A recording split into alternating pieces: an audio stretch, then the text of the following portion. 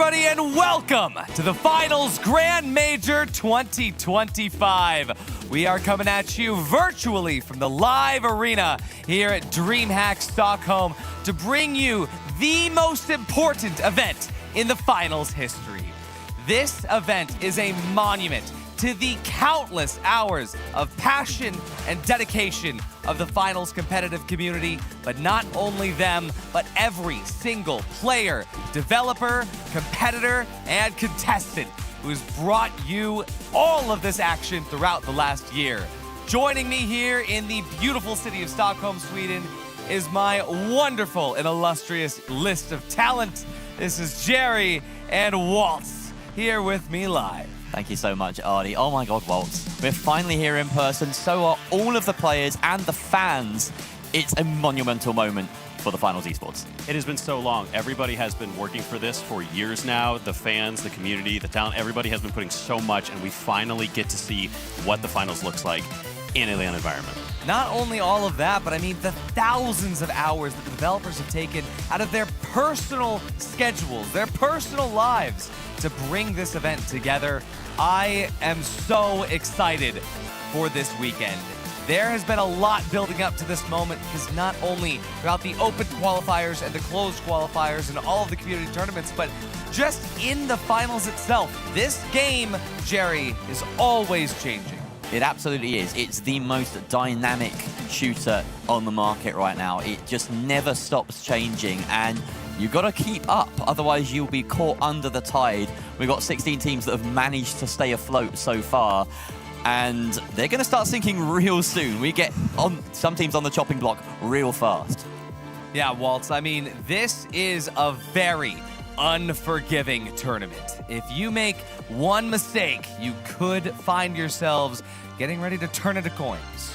Yeah, it is. There are not a lot of second chances in this event. When we move through, we're going to be moving in. It's going to be a format that's very familiar to a lot of people as you go from cash out into 3v3. But the second you lose just a couple matches, you're going to be fighting for your life. You're looking at elimination. So you can't make any mistakes. Absolutely. And to bring you this action, it's not only going to be us here on the desk yapping at you, we've also got two beautiful and illustrious casters. We've got Rio and Sonsoyo. We're going to be here bringing us through the action today. Absolutely. Thank you for that introduction, Artie. As he said, we're going to be taking you through all of the chaos, all of the action, and everything that makes the finals the finals. And I'm here joined by one of my favorite people in the entire scene, Sonsoyo. Yeah, I mean, we got some great games today. I'm really, really excited. I'm Sonsoyo. We got plenty of fantastic games for you, and it's amazing seeing how the scene has grown from community, grassroots event, and kind of the culmination of the scene. And this is real. This is amazing. Yeah. It's truly amazing to be here, and I can't wait to bring you all of the play-by-plays, all of the action, and as soon as we get started. Absolutely. Thank you so much for that. Really looking forward to hearing you guys break down some of the action as we get started with the group stage in just a little bit. But I gotta say, Jerry and Waltz, this is the moment that we've all been waiting for. So many different things have led to this, and now, Waltz, people are fighting for a real prize. Finally, yeah, we have a prize that is going to be bigger than anything we have ever seen in the finals so far. Yeah, this is absolutely wild. 16 teams will be fighting for their own slice of the cash out, and the first 8 teams, well, they're going to find themselves getting some of this cash out at the bottom of your screens. But the teams that make it into day 2 tomorrow, they're going to be fighting for the big bucks. $37K for first place, $17 for second, $10K for third place. It's just not a little bit of money to scoff at, Waltz. No, it's a $100,000 tournament. This is the $100,000 major. There is a lot of money on the line. The anxiety and the tension is palpable. Absolutely. I mean, genuinely, seeing all of the players check in yesterday and sit down at their arenas for the first time, I felt the tension, Jerry. Yeah, and we had this wonderful event, just meeting everybody yesterday in Stockholm, and it was incredible just to get to know the players, get to know the fans, and really get an insight on how they're feeling. A lot of them, it's their first time here. Some of them, it's their first time competing in a LAN event, and there's also a lot of experience as well. A lot of new coaches jumping into the scene, bringing their wealth of knowledge to the table and making a difference. And of course, in the past 6 months or so, we've seen just an influx of a massive organizations, support, infrastructure to really build up the scene, and we can't thank them enough. Absolutely. But let's take a look now, Jerry, and well, let's talk about this format. I mean, genuinely, actually, Waltz, I mean, this is an insane amount of games that we're looking at, Waltz. Yeah, you look at this. It's going to be a long day. It's so much of a day that, you know, there are going to be B streams. But when you look at this format, really what it comes down to is it's a marathon. This is not a sprint. You need to be prepared for the full day. You're going to be moving from cash out into 3v3. You lose a couple matches, and all of a sudden you're fighting for your life, Artie. Yeah, fighting for your life, and yeah, we'll be able to check out that B stream as it goes alongside this A stream. We'll start later in the day. We'll let you know about it. It's going to be here on Twitch at ProHubsTF. It's going to be on YouTube as well with the dedicated B stream. Really looking forward to that. Don't you worry, folks. The drops will also be enabled throughout the day, so you can earn some real prizes for yourself just by sitting at home and watching. It's going to be great, Jerry. Yeah, real virtual cosmetics. I absolutely love them. You can lick them. Yeah. Get real close up onto the screen, you can kind of feel them. I'm not sure if that's true, but I'll check in on that. But yeah, I mean, Waltz, we're looking at this, and teams are going to be eliminated really early on. Just a few short games. It's almost like a Swiss bracket of sorts. Yeah, it's like you said, it's essentially just a Swiss. If you win a couple matches, you move on to the next day. But if you lose a couple matches, those marked in red are eliminations. And so you lose your first cash out, you lose a second cash out, all of a sudden you're one final round away from going home and losing your chance to make it to day 2 and to have a bigger portion of that $100,000 prize pool. 100%. This format rewards teams who are good at cash out, rewards teams who can win their 3v3 final rounds. But this is just day 1. Let's take a look at day 2, see what teams can expect tomorrow. Of course, Waltz, this is going to be very exciting. Very exciting. Day 2 is going to be just a smaller version of day 1, at least for the first part. It's an emptier playing field. We've cut it down from 16 to 8. Exactly, you know, and then we have to find our way down to 4, because as we move through these final rounds, eventually we have to get to our final 4 as we move on to the final stage of the Grand Major, which is going to be a very bespoke format. The Heat system. This is my favorite system that we have in the finals. This is going to be the top 4 teams taking a cash out, where the top 2 teams will progress into a series of 2 final round 3v3s. By winning those 3v3 final rounds, each team will earn a point for their victory. First team to 5 wins, and Jerry, these can get long. It's a wild format. It can go anywhere from 2 hours to 5. It's just an absolute slogfest. As soon as someone hits that 4-point or 3-point threshold, they suddenly have a massive target on their backs, and it can be incredibly devastating to have it ripped away from you when you've been on the edge. And Nightmare are a team that know exactly how that feels, don't they, Walt? Oh, absolutely, yeah. Nightmare have been in this position before, and the key thing to note is that when we get here, there's no eliminations. Yeah, these teams, they go to that final round, they go right back to a cash out again. You make it to that final 4, you're set for the rest of the day. 100%. This is going to be extremely fun to watch, and we get to see that all play out tomorrow. But jumping back in to not only day 1 where we are right now, let's take a think about how we got here, Jerry. I mean, 16 teams from all around the world with open qualifiers from NA and EU. And I mean, there is so much to talk about with the teams that have made it this far. Absolutely. We have 7 North American sides, 6 EMEA sides, and then 3 from the APAC region. That's 2 from the China League and another from the Korean League. And I'm just going to do a little roll call here because there's some names that we'll have to kind of get updated on. So I've got my little book, and get your notepads out. Take notes. So in Group 1, there are a grand total of actually 3 teams that have changed names. TSG, who qualified, that's Ricardo, the Goo Heavy. We'll get onto him soon. They are now 5 Fears. We have FN Esports, they qualified as the final descendants from the Korean League. And then Pulsar Blue picked up 4th party cash box, the NA side. So lots of NA teams in that first group. Second group, only Fnatic. Fnatic managed to pick up Beamers, and they have flown up our sort of personal power rankings, an incredible side. Group C, they actually win the Team Acquisition Award. They managed to retain their rosters. There's no name changes there, and they got in there early. And then on the last group, QDL picked up by Genji, massive acquisition there, and No Hours, the North American side, Apollo Visions and Arco, picked up by TSM. So some big orgs jumping into the fray.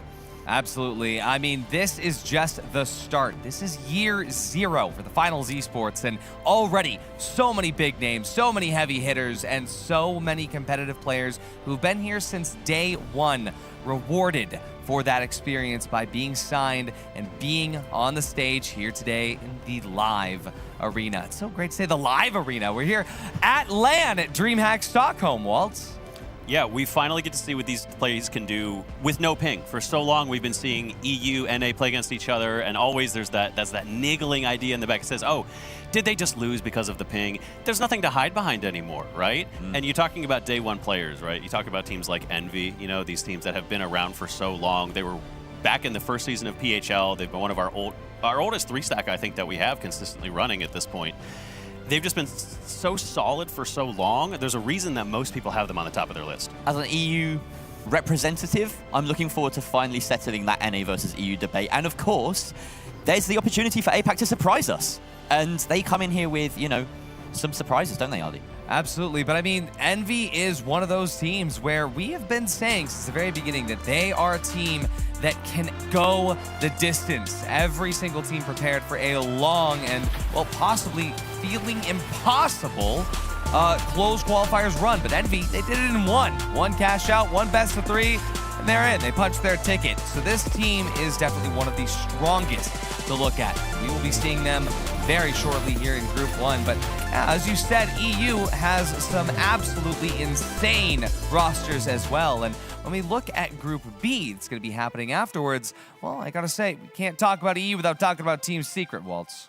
No, can't go without talking about Team Secret. I mean, you know, you obviously are a Team Secret fan. They've been doing so much. They are one of the strongest, if not the strongest. You're going by the previous season of PHL in Europe. There is obviously the question, they were playing with a sub for a little bit. There was questions on whether or not OG was going to be able to make it to the major. Fortunately, he has done so. He will be here and able to play at full strength. So Secret might not have been scrimming with everybody the full time, but they definitely have their chance. They are statistically the winningest team at the moment. In the past few months, across PHL and the Grand Major Closed Qualifiers, 77% win rate across all game modes. Puts them top of the pile, ahead of Nightmare, ahead of Envy.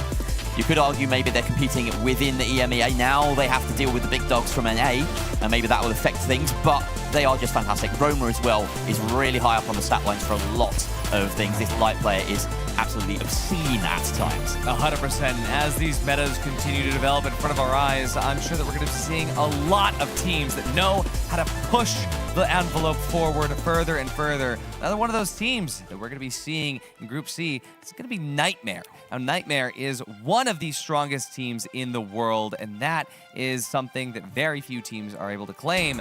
And now, it seems like they actually have a really good chance ahead of them, given the fact that in PHL Season 2, they were only toppled by the Fire Strays, who did not qualify to Grand Major. So, seems like Nightmare might actually have a pretty decent chance to make it the full run, Jimmy. Yeah, both by stat lines and by the eye test, they seem like the real deal. They seem like arguably the best team in the world right now. You know, came top of PHL Season 2 in terms of the league stage, only toppled by Fire Strays as mentioned at that grand final, and they were the first team to reach 4 points, so they really have kind of cemented top dog position.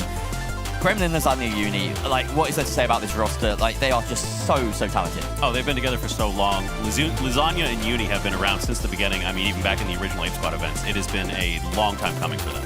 Absolutely. And I mean, let's talk about it. The team that almost everybody is looking forward to seeing, the very end of the group stage, we're going to be seeing SSG. They took the longest route throughout the closed qualifiers, very narrowly avoiding defeat by the one, the only Ruby Labubu. And just like Nightmare doesn't have to worry about Fire Strays, SSG doesn't have to worry about Ruby Labubu. Question is, will they be able to overcome all of the odds they had to face, learning how to play cash out with the absolute craziness that happens in these games? Genuinely, I am excited to see if SSG is going to be able to ride the wave or they are going to come crashing down from orbit. But gotta say, these are the teams that we know about. a lot of teams that we still have a lot of questions about are going to be the ones coming from APAC, given the fact that TFNL in Korea is, well, vastly different meta-wise to what we know here in NA and EMEA. I very much am looking forward to seeing them interact with all of our NA and EU teams. While I don't know too much about King Zero Esports, who actually were able to take the very first place at the qualifier over the previous reigning champions of DRG, well, those previous reigning champions of DRG who took second place at the Chinese qualifier, well, there is someone that knows at least something about them. And I'm actually going to ask Sonsoyo about, well, previous scrim that his team was able to have with them so he can get at least some insight to what these APAC teams are going to be bringing to the table. Yeah, so exactly. We had Apes Squad, Envy, KCP, and DRG playing against each other the other day. I mean, the scrims were pretty good all around, but we saw DRG pull out a very defensive meta on Cash Out. They like to bunker up, which a lot of teams have been used to in the past, but it's been an old meta as well, so it's kind of somewhat new for these teams. They have to readapt to some things that they're used to. They have some great aim, however, that's the one notable standout. Although they have a very old meta, their aim is on point. They love playing Winch SA Dome. They love DMAT Revolver as well, so they are flexible on Heal Gun, DMAT, etc., as well as on that light. They're going to be popping out the 93R, which obviously the meta pick for that light in those light duels, but also very comfortable on the ARN as well. So we're going to be going back to the desk as well. Artie will take it away. Thank you so much, Sonsoyo. Thank you so much, Rio. Yeah. He's handsome. He looks like he was bathing in that knowledge. Absolutely. And, well, there's going to be a lot more of that coming soon because, hey, while we're out here in the studio, we have a lot of excitement on the way that I'm excited to show you. And to send you on over, I'm going to be sending you guys through your favorite virtual hosts, Scotty and June.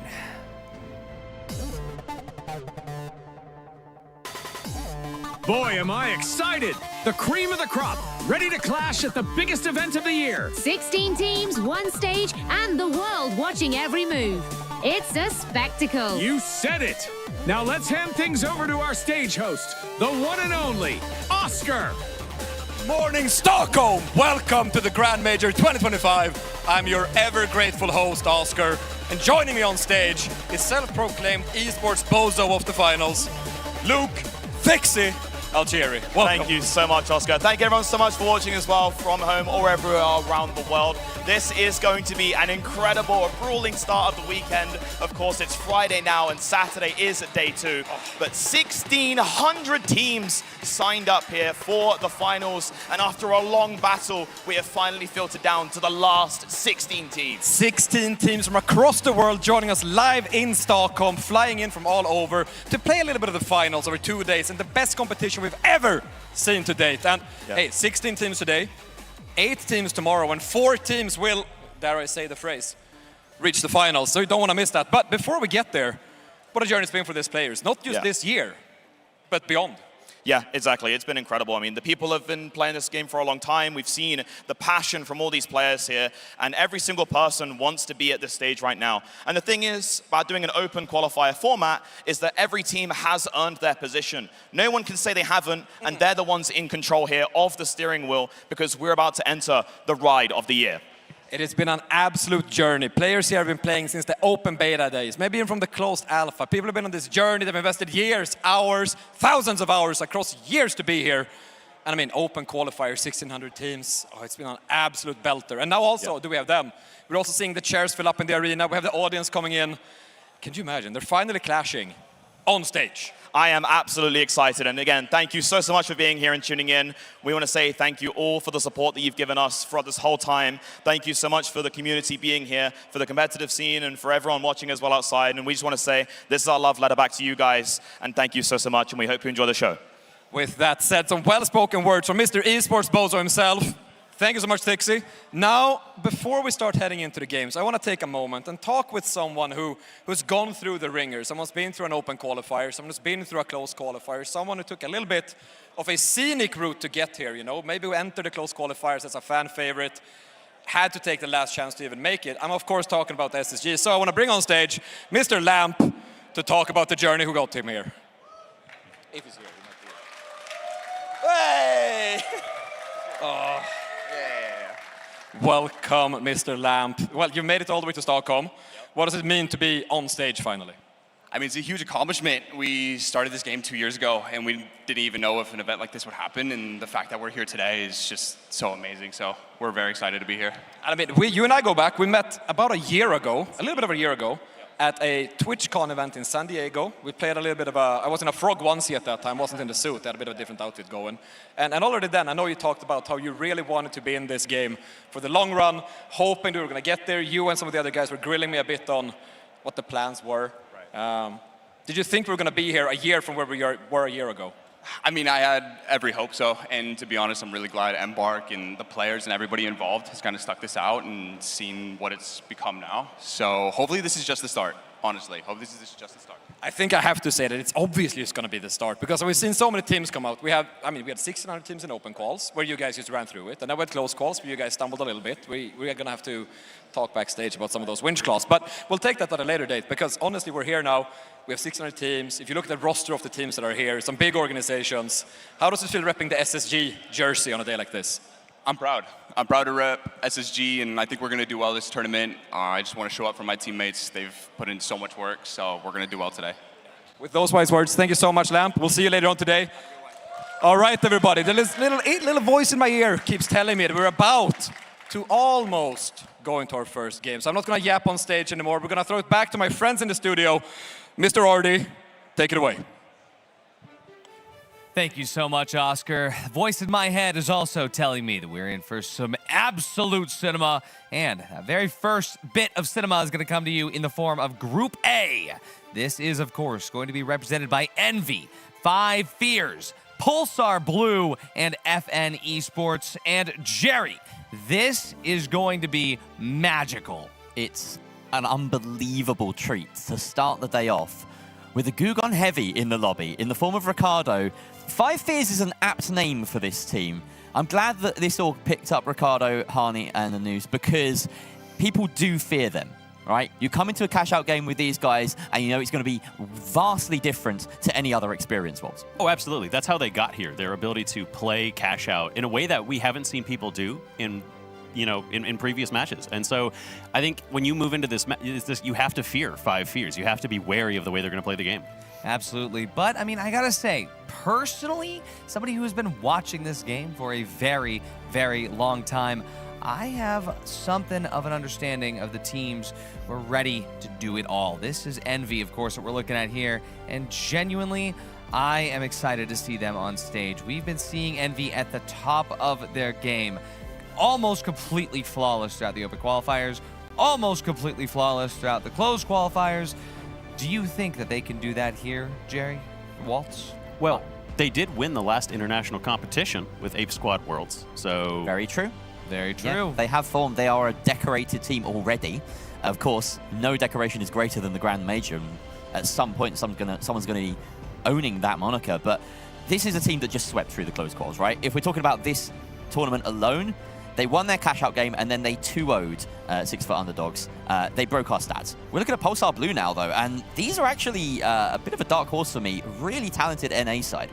A very scrappy team, but they've been putting in so much work, talking with their coach Appo a bit, and the amount of time they've put into just thinking not only about the actual game, but the mentality of it. I'm really excited to see what they're able to pull out. Yeah, if Envy is going to be able to come through and cut through that goo gun noise with, just raw skill expression, I feel like Pulsar Blue would be able to do it with just straight theory. This is, of course, Five Fears now on your screen that you're looking at. This is the Goo Gun Menace Squadron. This is the off-meta kings that I know so many people in chat are going to be looking forward to watching. Space Station aren't. They have they have nightmares about these guys in particular. They got decimated by not one but two Goo Gun Heavies, in fact, at the time, as well as Ruby Labubu on a Sledge Heavy. That was a mad game, probably my favorite of the entire close quals. Five Fears, yes, team to be reckoned with, but collectively the lowest average KD in the entire Grand Major. Absolutely. And now we're taking a look at FN Esports. This is the Korean God Squad, formed all the way back when Terminal Attack was still a thing. They actually have 5 players on their roster. They were able to choose very carefully who they wanted to represent them here. This is going to be a very exciting time for us to all experience the very historical moment of APAC, EU, and NA all coming together. Yeah, and this particular team, FN Esports as well, with TT at the helm on that heavy, locking that position, Gunhee their reliable medium, and then they have this rotation, okay, whether they are able to rotate between a HMM, HML, it's just different flavors for different things. They are up against some of the toughest teams in the world right now, as well as the wild card that is Five Fears with the Goo Heavy, as we've mentioned endlessly. They, though, also have their surprises because they come from a completely different ecosystem. Their meta is wild. They have gadget bans, which means that they are incredibly versatile and adaptable players, and we really don't know what they're going to bring. No, it's like they may run everything from turret to grappling hook to charge and slam. Exactly. I mean, it is all over the place. Absolutely. But we've now spoken about every single team. Let's see the predictions. I want to know what you guys think, because personally, when it comes to who's going to be able to make it out of this cinematic experience that is Group A, I've got Envy. Genuinely, I think that their record speaks for itself.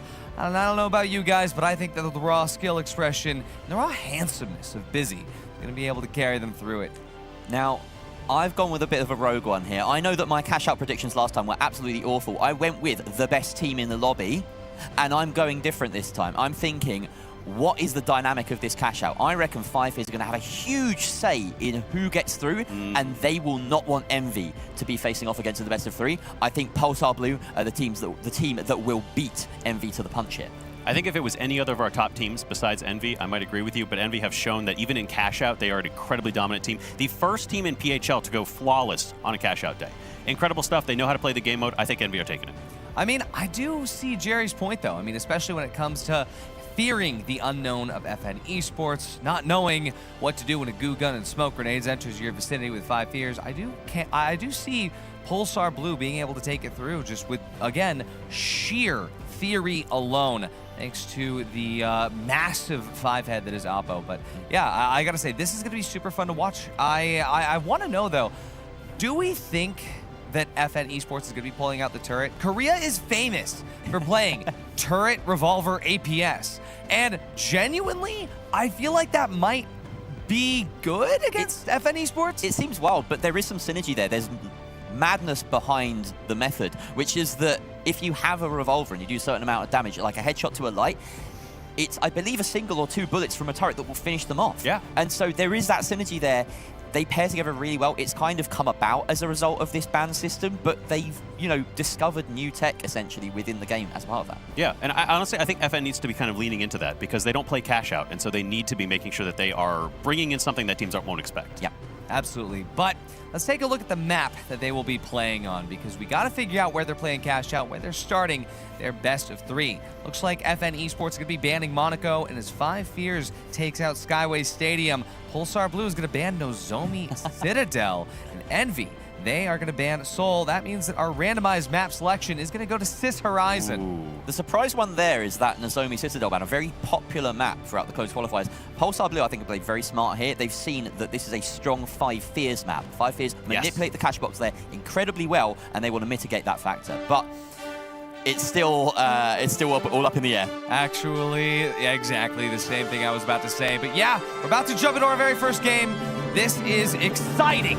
Oh, wow, and there's our faces. Oh, we're here at DreamHacks.com. But to take you through the action of the game itself, I've got our beautiful casters, Rio and Sonsoyo. Take it away. Thank you so much, Artie. I am so excited to finally get this group started. We are getting started on Cis Horizon, and it is going to be an epic map to get started today. Yeah, and Cis Horizon is known to be one of those more balanced maps. It's been around for a long time. These teams know the setups, know how to play this map, rotate around, but this is going to start off with a bang. We're going to go towards Vault 2 here following Envy, looking to fight up against FN Esports. Absolutely, engagement is already kicking off. A Winch Claw from Busy, but it did not connect enough to pull him through that tiny little hole. Now he's on the chase and goes directly for the engagement, getting a lot of damage to Gunhee directly in his face, and they're continuing this battle. So Yeah, TT and Gunhee do go down. It's just going to be the last one. Myung gets taken out last second as well, and it looks like a pretty clean fight for Envy as they get to rotate this vault. Very clinical fight, but on the other side of the map, a sledgehammer is coming out from Ricardo as well as that goo gun, that tried and true goo gun. Pulsar does end up getting that tap, though, as they go look to engage.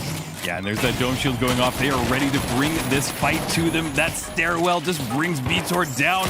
A winch claw going off, trying to grab him in there, but Brutal Logic not able to find the shots. Now looking for the next one. Goes around that corner, but that goo is turning into a menace. But look at that. It bought them just enough time to get a res. And unfortunately, it looks like we might be pausing here for just a brief moment. I'm not sure what happened.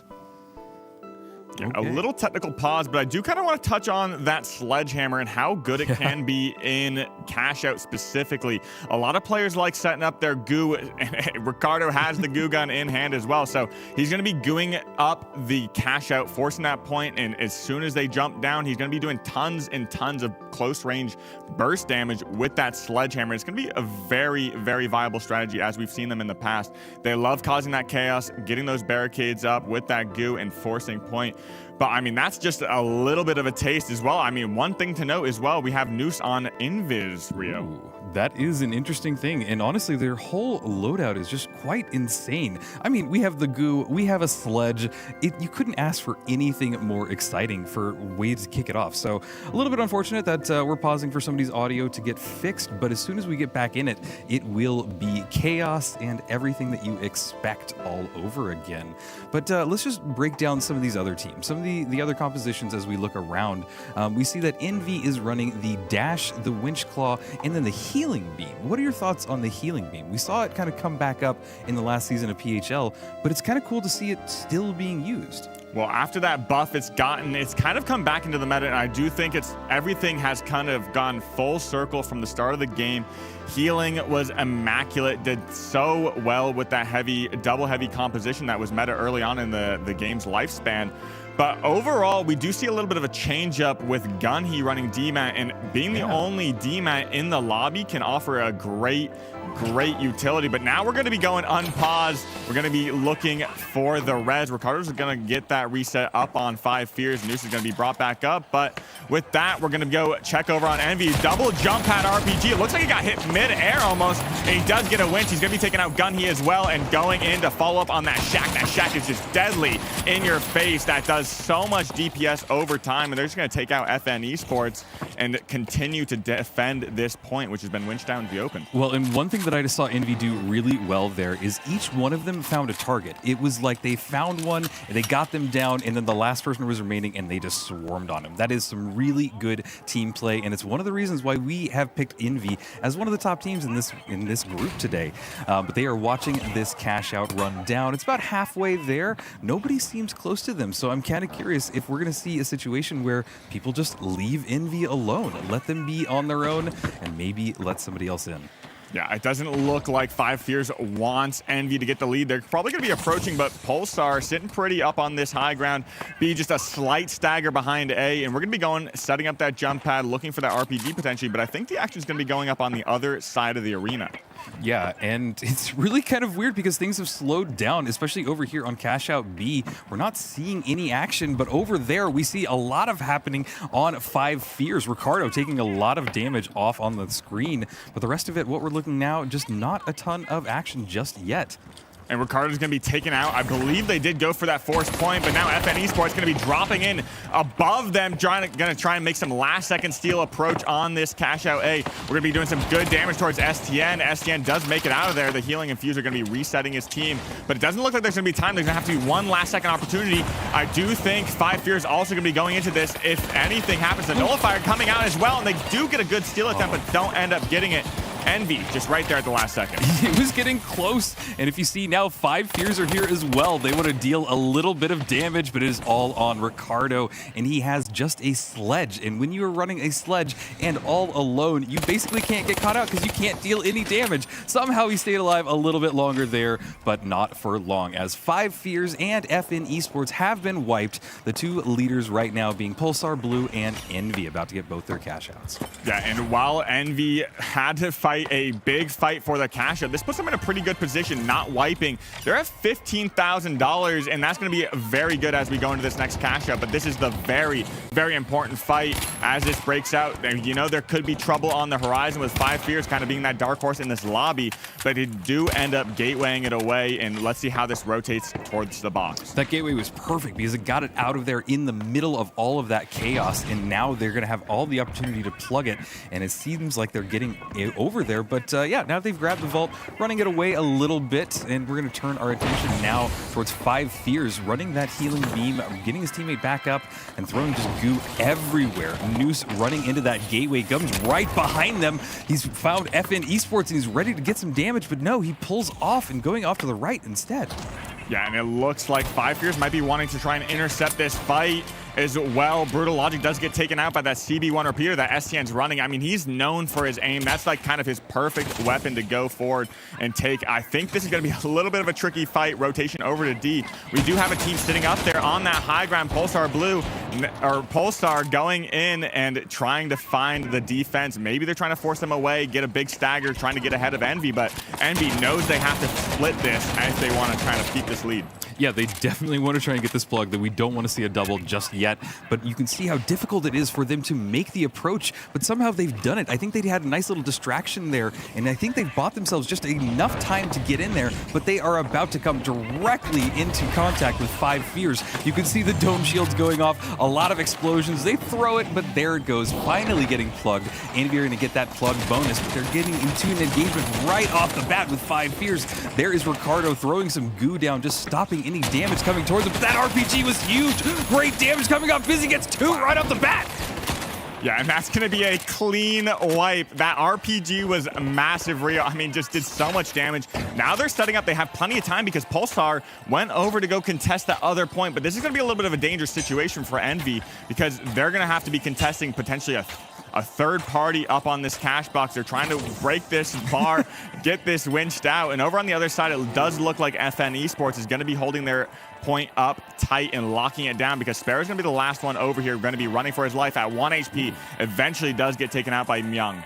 Yeah, and this is interesting too because you can see that FN Esports has turned their attention. They were originally going for Envy, and now they've decided that is not the team that we want to battle it against, and they're kind of holding their own. This is pretty shocking for a team that we know basically nothing about, and right now they're sitting pretty in second place in just a few seconds. Yeah, and this is exactly kind of how this could have played out with this dark horse of that APAC team coming in and fighting. But now Stu J going to be taking out Noose up on that high ground. That Invis is not going to offer much, but we're Smoke and gooing everything up as Busy goes in and tries to deny this. But this could be tricky because we have FN Esports going to try and posture up on this high ground. And now that escape gateway that Envy had set up put them right in the face of FN Esports. Yeah, this is interesting. A lot of teams are here, a lot of chaos. An attempt of stealing it is going off right now by FN Esports. Look at that, and they got nullified and just absolutely stopped them. They got the flip. What is going on? We have just under a fourth left of this cash out. It is right now in the hands of FN Esports.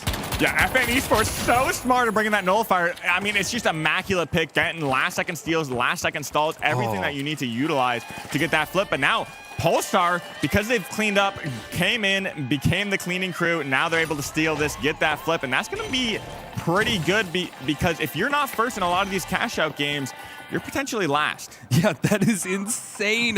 What a wild mix-up we're seeing so far. The next vaults have spawned. It is all going to come down to these next vaults. Yeah, and that's exactly what they're known as. Fourth-party cash box. They're going to be coming in last second, destroying everyone, and that cleanup crew goes tried and true to their old name. Absolutely. You got to love it when they live up to their old name for sure. But Box 5 is about to be plugged into Cash Out B by Pulsar Blue, bringing their lead even further ahead of everybody, sitting pretty at 30K. And if they're able to hold on without getting wiped, they'll be sitting even stronger, looking at #1 team so far.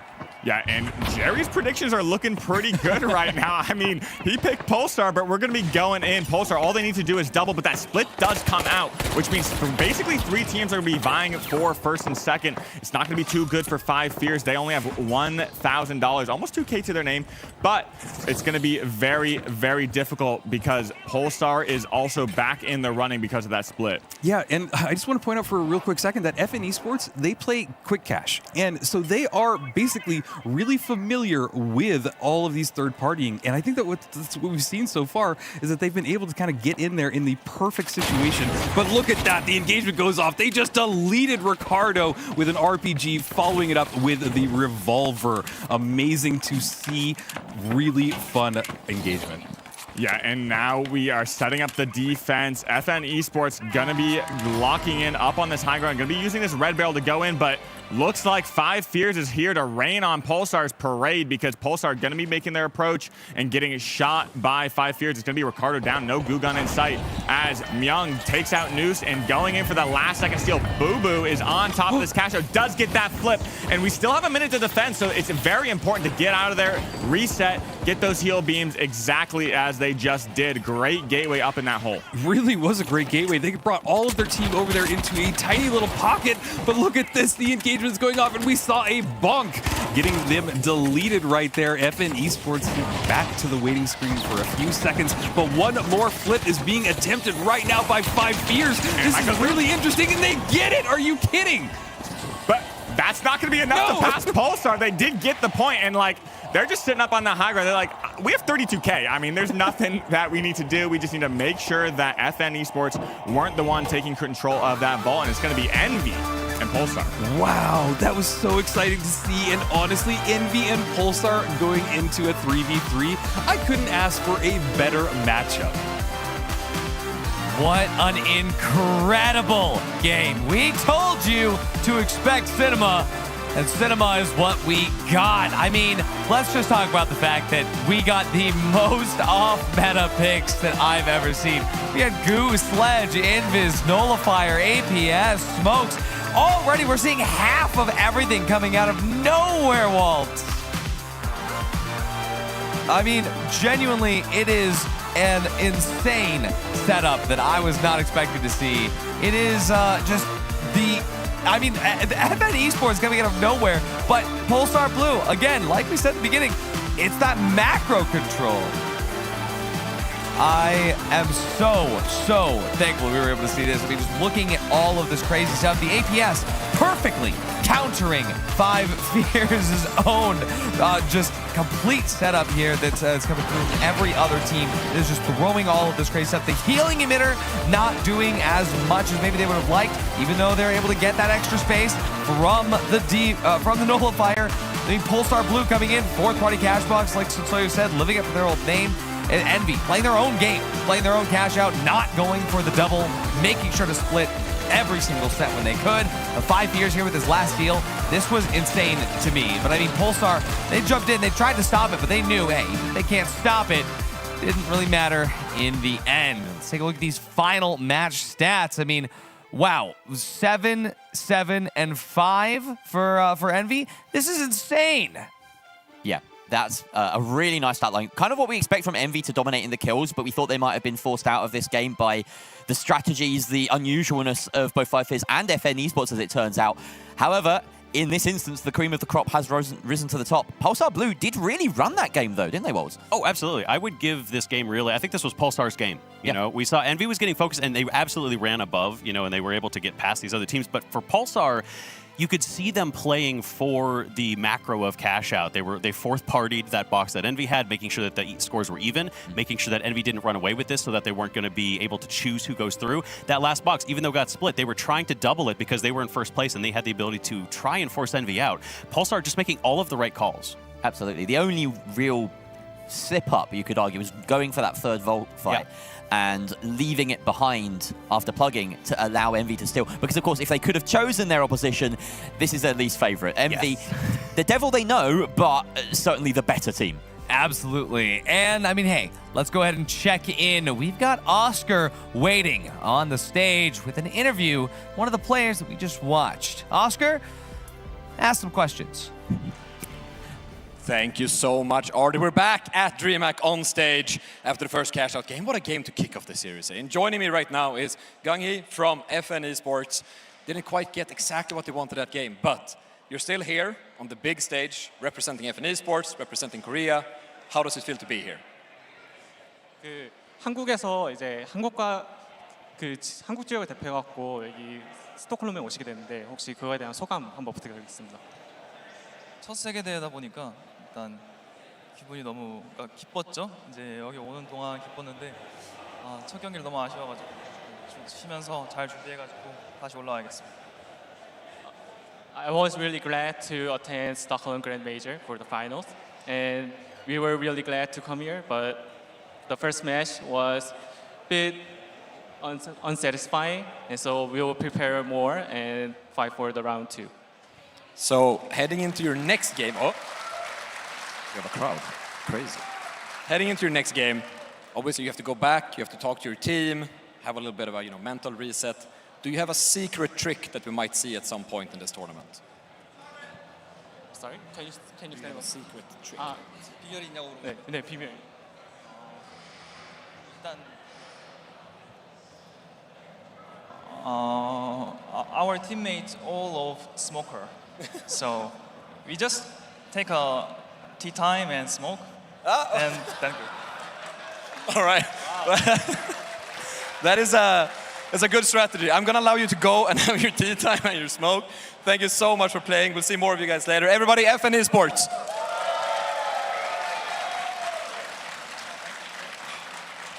And with that, I think I'll pass it back to our studio.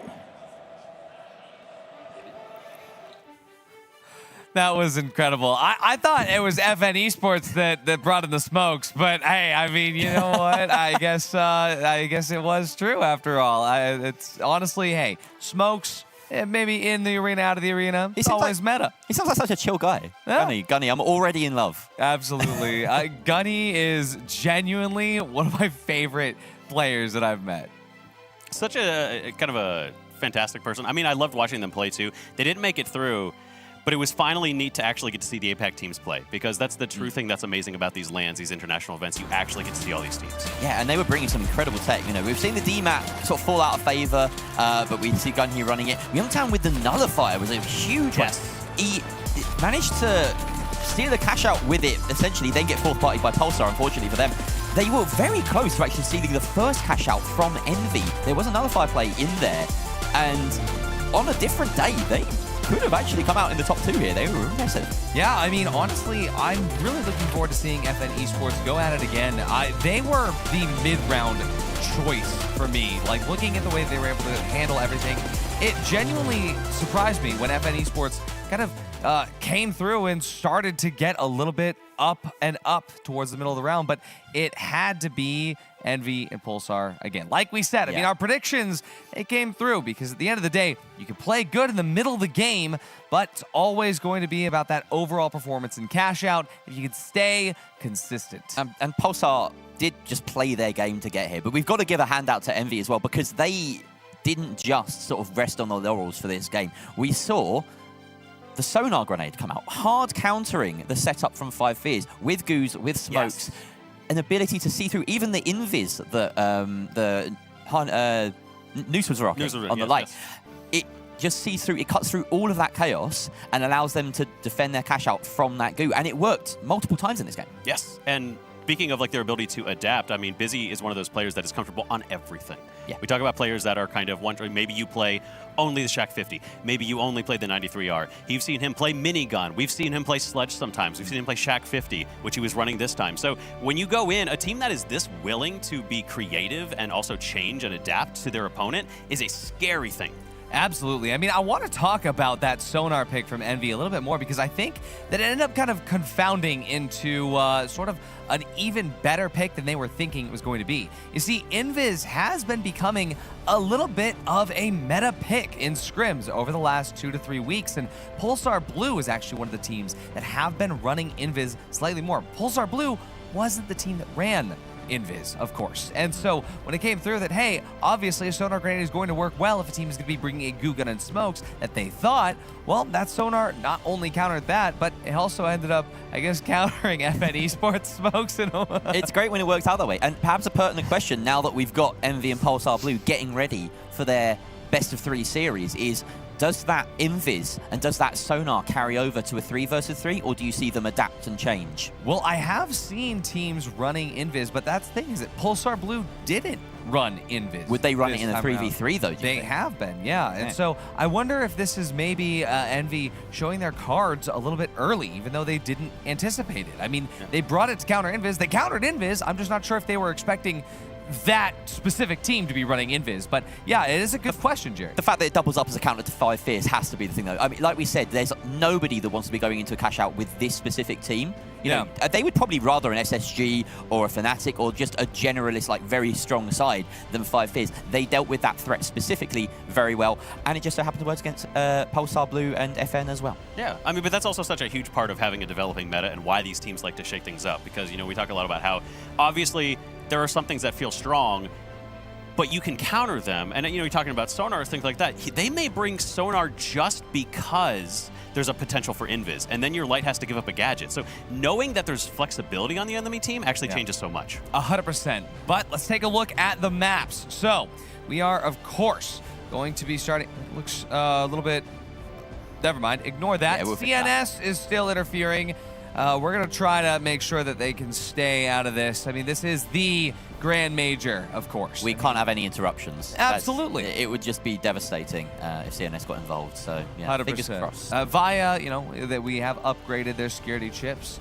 Now, here it is. Thank you, Via, for fixing that issue. We're going to be looking, of course, we start on the map that we played Cash Out on, that is Sis Horizon. Envy is going to be out here banning Monaco. Pulsar Blue out here banning Fortune Stadium. Pulsar Blue then bans, once again, Nozomi Citadel. It is Envy bans Seoul. They are going to be picking Bernal, and Pulsar Blue will pick Vegas Stadium. This is a phenomenal lineup. So in terms of 3v3s, there's been 3 very popular maps.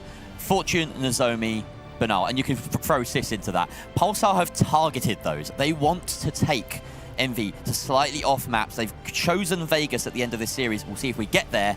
But kicking off on Sis Horizon and then Bernal is still fairly standard, and I would say favors Envy. Absolutely. And to bring you through all of that action, we've got Rio and Sonsoyo on the mic here to cast this best of 3.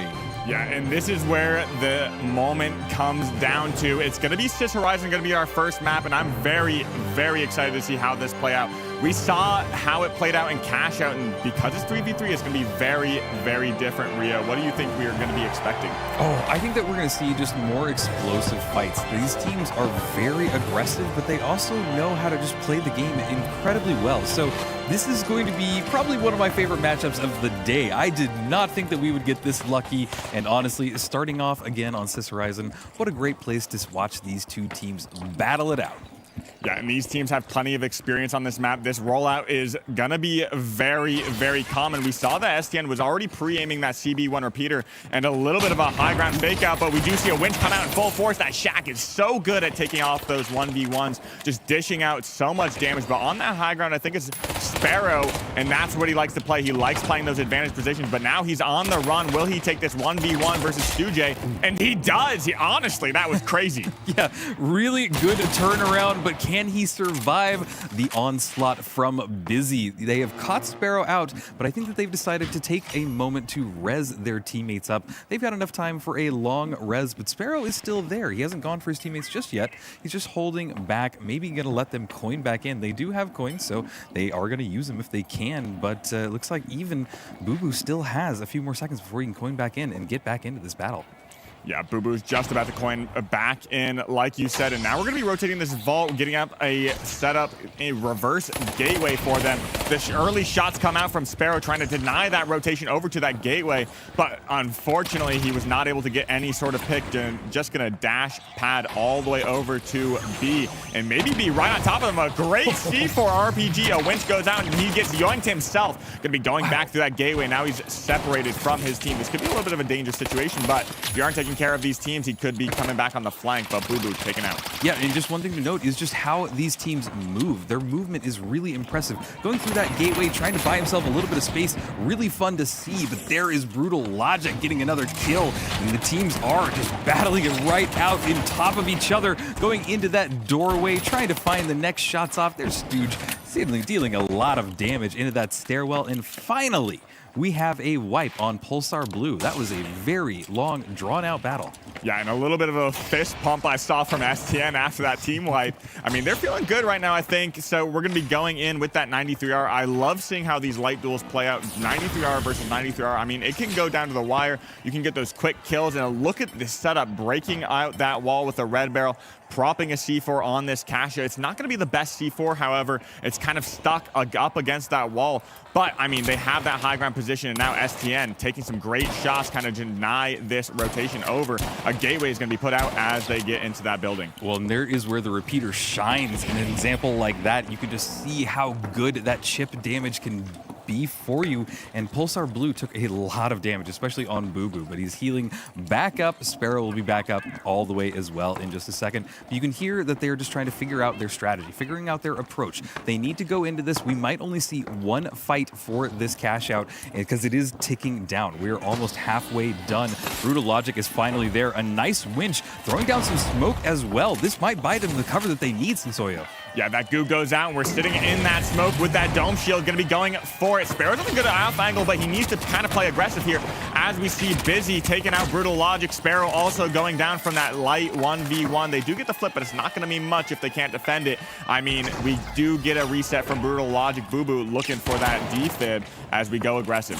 Yeah, he's going aggressive, and it is hard to do with that repeater right in their face, but he switches over to the healing beam, and he's keeping his teammate alive. That was insane. He was able to get in there and get Busy up to health almost immediately when he was down at just a sliver, and they have bought themselves enough time to just run this cash out. Look at this setup as well. He is set up right next to it with an RPG. He is ready to just kite this as long as possible. They have just secured themselves this cash out unless something wild happens. Yeah, there's only opportunity basically right now to hop on this for one last second steal. That goo does get broken. They're going to be winching it away, gooing them off from taking that steal. And I mean, just great foresight. We do see those sonar grenades come out yet again, and some great damage from Brutal Logic, but he's going to be traded out. Sparrow also going to be finding Stu-J on that off angle, and now just going to be Sparrow versus Busy. Busy does look for that reset, though. That res in that corner.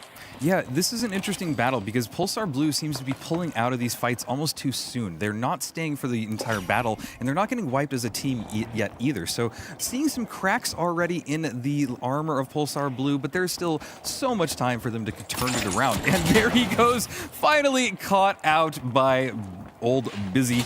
There is a wipe on Pulsar Blue.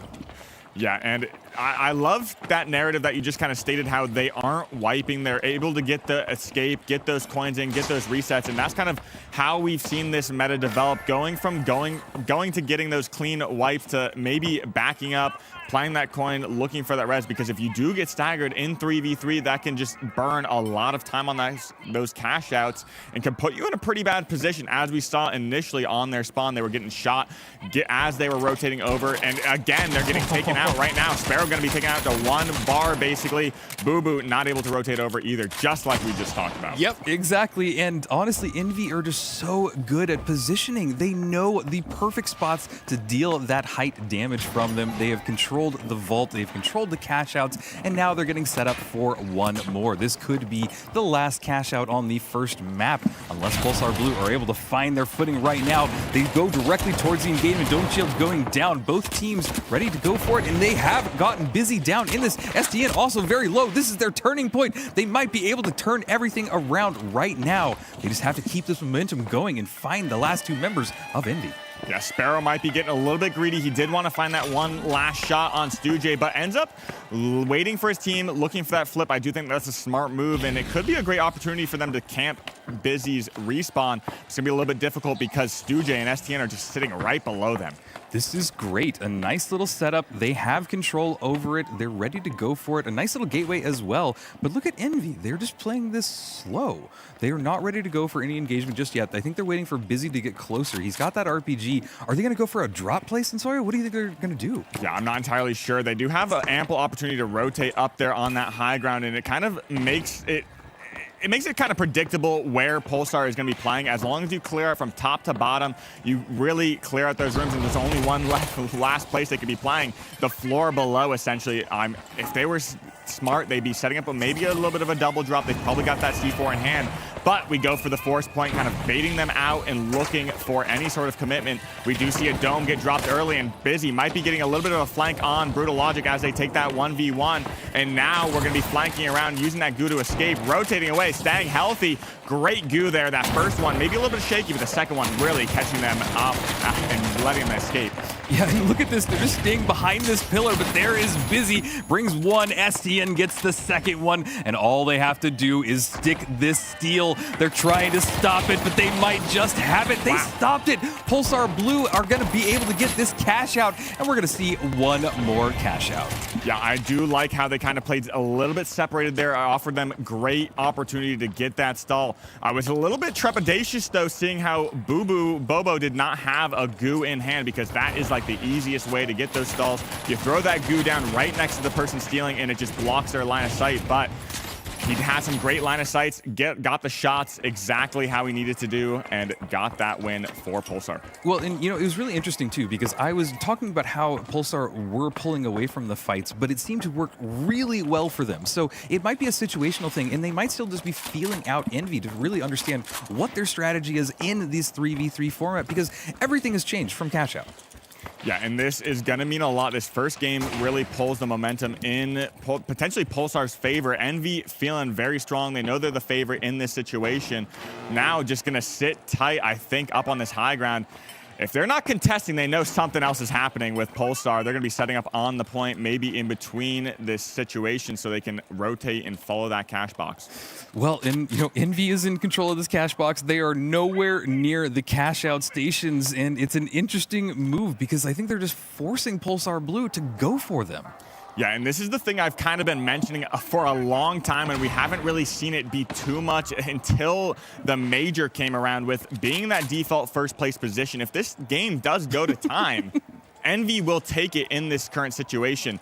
They really know they have the game in their paws and are going to be forcing Pulsar to make the first move. Well, and for my hope, I hope that we never see a match end in that fashion because, that's just not the spirit of the finals. But with all that said, you can see the setup that is ready for Envy. There's that bounce pad. There's the RPG in hand by Busy. They're going to get height the second that they know that they're there. Pulsar Blue decided to go for it, but even on their approach, they took a lot of damage. So it looks like Envy is just completely controlling this lobby.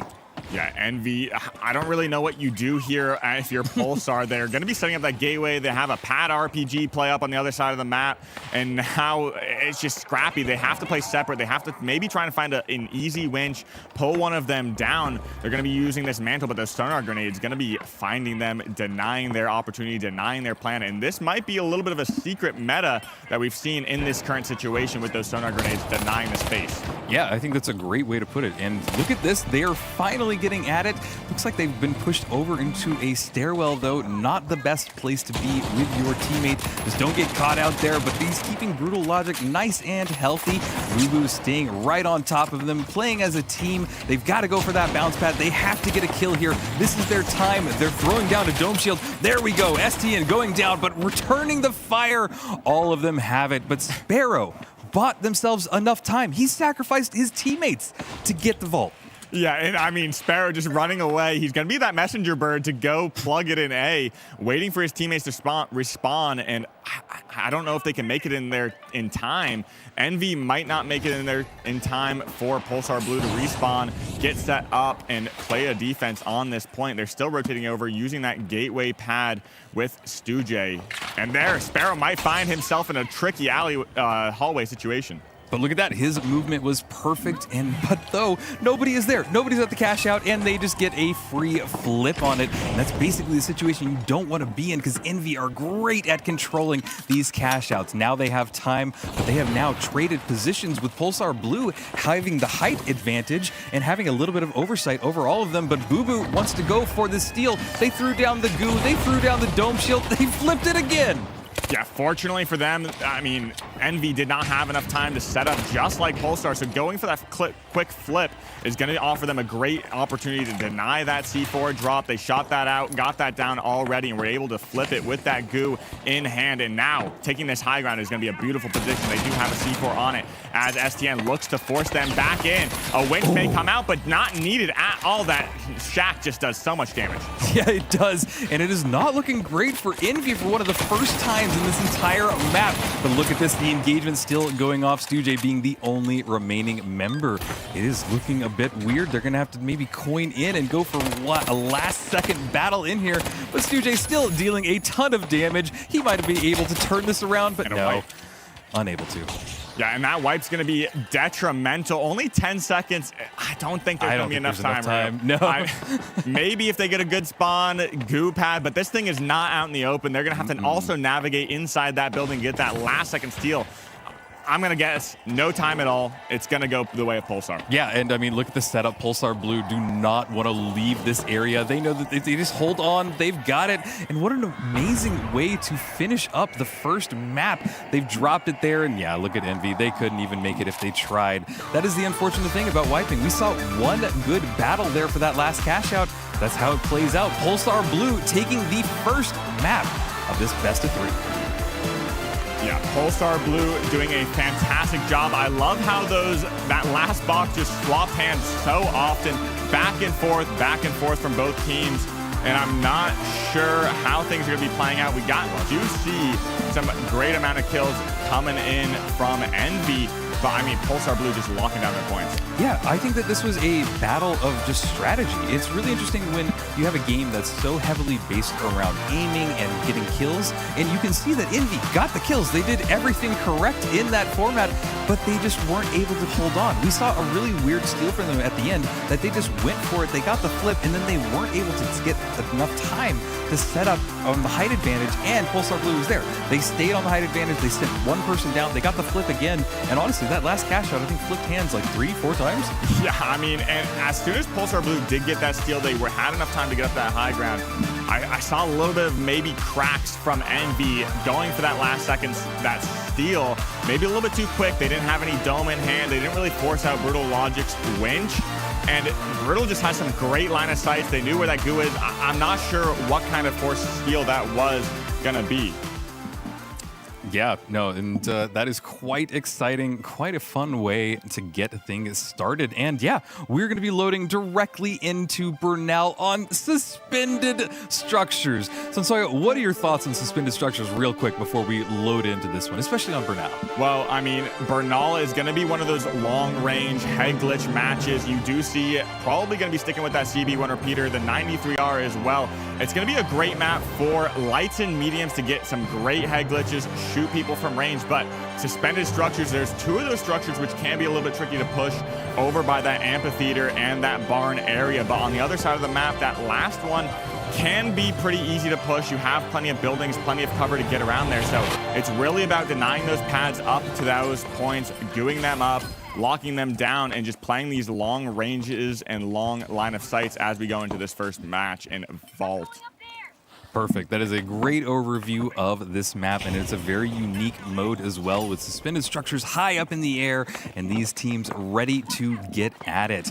They are one map away from Pulsar taking this first best of 3, but if you're an Envy fan, they have all the opportunity in the world to bring it right back at it. This first rooftop engagement is going down. Both teams playing it a little bit slow, just feeling each other out.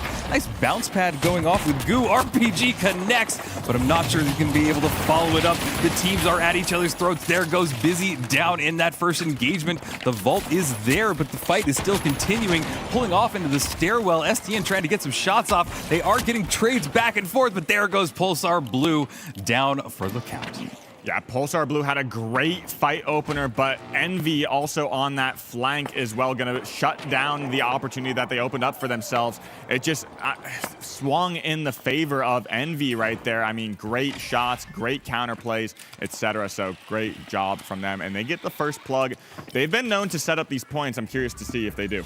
Yeah, and I mean, this cash out is one of the best ones on the entire map. It's in the cathedral. You've got the height. You've got everything that you need. You can manipulate this cash out in a a multitude of ways, so I'm really curious what they're going to do. Looks like they have already pulled it off to the side, or maybe even dropped it down inside the cathedral. Can't tell just yet, but they have definitely manipulated that first cash out.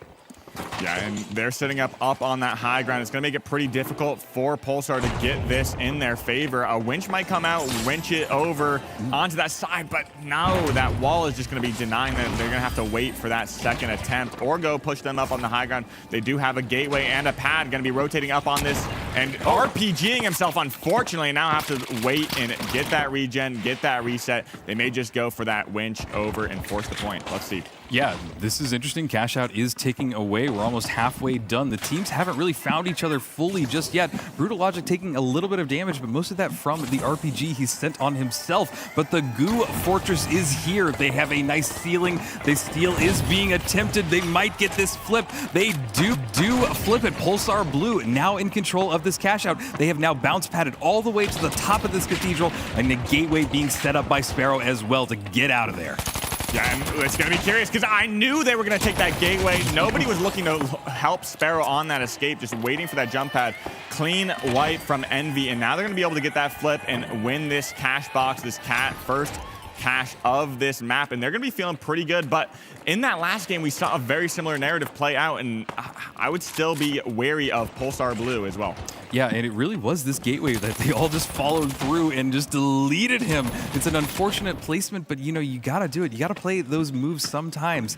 But it looks like this first cash out will go the way of Envy. They're set up now, trying to spot out Pulsar Blue as they make their approach. The next vault has spawned. It has spawned on the side of Pulsar Blue, so this will give them the opportunity to go over there. But Envy going up into that suspended structure to get height. They should be able to see Pulsar Blue and this vault from where they're at, so maybe look at a little bit of shift damage away from them, but the engagement is quite a distance right now. Yeah, I don't think Pulsar is going to be in the best situation. They do have that vault in hand, but I do believe Envy has map control. They have A to their backs, C to their backs, everything that they want. They're not going to be... They don't need to push in right here. They can just sit pretty up on this high ground, poke away, kind of deny that space. Yet again, winning that first cash out can put you in such a good advantage, but we're gatewaying over to Cathedral as well. Brutal Logic has the vault in hand. Yeah, this might have been their escape. Brutal Logic running it. It's kind of interesting to see the heavy player running the vaults. I'm not sure why they didn't give it to the light, but I'm sure that they have their strategies there. Looks like they're making their way towards Cash Out C, and I think Cash Out C might be one of the suspended structures, so we might see a little bit of a rooftop battle or a suspended battle if we can. Yeah, C is going to be sitting up on that high ground, on that building. Brutal. It's getting a little cold feet here. Not going to be able to rotate that box swiftly because they know they're going to have to take a fight before they get that plug. It's going to be very difficult. They need to wait for that gateway. And look, Sparrow's right out there getting that gateway, getting that rotation, but Busy circling in on top of them. I mean, will they take that gateway yet again? They're feeling themselves right now. They do go in looking for that RPG, but no line of sight there. That Goo going to be blocking their way and padding all the way over. Looks for that invis light, but just shoots it willy-nilly. No, he shot the zip line and brought them down, stopping Pulsar Blue from getting to height. It was great in denying them that movement. Really interesting to see, and a great use of an RPG. Pulsar Blue is still in control of this vault. They've almost made it all the way to Cash Out A. Gonna get that plug, gonna get it started. This might be their opportunity to set up, but look at how low Boo Boo is, and Sparrow has taken some damage as well. They need to stay alive, but there goes Sparrow. That repeater can deal a lot of damage and just bring them down. They do defib him right back up, but in this battle, Pulsar Blue is not looking healthy. Brutal Logic having to go out of there, getting a little bit of height, getting a little bit away from the damage, and he's going down, unfortunately, in that engagement. Envy looking pretty strong and are going to be able to get the flip. Yeah, I do think breaking that zip line made it so good for Envy to catch up. Pulsar did break away a little bit with that gateway, but because they broke that zip line, Sparrow just got caught a little bit too far behind, took too much damage. He did use that invis bomb to rotate away. He used all of his dashes to try and escape, but unfortunately for them, just getting caught out. Boo Boo taking a little bit too much damage, and eventually they just falter, tumble in the face of Envy.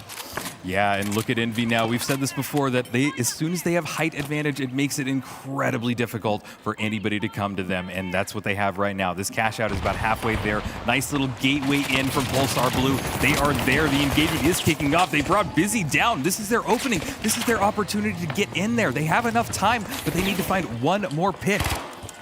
Yeah, we need to see a reset on Brutal. He cannot be taken down. You cannot make this a 2v2 situation.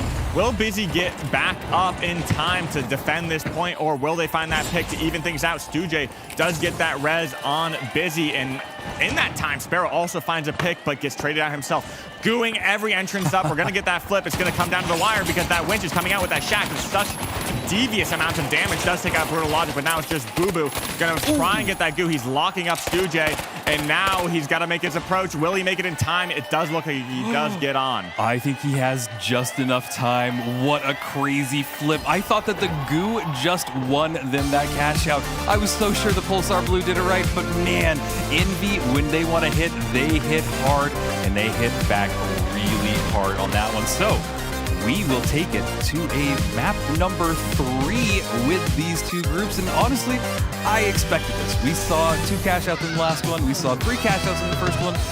Will we see going the distance in the next one? I definitely thought Envy was going to kind of shoot back against Pulsar.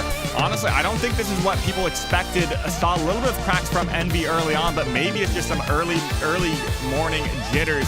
They are the first game in this entire Grand Major, so they have to shake off some rust. You know, they just got in. I mean, jet lag, everything, but they're playing a team with the same exact situation coming all the way from North America. Yeah, and I mean, look at the kills again. We are seeing Envy just continue to be the leader in kills. They are staying strong. They're getting the wipes on everything. That's not to say the Pulsar Blue can't find their footing and can't get some kills in there. They've gotten some nice wipes, but it's just really interesting to see when you have such a heavy hitter. And honestly, if Envy can continue this into the next map, they are likely to take this first and best. Yeah, and I do think that's one thing that Pulsar is so good at. They're good at rotating. They're good at finding those openings. They don't need a lot of them because they can get those flips. We've seen it flip so many times on those cash outs.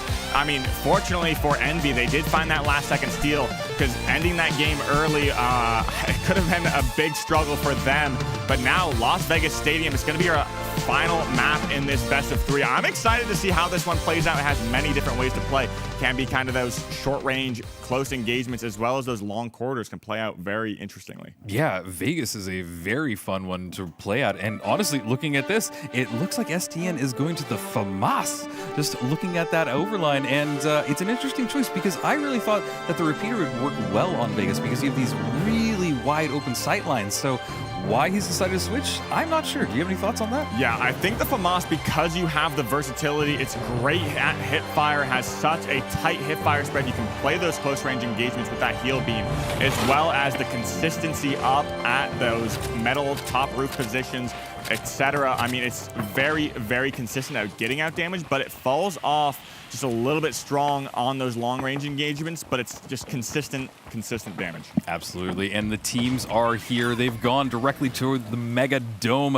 Envy are there, and they're staying in that one little bar that gives you a perfect head glitch area, dealing some damage from that. They still, somehow, even in this battle, have a little bit of a height advantage. They go directly through a gateway. They seem like they are ready to bring this battle. They are hunting Pulsar Blue, but Pulsar Blue seems like they've just gotten out of dodge and slipped away. They are looking pretty strong right now as the Vault 1 is about to be picked up by Busy. Yeah, and they're in a great position right now. They have the ability to gateway. They have the ability to pad there. But on the back end, they're going to be taking some shots from behind. And will it be enough to slow them down? They do look to bunker for cover as they rotate away. Going to be playing those indoors areas and find them with that sonar grenade. Now just going to be playing this staircase, maybe trying to catch them off guard. But Sparrow might be caught off guard himself. Doesn't take that door. Yeah, this is some interesting play. Those sonar grenades are really turning handy because you can just tell where everybody is, above, or below, wherever, and then make your move deciding based off of that. So really interesting strategies. Gotta love it, but this is a really slow start from what we saw in the first 2 maps. Yeah, this is just slow and steady wins the race. This is how these games play. I mean, we talked about it earlier on. I mean, there's a little bit of a sprint in mid-match, but overall, this whole tournament is going to be a long marathon for some of these players. We get that plug in early for Envy right now, as Pulsar now struggles to find for positioning because Envy is out of dodge. Yeah, they got out of there immediately, and Pulsar Blue thought that they would be staying a little bit closer towards this cash out. Now both teams walking very slowly, not wanting to give away any information. As I say that, a hole is blown in the floor, looking for any information, but they did not find any. I'm sure that catalog to everybody else where they are in Envy now have the high ground. They're staying up there. They're not moving much. They've got good angles. Look at this. He can find some nice shots with the 93R from this angle and just delete them as they make their approach towards this cash out. They've thrown it down and ready to go for it, but it just seems just slow. It's just slow. Yeah, I mean, Pulsar loves taking the right approach, setting things up the way they want. That C4 does go off from Busy. It doesn't do too much damage. We're going to be mitigating that with that heal beam and relatively early, but going for that goo, going for that steal, this is the opportunity that they want, using that gateway to potentially escape. Brutal does end up taking it, but Boo Boo going to be taken out, and now we're going to be on the back foot just a little bit as damage goes out both ways, but it's just going to be Sparrow. Last one up, 1v3. It's not looking pretty for Pulsar Blue. Yeah, it seems like Envy have controlled this cash out. There was a moment there that it seemed Pulsar Blue might have been able to get the flip on them, but the goo was not enough to buy them the time that they needed. So Envy also came in there and just winched that cash out into the open as they were stealing it, and they pulled it out even further into the open, now into the middle of that walkway. So it's going to be an incredibly uphill battle for Pulsar Blue to find their way in there. Their teammates have coined in, so we'll see one more engagement, but it is going to be incredibly close as they need to find some kills and find their way to get that cash out. Yeah, I don't think they're going to have any approach. I mean, there's already Goose set up there, but that C4 is going to knock it down instantly if they do go for it. They're going to look for a fight instead. Going to be going right in there, winching Busy in, but Boo Boo may have gone for that steal and kind of put himself a little bit out of position, even though Envy was ready to just pounce on that cash out. Yeah, and it was interesting to see in Pulsar Blue still looking a little bit weak right now, not getting a ton of kills. Sparrow consistently being the only remaining member of his team, and he decides to take the easy way out and going for that fire barrel. He's respawning, he's killing himself so that he can respawn with his team. They don't have to waste any more of their coins, and they can come back together as a unit. It's a good time to do this. It's a good opportunity when it's just been a vault. They're going to concede the vault, they're going to let them get the plug, and then go for the retake.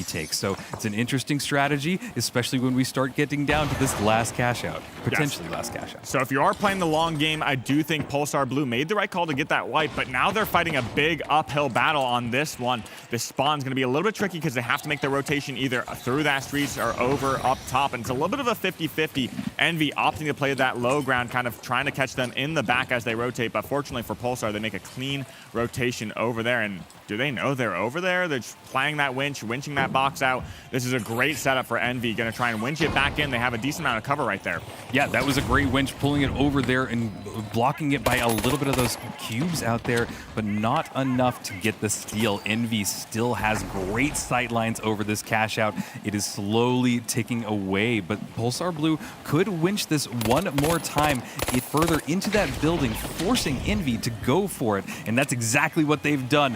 Envy are starting to swarm on top of it, but I'm not sure they've gotten there in time, but they did. They were able to stop the flip. One person down on Envy, but they still have the height advantage. STN getting some great shots off with that FAMAS, but not connecting enough. Going for a dive down, bringing Busy right back into this. That's a risky res, but they seem to have a good strategy because they are running in there, bringing Boo Boo down, and the rest of Pulsar Blue. What a crazy strategy. Yeah, I think Boo Boo was looking for that reset on Sparrow. Sparrow getting a little bit caught off guard, but I mean, they had a good steal attempt. They got Busy down. I mean, they got that kill, swung the fight in their favor, but that trade just really swung things back into Envy's favor. They had ownership of that cash out. They made it back into a 2v2. STN up on that high ground. I mean, beaming straight down can be a little bit difficult. You're just aiming basically at heads. It can be very difficult. He was very good at hitting those shots as well, getting the damage that he needed.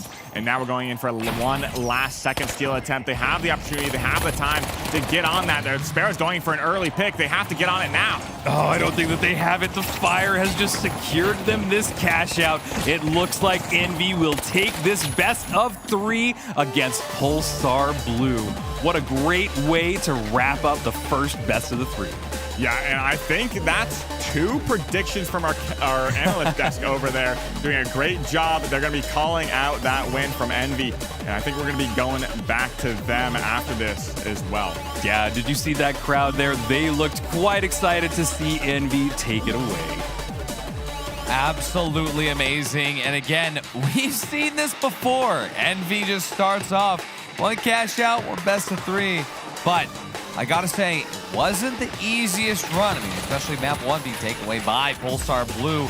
Absolutely incredible. I gotta say though, with Envy, there always are some surprises. I mean, Busy taking out the Shack 50 on Bernal is going to be something that, you never know, go one way or the other, but I really do think it came down to those sonar grenades every now and again, where Pulsar Blue, well, they really surprised at the very beginning of it, but Envy pulling those sonars out.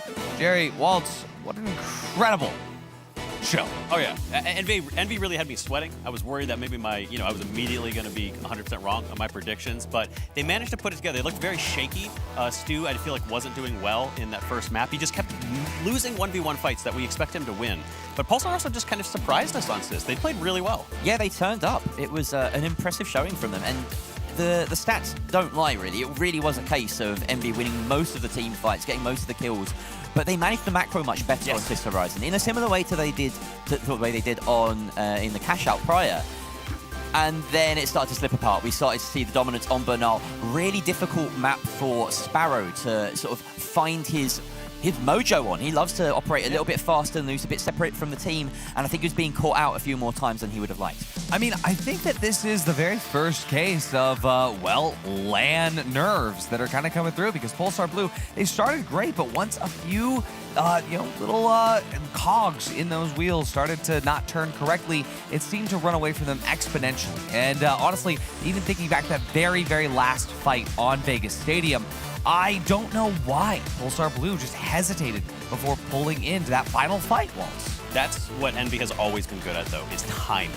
We know that they are so good at picking the right moment to go into the fight. So many of those matches, they were retaking cash outs that they already owned because they knew that they could focus on when the players ran away. They know when they need to go, they know when they need to stay away. And I think it was less an issue of Pulsar being bad at their timing and Envy knowing how to abuse the fact that they were doing a bad job. I mean, hey, it goes again back to that game of cash out, where if you don't respect that vault fight, Envy just takes advantage of it and they just come in. Same exact thing on Bernal, same exact thing here on Vegas Stadium, Jerry. Yeah, and there were moments on Vegas Stadium where Envy just looked like they were in total control. You know, think about that car park defense where they set up on height and they just allowed Pulsar to slowly collapse on that box, knowing that their defense would be good enough. It did come a little bit close, but yeah, I've mentioned Sparrow having a weak Bernal. He actually had a slightly stronger Vegas, but it was Brutal Logic and Boo Boo that were kind of left to their own devices, often losing a 2 versus 3 before Sparrow could really get in and do his sort of trademark cleanup. So, yeah, we see a lot of teams run this very kind of isolated light player, right? Yeah, like, Sparrow is the epitome of that. Sparrow, he really is the epitome. He is a 1v3 clutch player, but if he doesn't clutch, then you're in trouble. And like you said, like Pulsar, it felt like they actually had to worry about their coins, and rarely do we see teams have to worry about how many coins they're using, but he's constantly off to the side, but if he's not able to finish up on the damage his teammates do, it's not going to help you. No, they rely on him so heavily. We're not just pulling this from thin air either. Like, stats-wise, across the seasons and past few months, you look at this team, and Sparrow has twice the KD of both of his teammates combined. The entire team would be below the rest of the pack, except for Sparrow. He's the only one bringing him up. Yeah, 5 Fears were actually lowest KD-wise overall, but Pulsar Blue not that far behind them, if not for Sparrow. So, I mean, I gotta say, though, Jerry Waltz, the most important part of any 3-stack is timing. And in order to ask a little bit more about timing, let's throw it over to Oscar on the stage, because he's got an interview. We can learn some more information. Oscar? I didn't know you spoke French. Welcome back to the DreamHack stage. And can I just ask, who was excited for that game? There it is. I'm standing here, of course, with one of the winners, Mr. STN, who's just punched his ticket through to day 2 after a grueling first game. But you're through to day 2. Talk about the emotions right now. It's just, we're all a roller coaster right now. I know we're all putting in the work and we're all doing as much as we can to really entertain you guys and make the game show it is. I just want to say thank you to everybody that's already here, and we're hoping to give you guys some more games. I know we're excited to. Thank you. Talk to me about day 2 now. So you're through to day 2. It means you've already secured a top 8 position. Are you looking to change anything going into next 2? Will we see some surprises, or is it just, you know, standard play, hope for the best? I don't know if you guys peeped, but there was a goo gun in that 12s cash out. So we might not see that anymore, so we're definitely going to change up our strategy to more of a fighting play style. We really didn't want to get griefed and go through that gauntlet, and we somehow made it through. So I can only thank my teammates and everybody at Envy to really giving us the push that we need. Thank you guys as well. I really appreciate it. Hey, thank you so much, STN. We'll see you more tomorrow. Go back to your team, celebrate. And you know, it's time for us to turn into a bit of a break. But before we do it, I just want to ask, left side of the crowd, are you ready for more? Right side of the crowd, are we ready for more? Oh, and you're gonna get more, but you're gonna get more right after this break.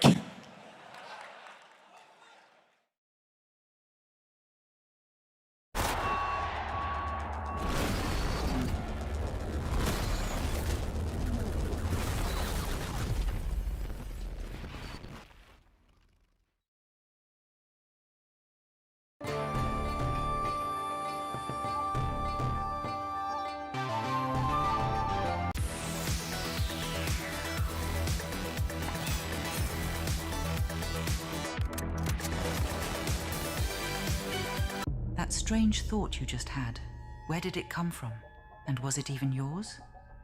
Our new Series 2000 effectively suppresses third-party influence and eccentricity, outperforming our competitors within the standard deviation of conformity. With the Series 2000, your mind stays in control. Via, we as one. The life giver. The sun, always on, the source of everything that is good. But can it be trusted? Holtau's Sun Insurance will have you covered if the unimaginable happens and the light goes out. Holto, brighter than ever.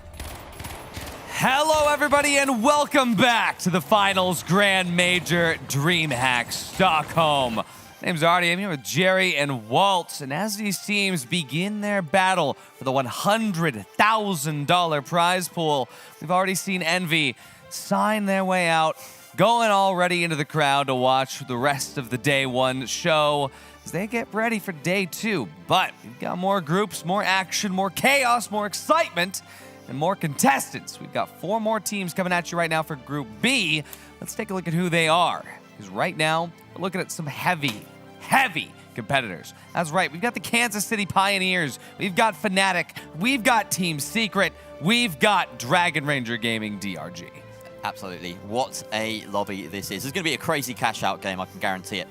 Right. I mean, you have to look at your teams, obviously, that you expect to be on top. Secret, Fnatic, teams that we know are at the top of their game, the top of their regions.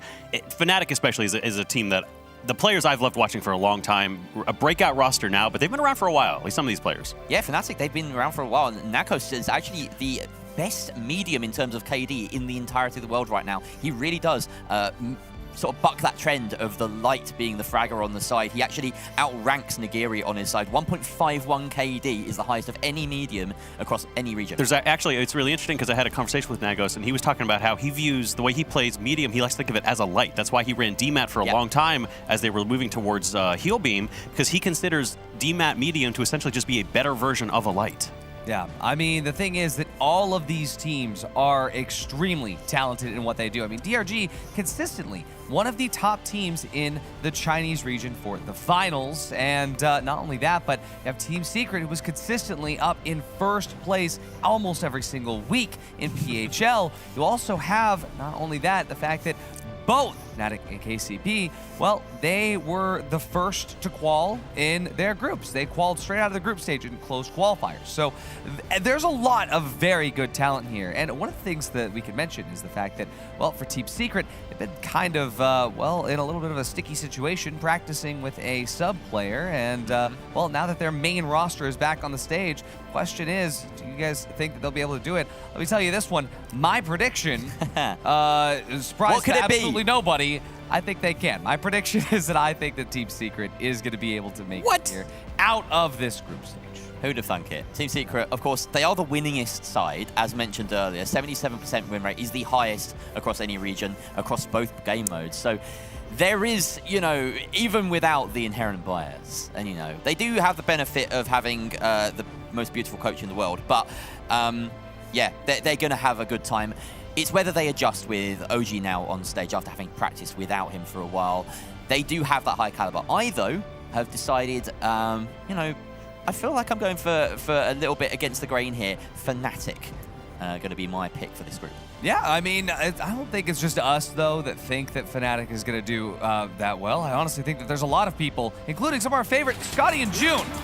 Fnatic, the Orange Legends. Still the only team to end a fight with 0 survivors at the qualifiers. Let's see what they'll bring us this time.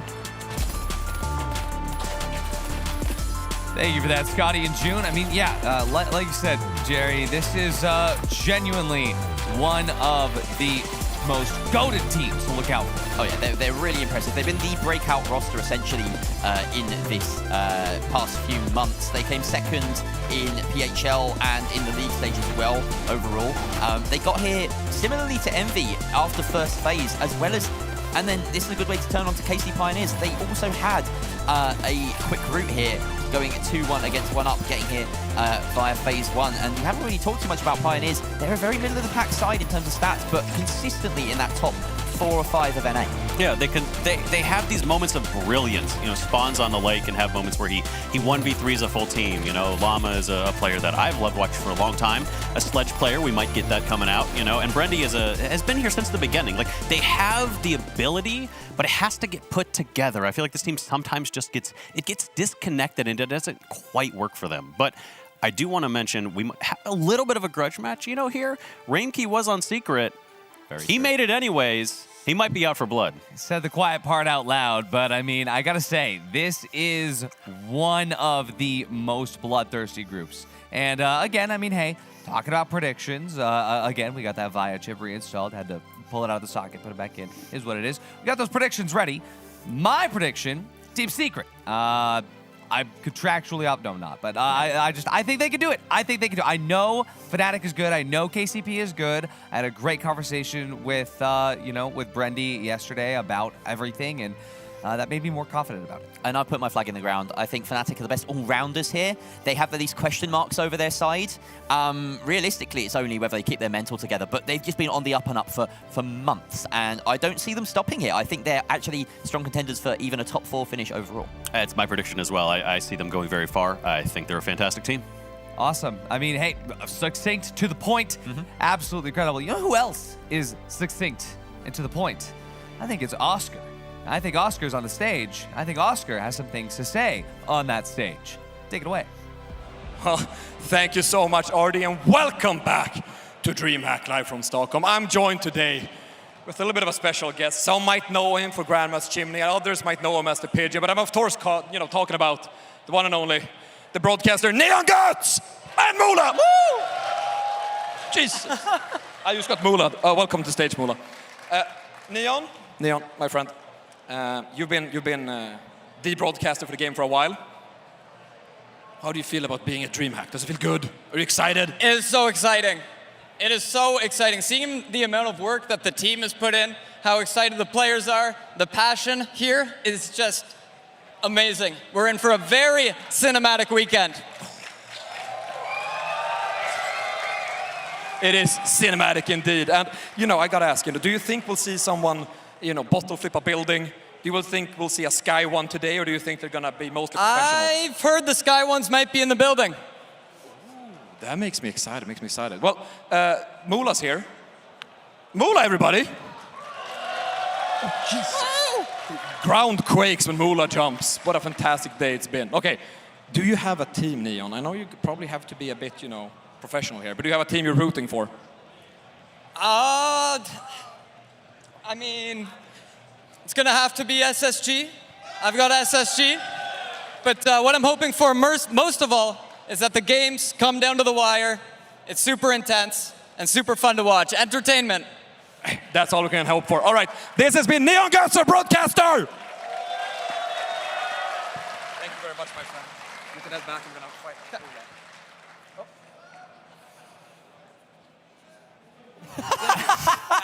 Absolutely incredible. Wow. I mean, before this was just a stream, but now it's a broadcast because they got Mula here on the stage. I mean, and they let Neon Guts up too. How cool. No, I gotta say, shout out to the Guts mom himself. and Grad's mom. And Grad's mom. We're talking about the ghost of SSG. I will say though, SSG, well, we'll have to wait a little bit longer before we see them here. But for now, we have Kansas City Pioneers, we have Fnatic, we have the Dragon Ranger Gaming from China, we have Team Secret, we also have the maps. Let's take a look at what maps we're going to be playing on, because right now we've got DRC, they vetoed Vegas Stadium. We've got Team Secret vetoing out Nozomi Citadel. After that, Fnatic, they're going to say a no to Seoul. Following this, Kansas City Pioneers, they have said no to Skyway Stadium. Our randomized picks is Horizon. I'm feeling that because we've got the CNS map 2 times in a row, we've had a couple of hitches. I think CNS might be a little bit more involved in this major than we previously thought. For legal reasons, of course, this is a fully randomized map pool, and that has just happened by chance. Yeah. Yes, I'm not you are actually right. insinuating anything. That's like, I'm just, Although that Sis Horizon is one of the most picked maps in all of competitive finals. And so it does set a really nice precedent. These teams are going to feel very comfortable. They're not going to be out of their comfort zone. They're going to be where they want to be. And we're going to get some really well-executed strategy, I think, out here by these teams. It's an interesting one because, of course, most of the bans fell into that bracket. There were no really... I mean, Nozomi ban, I think, does come through, which is an interesting one because that is a fairly popular map. But other than that, yeah, most of these teams are happy to go to relatively tread territory. It's basically home. It's second home for them. I mean, I gotta say, no matter what happens on Sis Horizon, you just know what to expect. You have just a rigid set of rules. You know your rotations, and especially you know that certain teams here are going to be able to take control of some of those rotations a little bit better. We'll talk about that in a bit. But honestly, we were a little bit surprised with some of the picks, some of the specializations and gadgets that came out in Group A. You guys think we're going to be seeing anything crazy, scary, fun, or cool? Oh, genuinely, yes. And I think, for instance, the fact that we've got Dragon Ranger Gaming, this is our first Chinese team on the broadcast today. We're not even guaranteed to get LMH. No, exactly. We're not even guaranteed to get LMH. We anything. could get MMH, we could get LLH, we could get something else. And they come from a fairly different sort of ecosystem where Quick Cash is a part of that as well. They include Quick Cash and Cash Out and 3v3s in their ecosystem. So they're going to be perhaps slightly more well-versed in that sort of third-party aspect of Cash Out that obviously will rear its head at points. Yeah, they may have some of the best chances to get through and dealing with that chaos because it can get incredibly chaotic. It's going to be hard for them to handle it. But I do, like you talking about off-meta stuff, I expect Secret to handle things well, you know? Like, you mentioned Invis has been coming back in. Roma, one of the first people running the Vanish Bomb, stuck with it. It's starting to really gain popularity. Oh, yeah. So we're probably going to see some Sonars come out, force people in there. It's going to be neat. Roma gets the kills to back it up as well. Like, he's just an incredible lad. I'm also just really excited to see the heavies. I mean, can the unknown heavy from China, Huili Rice, can he stack up against the likes of OG and Rainki, for example? Yeah, some of the and Llama. Like, this is and Llama, exactly. Yeah. Will Llama even pull out a gun? Will it be Maybe a sledgehammer? Who knows? He promised me we'd get a sledge at some point. Oh, is this the time to do it though? When you're up against Pioneers and Secret as well? 2 sledgehammers in a row in Cash Out group stage Would be amazing. That'd be cinema. You put people out of their comfort zone. That's what you want. Absolutely. But we're going to be getting the answers to all of those questions right now. To get you those answers, it's Rio, it's Sonsoyo. Casters, take it away. Thank you so much, Artie. We are here about to start Group B on the famous Sis Horizon. Are we going to get a sledge out there? I might have seen a peek of that in the outlines just before it got started, so we're about to get started, though. I can't wait to see these groups go at it, and we're going to have to wait just a second because there's a pause. Yeah, I mean, this is going to be the best time to pause, if there is going to be a pause. I mean, right at the start of the game, players are still prepping their strategies, getting ready. We're going to have some technical difficulties, but we can kind of go over their loadouts. We do see that sledge come out from Llama. Going to be a great pick with that goo gun. And like we were talking about very, very early on, that it just can do so much damage, forcing them up close with that goo gun, winching them in, and doing very, very close range damage, and that's exactly what you want. Yeah, and the downside of it, though, is the fact that if you're not running a gun, and if you are the last person remaining, and you are just kind of stuck out there, you just have no options. You can kind of run goo or some way to kind of stall anybody from coming at you, but in those situations, it is so hard to get at. But we have stalled long enough. The tech pause is over, and the teams are ready to get at it. Yeah, and we do see DRG running HML as well, just to note, because they are a team that does like playing medium heavy. But going on, we do see an early pick come out. Team Secret now going to be looking for that reset onto Roma as DRGE gets taken out. OG finding a great pick there. Just going to be sitting up on this high ground looking for that reset as the bubble goes out. The winch taking him in. That Shaq doing so much damage. Yeah, that was a great winch claw pulling him in there, but there's only one remaining person on DRG. Seems like we're going to turn our attention, though, to this sledge as Bonk 1 comes out, but no, unable to connect it. He goes down. Brenty being the only remaining person on KCP. They're going to have to go lick their wounds and get themselves a little bit of time before they come back in there. DRG also wiped on the side of it, but that wasn't too much of a surprise as we saw they were down to one remaining person, and then he was wiped as well. So both of these cash outs about to be plugged and get started. Well, I mean, Vault 1 hasn't even been opened, and we saw Fnatic rush over to the other side of the map, blocking the optimal cash out, the quickest rotation for that Vault 1. But they're going to be setting up on this cash out, and another technical pause comes out. Yeah, unfortunate. You know, the teams were finally getting things started, but we'll take our pauses. We'll figure out what's going on. This is the first time at a LAN, so maybe a little bit of a growing pain, but we will definitely get there. Nice overview, though. We can see how the teams are starting to grab it. We see the Team Secret had the vault. They were starting to run it, but immediately are about to be intercepted by DRG. You can see their sight lines as they start to pivot over on top of them. So this might be a good engagement once it unpauses because they are right there at each other's throats almost. Yeah, that one's going to come quickly after this pause. We do see Spawns just waiting for that respawn, going to coin back in or reset with KCP. They might opt for a third party or just play that 3v3. I know they're a very strong team and have the capabilities, but that point being so far out in the open, it can be very difficult for that sledgehammer. He's going to have to break those walls, potentially winch that inside and use that goo, use that cover to his advantage. I mean, this right here is going to be it. We're going to be starting the unpause and some early damage coming out. OG taking some big damage. We're going to be finding that heal beam as they look to escape. Both domes going down, and KCP also going to be rushing in. Yeah, everybody is here, and the engagement is kicking off. Nice shots going off by Alex, trying to connect them with anybody in his sight line, throwing some goo to buy his teammates a little bit of space. The fighting going down to the bottom level. They're staying up there. They don't want to go for the engagement, and this is an amazing play by Team Secret. They're going to have the opportunity to get in control of this vault as they intercept it from KCP. No plug has happened just yet, but the battle is just continuing. Team Secret have lost 2 members, and KCP have gotten the plug.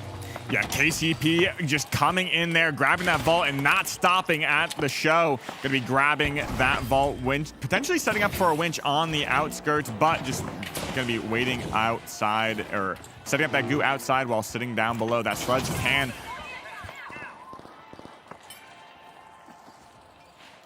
going into this.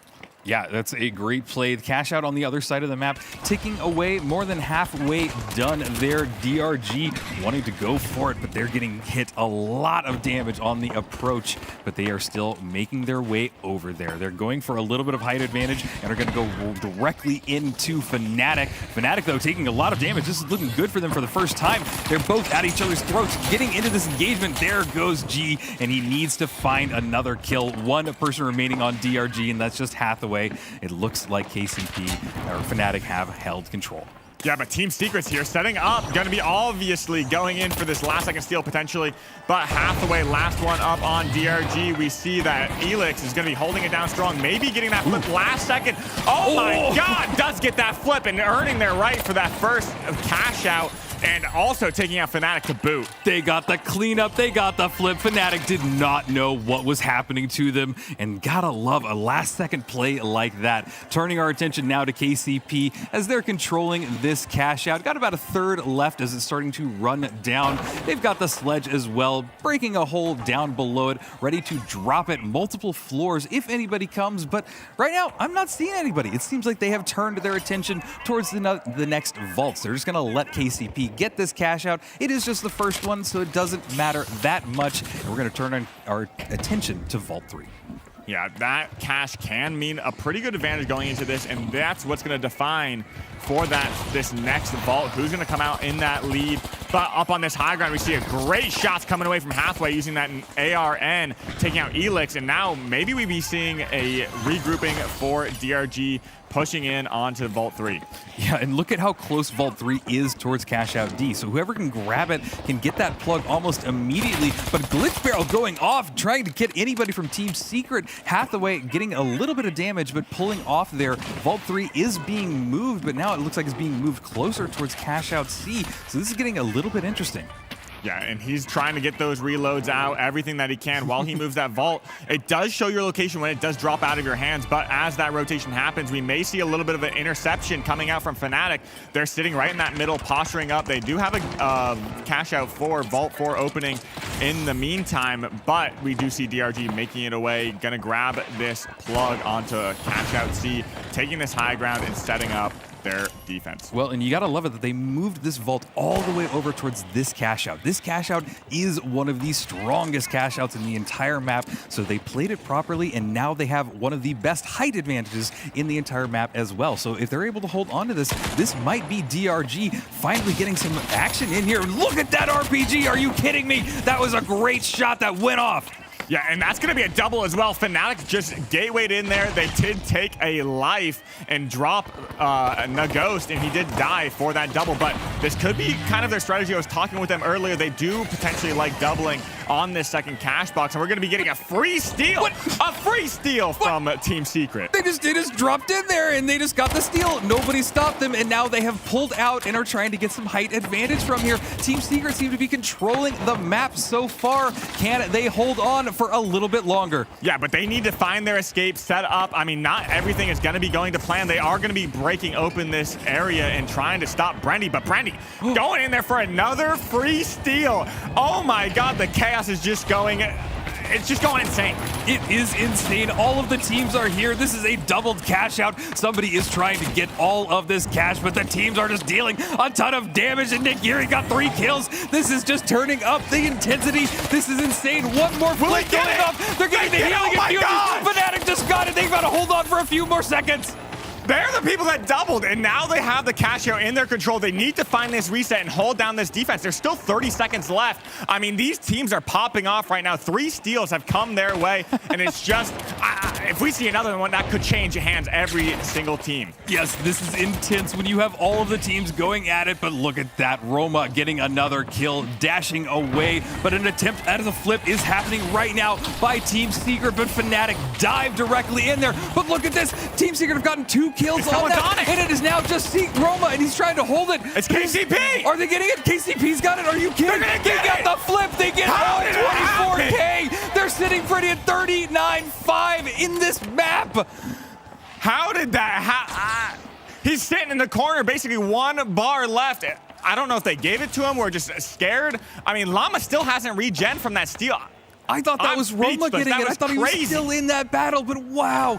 Oh my God, what a great flip by KCP. This is insane. They basically don't have to worry because they have 40K to their name, and they have basically gotten themselves into the next round. Yeah, and that's the gamble Fnatic took, trying to get that double. I mean, they had it in their hands for a short amount of time. I mean, basically everyone had it in their hands during that entire cash out. I mean, it could have been anyone's game. It's just all about rotating out, getting their defense set up, resetting.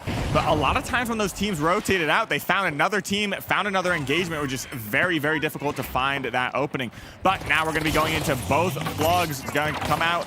And B is plugged in, but we're still waiting for that last cash box as well. As they rotate out, Roma has that in hand and going to try and find his escape to the last point. Yeah, don't think we'll see another double here, and that is okay with me, because watching 4 teams battle it out in one tiny little location can be quite hectic for everybody involved, but there is everybody here as well. They're ready to get some kills, and a Llama with a great RPG onto Roma. Just deletes him and forces Alex to get out of dodge. Yeah, I think Alex is going to cut his losses, wait for his team to coin in. That's going to be, I think that's the last coin from OG, but wow. I mean, it's still just the last point, so it could be pretty good, but KCP denied that plug. Now going to be rotating all the way over across the map, get that double and secure their placement into this next round. But it looks pretty dangerous over there as DRG does get some great picks. Hathaway going to be taking out basically all of Fnatic, and they're going to be looking for their reset, going to be going for the steal. But I mean, we have Team Secret on the horizon. Yeah, Team Secret is right there. There's Alex. He's ready to go for it. And the rest of his teammates are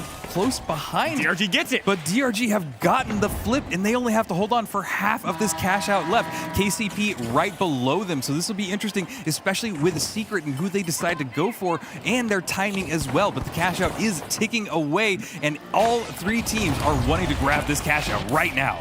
Yeah, we're riding that like a snowboard, and he almost gets it because it's getting taken out last second. DRG drops in. We also saw Llama use his sledgehammer to drop that away, but riding it like a kite, and now we're going in for that last second steal. We do see Fnatic on it, but that goose doll comes out, and it's going to be coming down to the wire. 18 seconds left on this. Everyone's dropping. It's going to be Fnatic and Llama left, as well as Hathaway and Roma. It's going to be very tight for them to get it, but Rainkey does end up getting that stop, and we're going to be going in. Nagiri going to try and find it, but it's going to be Roma.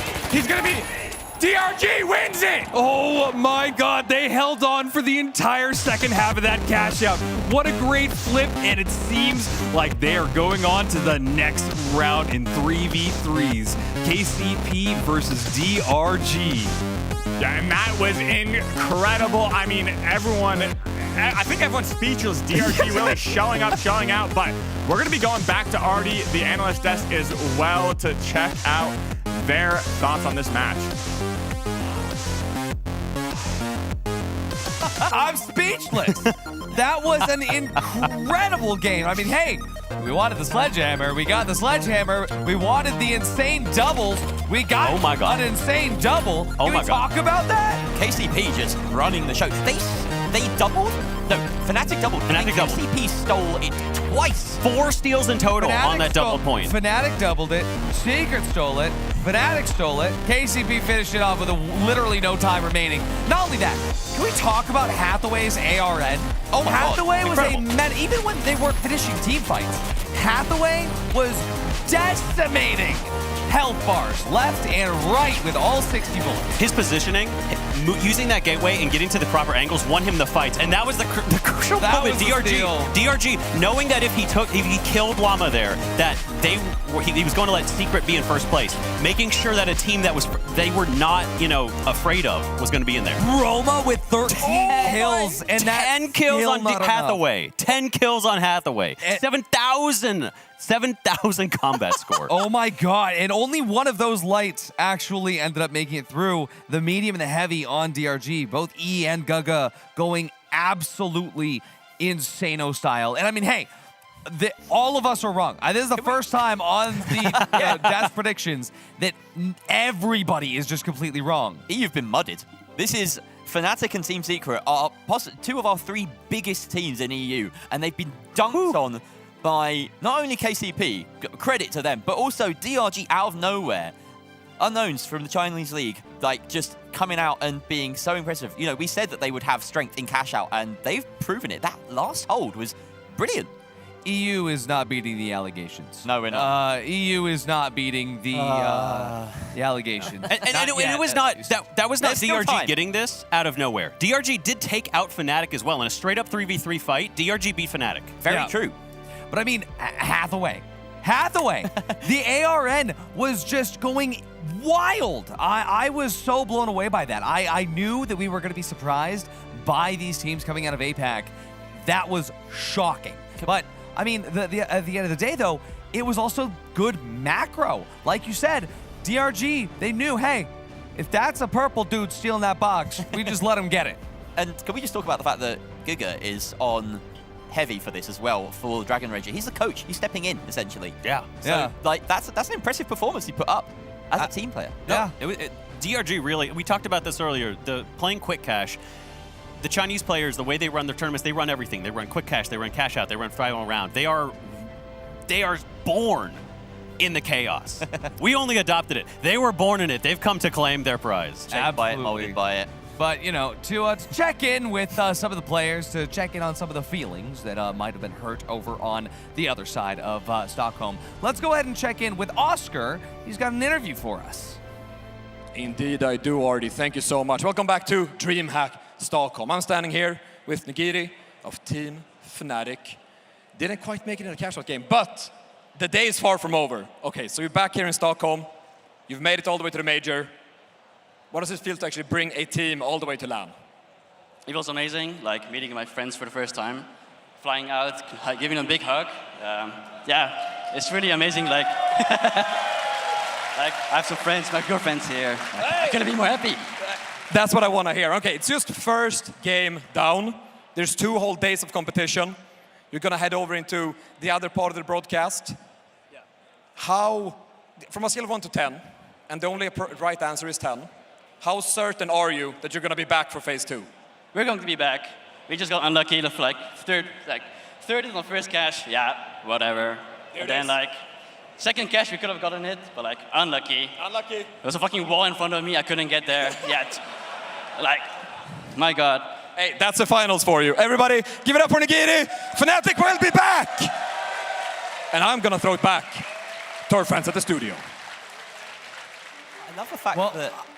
I was just hoping he was going to throw it back. He could have thrown it back. He could have thrown it back. I just love the fact that Nagiri had the little Nagiri sticker on his vault. Yes, it was so cute. Yeah. That was perfect. But, I mean, I really did like what he said, but let's talk about the implications of that. Again, the conversation over the last few weeks in the competitive scene and the wider player base of the finals has been about cash out and, well, whether or not it is luck. Did Fnatic really get unlucky? They made their own unluck. They were the team that doubled that cash out that they couldn't. They doubled the cash out, and they lost a straight up 3v3 fight for the final cash out that would have gotten them in. They had their chances, they had their opportunities, they made their bed. Mind you, it's not necessarily saying that they played their macro incorrectly, but I don't think it's unlucky to lose a fair gunfight or to not take height or to play in smoke that you have no sightline in when you know that there's a sledgehammer. I really do think that KCP... They were better. That was not luck that KCP got this. That was not luck that DRG got this. It's simply better understanding of the macro. And so great to see Llama back on the sledge. Oh my God. You saw how incredible it is in these crazy chaotic engagements. in the depths of a building, when it's not out in the open, you don't have to worry about any of that. You take your fight to your opposition. And yeah, they came out on top here. They'll have that slight advantage in the map banning proceedings up against DRG as well. So they should be really happy with their performance. Oh, if I was them, I would be absolutely thrilled. And now having spent that time with KCP, now they have to look towards this 3v3, and they have to figure out how they're going to be looking, to take down KCP. Do they plan for the sledge? My eyes are going to be on Hathaway. If he can keep away from Llama, that sledge is going to be disastrous for him if he gets too close. 100%. Let's see what maps they're going to be duking it out on. We've got, of course, Sis Horizon, because that's where we were. KCP, they do not want to play on Skyway Stadium. DRG does not want... They don't like Vegas. I'm learning this. DRG doesn't like Bernal. KCP says no Soul. We're going to be on Fortune Stadium. Ooh. Oh, Rio's so happy. And we are going to be on Nozomi Citadel. These are some fantastic maps. Yeah. But is Fortune Stadium a good pick if Llama wants to stay on the sledge? Do you think that we're seeing sledge in 3v3? Because we haven't been seeing sledge in 3v3 from this team. He hasn't run sledge for a while, honestly. A few seasons. A few seasons now. I think he's been a lot more comfortable to bring it out when he needs it, to have it in his back pocket. I expect him to switch off of sledge for a couple games. Alrighty, well, there's only one way to find out. Every single person here is waiting to see what the Chinese team's going to be able to do to bring you that action. The only Rio Sotsoyo. Yeah, and honestly, I'm really excited to see how DRG does. They've really proved themselves in that cash out. They really surprised me, Rio. What do you think? I think I'm surprised. I was talking to a lot of people yesterday, and I kept hearing that DRG are hitting hard, but I didn't really believe it because I hadn't seen them play yet. But oh my God, this is a team that I want to start following because, wow, that was exciting. And if they can pull this off against KCP, an unknown team has just shown that they can battle against some of the greatest. And let's get started again as the engagement is finally kicking off. Nobody's touched that vault just yet, but they're ready to start that rooftop battle. Yeah, we see DRG posturing up on this high ground. It's going to be a little bit of a roadway fight up on these high grounds, but I do think DRG has a slight advantage as they do have that vault on their backside. Just going to be playing very, very slow. Nobody wants to make a mistake on these vault fights because if you do, setting up that defense can be so hard to break. If you do get wiped, you do have to push in as well. Everybody playing very slow. Yeah, and this is not uncommon. I'm surprised that we didn't see this type of slowdown in the last match, in the last 3v3. But right now, as of course I say that Hathaway went directly in there, tried to find a pick, but unfortunately got pulled out himself and went down. This is putting DRG on the other side of things and has to find their way to climb back up there, especially with a man down in 18 seconds before he can even coin back in there. Yeah, DRG's going to have to slow down, just like you said, and both teams going to be on that shack. It's going to be very, very potent in these 3v3s because if you do find a winch early on in an early pick and out of position, you're going to be able to get that pick so easily, get those team damage. And I do like this play from Llama, going to be swapping off the sledge onto the shack. As we rotate in, we're trying to get an advantage, trying to take a 3v2 scenario before that player does get in here. Yeah, this is a nice little slowdown, still just feeling each other out. I was hoping that when they lost Hathaway, that KCP would use that as an opportunity to really dive and do something, but now they've brought the engagement up again towards DRG, trying to deal a little bit of damage. Good healing from Brindy. He really is good at switching back and forth between dealing damage and healing his teammates back up. Yeah, this whole fight's going to be breaking up pretty slowly. We have the DRG making their approach, maybe going to try and sneak this vault like a thief and make away with it, but it's just a little bit of a poke fight up on this high ground. Everybody loves their head glitches as Hathaway, maybe trying to find a little bit of an off angle and take an aggressive push, and he does almost take out Brendy on that high ground, but opts to back away. He knows how quickly he can die, but now we're going to see that team push up and try and take out Brendy, and that shack just doing so much damage, and they're going to have to back away as Hathaway gets taken out by Brendy. This is an insanely long first battle, but look at this DRG grab the vault. They've lost Hathaway, but they're still running it. They want to take this opportunity to get the plug and finally get something going, but there goes E. Sadly down in that battle, and it's only one remaining person. And there is the first wipe on the board. Yeah, and I do think it was pretty smart for DRG. Once they lost that first player, Hathaway, they took the opportunity to get that vault, throw it into the corner, and buy a little bit more time because they know KCP is good enough to collapse right on top of them, take them out, get that team wipe. The amount of time, every second counts for this rotation over, and they're going to be able to spawn in right before this gets plugged. Yeah, this will be good for them. They'll have enough time to go over there right after the plug is plugged in, and this won't give KCP a lot of time to set up for this next fight, and that's exactly what is happening right now because DRG are coming in there. They've brought Brendy down immediately, looking for the next kill. Llama in the battle as well, but DRG has gone to the second ledge. There's Hathaway dealing a lot of damage with that 93R, but not able to connect the shots just enough just yet, but they are still on the hunt. Yeah, they need to go force point right now as they have this advantage before they can reset. Hopefully, I don't think they're going to find him, but they do. They end up finding him, and Llama had the RPG in hand. He does not pull the trigger, I don't think. And now E is on the top of this cash out, ready to write it down. No C4 in sight to drop this. Llama's just going to back up because if they go in there, they could potentially put this back into a 2v3. Absolutely, and you can see that Glitch Grenade went off and didn't connect with anybody, so they didn't get any information from that. And DRG has enough time to set up. They've got a little bit of height advantage as well. They dealt a lot of damage to Spawns, forcing him to run out of their RPG in the hands of Llama, ready to go for it, wanting to find anybody he can connect with, and there are DRG right on the other side of all of that goo. Dome Shield's going down, RPG's down as well, taking a lot of stealth damage from that, but look at this, dealing a lot of damage. All of KCP DRG! just get wiped by DRG. Who is this team? They are stellar right now. They're looking very, very strong. I love their approach initially. Kind of rewinding a little bit, they found some great picks in transition with KCP still struggling to get that point in. And now only 30 seconds left. We go back, look at a replay, and I mean, it's just struggling. They hit themselves with an RPG with that door and then fail to get that winch and connection on that shack. Just fantastic plays from DRG, pushing in when they have that height advantage and catching them off guard. Just only 15 seconds left. We do see KCP rushing in very quickly. They have an opportunity to get on this point, but it's not going to be very opportune because DRG is still basically all up. We do lose one of them, and now we're going to be going in just last second. No opportunity to steal this. He gets on it, but not enough time. Definitely not enough time. He's still holding it, but look at this. They're getting the cleanup on DRG. KCP just wanted to show that they can hit back just as hard against a team like DRG, but wow, what an incredible showing by these two teams. I have a feeling that both of these teams are incredibly close in skill. Just from what I've seen, it hasn't been an entire dominating force by one side or the other like we were seeing in the last battle. But this is really exciting, just finding where these teams are getting at it. The vault has now been tapped. Spawns is ready to go. Gateway over there as well. They're ready to just move this vault and continue the action. Yeah, unfortunately for KCP, both vaults are split on both sides of them, so DRG isn't able to hold with the points to their back. They might have a clean rotation right here, right now, but they do have DRG potentially right behind them. That Gateway going to rotate them the opposite way, going to cross paths with them basically and get this plug in, get it started. Yeah, and I love this cash out. There's a lot of ways to manipulate it, and also you can just leave it here, which I'm curious if that's what they're going to do. It seems like that is their plan. They want to stay in this room. They want to be right on top of this cash out. They are not a team that is about to leave this and let somebody come in and steal it for free. They're dipping out right now, going off to the side of this building. They can still get right back into that cash out at a moment's notice if they need it, but right now they're just trying to create as much chaos and confusion for DRG as they're starting their approach.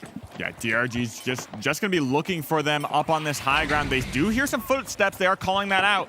But with this team, you don't necessarily know if it's going to be all of them. They do maybe catch them off guard, but they do get that first winch. The counter winch is coming out. They do find that pick on Llama, but Goga also going to be taken down, and Llama going to be reset. Oh my god, it is insane. They get both teammates back up, but look at this. Brady going down almost immediately. Llama taking a lot of damage, and Spawns being the only remaining person. GG trying to find that, but he goes down in that battle. But Spawns finally goes down to Hathaway, the light player with 10 kills last game, and looking like he's getting the number up there high again. They're in control of this cash out, but not for long. KCP. Yeah, I mean, fantastic little play there. We're going to be looking back at that replay. It's just explosive. Both these teams with this current meta. Winch, I mean, it really comes down to who gets that first winch and gets that kill, but that counter winch coming down clutch in getting that pick. Well, and we are just about 25 seconds away from DRG taking this first map. If they can stop this approach by KCP. KCP are here. They're throwing down glitch grenades. They're trying to find any information that they can. A little bit of an explosion going off as well. They are here. They're ready to go for it. Bounce pad as well. Bounce pad RPG bringing the engagement all towards DRG. Trying to deal a little bit of damage, but Brittany goes down in that first fight. Llama taking some damage as well. Bringing down GG. They need to find one more kill. It is all on Hathaway. He has to stall for a few more seconds. The thermal bore just dropped it. Are you kidding? A thermal bore! I'm speechless. I'm speechless. They take it. DRG took it in 2 in a very convincing match. Yeah, DRG, I mean, that was such a convincing victory right there. I mean, I can't wait to see this kill board. We do see 5 eliminations coming out from Guga and doing such a fantastic job. I mean, overall, the scoreboard's looking pretty even. Yeah, that's what I was saying earlier, that these teams felt like they were incredibly close. And it is, look at the skill board, the core of the scoreboard, it is basically showing that exactly. So a very interesting performance by DRG, the unknown team going up against a very well-known team and just staying on top. They got it in 2 cash outs. We didn't even see 3. It was a very intense battle and a very slow one at that, where we got started from. But as soon as the action kicked off, it just did not slow down. And DRG just seemed to hold control for the entire map. Yeah, and I do think KCP is one of those teams that loves momentum. They like taking that first victory and swinging it over and over and over again, finding their stride. I mean, they do such a great job. I know they have what it takes. It really is going to come down to this first cash out in this next map. It's going to be very, very awesome to see how they swing these fights. But we're going to be going on Fortune Stadium, Rio. Absolutely. Fortune Stadium is my favorite map, and I couldn't think of 2 better teams to get at it than these two, DRG.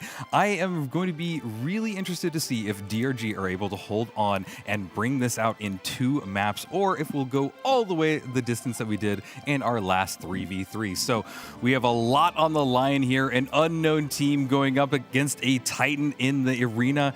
And there it is. We're going to load in here very shortly. Looks like Llama not going to run the sledge this map. It is more for cash out than it is for 3v3s. Yeah, and I do believe Fortune Stadium, it's a very balanced map overall, but there's one spawn and section of that map near the hospital area that can be extremely volatile. I know the spawns there can be very easily manipulated and put the attacking team in such a precarious situation. Overall, I mean, this is going to be a very interesting fight. We do see that spawn on cash out A. If you're the attacking team, you do not want that plugged in. Absolutely, and Vault 1 has been spawned. The teams are making their approach. KCP following really close behind, but DRG is the first one there towards that vault. They have a little bit of time before they clash out there. DRG has the height advantage. They've thrown out a little bit of goo and a bounce pad as well, ready to get out of dodge as soon as that vault pops. But it looks like they pulled the bounce pad off, so maybe they're repositioning, running to go for A, just like you were calling.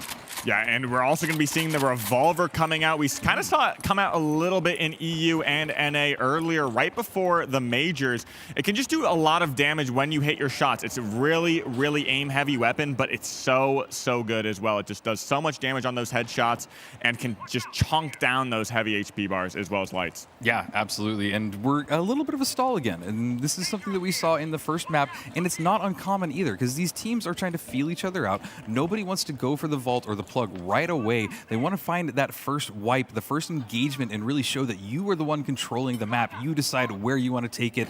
But right now, it is just a little bit of stall, throwing some red barrels, ready to go for a bounce pad RPG, I assume. But there's the RPG, there's the bounce pad, and it didn't really connect, unfortunately.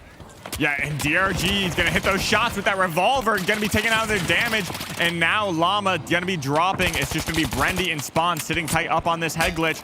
He needs to hit those shots with that repeater, but he gets taken out by the revolver. That was a headshot. Yeah, that was a headshot, and then it looks like the Spawns went off the map to join the rest of his teammates into the void as they will respawn and find another way to approach this. But Vault 1 in the hands of DRG. They're in control where they want to get that plug, and yep. The hospital spawn, one of the best ones and one of the hardest ones to come against. So it'll be an uphill battle for KCP, but maybe they'll be able to find their footing. Yeah, we're gonna winch this out, set this up. I'm curious to see if DRG has been watching the NA and EU scrims, holding them up on this clinic area. It doesn't look like they are. It looks like they may have dropped back and are just gonna play that area over by that Isolt building. But now KCP just gonna take this high ground, make sure they're not here, clear all their bases, and then push in. But they do find someone over on that ping on the other side of the map. Yeah, and there's a bounce pad and a gateway as well. They want to send their light player over there so that they can get across this chasm without taking a lot of damage. And now they're all here, ready to go for this engagement. Brindy trying to keep some shots off with the repeater, but not connecting any just yet. Throwing some goo to buy a little bit of space, but they drop down one level, pulling out that healing beam and healing his teammates back up. But the winch pulls him out of position, and there goes Llama. Brindy now forcing himself into a corner, trying to get out of there, but it's not looking too good for them. They do get Hathaway down in that engagement, but look at this! The wipe has gone off, and DRG sitting pretty again. This is insane. Honestly, I thought their little bunker that they were setting up would have cut them off guard, and KCP would have taken the height advantage, but they got such a great winch. They did the damage that they needed to do at range on those head glitches, on those stairs, and they just winched Llama right in. It looks like Hathaway may be going ahead, blocking those spawns in that area, because you only need one light over there, one player to basically block every spawn to force them over by Ngmo. Yeah, it's going to be tough. It is going to be incredibly tough. I don't see them finding a way in here and getting this cash out, getting a last-second steal, but that is exactly what they're going to try for. Spawns lost it in that. Looks like he went off on the bounce pad. Unfortunate for him, but they are here. Llama going for it. Dome shield down and holding it steady. He wants to grab it. Looks like they might be able to get the flip on him. They got the flip. How? And look at this. Hathaway's the only person remaining. He needs to stay alive, but it doesn't matter much because the rest of his team is down. We just saw the double goo come out. Llama dropped the dome, hop on it, full confidence. I mean, he got that flip. He exactly what they need. We talked a little bit about it earlier, just momentum mindset with KCP. This could be exactly what they need. I mean, now they have the advantage going into this next cash out. Momentum. No, that's the name of the game. And as soon as you get something running, it is hard to stop a team that starts steamrolling. So KCP got the flip at a perfect last second. Amazing to see. And I'd like to know that C4 was still on there. Oh, yeah. Didn't even pop it. Yeah. Why didn't they pop it? That would have blown up all the goo, done everything they needed to clear out the area. That you could have winched that box away. Yeah, it is maybe a little bit of miscommunication happening, but that does happen. Could be just jitters today. It is such a big day. But now we're turning things back towards a little bit of rooftop battle. I'm not surprised to see things slow down as KCP is in control of this map.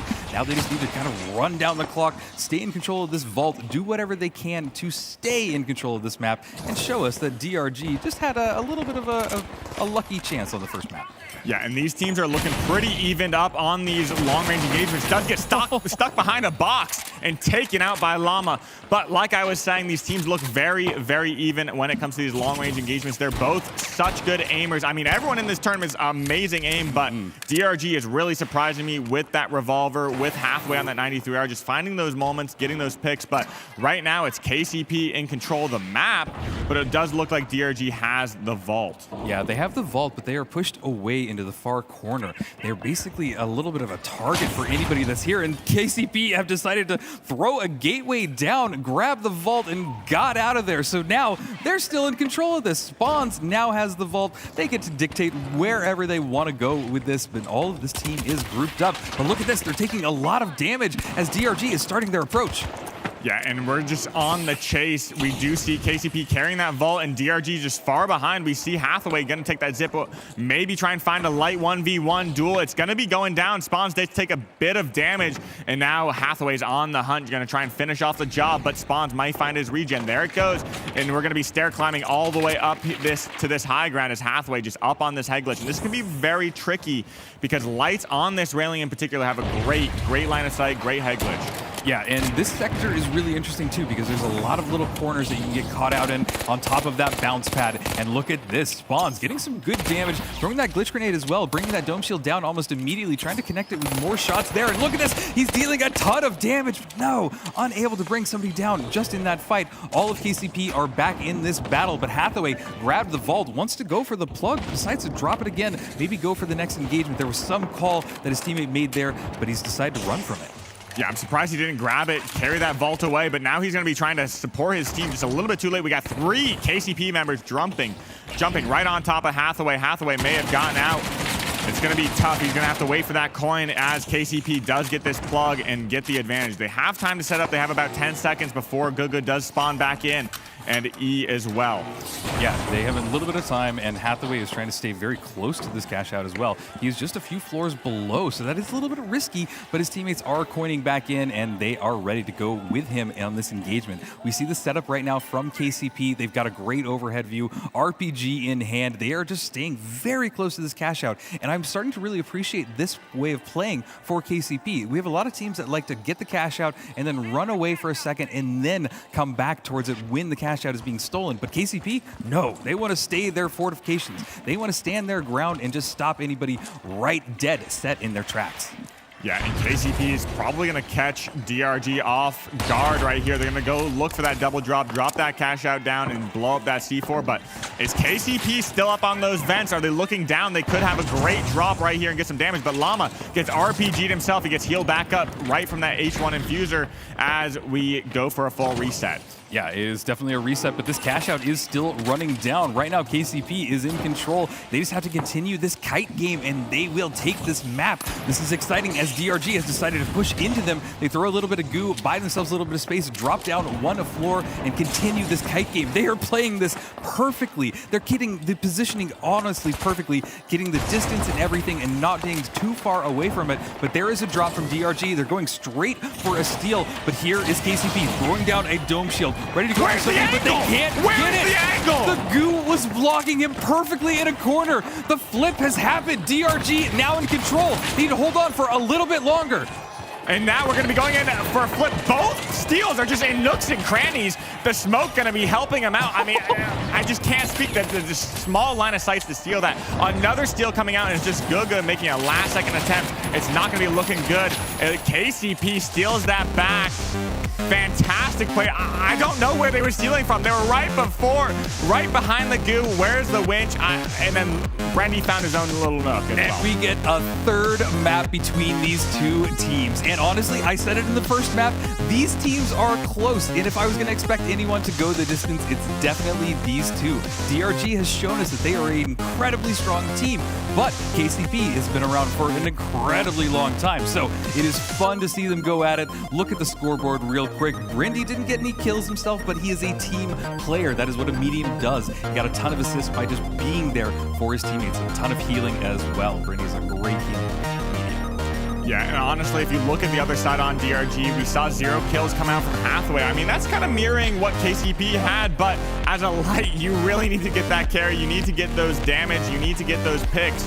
I mean, to work it out in their favor. But like we were talking about before, KCP is a momentum team. That's kind of what I've been saying. If they're on, if they show up, if they're showing out, they're going to win this, but they're swinging their fight in their favor. Winning that second map is going to put things into perspective, especially how Fortune Stadium can play very similar to Nozomi Citadel. Yeah, well, and just on that note, I've chatted with a lot of teams. A lot of teams honestly feel that Fortune is one of their strongest maps. So it's interesting to see, and maybe just DRG doesn't have that same confidence on Fortune.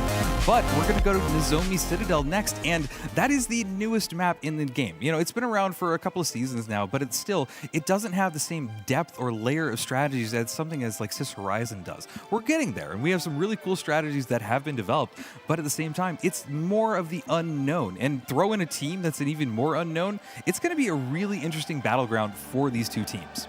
Yeah, it's definitely one of the more unknown maps, but it does play very similarly to Sis Horizon as well as Fortune Stadium. You do have some of those close-range fights, but you also have those setups that you can do, bringing those points outside, blocking spawns. There's a couple situations where on defense, it just can be so volatile for the attacking team to make those rotations in across those streets, similarly to Sis Horizon, just making those gaps, bridging those jump pads. It can kind of put a twist in people's plans. Yeah, absolutely. And I personally just really like this map. It's a very cool, aesthetically fun map. And I love that we're going to get to see these two teams go at it.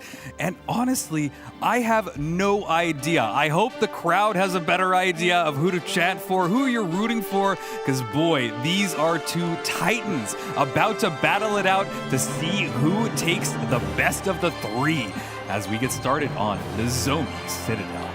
Yeah, and we're going to be rocking Shaq. I think a lot of players earlier on would love to take SA-12 in these scenarios because you can force people in close, use that goo, break line of sights, winch them in, just get that early burst damage. But I think the meta kind of have shifted somewhat recently to that Shaq because you want to get that early pick. If you do hit a winch, it's basically a guaranteed kill. You get a lot of headshots when you're pulling them in. It can just be so volatile, so amazing. But there are certain times where it can fail. But the fight's breaking out. Spawn taking some big damage. And then backing away. Backing away. This is not unexpected, but I have a feeling these two teams want the engagement to start almost immediately. I don't think that we're going to see the same drawn-out engagement that we saw in the first two battles. But as I say that, the two teams are acting like they're teenagers at a school dance and really kind of staying away from each other. Not going for the engagement, not really going for the tap yet, just feeling each other out, deciding where to go. The vault is over there. Not been tapped just yet, but yeah, just kind of feeling each other out. Yeah, I'm curious to see where KCP is holding up. They're up on that high ground over by Via, and that's going to be a great line of sight, especially sitting right on top of Vault 1 as DRG takes that pad, rotating over. They don't have any line of sight, so they're not going to be taking any damage as they rotate, but, I mean, KCP up on that high ground, it's going to be very difficult for them to get this tap, rotate out, even if they do get control of that Vault.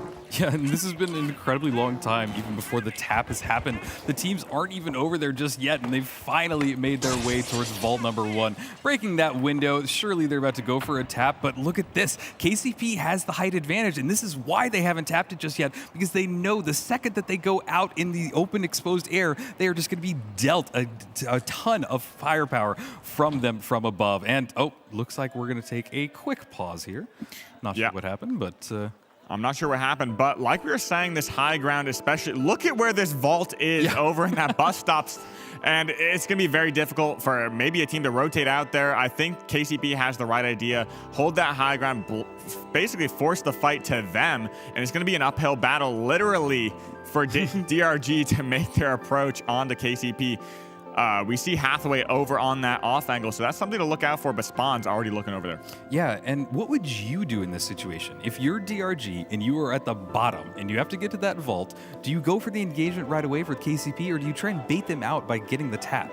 I think getting the tap is so dangerous. The only way you get the tap is using that invis bomb, rotating your light over there, but the return fight could be very difficult for them because we do see Brendy. He's an amazing aimer. He has one of the lowest senses I've ever seen. And he's on that CB repeater. That can just do so much damage, especially if that light's caught off guard. I think it's best to maybe try and find an isolated light 1v1 or get a good jump pad RPG. But I mean, these are seasoned veterans. They know exactly how to deal with jump pad RPGs. That was a meta back in season 1 and 2, basically. Everyone is well practiced at defending against it. Yeah, so it's going to be interesting to see what their strategy will be as soon as they come back into this. I mean, it is a very tough situation to be in because you know that KCP, they're just not going to leave. They're not going to leave that situation because you have an advantage. And that's what this game is all about, the tiny little advantages and taking advantage of that, or finding a way to exploit a team in a situation like this and turn it on its head. And that's kind of what I'm hoping that DRG is able to do and just show us some strategy that is then turning into a new way of going up and against an encounter like this. Yeah, exactly. And I do think this is going to be a very interesting fight, and how it breaks out, it's just going to be a waiting game. It's going to play probably very slowly as we get this unpaused very soon. But what have you been thinking? Who do you predict to kind of take this first cash out? I know I'm kind of putting it on, you're on the spot here. Honestly, just from the situation we're seeing right now, KCP, they're controlling it. They've got the height, they've got the sight lines, they've got everything. I don't see a way that DRG is able to come out of this without losing at least one person or multiple people taking a lot of their damage, or a lot of their health away. So I just don't know, and it's going to be interesting as soon as we unpause to see how it all unfolds.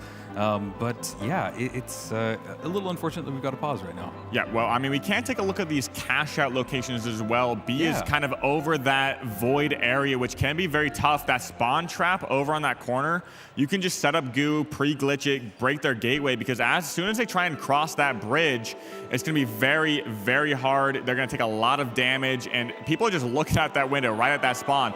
But on the other side, we do have A. It's going to be a little bit of a better spawn, better cash out. You can play a lot of different angles. It's a little bit easier to attack, but realistically, any team that comes out of this alive, I would opt for cash out B because of the defensive potential that it has. Yeah, and on top of that, you have a longer path towards cash out A as well. And if you haven't gotten a team wipe, getting out of there with the vault unharmed is almost impossible to do unless you have an amazing light who knows the perfect gateways and the perfect dashes, which honestly, Spawns does quantify as that, but it's just kind of one of those things that I'll believe it when I see it. If they're able to get out of there and really get the plug, and it's gonna be interesting. Yeah, I mean, we're just sitting tight, waiting for this game to start. It's just such an interesting matchup, especially. DRG is really catching us off guard on this fight, and I think we're on pause now. We're back, Rio. We are back. The clock is counting down, so the teams are ready to get at it. And let's find out what DRG is going to do in this situation. Looks like they're taking it a little bit slow, going up that stairwell, not wanting to give any information out that they don't have. But there's the bounce pad. They want to bring it directly to KCP. RPG went off, didn't connect with anybody just yet, but Brindy went down almost immediately. There is a windstorm pulling him onto a bounce pad, sending him to the moon. And sadly, it looks like only Hathaway, the remaining member on DRG. And this is exactly what we were talking about. Pushing up to the high ground can be so difficult. Hathaway may have just made the escape that he needed to let his teammates coin. And the vault hasn't even been tapped yet. This is what we were talking about. I mean, even if they do get the tap, we have DRG. This fight's going to happen again, I think. Yeah, I think that they're going to coin back in, and yeah, it'll be interesting to see where they end up. But finally, a tap has happened, and there is a gateway as well. KCP took that as an opportunity to go in there when they knew that two of the people from DRG were down. But another pause, unfortunate. Yeah, we're going to be pausing back up. It's going to be very difficult for DRG to kind of get back into this fight. I mean, we have Hathaway sitting on the low ground and KCP ready to just jump on that gateway, get settled and everything. As we just rotate away, Spawn's just going to run away with that gateway for the quick vault rotation. They are opting to go for cash out B, which will opt for some great spawn denial and spawn camping, essentially, because like we were talking about earlier, they can just sit back and shoot at them as they spawn. Yeah, and hopefully we're able to get something going as soon as the pause happens, but DRG a little bit on the unfortunate side. They only have Hathaway, but Hathaway has popped off multiple times before, so he has a lot of opportunity to get something going, but yeah, we're just still trying to figure out what's going on. Yeah, and exactly. We're just going to be taking a look at the scenic Nozomi Citadel just flying away. We have a red barrel in hand from Hathaway. He's ready to just find an early pick. That 93 is going to offer a lot of burst damage. If he is able to hit that, he can take him out. But, I mean, this is just going to be a fantastic fight. I cannot wait to see what happens. And we're going to be taking a look at the crowd right here. We do have some people. The beautiful people in the crowd, and look at those teammates as well, all up there. KCP looking pretty in their jerseys. I gotta say, one of the more colorful jerseys in the entire scene. Exactly. I do like their jersey. They have, like you just said, one of the few. I think there's only 2 or 3 very colorful jerseys out there. Theirs looking very sharp as well. I can't wait to see DRG's jersey. I haven't really taken a look at them. I haven't even found the opportunity to say hello to them, maybe just once in passing. Yeah, it was a little sad that I couldn't meet them, but I also don't know if there is a language barrier or not. I think one of them speaks English, but it is very interesting to see, and that's what you get when you have an international grand major like we have today. Look at you beautiful people in the crowd. Oh, that flag for KCP. You know they are a fan indeed. Love the signs as well, everybody. Looking good. There's so many people out there. Look at that. I mean, this is such a great showing, etc. But I think we're going to be taking them back to the desk right now as well. Thank you guys for holding down the fort, etc. Yeah, etc. We were doing our best to run into the back and, well, make sure that Via is set up. I had a call with Multico and say, hey, you know what? If Via can't keep CNS out of these servers, well, maybe their sponsorship won't be renewed. Although that is Scotty's call. It is someone else's call, not mine. But speaking of all of these distractions, I would like to point out that on your screen right now, you can actually see that, well, the B stream is currently underway. There's going to be a little bit of extra gaming. It's going to be happening over on some additional streams you can find on YouTube and Twitch.tv. Of course, the main drops are going to be right here on the main stream where you're at, but why don't you go ahead and check out the B stream? But for now, let's talk about the fact that, well, DRG has come out of nowhere. I mean, hey, not to, you know, talk about anything a little bit too soon, but I would say that Dragon is absolutely rising in the arena. You could say that. I feel like they're the real deal. They've already shown that they can sort of punch up in terms of cash out. They've taken out, what, Fnatic and Secret, not taken them out exactly, but gone past them. And they're definitely showing that they can punch above their, well, above what we assumed was their weight class, and maybe we need to reassess that one. I think what's really neat is that they've been running some stuff that we don't normally see. And we talked about like the chaos of it and bringing in the unexpected. Both KCP and DRG were running off-meta weapons. DRG in that cash-out match were running KS-23. Buff Dagger. Buff Dagger. Buff Dagger. I agree, actually. We should buff Dagger. Shout out KS Rachel. KS-23 mentioned. But no, I mean, genuinely, some really surprising stuff. I mean, especially match 1 of this best of 3, where not only on Sister Horizon did DRG show us that in cash out they could be good, they took it in 2 on Sister Horizon. Impressive. They were dominant. Yeah. They won so many fights as well. They're proper fraggers, these guys. Yeah, it feels like KCP never got their feet underneath them. You know, every way they turned, there was always someone going down. The changing up of weapons constantly. I mean, the FAMAS on E, the FAMAS and the Revo, both changing those. The thermal bore on Hathaway. Thermal bore? Pulling out something we haven't seen ever. I have never seen somebody pull that out in a professional game. Once again, we are getting close in these official matches to seeing almost every single weapon and gadget get selected. This is just unheard of. But you know what else is unheard of? Look at this incredible crowd here at DreamHack Stockholm. Buff Sledge, I see you, I see you. We've got a lot I hear you, Sean. Alrighty. We've got a lot of Look melee at the cosplay. Look at the LED Menace. Oh my God, LED Demon. What a great bundle that one is. I've been told that he can program all sorts of things on that screen, including cash out stolen. Oh, well, I hope to see like, that. Yeah. Wow. I have seen some pretty good signs out there. I'd love to know what the best sign is, you know, that players have had in the arena. I've seen some Nightmare fans, some SSG fans, but there's got to be some good, maybe chants going on in the crowd. I hope everyone there is having a good time. I've got a sign going up there. There might not be as many local DRG fans present, but I think they're probably gaining fans at a rapid rate. Oh, I am already a fan of DRG with this performance. Yeah, I mean, you know what? At the same time, though, I think that this is just allowing us to savor the moment. It is a bit. Savoring the moment of just, well, our very first taste of what the Chinese teams are going to be able to do. And it is so hard to not say the funny word, but I think that, like, genuinely, Dragon Rising being the theme for the upcoming Season 9, it is just phenomenal to see everything that's happening now. It's like a perfect storm for them as well, isn't it? Yeah. You know, coming together. It's worth addressing what's going on as well. The elephant in the room, we are experiencing just a few network issues, so that's what's getting ironed out on the stage. It's a shame that it's right in the middle of this final match. I know. We're right on the edge of seeing one of these teams through today too, and they have to somehow maintain that energy over this long break, and that can affect you. It can be very difficult. You have this momentum going behind you, especially KCP striking back in that match. Now it feels like maybe they've installed, you know, and this could be DRG's chance to get their feet underneath them. You know, like we said, this is a marathon. Even within this small best of 3, apparently, you have to keep your energy up over time.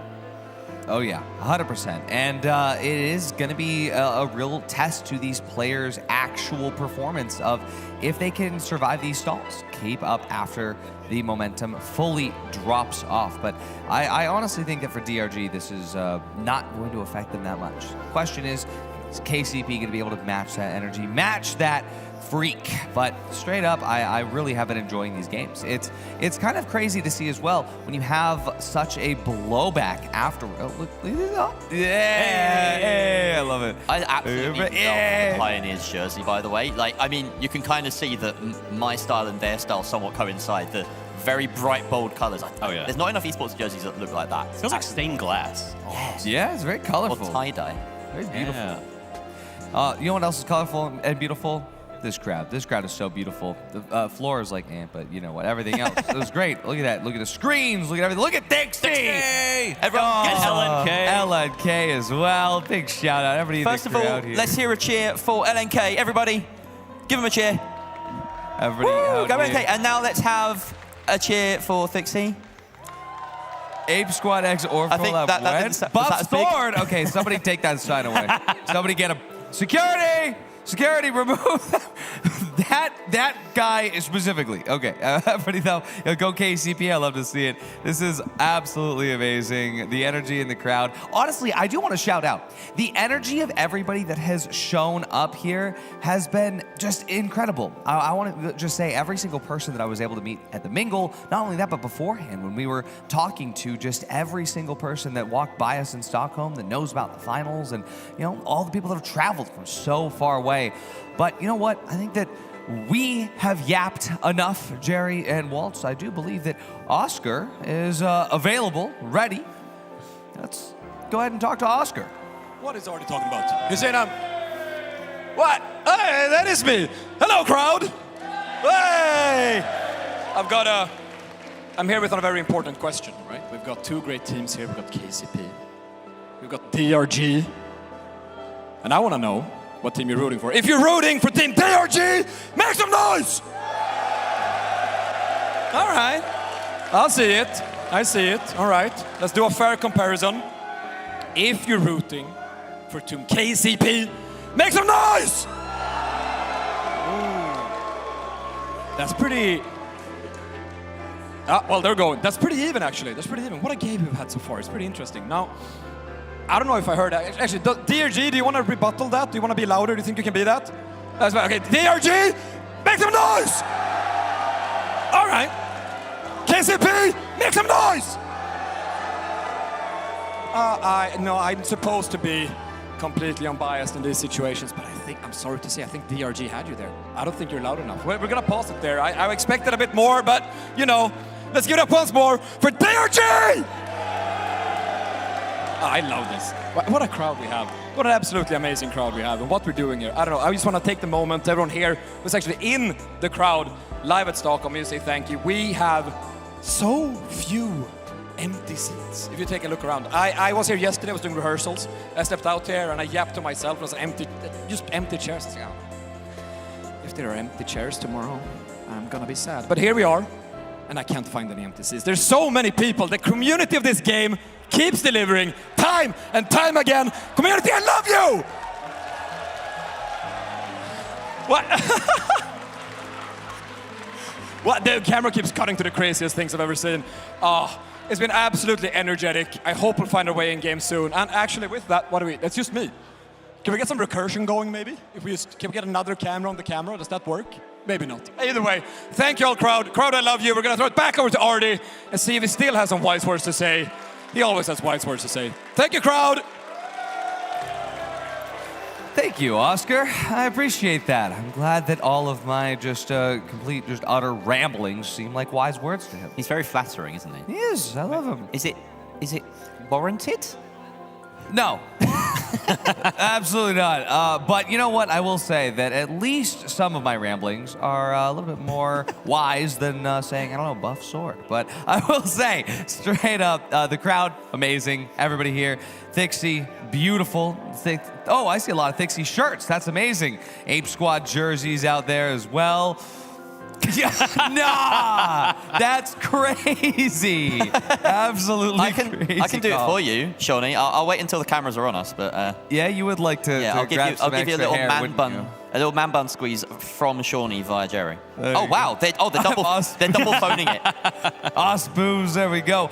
Okay, wait. I'm going to talk to the crowd now. I'm going to take Oscar's job a little bit. Everybody in chat, or everybody in the chat, everybody in the crowd, raise your hand if you've tried Osboos. Raise your hand if you've tried Osboos. Ooh. Look at that.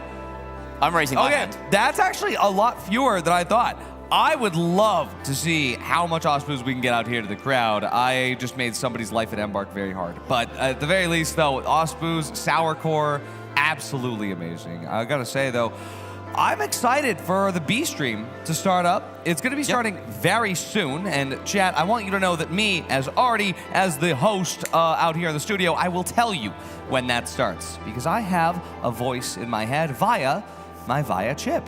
Interesting. That's an interesting homophone there as well. I love it, via the VIA chip. And in case you're wondering how the B stream works, we're looking at the teams that are not doing so well, should we say. We're waiting eventually. Five Fears, Fnatic, FN Esports, and Team Secret will be thrown together into a cash-out game. And after that, it's really do or die. So, yeah, that's going to be a really cool lobby as well. I can't believe that Secret and Fnatic had to deal with that lobby. You know, they've lost to KCP, they lost to DRG. That's being settled now. And now they're being thrown in, well, they will be being thrown into a goo heavy over on the B stream when that starts up. So, yeah, not envious of them at all, but it looks as though we are maybe getting closer. Getting closer. We have, well, it's gotten to the point now that we've actually had to deploy the Devourers. And you know that, well, I mean, if you paid attention to the lore of Season 7, you would know that VIA doesn't deploy the Devourers for any just small notions. So CNS is slowly being rooted out of the systems. And don't you worry, gamers, because Multico is aware and they have stepped in. I'm not as up with the lore on you, but those Devourers sound quite friendly. I know a couple Devourers myself. You know, they're some of my best friends' Devourers. I went to school with a Devourer, and they were very nice. He was a good guy. He was misunderstood. They just have a crazy voice and no skin, and also are made out of digital roboticness, and there's nothing wrong with that. No, there's nothing wrong with that. Nothing wrong with that.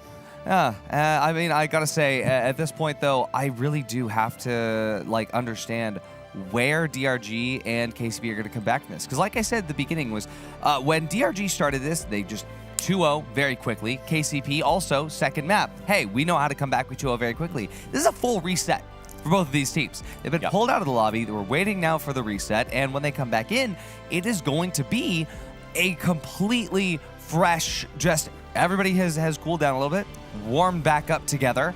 It could go either way. I'm expecting it to go to Cash Out 3. I'm hoping it'll go to Cash Out 3. I think what's really neat, too, is that, I mean, these teams are one match away from going to day 2 and having that's something we haven't talked about a ton, but these 3v3 matches, this is qualification. If you win, you get to sit easy and you get to rest for the rest of the day. You don't have to do anything else. If you lose this, you're in for a lot more of the finals, and that's going to be a big test for these teams. So everything rests on this. You have to make sure that this is when you're performing, because at this point, that's a lot of money on the line to make it to day 2 right now.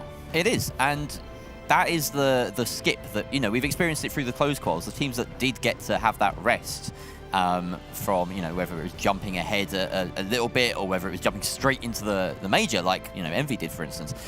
It makes a massive difference. You get to do more behind closed doors, you get to have prep, you get to be rested, and this is the main Scotty thing. in June.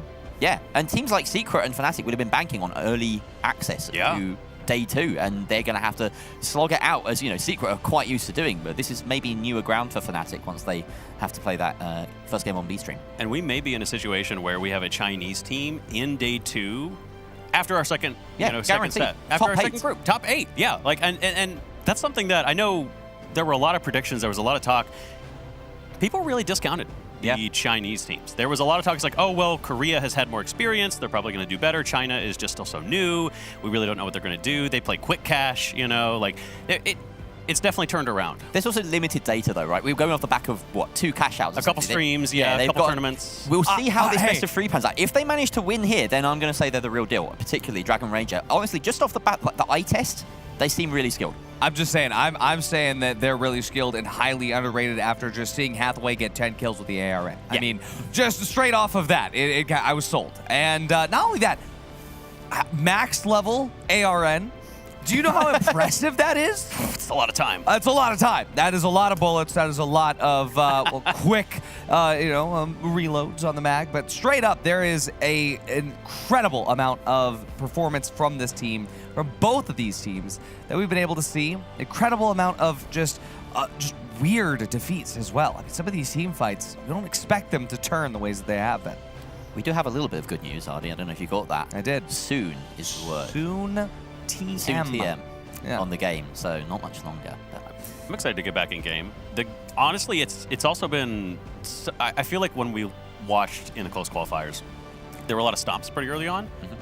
3 games, both series. Exactly. Yeah, this has been really nice. It's that sort of narrowing of the bracket we were expecting earlier on in the grand scheme with the open qualifiers and the close qualifiers, for there to be a fair amount of disparity. Some really big hitters up against some smaller teams. But here, it gets much harder to pick a loser in a lot of these games. And, when we do, we pick them wrong, it seems. So, yeah, Dragon Rage are really coming out and showing us that it's a more level playing field even at this stage than we thought. And that's kind of the design. Top 16 in the world doesn't mean anything. I mean, it means a lot, is what I meant to say. The exact opposite of what I said is what I meant. And this is the beauty of international competition, right? Just so many disparate styles, ideas that would never have made it in a region because we get locked into our own mindsets. Yeah. This is why we love international competition. This is why this major is so incredible.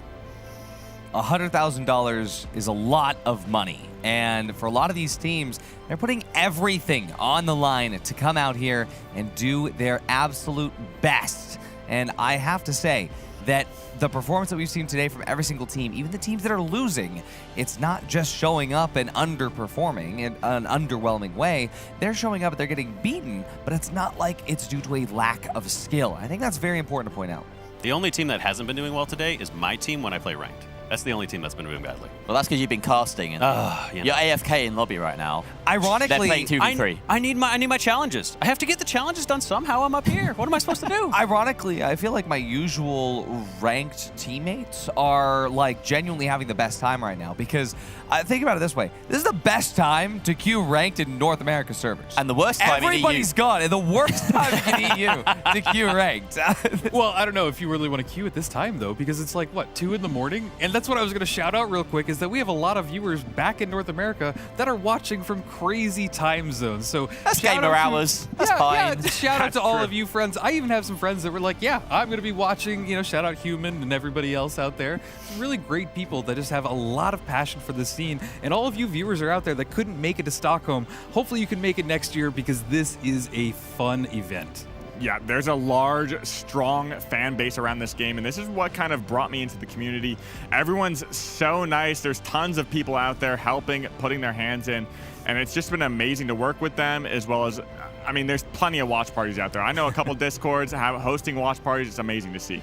Yeah, the scene is amazing, and it looks like we might be jumping back into the game momentarily, so it will be exciting to finally get back into that battle. But yeah, we are very lucky to be here with such great people, such great talent, such great, amazing players in everything, and honestly, it's just one of the best things in the finals. But I can actually see the game loading in. So thank you, everybody, for staying tuned as we got all that sorted out. And we're going to finally figure out if DRG is able to beat KCP and take this best of 3. That rhymed for some reason, and it sounded pretty good.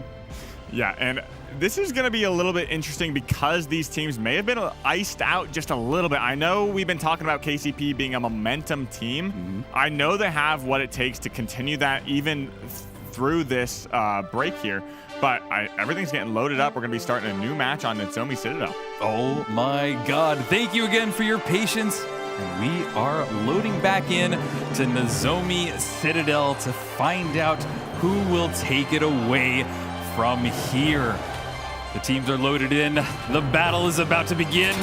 So Soyo, take us away. Here we go as we run out of this hallway. Everybody in full form right now, checking out, doing a little bit of a check and getting locked in. But we do hit another pause. Very, very interesting.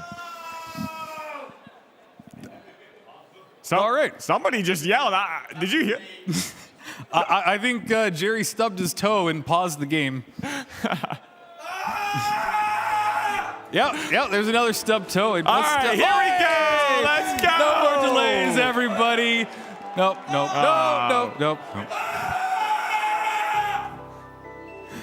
The screams, these are screams of joy coming from You'd them. hope. Yeah, you right? You hope. No audio in game. That's a bug that actually has been around for a while. If you leave a game while it's paused, there can be some complications. But we're going to get this started very swiftly. Yes! Yo, is that Jerry? Is that what I Harry, see? Jerry, and Bald Artie. Harry, Jerry, and Bald Artie. Shout out to Rue for being awesome out there. Love the signs. We were talking about Jerry grabbing his man bun. He needs to actually turn into Harry Jerry. I saw it when we were doing karaoke the other night. I mean, Jerry and Artie just swapped hairs. It was great. And I hope everybody is spamming those emotes in the chat right now because they are truly wonderful.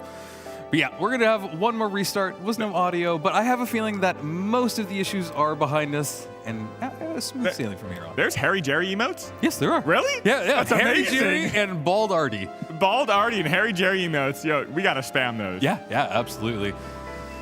But I saw Sawyer. We've talked about a lot. What are your thoughts? Let's talk about Nozomi Citadel. You know, because we've been on this map. It is one of the newest maps in the entire game. I love the style of it. I was actually happy to chat with Mart about it as well. He said it was one of the quickest maps that they've put together. Really? Yeah, isn't that interesting? Yeah, I definitely think they've gotten their groove in terms of making these maps. They know exactly what the players like at this point. It's maps like Fortune Stadium, Sis Horizon. Nozomi Citadel kind of fits that bill and is just a perfect map, perfect combination of some long-range line of sights and close-range engagements that happen indoors, really forcing people, explosive fights. That's really what people love to see. The explosive fights in the finals is just spectacular. It's a spectacle. Well, and just the theming and just the style of that map as well, it's such a beautiful presence. And you've got that divide line going right down the middle, and you can just see where it's Via and CNS just clash. Yeah, and sometimes I find myself just sitting right in the middle, letting the waves ride over me, the sounds of whales flying in the sky. It's just immaculate. Absolutely. And it looks like the match is about to be loaded up, so we won't have to stall for too much longer. But look at those beautiful faces of the DRG players. I need to go meet these people. I didn't get to meet them at the meet and greet yesterday, and I am really looking forward to it now. Oh my God! Yo, look at that KCP pendant. What? That is clutch. That is sick. Okay, I gotta buy one of those because that is the coolest thing I've ever seen. Yeah, and look at that mustache. That is pure greatness right there. I also got to catch a glimpse of that DRG jersey. It's also looking very fresh as well. That green is just, I mean, it's clean. You can't, there's no other way to put it. It's very clean. Yeah, and I was having this conversation with somebody the other day. It's like, I got to figure out what jersey to buy. You know, I can't look biased. So I wanted to buy them all, but I am going to have to decide on one at the end of the day, and it might be whoever wins. I mean, if you do buy them all, you might have a hole in your pocket, and you might be only wearing the jerseys. Yeah, and I might have an angry wife too, and you know, you don't want that happening. Why'd you spend all of our money? The finals, you know. I've had to explain that before, but hopefully not much more. The love of the finals just runs deep. It courses through our veins. That's why we're here up here. We love the game, and the restart is coming in, and we're going to be going to the match very, very soon. And whenever you say soon, I just feel it's honorary to say soon TM. I mean, soon TM indeed. I've been watching the game since the very beginning, and soon TM, I needed a date, and it just kept me at the edge of my seat. Absolutely. Well, everybody, I can confirm that I see the loading screen, and I see the players. So that's 2 out of 3. The next one is we actually get into the game. So I am going to stay hopeful, cheery, and positive and tell everybody that this is it. We are going to finally see who takes it away on Nozomi Citadel. I couldn't be more excited because we've been yapping about nothing, and now we get to talk about the game and the action that we love so much, Sansoyo. And for the 3rd time, we're running out of this hallway. We're getting a gateway, a pad, getting those rotations out, running straight in towards Vault 1. Yes, there it is. Nice gateway. Bring the rest of his teammates over there. The vault hasn't been tapped. They want to go for this engagement right off the bat. They are anxious, wanting to get in that. One of them went down on DRG right away. There is the second one. Only remaining is E, and he is not surviving on a ton of health. Got about halfway there. Gonna run out, back up. Let KCP get the tap on the vault, and let his teammates coin back in.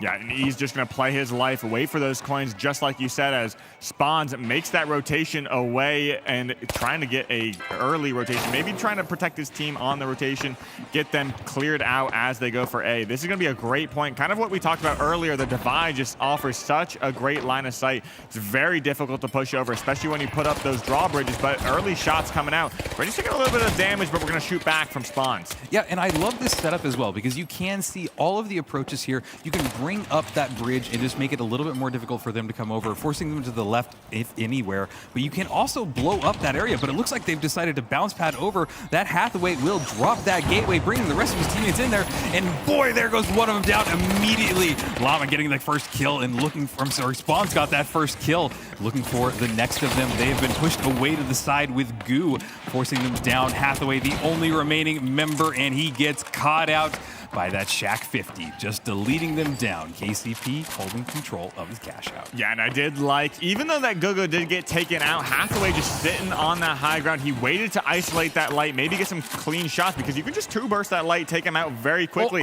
And unfortunately, the setup, the cash out does drop, and it breaks some building. That whole building is, I mean, just puncturing a hole straight through. But we're going to be looking at where DRG spawns in. I think they do spawn near that bus stop yet again. And this is what we were talking about.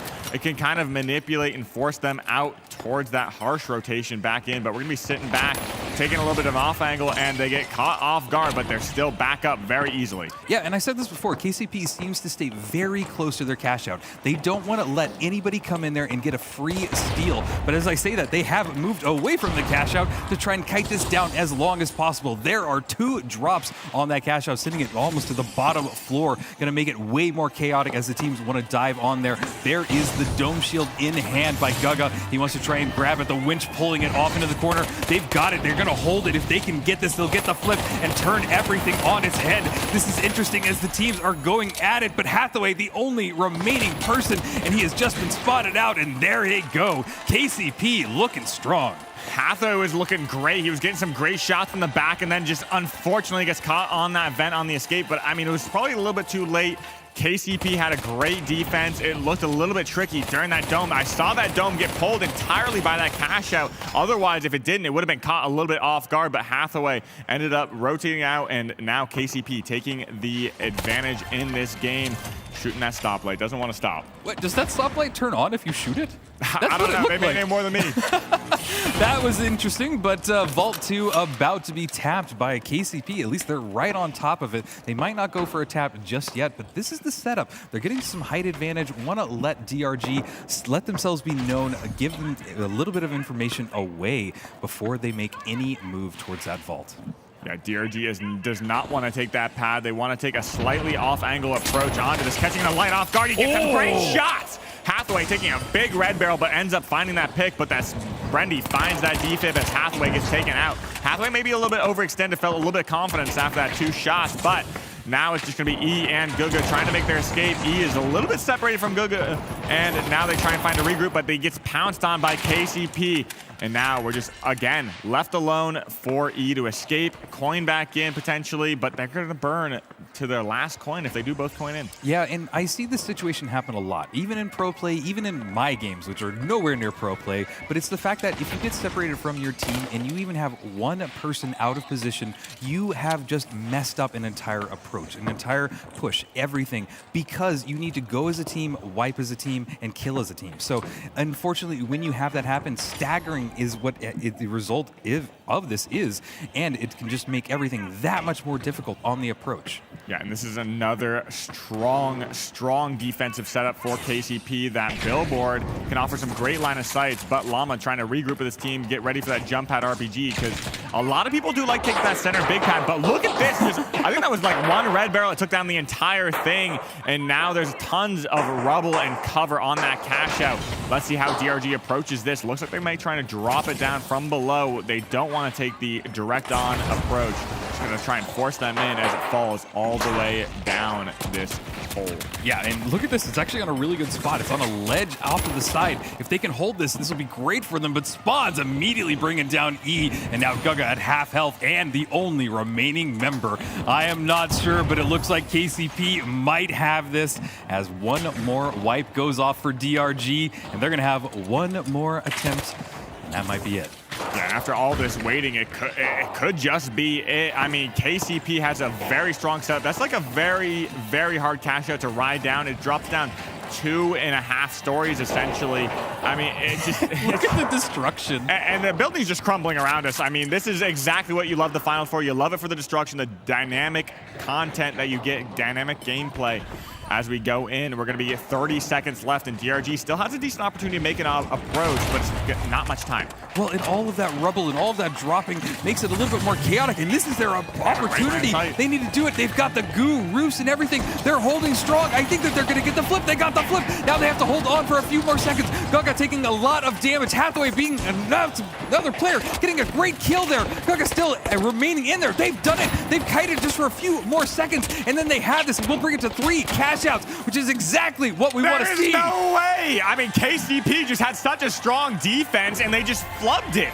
They got the flip. Now it's even up. I mean, this could go either way, Rio. It is the goo. You build that goo roof, and they can't see you. It forces them to have to dive off of their position, get right in their face, and if they don't time it perfectly, the flip happens, and that's what we saw. Yeah, and I knew DRG were aimers. I didn't know they were builders, too. No, that's a great way of putting it, and I think people sleep on goo and have been sleeping on it, but not anymore. Goo is used so heavily in the pro scene, and you can see exactly why. Vault 3 has been spawned. It has been tapped by KCP. They want to take back control and show us that they can take this map. Yeah, they have this high ground control. They're just waiting, but look at this off angle. He's going to try and get some damage. It didn't get that much, though. But now we're going to try and re-rotate. He does find them again, and this is like what Hathaway is known for. He loves taking these aggressive off angles. He does get caught out a little bit sometimes, but he gets so much damage before them, and now we're going to just have an explosive fight. We see Llama getting taken out, but a trade coming out from Spawns off that off angle. E getting dropped, and Brandy, it's just going to be a 1v1, basically, with the 2 lights, but clean up on the 2v1. My bad.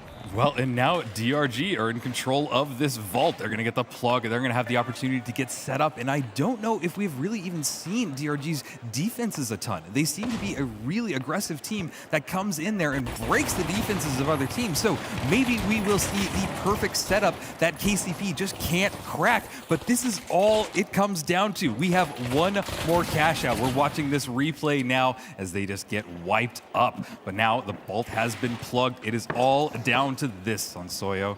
Yeah, KCP gonna clear up the high ground. DRG just sitting tight. They love bunkering. They love looking for the right opportunity. I mean, this is kind of how the meta has formed around this goo gun, around these such strong defenses. You just kind of have to force them out unless you're able to find them and get those early picks. But the damage is going to start on RPG. Not going to do much damage, but offer them an escape path. But the winch comes out and counter winch as well. And it looks like Guga's the one who took the short end of the stick in that winch fight. But now we're going to be resetting, going in strong. Spawn's going to try and get an off angle, try and catch them off guard as we look for those resets. Sitting in that corner. You see him with face up right in that bush and finally getting caught off guard. Yeah, it's all down on E. If he can try and stall this or just wait for his teammates to come back in, I think that's what he's going to...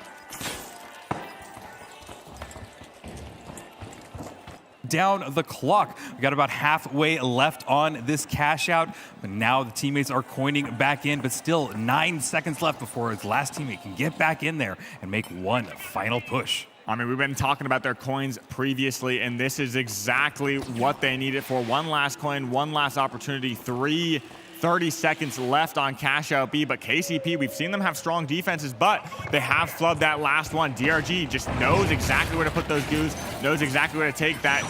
They do get split up. Spawns now in a 1v1 versus a light, tries to get away. Can he regroup with his team? That red barrel going to be doing a little bit of damage to even things out, but the chase still ensues, but it's going to be down to the last second. We do get that force point on that steal, and it's going to be winched off, denied by KCP, and KCP is just denying, and they do have it. KCP takes it. Wow, what an incredible way to wrap up this series. KCP are able to show that they can beat DRG in a best of 3. Well done. Yeah, Yeah, and I saw a little bit of a pop-off. We see KCP standing up, feeling themselves. Oh, man, they they're deserve it. excited. And look at that crowd. What a beautiful crowd. And let's pass it off to our beautiful people at the desk to break all that down. Absolutely incredible stuff. It was a long pause, but a quick game for going to all 3 cash outs. And I gotta say though, it was not anything other than we had said. It was a close one. Yeah, that was DRG really giving as good as they got, and they were very close at the end. It was just impressive. Like, I can't believe that we've witnessed this team so early on, and they've made such an impact. This steal was really strong, a really impressive steal. But you have to say, Llama maybe dropped the ball a little bit here, of course. Yeah, you'll see there's a C4 on that cash out. At any point, he could have hit that. It would have blown up some of this goo, would have done a lot of damage. He barely died in his fight against Guga, and that could have been the difference. Just those small mistakes can snowball, and it didn't cost them the match, but that has to be cleaned up as you move further. I mean, I think they cleaned it up right here. In this play right here, that was the perfect timing to dive in to get the winch. And I mean, the scoreline speaks for itself. Your spawns, absolutely insane. If anybody else would have warmed down in this, but it looks to me that HD Spawns himself has actually just stayed perfect, cool, calm, collected, 10 elims, almost 7K combat. Also, Llama as well, almost 7K combat. An impressive performance in the Kansas City Pioneers. They will progress to day 2. We will see, of course, DRG in phase 2 alongside Pulsar Blue. You know, honestly, I'm looking forward to watching more DRG. I'd like to see them tomorrow, especially after what they've put. But I am very excited to catch up with them later today, and I hope that they keep this performance up, because this was convincing. It truly was. They were just an impressive force. I don't know much more to say. I think we need to take time to go over that footage, and that's something that teams will be doing in the downtime, is studying these opposition, because that is fresh data on their opposition now. Speaking of fresh data, I know a perfect place to source that fresh data straight from the South Atlantic Garbage Patch. Let's go ahead and talk to Oscar on the stage. Welcome back over to DreamHack Stockholm. We're finally through our second group. And joining me on stage is KCP Llama! All right, you've just secured your spot straight to day 2. Yep. Can you just, how does it feel to be so good at video games? Oh, it feels good, man. I can't wait to just chill and watch my boys. Was this the plan all along? Show up, win, complete the cash out, win, a somewhat quick 3v3 and just go to day 2? Absolutely, 100%. Never any doubts in your mind? Never any doubts in my mind, nope. Are we gonna change anything up for day 2, or is it just same old, keep going? I'm sledging everybody day 2. Come ready. You too, Busy. That's Fighting Ward. He calls out Busy at the end. Hey, thank you so much, Llama. Enjoy the victory. See you day 2. And hey, if you can't wait to see more of the finals, if you're thinking we're just getting started, you're correct. Because we will be right back with more of the finals after this break.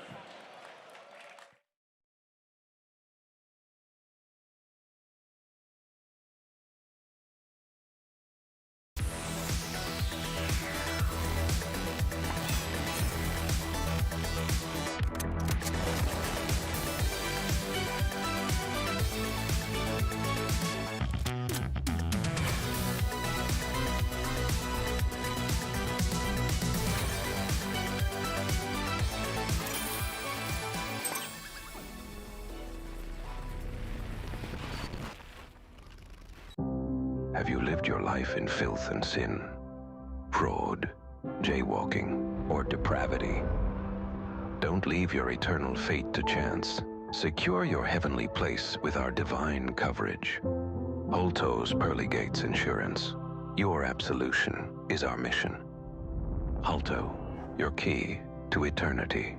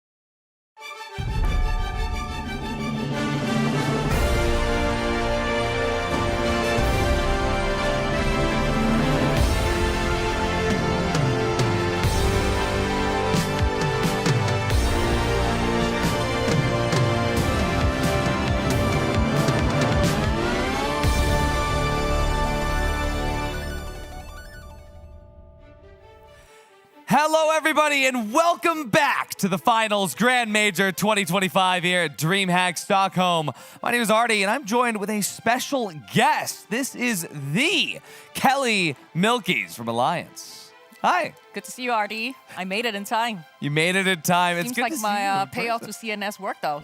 Oh, okay. Alrighty. So we're paying out CNS to actually hijack the major. That's crazy.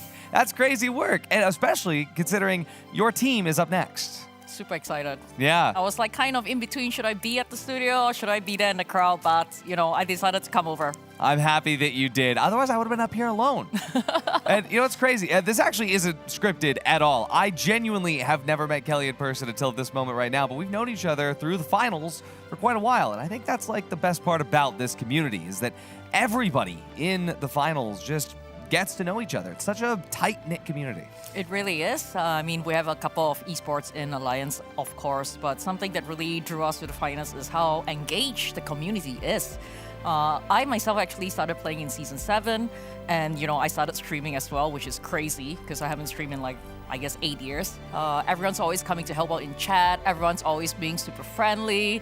So, yeah, I think I would say that I'm the highest ranked team owner right now in ranked. Genuinely. I actually have the stats to confirm that as well, which is hilarious. So it's awesome to be up here on the stage with the actual owner, co-owner of Alliance. It's awesome. I mean, we should hate each other, but, you know, it is what it is. But genuinely, no, I'm looking forward to it. I'm also looking forward to Group C, which is where we're about to jump into. So let's take a look at the teams that are going to be participating. You know, Alliance is going to be there, but let's take a look at the others. That is, of course, going to be Vanguard Gaming, Nightmare, and King Zero. Now, this is going to be an absolute bloodbath because not only do we have the top-rated team from EU, Alliance, we have the top-rated team from NA, Nightmare. We have the top-rated team from China, King Zero, and we have Vanguard Gaming, a team that I rate very highly as well.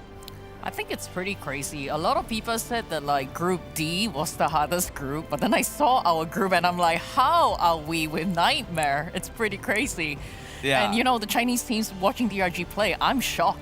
They just started to play like what, 8 weeks ago or something, and they're already matching up with KCP. So it's really exciting to see how, you know, it's gonna develop the esports. Mind you, King Zero beat DRG in the previous qualifier. And mind you, that DRG was playing with their coach as a sub. So the power rating here for King Zero is completely unknown. And, well, genuinely, I'm so excited.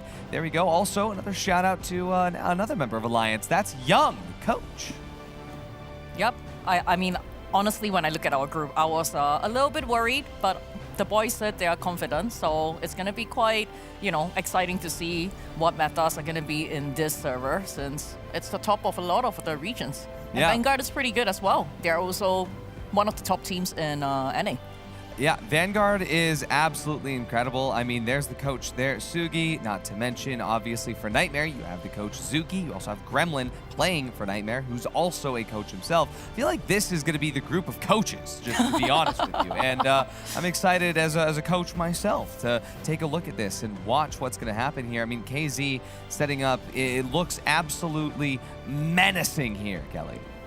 Absolutely. I mean, I really can't wait for this group to start. It's kind of what I've been waiting for today, but, you know, Group A and Group B, it was really, really good games as well. So hoping to see some, you know, cool stuff going on in Group C.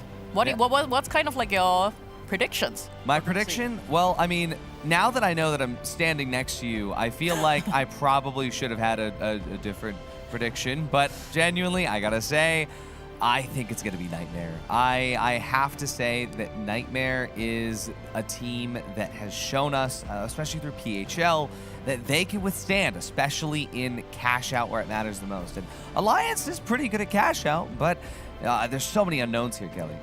Of course, anything can happen in 12-man, you know. Watch some scrims this week when they were at bootcamp, and it was really intense, let's put it that way. Yeah, I'm actually curious to see what the maps are. So we have the map bans in. Let's go ahead and see if we can get that overlay thrown on here so we can learn what maps are going to go on. Here we are, King Zero going to be banning Monaco. Chinese teams don't like Monaco, I'm learning already, and Nightmare going to be getting rid of Seoul. Alliance gets rid of Fortune Stadium. This has been happening a lot recently. Vanguard Gaming getting rid of Skyway. No way we're on Sis Horizon again. No way. Crazy, crazy. The odds of that happening are just as high as the odds of CNS hacking this broadcast. Very high then. Apparently, Extremely yeah. high. No, I was reading that and was like, oh no, that's actually true, like 100%. But what's interesting is that, you know, in NA, I would say, I mean, EU teams are pretty good, and this is like, of course, no shade to any of the European teams. But I think a lot of European teams feel a bit threatened by American teams because they feel that, you know, NA has like a higher volume of good teams. They have got better practice coming to the major, and you know, when you're very close to the major, you don't really want to scrim people in your group. Yeah. So it's, you know, outside of PHL, I think we haven't had like a lot of chance to actually play against Nightmare. Very true. So there's a little bit of worry there. I don't know, is it, you know, what do you think coming from NA? Is this kind of like the grass is greener on the other side because the EU teams are saying, you know, NA teams get better practice? I mean, you see, Young and I both have kind of a unique outlook on it just because of the fact that we are NA players, but we coach EU teams. And the thing about that is that while the NA meta does develop a little bit faster than the EU meta, the EMEA meta, the thing that ends up happening is that EMEA does end up finding certain things that bring to light differences in playstyles or cracks in the sort of foundations of certain macro plays that either NA or EMEA are pulling out. And one of those things that has developed in EMEA recently has been Invis. We've seen the rise of Vanish Bomb, we've seen the rise of Invis as a spec being picked over Dash,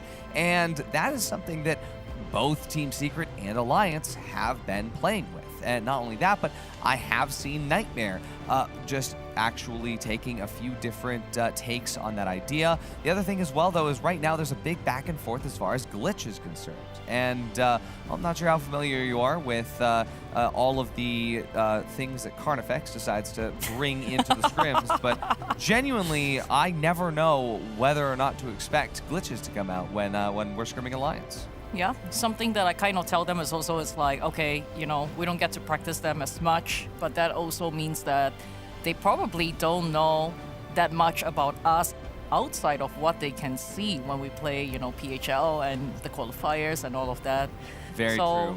I would say that we for sure have something up our sleeve. Yeah. Absolutely. And hey, speaking of PHL, actually, this is a perfect time to talk about it. We actually have a B stream that's happening right now. And actually, it is Rio and Waltz that are going to be casting and guiding through the elimination matches that are happening. This B stream is going to be found on YouTube as the B stream for the Finals Grand Major. And if you're on Twitch, it's going to be twitch.tv/ProHubsTF. This is where the PHL League actually happens, and this is the PHL League that all the orgs are playing in off-season and where all of us casters and talent come from. So a huge shout out to Embark for actually making that possible. This is genuinely one of the only times I've ever seen a developer interact this closely with their community organized tournaments. So a huge shout out to that. Huge shout out to the B stream that's happening right now as some teams are, well, Kelly, getting ready to go home early. But for these teams, they just want to get home, back to the hotel, and watch the rest of the day. One of these teams wants to get to day 2 ASAP. I'm going to say two things quickly as well. First of all, don't sell yourself short. Without PHL, you know, we probably wouldn't even have a comp scene in finals. All of you kept it going for super long. Second of all, I want to edit myself. Of course, we have Sonsoyo. He's the team owner of Emerald Apes.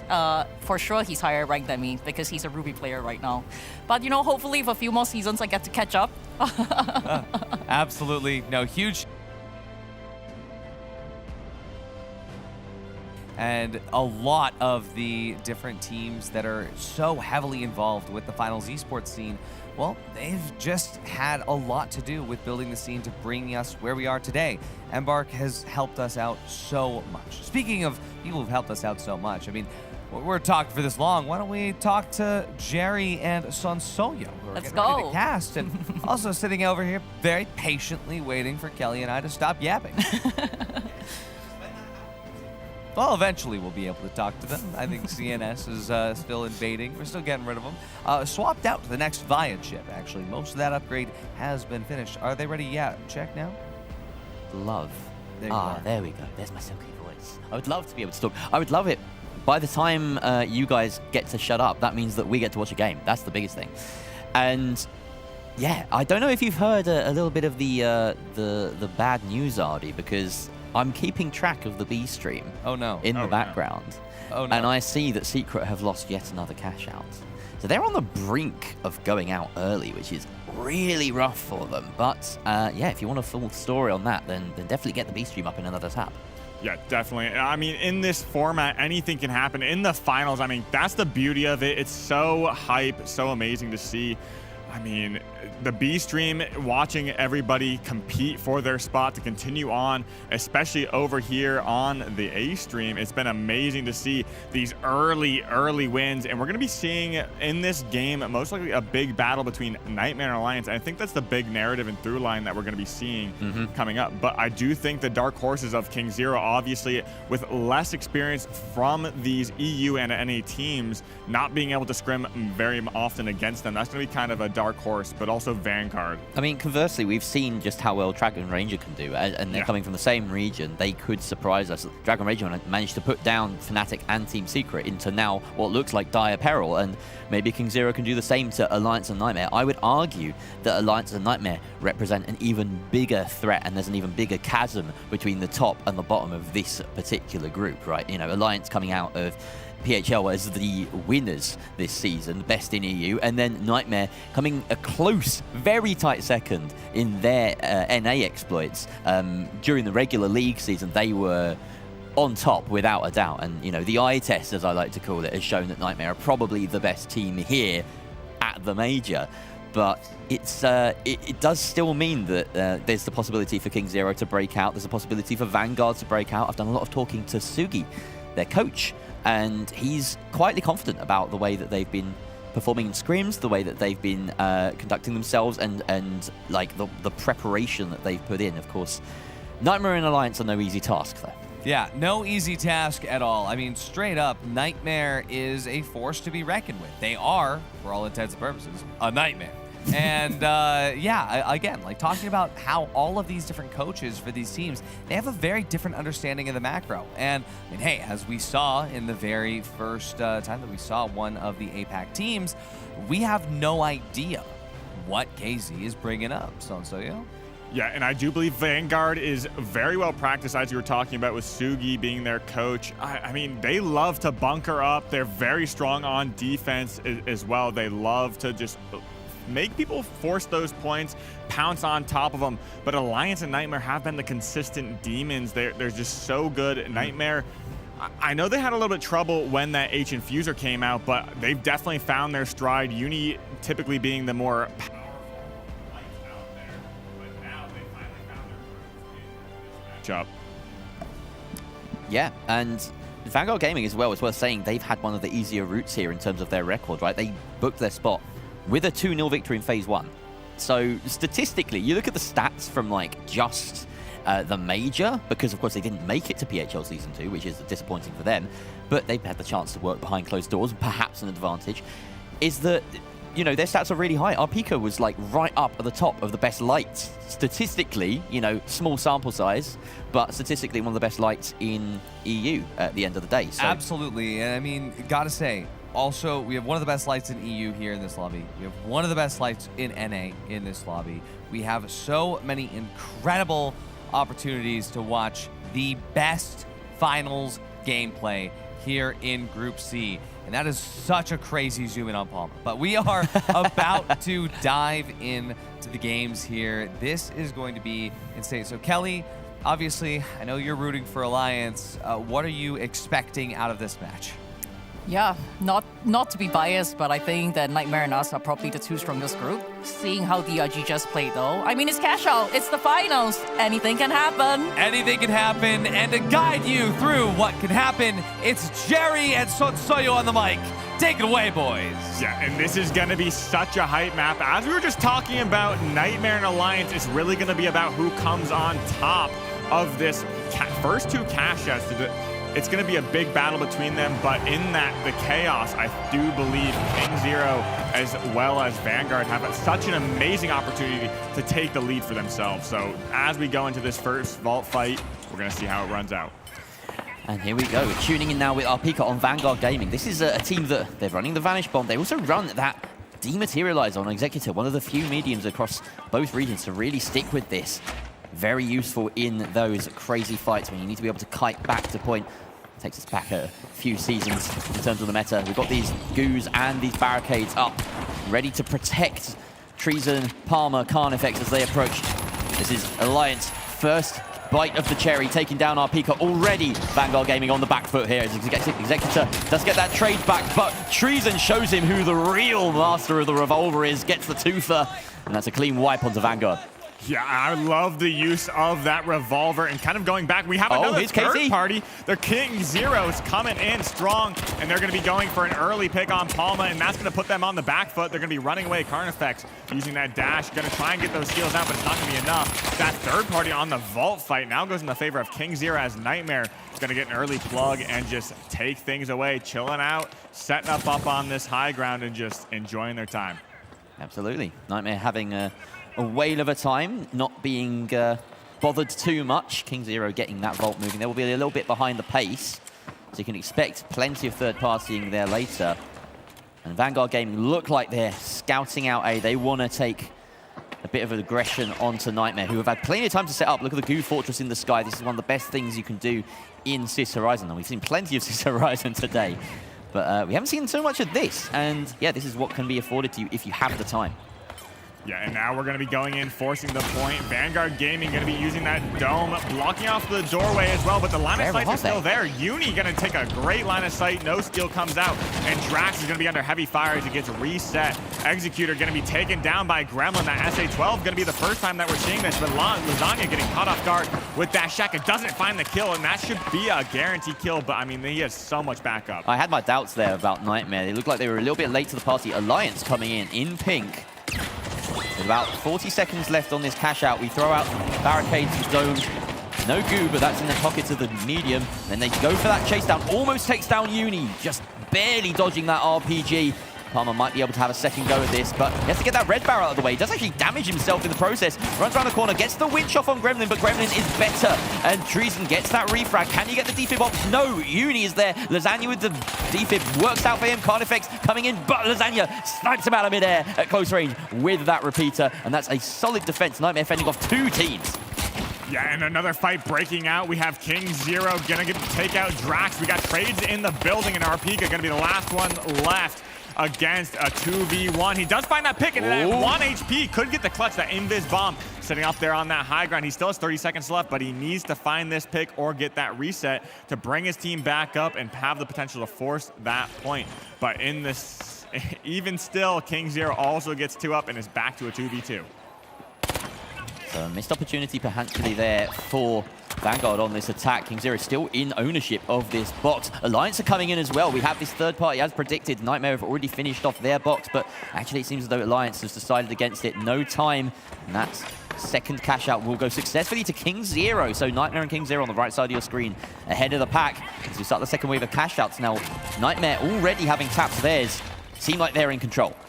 Yeah, this is a precarious situation. We have all 4 teams basically set up on the Vault 3. We do see Vanguard Gaming trying to back up, gonna get the tap on 4. But, I mean, so much damage is coming the way of Nightmare, and that wipe could be meaningful as they tie things up with King Zero because of that. Yeah, a few trades coming out here, and yeah, Nightmare being wiped out isn't ideal for their situation, to say the least. Yeah, that 4th Vault being tapped is our Pika and the rest of Vanguard Gaming watching over it as we stand with C back behind them. That is probably the aim.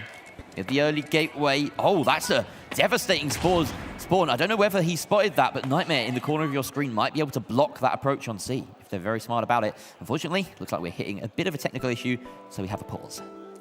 Yeah, and we do have King Zero waiting the approach from Alliance as well. I mean, Alliance had control of this Vault 3. They came out on top even through all that chaos. But, I mean, they're still going to have to make the long journey across the road, across the map, and face King Zero. I mean, both of these fights at the same time, as they get plugged in, it's going to be a fight breaking out. I definitely know that for sure. So far we've seen a little bit to kind of understand the balance of teams here. We know that Nightmare are dominating this lobby, really. They've managed to win a 3 versus 6 effectively already. Yeah. Somewhat predicted. Alliance haven't stepped up, though. It's actually King Zero. And we saw a fairly clear fight between themselves and Vanguard on the defense, and King Zero held off pretty decently. Now, Vanguard's forte has always actually been the defense because, of course, they bring that dematerializer to be able to defend the box more effectively, to be able to kite as though it's Season 6, Season 7, where the demat was really in its prevalence. And if they don't actually get the plug, if they aren't defending, then they can't have that advantage. Yeah, I definitely agree. I do believe that DMAT, when you're the only DMAT in the lobby, it proves a major advantage, especially what Jerry just said about on defense specifically. Their play style is super, super defensive. They like getting that plug, playing it super bunker play style. They hold up, just wait for a team to force point. But going back, talking about Nightmare, I mean, Alliance did not want Nightmare to get the lead because of King Zero's third party on that box. They knew they had to take a fight against Nightmare because realistically, this is going to be the battle of the Goliaths in this map, and Nightmare and Alliance have the experience to, if they're ahead, they're going to grief out each other. They've certainly got the crowd behind them as well. Seeing so many Alliance fans out there. I think we caught the tail end of a Nightmare chant as well going on. Lots of fans have turned up to see these guys. It was really great meeting everyone last night as well, putting some faces to names. And yeah, I know you're a little bit biased, and this is maybe a bit of an aside, but which is your favorite jersey that we've seen so far? I'm going to maybe have to put a hold on that question. I mean, I'm going to say KCP is going to be up there. I mean, it's a really standout jersey. The colors are just so amazing. Every jersey looks very, very clean. But as we were kind of touching on before, there's only maybe 1, 2 jerseys that are really standout and colorful. That's for sure. Yeah. I'm a big fan of the SSG's jersey, yeah. The kind of knitted look. It's like every single piece of gear that SSG puts out, I'm like, wow, that's actually, I want to own that. You've seen my taste in jackets, and but they're bold. And they're similar to the KCP jersey, I guess. Well, it seems as though we're almost there, perhaps. We will give you updates as and when we get them. This person with the spear, the buff spear sign has been so, like, every time you're on camera. Every time. And like I said earlier, we've got so many melee mains, it seems, in the audience, really, really sticking their flag in the ground. Or the spear. To be fair, the spear does kind of need a buff. I think it's probably the worst melee weapon out there. Maybe the dual blades, but overall, I mean, I see Artie over there. He's like, dual blades, dual blades, dual blades. But overall, I think those are the 2 least favored weapons. I mean, early on. We have seen some melee at the tournament today, but we've seen that sledge come out, which is really fun because it's been a while since we've seen Llama on the sledge. But there was, you know, if this is your first time watching the finals, watching the esport, you might be thinking, oh, where are all the cool weapons? But I mean, that's really not true. That's probably, what have you been watching, basically, if that's the case? Where are all the melee weapons? It's probably a more fair criticism. If you went back a couple of seasons, we had a huge sledge meta. It was basically, you had either SA-12 or you had the sledge, and teams would build around that. It was so impressive to see these kind of, it was like a rock, paper, scissors effect but with play styles rather than weaponry. Anyway, it would appear we are back in the game right now, and we are tuning in with Palmer, who's moving box 3. We're in this second wave of cash outs. Alliance chasing it, but with a little bit of movement problems there from Palmer. It looks like he's going to have to take the long way up to D, and he's actually met with some resistance as King Zero halts his advance, and they're actually on top of the cash out right now. They have to bring it down to get that plug. Really sloppy start, but Alliance picking up. Yeah, they do get that plug, and now King Zero is looking for them. They use all that goo, all the barricades to block the line of sight, and now they're on the low ground. A winch comes out, though, and takes Ching Fu by surprise, and now we're going to be going in on Palma, taking him out as well, and now they have the advantage. It looks like Treason gets dropped as well. Carnifex going to be looking like the last one there. There's a good solid wipe coming out from King Zero, and the steal is going to be confirmed by them. We also have a steal on the other side of the map as Nightmare are losing their cash box to the hands. Oh no, they are stealing it, excuse me. Yeah, so Nightmare managing to take that out, take that over. So both Cashbox switching hands. And now we have the teams that are already ahead of the pack, just sort of doubling down on their lead. What can Vanguard and Alliance do about it? Yeah, and this is looking very dangerous. We have Nightmare in control of a box that's almost halfway done, just over, and King Zero kind of approaching that as well. We're going to be looking at Vanguard as they make an approach on Uni. He gets caught off guard, but uses all 3 dashes, now has to burn his gateway as an escape, and eventually does get out. But now they're going to be looking to force that point, force that box, and make their approach. But this high ground is going to be proving difficult for Vanguard Gaming. Dome comes out to take the potential steal here. Of course, Vanguard Gaming really want to flip this and get on the defense, and then they can kite away effectively, but really, it's just a case of steal it at the perfect moment now with 20 seconds left. That gas goes off, and that's caused huge problems. Executor has to back off. Our peak has been lost. Drax has been lost. That's curtains for Vanguard Gaming. They lose money on the wipe as well. It's just not working out for them. On the other side, we actually see Alliance successfully stealing here from King Zero, and Carnifex getting the kills to boot. King Zero still 2 up, but where are they? I think that maybe there was a bit of a stagger going on there. Yes, there was. We can see the late coin back in as King Zero lost that fight, and now they're squaring up against a full-strength Alliance. Nightmare have come in for maybe a last-second steal, but this has been winched out into the open, Sonsoyo. Yeah, and I mean, this is going to be cutting down to the wire. I mean, Nightmare already has a huge advantage, and this would just, like, put them so far and above beyond these other teams. This is exactly what we were talking about in the analyst desk, but Nightmare now has the ability to target Alliance and kick them out of this lobby if they want to. Yeah, Alliance do manage to claw their way back into the game somewhat with that defense after stealing from King Zero, but now they are in that treacherous second place behind Nightmare. Nightmare still in control at a perfect juncture in the narrative. We have Vanguard now in a bit of a 3v3, a bit of a tussle against Alliance, and they are coming out with a bit of a bruise, a bit of a beating. Carnifex collects yet another, this fraggy light that we know and love. He's fantastic, isn't he? Just takes out both of those Vanguard Gaming players. And now we have TTV Drax. I feel like I've just advertised this channel. Go give him a sub. Why not? And he's just finding a quick way to perish because he needs to get that spawn back in. They are chasing the game. They need to hope for a potential double here if they want any chance of coming back in. And really, their fate is in the hands of Nightmare and King Zero. Yeah, and this plug actually could be pretty good for King Zero because now they're in control of this. We have Nightmare sitting over on to Cash Out A. Really wanted to deny Alliance's plug because if they get that plug, that could spill very much of a troublesome situation. Lasagna finds him with that CB1 repeater, and now they could be in control as Unis pushes up on this high ground. Palma wastes that winch, and now we're just rotating this box away, keeping it out of Alliance's hands because if they do get a plug, that could also spill trouble. You don't want to just give them free money and make it a kill race. This is virtually unwinnable for anyone wanting to chase that box. There's only 30 seconds before it despawns, so everyone now should be focused on B, on holding that and claiming that second spot. Well, just ahead of Nightmare it would be. They are very happy to take second place and guarantee their spot in the next 3 versus 3. Here's a steal coming out from Vanguard Gaming, and it looks like it's going to be successful. There's that Vanish Bomb as well to guard the exit as Drax is just lurking away with the RPG, and now Vanguard have it in their hands, but look at the cash tally. It's super close. Alliance could potentially play for kills here to try and supersede whatever Vanguard Gaming get at the end. The gas mine on top of the box delays it, and King Fu has to back away. King Zero have to wait for a fair while now before they can even attempt it. We see frags going off on the far side of the map, and now Alliance, and now rather King Zero, they come in by the winch. That's going to protect the box for now. Yeah, and this is going insane. We see Pix, Drax going to be taken out, and this could spill some trouble for Vanguard Gaming.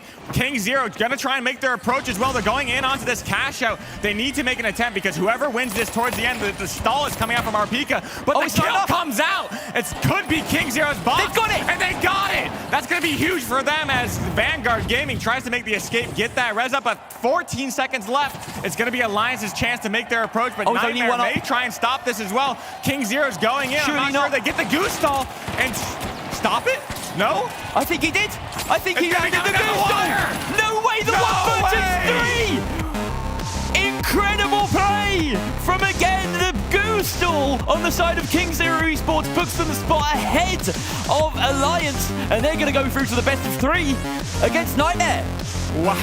King Zero, I mean, we've seen it with DRG. King Zero now showing up to play. I mean, I have no words. The scoreboard's impeccable, but we're going to be heading back to Artie at the desk and Kelly. So What do you have to say? I said that we were going to be surprised by the Chinese teams. I said there's a reason Season 9 is all about Dragon Rising. We are seeing that right now. What a game, Kelly. Absolutely. I think my heart almost stopped right there. But, you know, that's what we say about being here in the finals at the major. It's the best teams in the world. Anything can happen. This is, 12-man lobby. And I think Team Zero absolutely deserved that if they played so well. Yeah, I mean, Nightmare from the very beginning, they know how to control that macro. Zuki coaching behind the scenes, doing everything with this team, and Gremlin being a coach himself, knowing how to control that. You have Uni, you have Uni, you have the Light from NA in Nightmare. They just held that control, but over at the very end, it was Nightmare taking away Vault 6 from Alliance to prevent that plug and really just turn the entire tide in their favor. From there, fighting over that last cash out, Alliance had a kill race going. When Vanguard was in control of the box, they could just get a couple kills, but even then, Nightmare was decimating them and preventing that kill race from even happening. All the while, of course, here comes King Zero, and wow. I mean, Qingfu as well, just an incredible performance from a player that I don't have a lot of experience with. I mean, Kelly, this is unprecedented.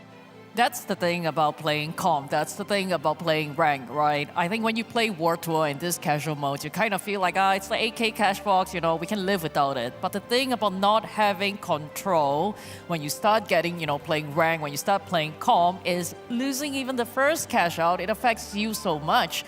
I was quite surprised at the last cash out also because, I thought VGG had it, on the defense. But King Zero just did absolutely, the Chinese teams are doing absolutely crazy with the goose. Yeah, I mean, so many differences here with how the teams are acquiring their kills, how the teams are managing through wipes and through all of this. I mean, by the 2-minute mark, 2 minutes remaining in the match, this bank, you had Alliance with 21K, you had KZ at 16K, and Vanguard at 5K. Those kind of splits are unprecedented, unfounded. I've said that word 3 times now. Those kind of splits in cash is genuinely unthinkable. Well, the customers did a really good job of covering the games. I think my heart rate was going so high after the second cash box. Yeah. Well, it's going to be a really exciting 3v3. I'm excited to watch KZ play Nightmare. Same here. Well, I know your heart was racing through that. I want to find out about more from Alliance. So let's jump to Oscar on the stage where he's going to talk to Treason. Indeed I am. Welcome back to Stockholm. I'm here with Treason, and maybe, I see someone poking in the chat. I want to talk to you about what it feels about being at LAN now, in front of all the fans. How does it feel to actually be here? But being at LAN, meeting all the people is crazy. Got to shout out Embark for that one. Especially Tixie. Look at Tixie. Tixie is a resident crowd goer. He just in there representing the crowd, going crazy. But okay, game 1 didn't go as we wanted, but we're far from over. We're gonna see you go to B stream. Will you be back for phase 2? Of course, we're gonna fucking try our very best. We're gonna make it back, don't worry. This ain't over. There it is, strong words. Thank you so much, Treason. Head back, think out with your team. And hey, we're finally wrapped up 3 groups. There's 1 more group to go before we head out into phase 2. And with that said, let's go on a quick break and then enjoy some more the finals. Hi everyone, it's the break. Welcome in. Thanks, Oscar. Appreciate that. I just want to say, Kelly, now that I have a chance to do a little bit of banter, since both of our teams ended up on the B stream, when whatever money you guys get after you guys do end up winning something here at the 100K Grand Major, are you going to be paying for some media training for the team? I just got attacked right there. I was like, oof, when I saw it. But the players, they're passionate. They just came off a game. Quite an intense game, I would say. A very intense game. I mean, okay, to be fair, recently I've been playing finals with some people in our company, and they've been low-key crashing up it. They're like, oh, it's so sweaty, blah, blah, blah. When does it get better? And I'm like, Hey, it never gets better. Yeah, sometimes you get the games where you feel like, oh, I feel like I'm Carnifex. I feel like I'm Uni. I'm going absolutely insane. And then sometimes it'll just be, oh, wow, okay, I feel like maybe I am no better than Neon Gus. And I am just one of those days. Sometimes one of those days. Sorry, Mr. Broadcaster. But yeah, I mean, honestly, I can understand their frustration. Genuinely, a lot of these teams that have ended up towards that B stream, they have a lot of self-reflection about cash out. Again, when we talk about cash out and understanding, is it macro? Is it winning one team fight extra? Thixie and I had a very fantastic conversation about that last week, and genuinely, I can't wait to see what conversations come out of this. But we're about to jump into the best of 3. We do have Sister Rise, of course, is our first map. We have Nozomi coming in at the second map. And Kelly, I'm so thankful to have had you on here. And I'm thankful to have Jerry and Sonsoyo as well to be joining us here for the best of 3, taking us through whatever that third map is going to be as well once we learn about it. And, well, Sister Horizon for now. Sister Horizon for now. We've gotten very acquainted with Sister Horizon, haven't we, Sonsoyo? It's been a real Sister Horizon-y day.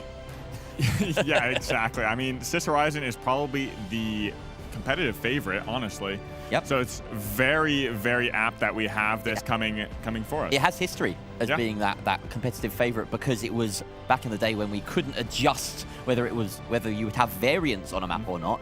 It was the only map without variants. Yeah. So it became the standard for a kind of a very level playing field without random elements in there. But that's enough yapping about the history of the game. The present is far more important. And right now we've got a matchup for the ages. One of the greatest teams on the planet, Nightmare, and a team that are virtual unknowns, King Zero Esports, excuse me, coming into the arena to try and see if they can topple this Goliath.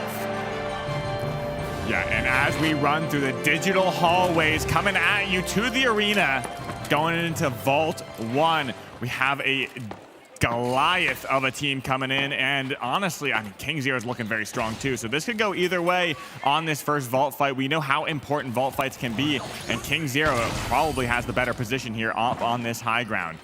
You see, once again, a North American side opting for that CBO1 repeater to try and play this map at range. Try and land the early damage. He lands a couple of shots there, but not anything too meaningful onto the heavy.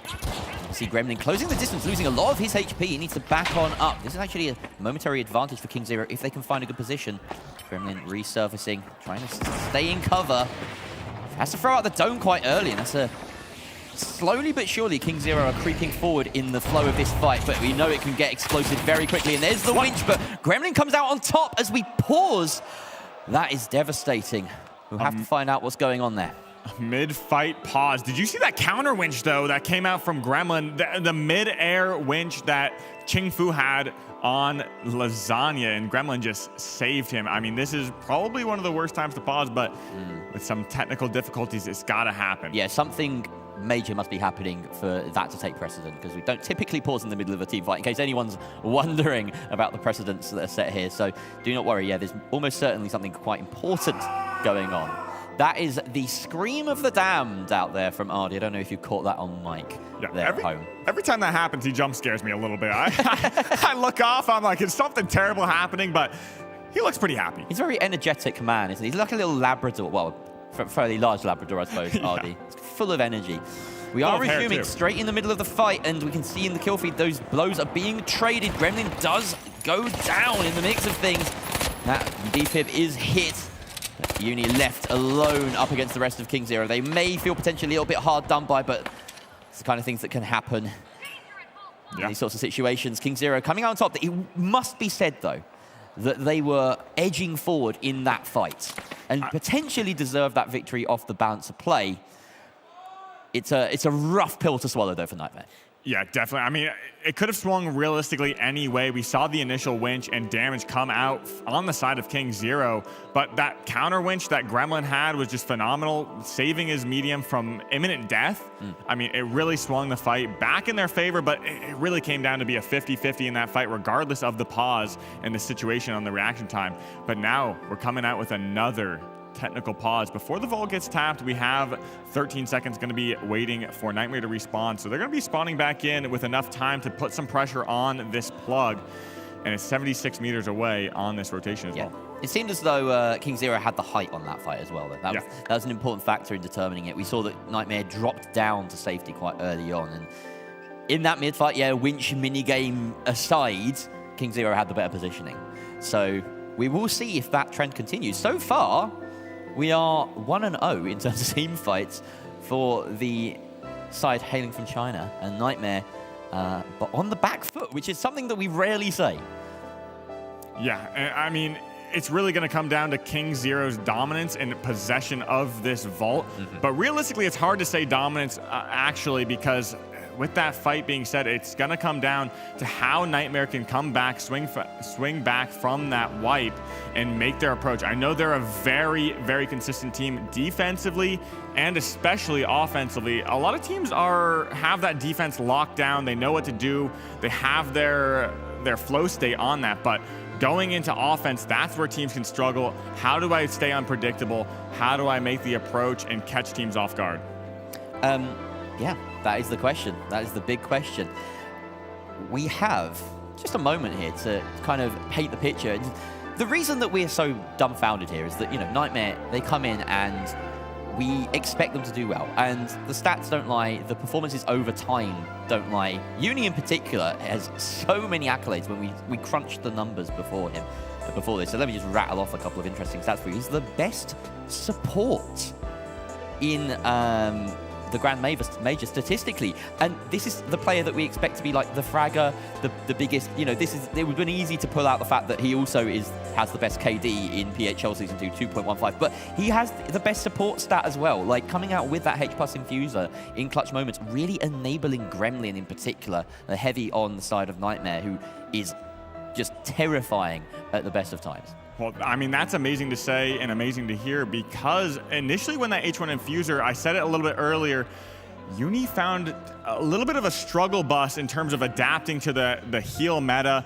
He really wanted to go get those kills like he's known for, but I mean, hearing that he's one of the top healers out there, it's just spectacular to see how he's adapted. And I mean, that's why Nightmare is so good and so consistently fragging out, getting their damage done, and just amazing. Shout out Mickey there, one of the founding members of PHL, real backbone of the scene. Unfortunately not to make it here as well. He's on the Sign Esports roster for the closed quals, and they had honestly one of the roughest journeys through closed quals. Some of the best games actually, and just going back in my mind to Mickey rocking the revolver, really kind of pioneering it actually. A lot of people now at this event, we're staring ourselves at a screen of, again, using the revolver in this lobby, again, being the King Zero player, of course. And so many people have taken it off the back of, what was a really, really impressive display from Sign Esports, despite them not making it to the Grand Major final.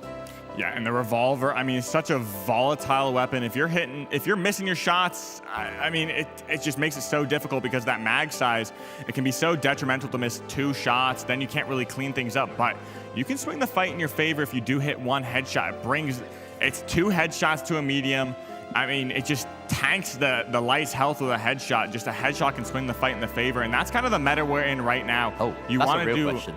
That's the real question. Lemons or limes? Lemons or limes, everybody? Could we get a show of hands in the arena? Hands up for lemons. Okay, not too many, not too many. And then hands up for limes.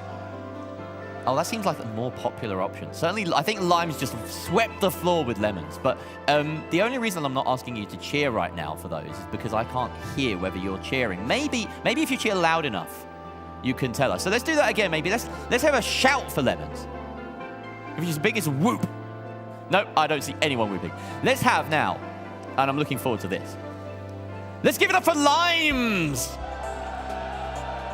Wow, what a crowd showing out for limes. I mean, if limes had an esport team, they'd have the biggest crowd. I think I've done the market research now. I'm now formally announcing Lime Esports. And we'll be competing at the next major event. I think you'd find some easy fans in the finals. Who am I going to sign, though? Who's unsigned at the moment? A bunch of lemon heads. That's lemon heads. No, that's against that's the one group of people we wouldn't get. Come on, Sonsoyo, you don't understand the philosophy behind this.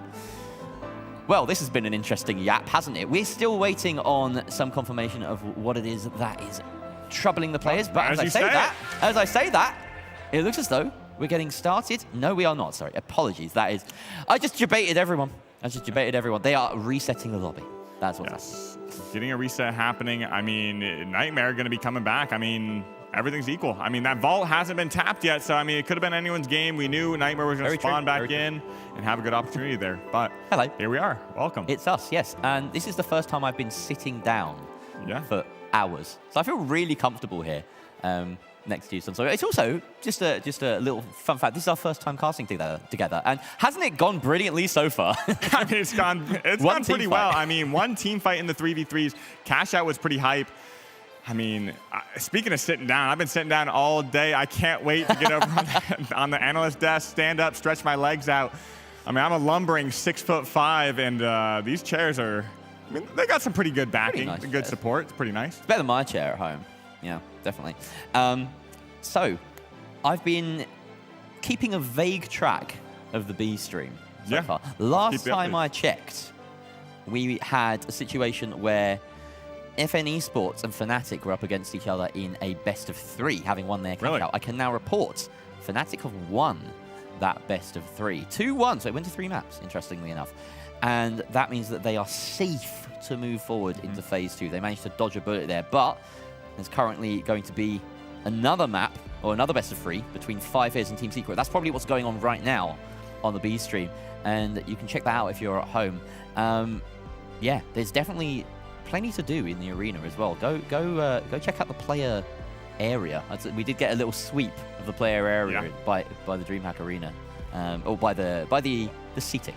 Well, I do think 5Fierce and Team Secret is definitely an interesting matchup. A lot of players have been gatekeeping scrims from 5Fierce. Nobody wants to kind of give them practice with that goo gun, etc. So it's really going to be pretty interesting on both sides to see how they adapt to if they're going to be pulling out goo gun. I do definitely know that Ricardo has been practicing that winch as well, so he's quite well versed overall in that heavy meta. Yeah, he's an adaptable player. I think to be a goo gun man, you have to be, because you have to know when it's not working, and sometimes it isn't working. But I feel as though 5Fierce, they might meet their end there. That's my suspicion, is that Team Secret are probably just that bit better, a 3 versus 3 team. However, you know, this is all up in the air. This is all speculation. And again, it must be stated, this is the first time we've really had cross-regional competition for several months now. Yeah, especially for Cash Out. I mean, we had the 8 Squad Worlds event, mainly 3v3, so that was like probably the bigger event besides the close qualifiers that we saw as well, kind of how testing these players in each of their regions. But the cross-regional battle happened in 8 Squad Worlds. But yeah, overall, pretty excited. And it will continue here now as we finally get back into Nightmare versus King Zero Esports. Just as an aside, EU, we really need you to do a bit better right now. We've got so many EU teams in that lower bracket just on death's door. And right now, King Zero Nightmare, yet again, another China versus NA matchup. Yeah, and we're going to be going in. It looks like King Zero also has a pretty good spawn again on this vault. They're going to have the opportunity to take this high ground. I do like this position. Going to be setting up that goo. Going to catch them off guard. Uni going to be dashing up. This could be very deadly if a headshot comes out, but he's only going to take one and get away as we see Nightmare rotate in. Yeah, completely different spawn for this time around. So see a very different set of affairs, but King Zero again have that advantageous spawn over the boxes. Once again, Nightmare's prerogative to try and find the opening. Now, there are options. King Zero could go left or right to try and plug this, but again, caught out. Just not doing his green cross code. He needs to look left, look right before he went across the road, and KZ down a player at the hands of the repeater, and in comes all the damage. Gremlin knows when a fight is swinging his way. He goes full sending it with that SA-12. And Dan Bao just finds a quick route out back to the respawn screen. Yeah, Bao knows exactly what to do. You don't want to get staggered too heavily, wasting those coins. We've seen it kind of go down to the wire in some of the earlier games, using that last coin on that last vault. You don't want to be in a situation where you have no coins and your body's being camped. Just taking the easy way out may offer a great reset as Nightmare probably sets up their defenses. And I mean, look at that CB1 repeater doing so much damage, especially on that winch.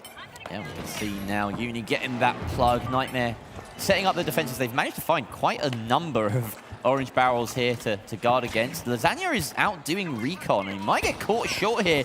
He has thrown a gateway. No, in fact, that's the KZ gateway, and Lasagna's just been left out to dry here. The rest of Nightmare need to close down, and they've done that just about successfully. Uni finding the opening frag of the engagement. King Fu finding that trade back, but Uni gets it again. Danbao last alive. Only the light doesn't really have much of a hope here. Uni just needs to find him. Oh, he's standing still invisible. Oh, Uni misses way too many shots there, and wow, maybe he's found a way back in here, Danbao. Yeah, I mean, just sitting still invis. It's still such a great strategy. Using that invis bomb, we've spoke about it time and time again, how it's kind of snuck into the meta, squeaked out that glitch grenade, but now he's going to be using those coins, sitting back. They have a great opportunity to set up their offense. They have a minute left to strategize and push again on top of Nightmare, but I'm surprised they didn't take out Lasagna. The fact that we had to deal with a player called Someone back in the closed qualifiers, and now we've been thrown a player called Again. Yeah. All right, this is a caster's nightmare. You're right. Here we are, though. Only about 40 seconds left to defend on this cash out. KZ have really one more chance at this first box. And this is a very close defense here by Nightmare. They're gambling on being able to maybe fall out of that window. Use the RPG to drop it. Zero taking their time. Here they go, though. Yeah, they're going to be rotating around. Only 30 seconds left. They do want to try and regroup on this high ground, using that Vanish Bomb to maybe make their approach. A big C4 on that defense. Again, going to be taken out. And now we're going to be approaching this heavy. Qingfu now going to be taken out as well, getting found by Gremlin with that SA-12. I love that pick. Just so much burst damage in those first 4 shots. And it ain't looking pretty for King Zero right now. Yeah, they're getting separated far too easily, it seems. Just dying one by one and not committing. We can see this death ball working out for Nightmare. Of course, on the defense, you have that added 4th defender of time, as I like to say sometimes. And we saw Nightmare use that to full effect. Yeah, rotating up, taking the zip, and getting some great damage. That C4, yet again, just a fantastic play, Jerry. He'd already taken damage. He'd taken some shots to the back. CB1 repeater. Exactly. That's the real impact that this weapon can make. It's a bit of a skill check, but we know that Lasagna can easily pass that check. Here we go, an RPG in sight. Gonna do some big damage on that medium. Winching him in. What a catch. Excellent. That's a hook, line, and sinker, and he follows up with a second. Lasagna getting the credit with the kill on again, and Danbao left to scramble again. They have 2 coins, but they'd rather get the full reset as a team, so Nightmare get to choose their objective, and they're going to head straight to A, the nearest option. Now, this is an interesting one. We will see potentially a winch out into the open, depending on how Gremlin and co want to play this, but no, it looks like they're playing vertical. They're not even going to be playing for drop here as it stands, just want the high ground. Yeah, I do think that SA-12 is probably a little bit better when you don't winch it outside. It offers you that close range battle, but you're also fighting up against an SA-12 yourself. So with that CB1 repeater, it really just comes down to preference, spawn manipulation, everything like that. But they're going to be getting a pretty good spawn. They have an ability to just rotate inside and maybe take Nightmare off guard because they're ready to sit back and wait for them to come across that road. But that's not what what's happening. All things considered, it's actually very similar loadouts across both teams. They're even running the exact same light loadouts with that Vanishing Bomb. And that's something that King Zero will look to utilize right about now as they're crouch walking in to the corner, but they have been spotted by Uni doing some very useful recon work. That's the kind of play that doesn't show up on a stat line. 30 seconds or so, or rather a minute left or so on this box, and they've managed to find some very fortunate goo canisters to assist them on this steal. But here comes the attempt. That was insane. Did you see that? They blew the C4 up, winch it in the corner, but Nightmare has the high ground advantage. The steal is going to get stopped as we take out 2 of their players. Bao and again going to be dropped, and Qingfu, the last one up, getting taken out, and only 45 seconds left on A, and that was insane. That tech, just winching it over to the corner, breaking that C4, just fantastic timing. Just unfortunate that they weren't able to get the advantage, and Nightmare had the high ground. We've seen flashes of brilliance from King Zero so far, but it's fair to say that Nightmare are dominating this so far. This is a decent attempt, and maybe with a few better shots or maybe a better exit strategy, they could have managed it. They were only, what, a second or 2 off flipping that box, but really the problem was the follow-up fight. Look at this. Yeah. Very nice spawn manipulation from Nightmare, managing to trap King Zero in that corner, and they're letting the timer do the work for them. Gremlin doesn't even need to move. He knows that Sis Horizon is theirs. Nightmare do it in just the 2 cash outs. And they put themselves up 1 map. North America looking pretty solid so far. Yeah, I mean, Nightmare's looking very, very strong. There was one time where I thought maybe their positioning was a little bit lacking. Lasagna did get caught off guard up on that high ground, maybe trying to poke them away, keep them at bay, but they just jumped right on top of him. But fortunately enough, he had that goo in hand and was able to rotate out. And, I mean, they cool, calm, collected for Nightmare. It was a brilliant game, but we have a couple of people on our desk that are ready to break it down for you. Artie, Kelly, take it away. Or not. Or I'll have a little bit more of a chat. I just threw Artie under the best bus right there, ladies and gents. This was a moment that was rather puzzling. It was Danbao winning that fight up against Uni. I feel as though there were some oops moments from Nightmare in that game. It wasn't a perfect performance, despite the fact that they won it in twos, Sawyer. Yeah, I mean, going 2-0, like you said, we saw moments of brilliance come out from King Zero, but a little bit of a strategic hiccup with, I mean, when you're fighting Nightmare, you have to be prepared for anything. Their advantage, they find any sort of mistake that you make and just really snowball it. I mean, we need to see something come out of King Zero. I mean, there's been small cracks in Nightmare, but only one I've seen realistically. Yeah, they've looked really, really solid. And it's worth remembering now that because King Zero managed to position themselves in first place from that cash-out game, this is their map now coming. Nozomi Citadel, their pick. So perhaps we'll see something potentially a bit out of the ordinary here. I'm excited to see what strats they can bring to the table, whether they have any surprises up their sleeve when it comes to the 3 versus 3. Looks as though, loadout-wise, is that a model? That looks like a CB1 repeater. Oh, that's a repeater. It's a little bit dark on my screen. So yeah, looks like they're sticking it to the established meta here, and that's something that we were unsure about when it came to the Chinese teams coming into this major. Yeah, exactly. I mean, a lot of talk was around that turret, and I think we definitely don't see it because of the adaptability of these teams. They've had a 6-week boot camp as well. I mean, they've been practicing. It's been amazing to see that as well, but as we go in Vault 1 yet again. Uni switching on to his favorite M11 as well. I love to see him on this. He is a literal nightmare when it comes to just being a wasp. When I think of the M11, I think of Uni. I don't know about you, but here we go. This is an interesting crossfire that's being left here. Danbao deciding to stay out across the road, and he might get rewarded with it, but doesn't land enough shots onto Uni. There's a 2 versus 2 happening on the roof. The RPG misses from Chingfu, but follow up with the Shack is pretty solid. Again wins his one, but Gremlin takes out Chingfu. 2 versus 2. And the medium still up for again. It means that he can grab his heavy back up, but they are slowly losing bodies. They cannot bring them back up quicker than they are losing them. Uni and Gremlin wrap around and do the heavy lifting there.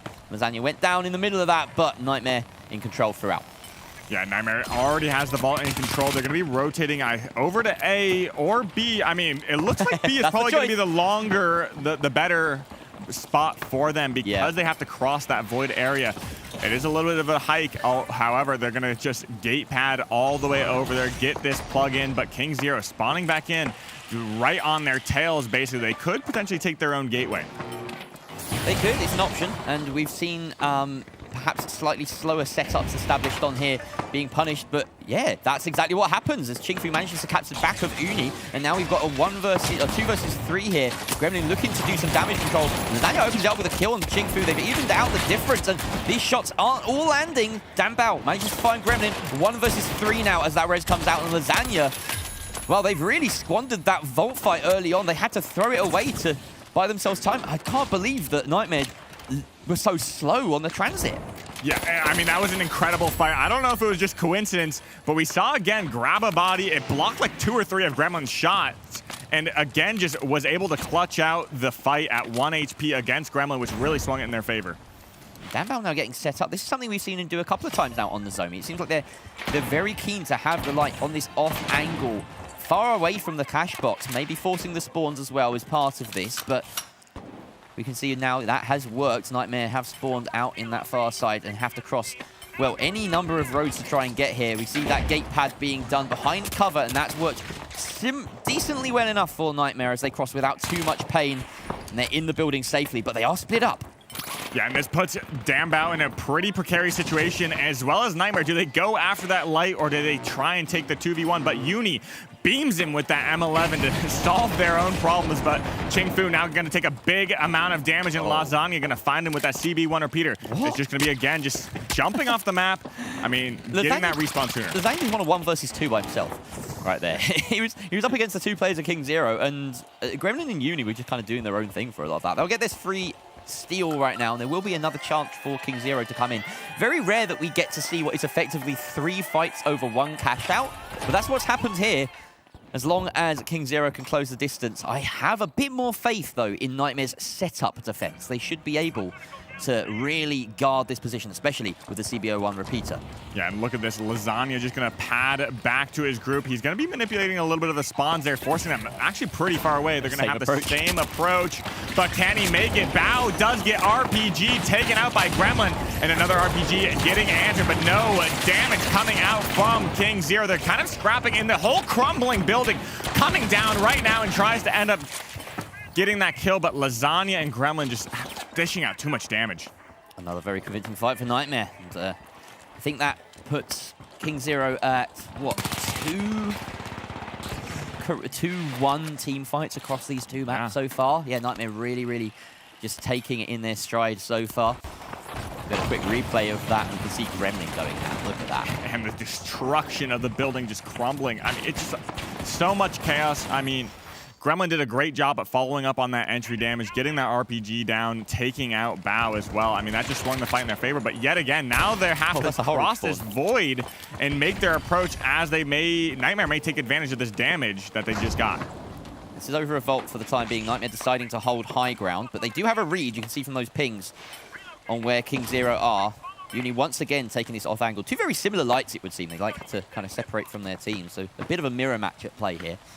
Yeah, definitely. Uni playing a little bit closer than Bao as well. Bao loves to just flank so far away from his team, create those crossfire situations on the way, and Bao just sitting up on this high ground, potentially getting some big damage on Lasagna, but doesn't find the pick. Jump pad as well coming out, and does get the pick on Lasagna. That's going to be huge on this vault fight, swing the fight in their favor. But now, even still, they are on the low ground with Uni up on high ground. Gremlin just sitting tight up in that building.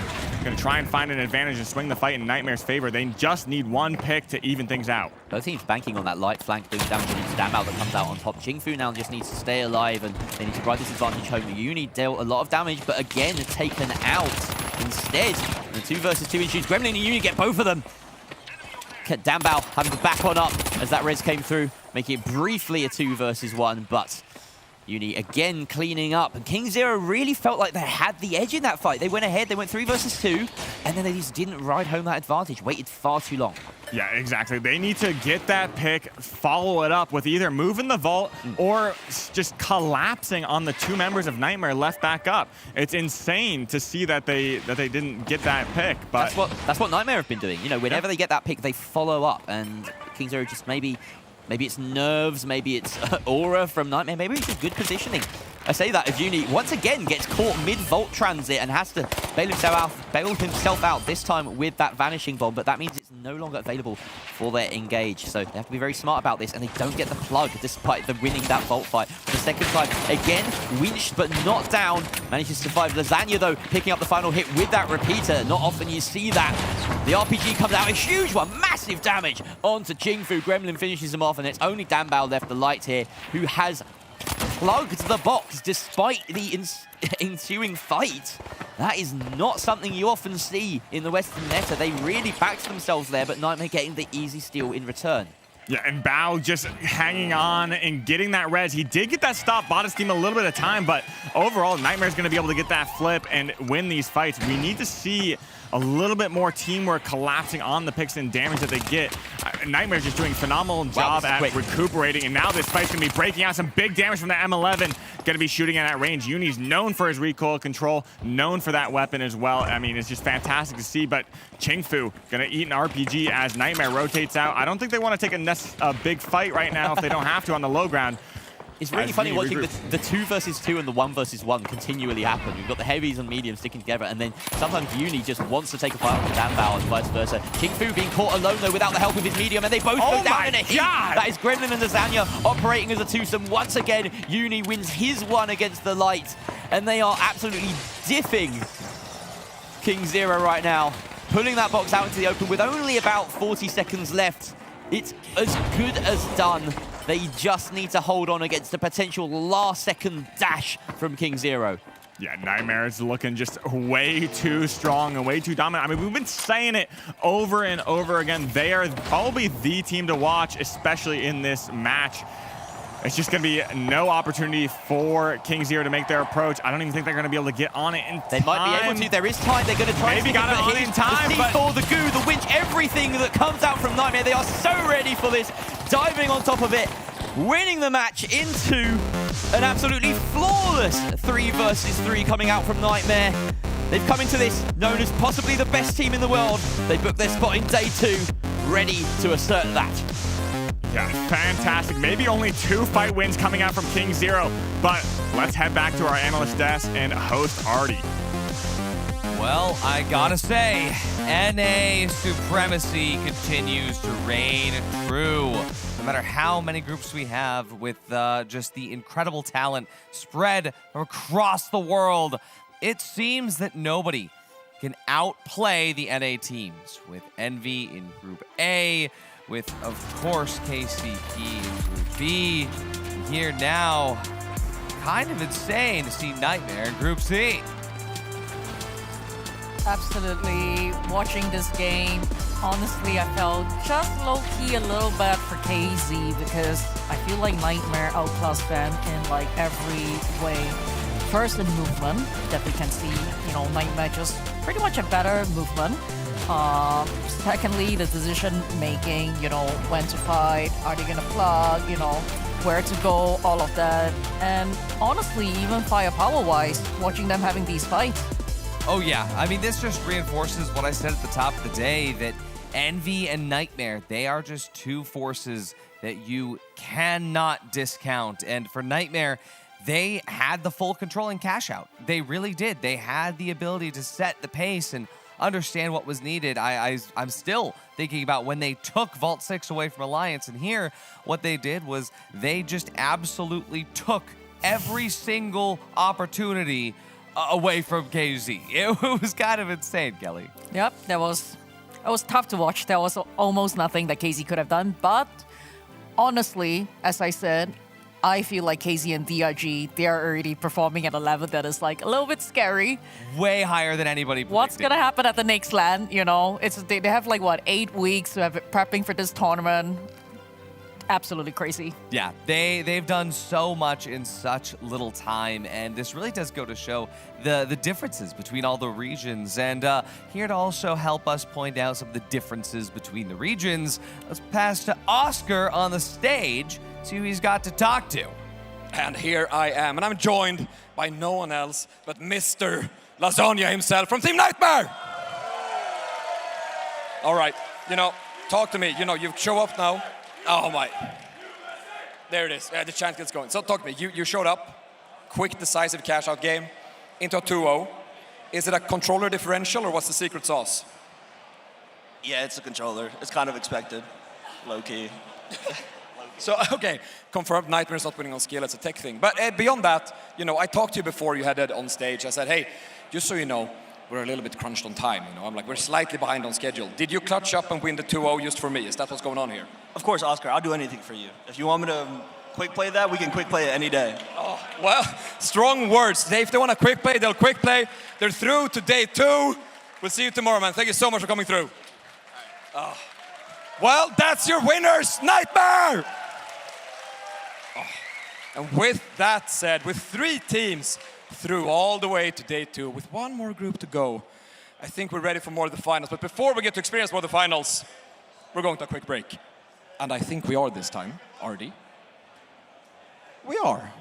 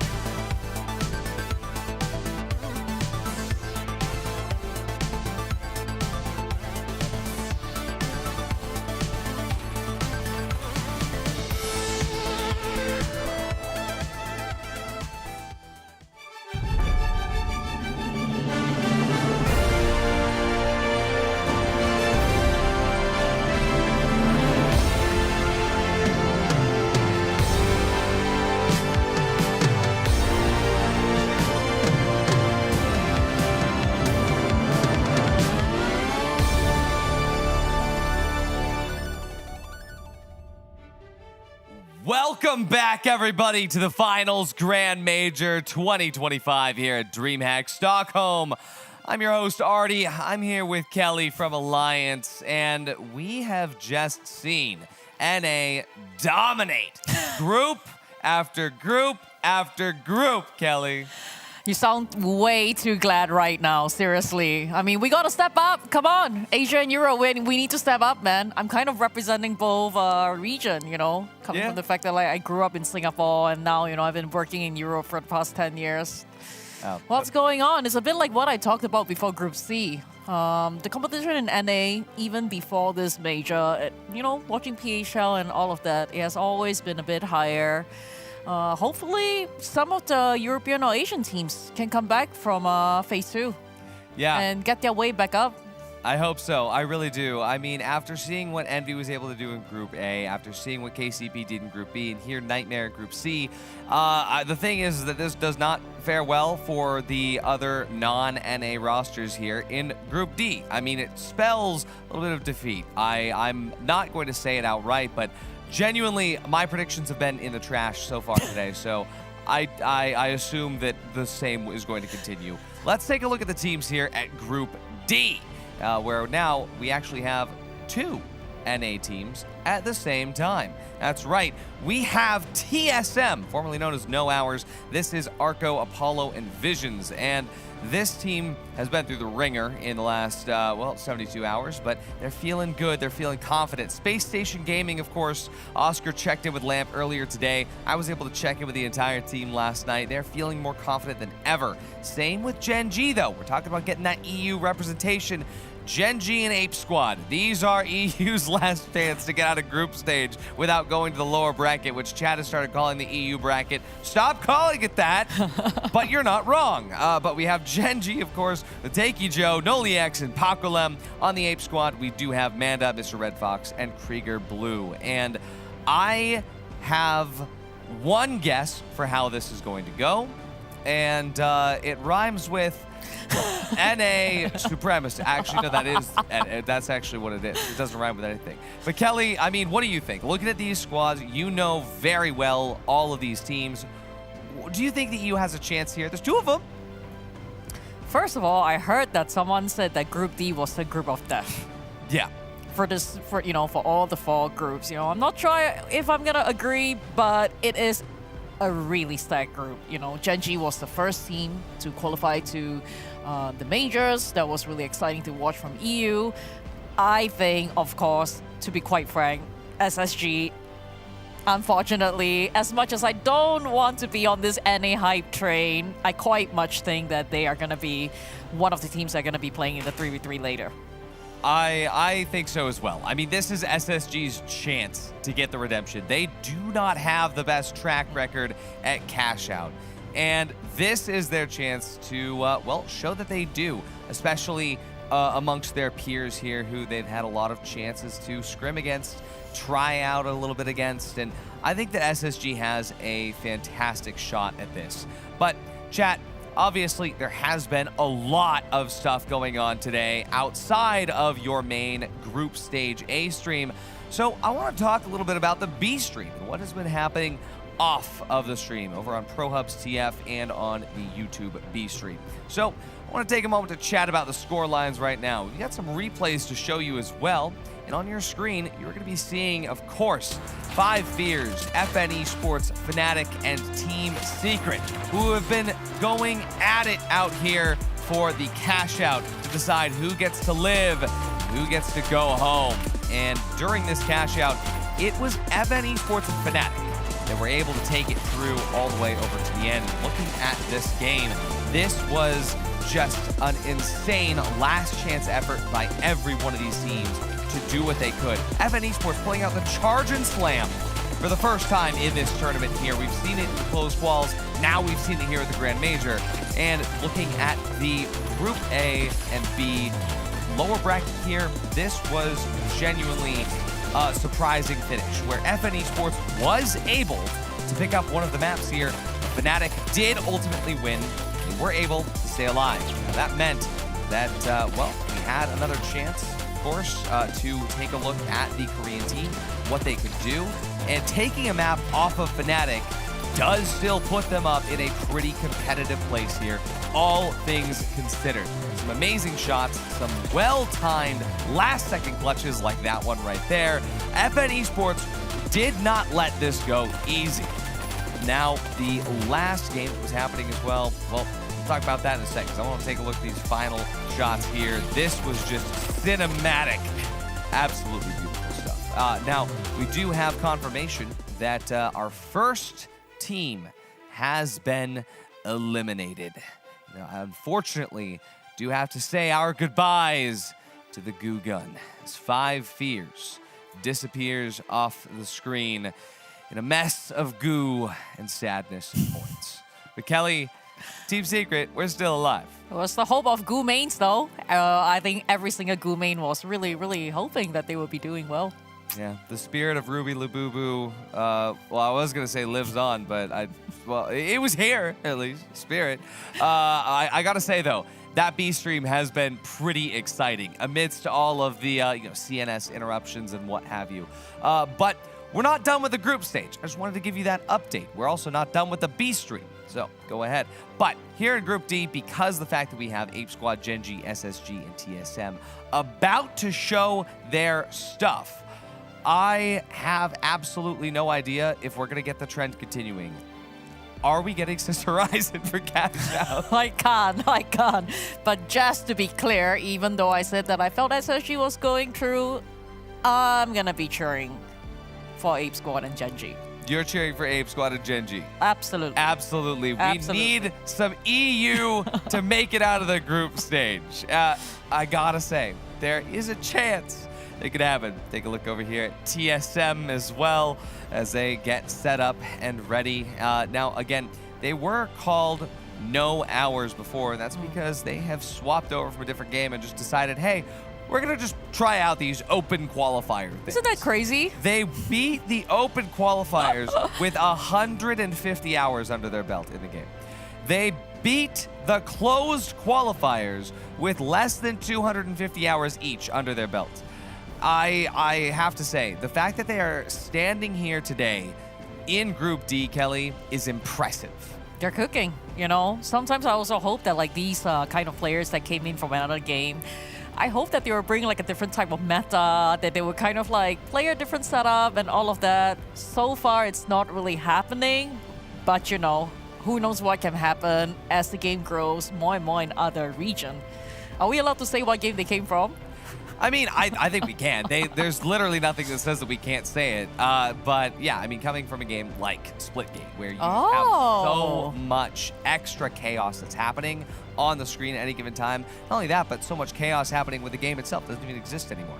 But, you know, here's the finals. That's why they're competing here. Shots fired. We do have to say, though, that straight up, every single team that is in this group has worked extremely hard to get here.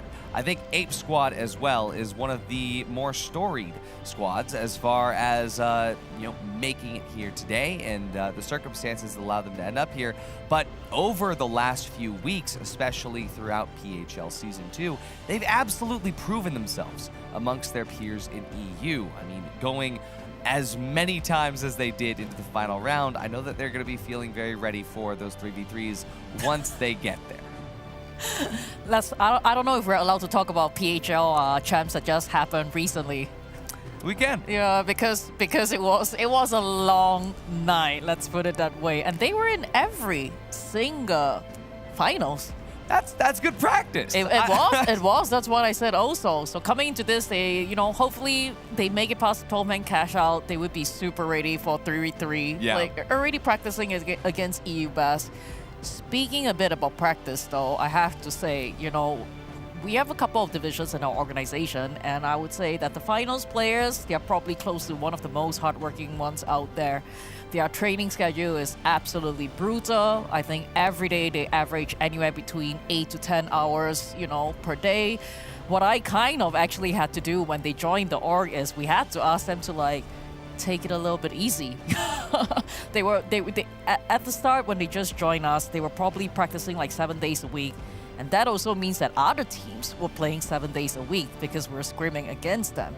And I kind of low-key had to say, please, you know, take a break. I mean, the thing is, though, is that schedule. when you take a break, you just want to chill out and relax and play your favorite game, which just happens to be the finals. So I understand it, I really do. Let's take a look at the maps here. We've had Sis Horizon 3 times in a row. Let's see what happens here. Ape Squad says no to Skyway Stadium. Space Station gets rid of Seoul. Gen G gets rid of Vegas Stadium. TSM gets rid of Monaco. There's no way. There's no... Oh, it's Fortune Stadium!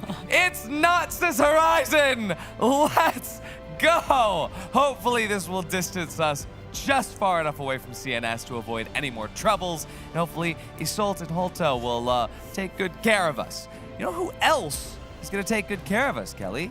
It's going to be our casters. It's going to be Jerry and Sonsoyo to take it away and take you into the action as we get ready for the final cash out of the group stage. Yeah, and this is going to be exciting. The first time we're seeing Fortune Stadium, I mean, a new map in general for cash out. So, yeah. Jerry, what do you think? I can't believe it's taken us this long to get to Fortune. It's such a beloved and popular map. Yeah.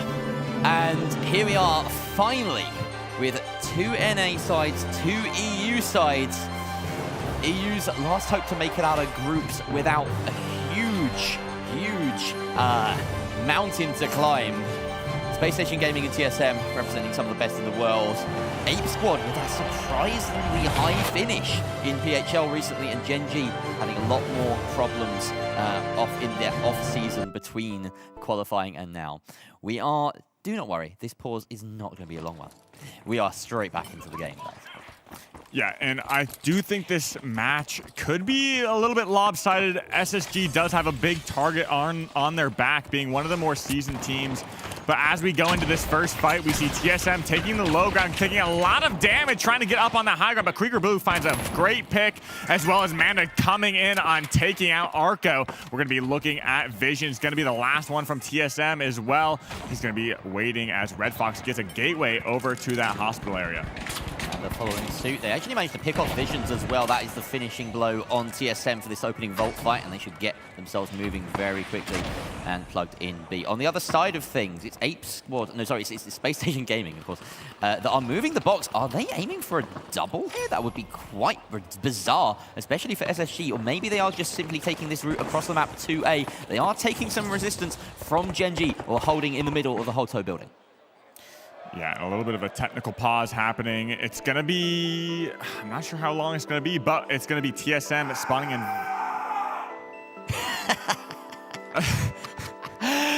A little bit of a jump scare. Every time Ardi gets Sonsoyo just sort of jolting with that scream. But you can see right here what Space Station Gaming's intent is now. It's completely mapped out. We can see Normalize ready to jump onto that God Zip, and Lamp ready to cross it. So that's what we're seeing. What you're seeing is the lovely faces of TSM. Yeah, and we're going to be looking at Ape Squad. What a beautiful jersey. One of the more colorful ones alongside KCP as well. You would say that. Plenty of fans out there. I love the foam hand with a finger for every letter of Space Station. That's just so funny. Absolutely brilliant move there. This is impeccable. I love seeing all these players. It's fantastic to see TSM come all this way. I mean, they look a little bit tired, but I know they're locked in. I wasn't going to say it. I wasn't going to say it, but understandably, right? They've had the roughest journey here, and they will want the quickest route through if they can manage it. Not after the best start, though, already having lost that fight. Yeah, but I mean, they're looking to have an easy day, some good long rest. I know they're prepped. I talked to them last night. They're feeling good despite their lack of sleep and difficult way to get here. They're feeling very, very good. But as we wait, it's going to be a very intense match coming in. I think there might be a third party as we get unpaused here going into this and throwing that box over to A. Oh, We're going to be going for an quick engagement, taking out with the revolver, Normalized. Huge damage, Lamp following up. What an aggressive jump. They used that timeout very effectively. You could see the hard left turn they made, planning to just go, you know what, we can engage. Just get that jump pad out immediately and bounce up on Gen G. We'll get a replay of that moment when they flipped a switch Look at that engage. I mean, Genji had no chance. They barely even did any damage in response. I think, look, Lamp left with, like, I think he took like 20 damage in that whole. Yeah, I mean, that was fantastic. Using the time to your advantage, I mean, it's exactly what a good team does. But now they're going to be setting up their defense up onto this Izzle Maul building. But we go over to Izzle on the other side of the map. It's going to be Ape Squad on the defense, going to be rotating around, kiting away from TSM as they make their approach. You see the C4 detonated on the point. There's a glitch to disable it, and now it gets detonated regardless. Drops 2 floors. The Goo comes out. Vision's needing to protect himself, but he can't do it. This is TSM in a bit of a trap as Ape Squad has laid that ground bare. Apollo gets a trade back, though. Arco with a backstab, and they might be able to do this. We see the reds coming up from Krieger Blue. Manda gets back. Krieger Blue follows up with the kill onto Apollo. 1 versus 2 here as Arco manages to finish him off. 1 versus 1. Can he take down Manda, who's at a very low HP? Manda should be chasing this, but he has no idea how low Arco is. There he is. Great winch, and that should seal the deal for Ape Squad, who now only have about 20 seconds left to defend their cash out. No one near them. Space Station, in the meantime, managed to wipe Genji yet again. We didn't even have time to look at that fight. Yeah. It was just so quick. SSG with an amazing defense. 1 minute left on their cash out. It looks like Ape Squad's going to be locking this one down. No opportunity to get it. They're just sipping their cocktails. They are so happy to They sit got here. bananas and coconuts. Very fitting for them. Yeah, very relaxing side of the map over here on Hospital, if you can manage to defend it.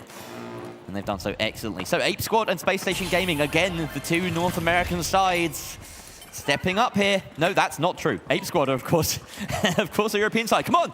Yes. Let's get some hype for EU. But now we're going to be, I thought they might be looking for a third party with that 30 seconds left, but they're just going to use that time to rotate that vault over to the next. Keep the match moving forward. Maybe the stagger might be bigger. Maybe it might get evened out. But overall, SSG locking it down is going to be a crazy fight. Someone is on the box, though, but they get beamed down. Nolix gets taken out from above on Genji. But now it looks like TSM going in for a big fight. They do get a situation in a 3v2. And Ape Squad looking pretty good right now. Damn, yeah, they're actually winning every fight they come up against, whether it's I mean, it's pretty much always been TSM. At this point. They're winning a lot of fights against TSM. Let's see how they stack up against the rest of the lobby. Maybe we won't even get to that point. It could be a situation where Space Station just avoid Ape Squad for the entirety of the match. But we get the box started over here on C, and they get the opportunity to set up the defense. What are Genji up to? That's my question. They're definitely chasing the game here with no money to their name. Yeah, and this is a very 3v3 heavy game so far. This is a little bit out of the ordinary.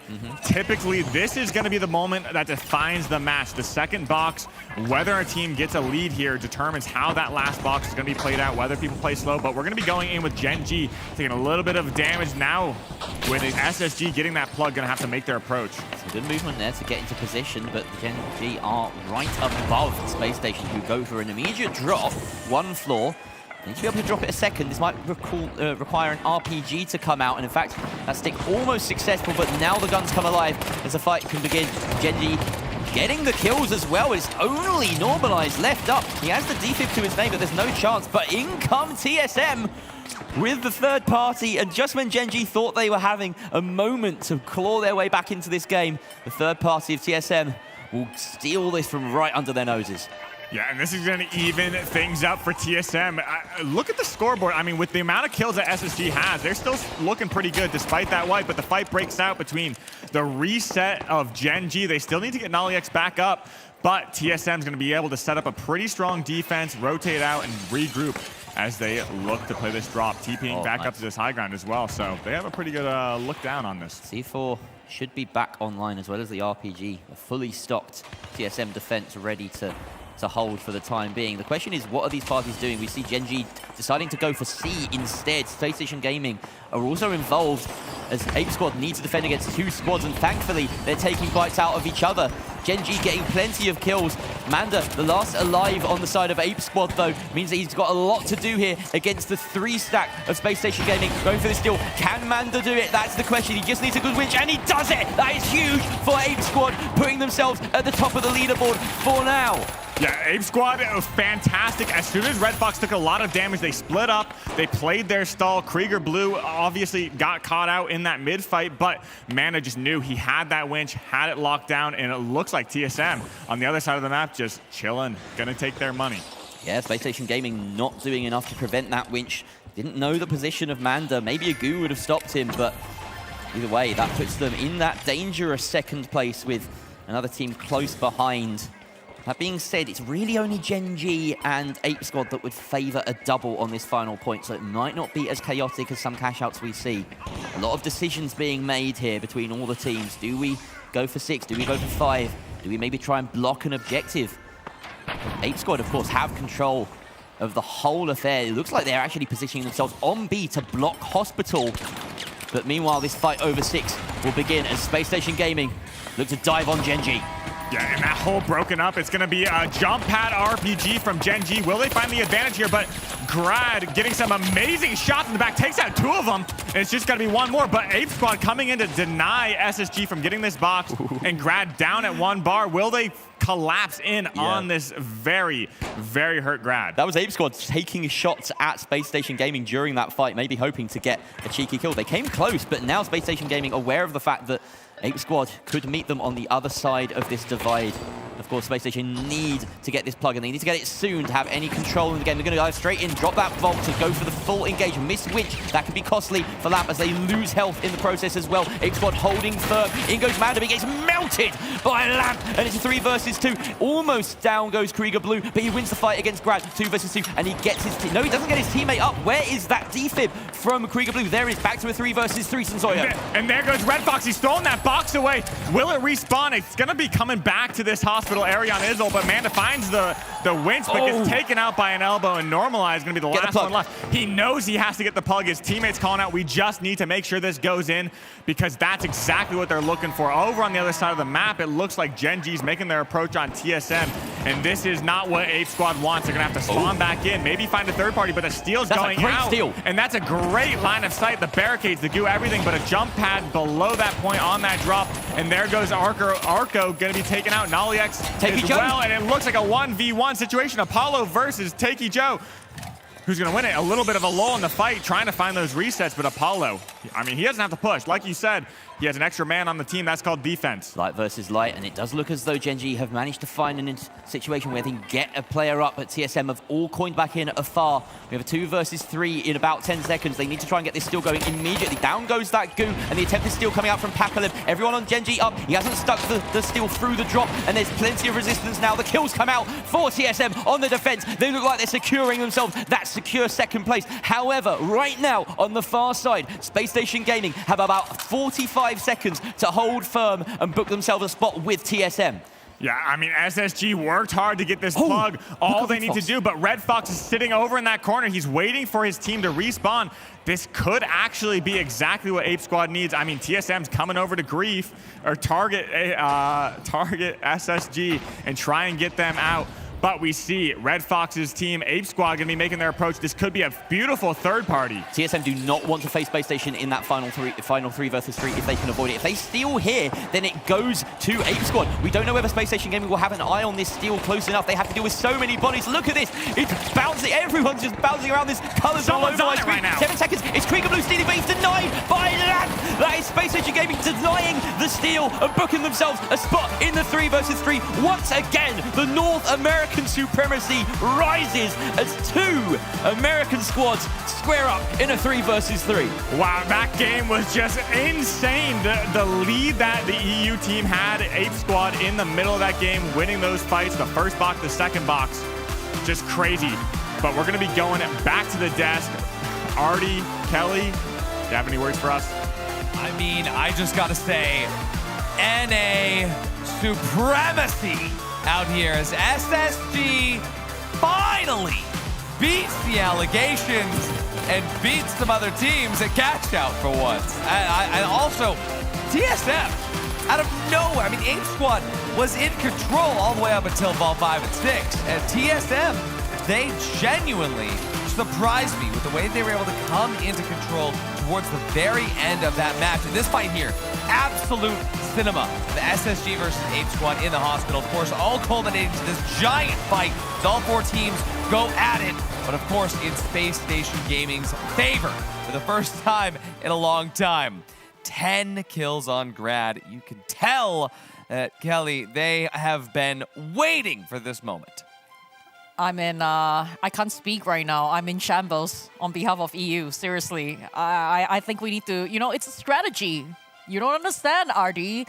We're trying to get more games in, we're saving strategies. Home field advantage, by the way. And TSM, mind you, the team that has had the absolute worst misfortunes on their way over here. Genuinely, it was an insane story where their first plane had an issue. Their second plane completely delayed, turning around in the air. They didn't arrive until last night. Literally less than 18 hours ago for some of the players.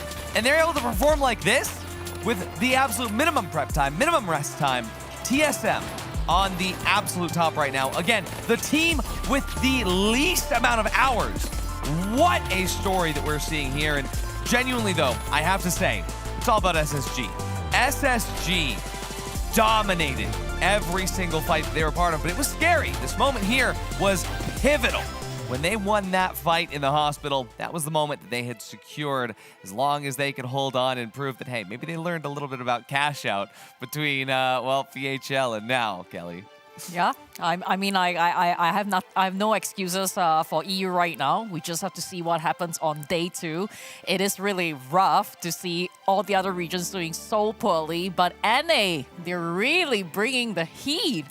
Yeah, we don't have to wait until tomorrow. We could also see the, people have been referring to the B stream as the EU stream now. So you could just tune into the EU and APAC stream down there. It's, honestly though, I need to know more about how this all shook out. And we have Oscar actually ready to chat with some EU folks and see what happened. Right, you are Artie. Thank you for throwing back over here to DreamHack.com. I'm joined right now by Gen G. Pakolem, everybody!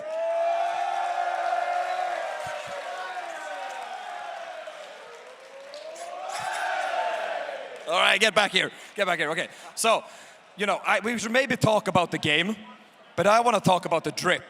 Yeah. The glasses. Yeah. The headband. You see that? It's more powerful. The love. The love. The love power.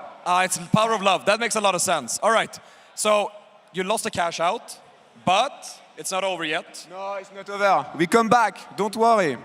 Come back over. Okay. So the fans are gonna see you again. We just want to play more. You just want to play more. That makes a lot of sense. Hey, Pakolem, thank you so much. Crowd, give it up for Pakolem. What an energetic fella. What a lot of energy that man has. I'm jealous. Anyway, another man with a lot of energy is Artie. Let's go back to the casters, the stage, and figure out what's happening. Thank you for that, Oscar. It's my second favorite man bun in this country right now. But I gotta say, I really love the energy from Pakolem. Honestly, for Gen G, they've been through so much as a squad, and they had a lot to work and grow together as a team. They were one of the first teams to qualify in the EU closed qualifiers, and hopefully we will continue to see them. Hopefully they're gonna be able to survive the EU bracket. But Kelly, there is a lot of energy out there with the NA teams as well. A lot of tensions. Yeah, Pakolem, what a chat. I think I happened to be watching his stream when, they qualified first, and he was so happy, fell off his chair and all of that. Genuinely, such a nice dude. Really happy to see them doing well. We gotta, somehow EU has to redeem themselves. Would there be a comeback story? It's going to be a Cinderella story? I don't know, man. But SSG in this last game, showing why they're one of the fan favorites in the finals. So what do you think is going to, happen in the 3v3 with TSM versus SSG? It's actually really funny that we get to see these two teams go at it in the final round because of the fact that I actually got to watch their scrims a couple of weeks ago. I watched SSG versus TSM. Now, of course, these players have VODs turned off for scrims, but I'm always watching. So I watched TSM take a few maps off of SSG. Now, SSG, of course, with Coach Hogs at their side, they're going to be able to review those and understand, okay, this is how TSM was winning. And it is always going to be an intellectual back and forth when it comes to scrims, trying to understand how did we lose, what do we gain. The question is, though, is if TSM is going to be able to come to this power level after literally less than 400 hours in the game to beat Envy in some scrims, take a couple maps off of. beat SSG in scrims, take a couple maps off of them. Can they do it on stage where it matters most, Kelly? I think they probably could. I mean, in many different games, right? Obviously, SSG is a really solid team, but sometimes coming in a little bit later, number one, your opponent has a little bit less info on you. There's a lot of info on SSG. You know, maybe they have something in their pocket. I think they need that. If they pretty much just play standard against SSG, it's probably going to be a little bit of struggle. So I'm interested to see if they're going to pull something out of their pocket. Yeah, and I mean, Jerry actually alluded to that earlier, that a lot of teams are saving strats for, not only for being here on the main stage today, but some teams are even saving strats for day 2 and phase 2 and wherever they might end up. I can't imagine teams saving strats for the EU bracket, but it is what it is. I have to say, though, it's going to be a lot down to the maps. I mean, Fortune Stadium is a map where in the 3v3 final round format, teams are going to be able to take control of things like spawns, take control of things like the gap crosses. If you don't have a Vanish Bomb, you are going to be at a disadvantage. And this is actually why Alliance loves to ban this map, is because this map is very much about control. If you could save that control for later, but right now, I mean, SSG, because of the fact that they're going to be playing on this map, we're going to see their control here. Do you think TSM has those levels of strats down? I think with the amount of games that we've been able to see lately since the qualifier and PHL, for sure. I mean, the fact that they can make it to a 3v3 versus SSG in such a stacked lobby, right? Very true. For sure, it's going to be a close game. Very true. Although, to argue a slight counterpoint, one could argue that it's not that hard to, you know, get a higher score than SSG in Cash Out. But I will say, I do think that when it comes down to the 3v3, this is where, like Grad had said in our interview, the fact that this is where individual skill expression comes down. This is individual timing. This is where you could just see who knows how to control a vault fight, who knows how to control a rotation. And again, when we start on Fortune Stadium, I don't know what the other 2 maps are going to be just yet. We'll find out for you. We're going to be able to see how well SSG can control spawns, control the area around them. I mean, at this level in the finals, you kind of need a little bit of everything, right? Number one, you need to have the movement. If you can out-movement someone, even if you might not have better aim than another team, that might help you, you know, win a lot of fights. Number 2, decision making. You know, that's really, really important, obviously, in the finals. Number 3, I would say sometimes you need a little bit of luck. A little luck, a little bit of luck, a little bit of skill, a little bit of individualistic expression. And that is something that SSG has.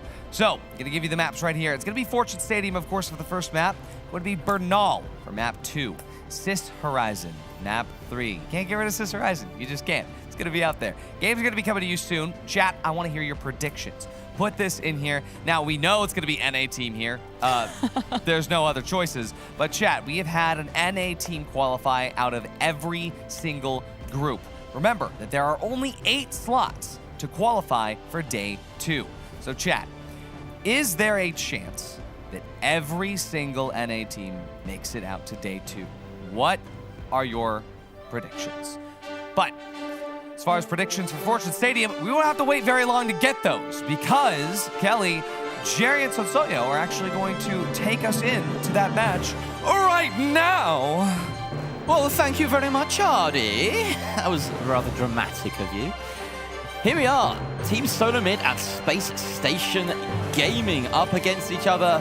Finally, North American versus North American, 3 versus 3. We finally got one on the mainstream. And I didn't get a chance to put out my predictions for this group, but I actually had TSM ahead of the pack. That might have been dependent on SSG losing the cash out, though. So yeah, this was like a really even battle that we might have ahead. I mean, we saw SSG struggle, but finally clutch things out in that final moments, getting that separate plug. But now TSM just going to be up on this high ground, getting ready to posture up. And look at this. I mean, SSG just playing the quiet game, going to maybe jump pad RPG up on this high ground, but this invis bomb going to be the sound cue that TSM needs as well. Lamp just popping into existence there, and Apollo not too happy with the number of guns trained in his direction. He's met an early grave. Lamp finds visions as well, and now Arco, it's only a matter of time. Grad cleans him up. I did manage to collect normalize in that, but it's a cold comfort as a very quick opening vault fight goes the way of SSG. Yeah, and already setting up that gateway to rotate that box. I don't even think SSG took that much damage in that fight. Just taking out Apollo so quickly. Vision's getting beamed by Grad as well. I mean, Grad just dishing out so much damage. Unfortunately, though, Normalize does get taken out in that replay. It was just perfect focus fire and target priority from Space Station Gaming that took them through that fight. They get started on A, and very smartly here, we see the beginnings of a bit of a spawn trap as they try to force a spawn out into the open. Now they can defend from Sector 5 instead of Sector 6. Watching these crosses. Now, TSM, have they done their homework? Do they have enough tools, enough ways to cross this divide?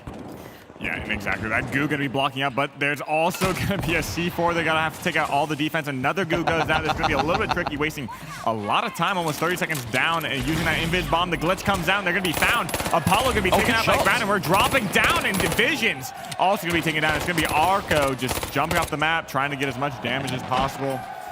You know. Wow, that was almost very good from TSM. Almost very good. A lot of damage dealt by Arco during the course of that, but SSG's dive down onto the core of TSM. Just far too effective, and we'll get to see now the second attempt here. Of course, you want to have someone back at Sector 6 to make sure they don't get a back spawn. And then ideally try and force them across into this left-hand side that we see Grad looking at. But it feels as though, yep, they've managed it. So this is now one of the hardest spawns to try and get through in the game. TSM have their work cut out for them. They only have about 50 seconds to solve this puzzle. Yeah, and this is going to be very difficult. Like you said, there's only a few ways. A lot of teams try and just gate pad all the way across. But now Lamp's going to be dropping down, maybe putting a little bit too much pressure on them, and he's going to be taken very, very low. But Grad just, I mean, that aim is incredible with that roller. He's just fantastic. Lamps does also find the pick on Apollo as well. Wow, the individual skill really bailing them out of that. Normalize just taking a moment maybe to chat to his teammates after that. That was a very close to a misstep from Space Station Gaming on that defense, but they did recover well, like I said, due to that individual star power, mainly from Grad. Yeah, if that winch grabbed Lamp, that could have been very deadly if everyone focused fire on him during that winch. Getting that early pick would have been amazing for TSM, but unfortunately, Grad just like popping off on that high ground. 1v2.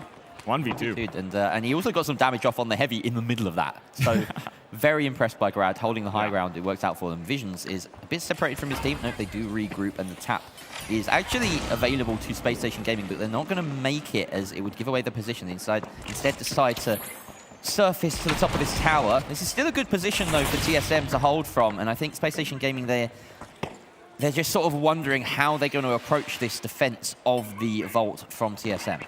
Yeah, and look at Grad just getting caught out, so separated from his team, but he loved taking those off angles. He loves Normalizing Lamp, kind of controlling the map, controlling the damage output for their team, kind of eating it all up, while just Grad it just does so much damage, dishing it out in the back. Grad looking for maybe a solo play here with that invis bomb in his hands. Normalize and Lamp now decide that the time has come. They swing that door open, find themselves a glitch barrel. The winch is fantastic, and it does manage to get them a kill. Visions, though, taking out Normalize. Grad cleans up with the backstab. Absolutely perfect pincer maneuver from Space Station Gaming. I love to see a replay of that one if we have it, because boy, oh boy, did they do that quickly. Yeah, these fights are explosive in SSG's favor. There was a little bit of a hiccup, like we said, on that first cash out fight, but they seem to have cleaned things up after Normalize kind of took a rest. And looking back at this, look at this explosive winch.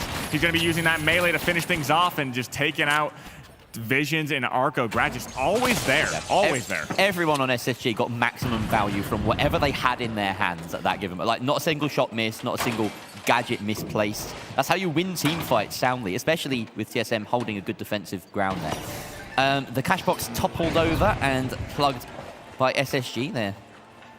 Deciding to work out how they're going to defend this. I feel like this cash box doesn't appear that often, and they will have their strat for it. Fortuna, very, very well practiced map amongst the pros.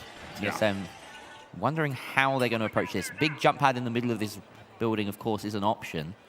It looks as though they're starting with a crouch walk up the stairs, and of course that does cost you a lot of time Yeah, it's going to cost them a lot of time.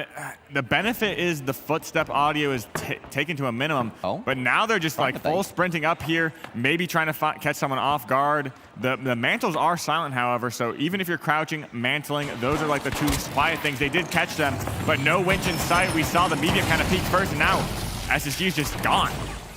Yeah, and this is some good kiting from SSG. They've already bought themselves about half the timer on that cash out just by good movement alone. And of course, this being a fantastic cash out that you can delay so many layers of. A few of those layers already chewed through, though, as TSM force out that C4. Another layer down. I believe that's on the ground floor at this point. So it's all about the gun skill, and maybe TSM forcing the point, bringing Space Station Gaming into a position of power.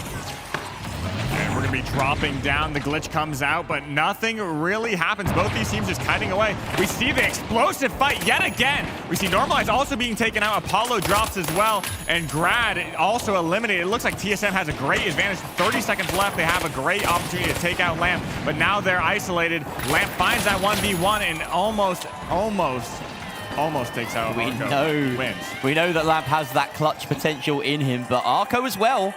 Very talented Light wins that 1 versus 1. Definitely favored as TSM as a team did some excellent work to bring it down to a 3v1 in the midst of things. And yes, they get that steal. They get the second box.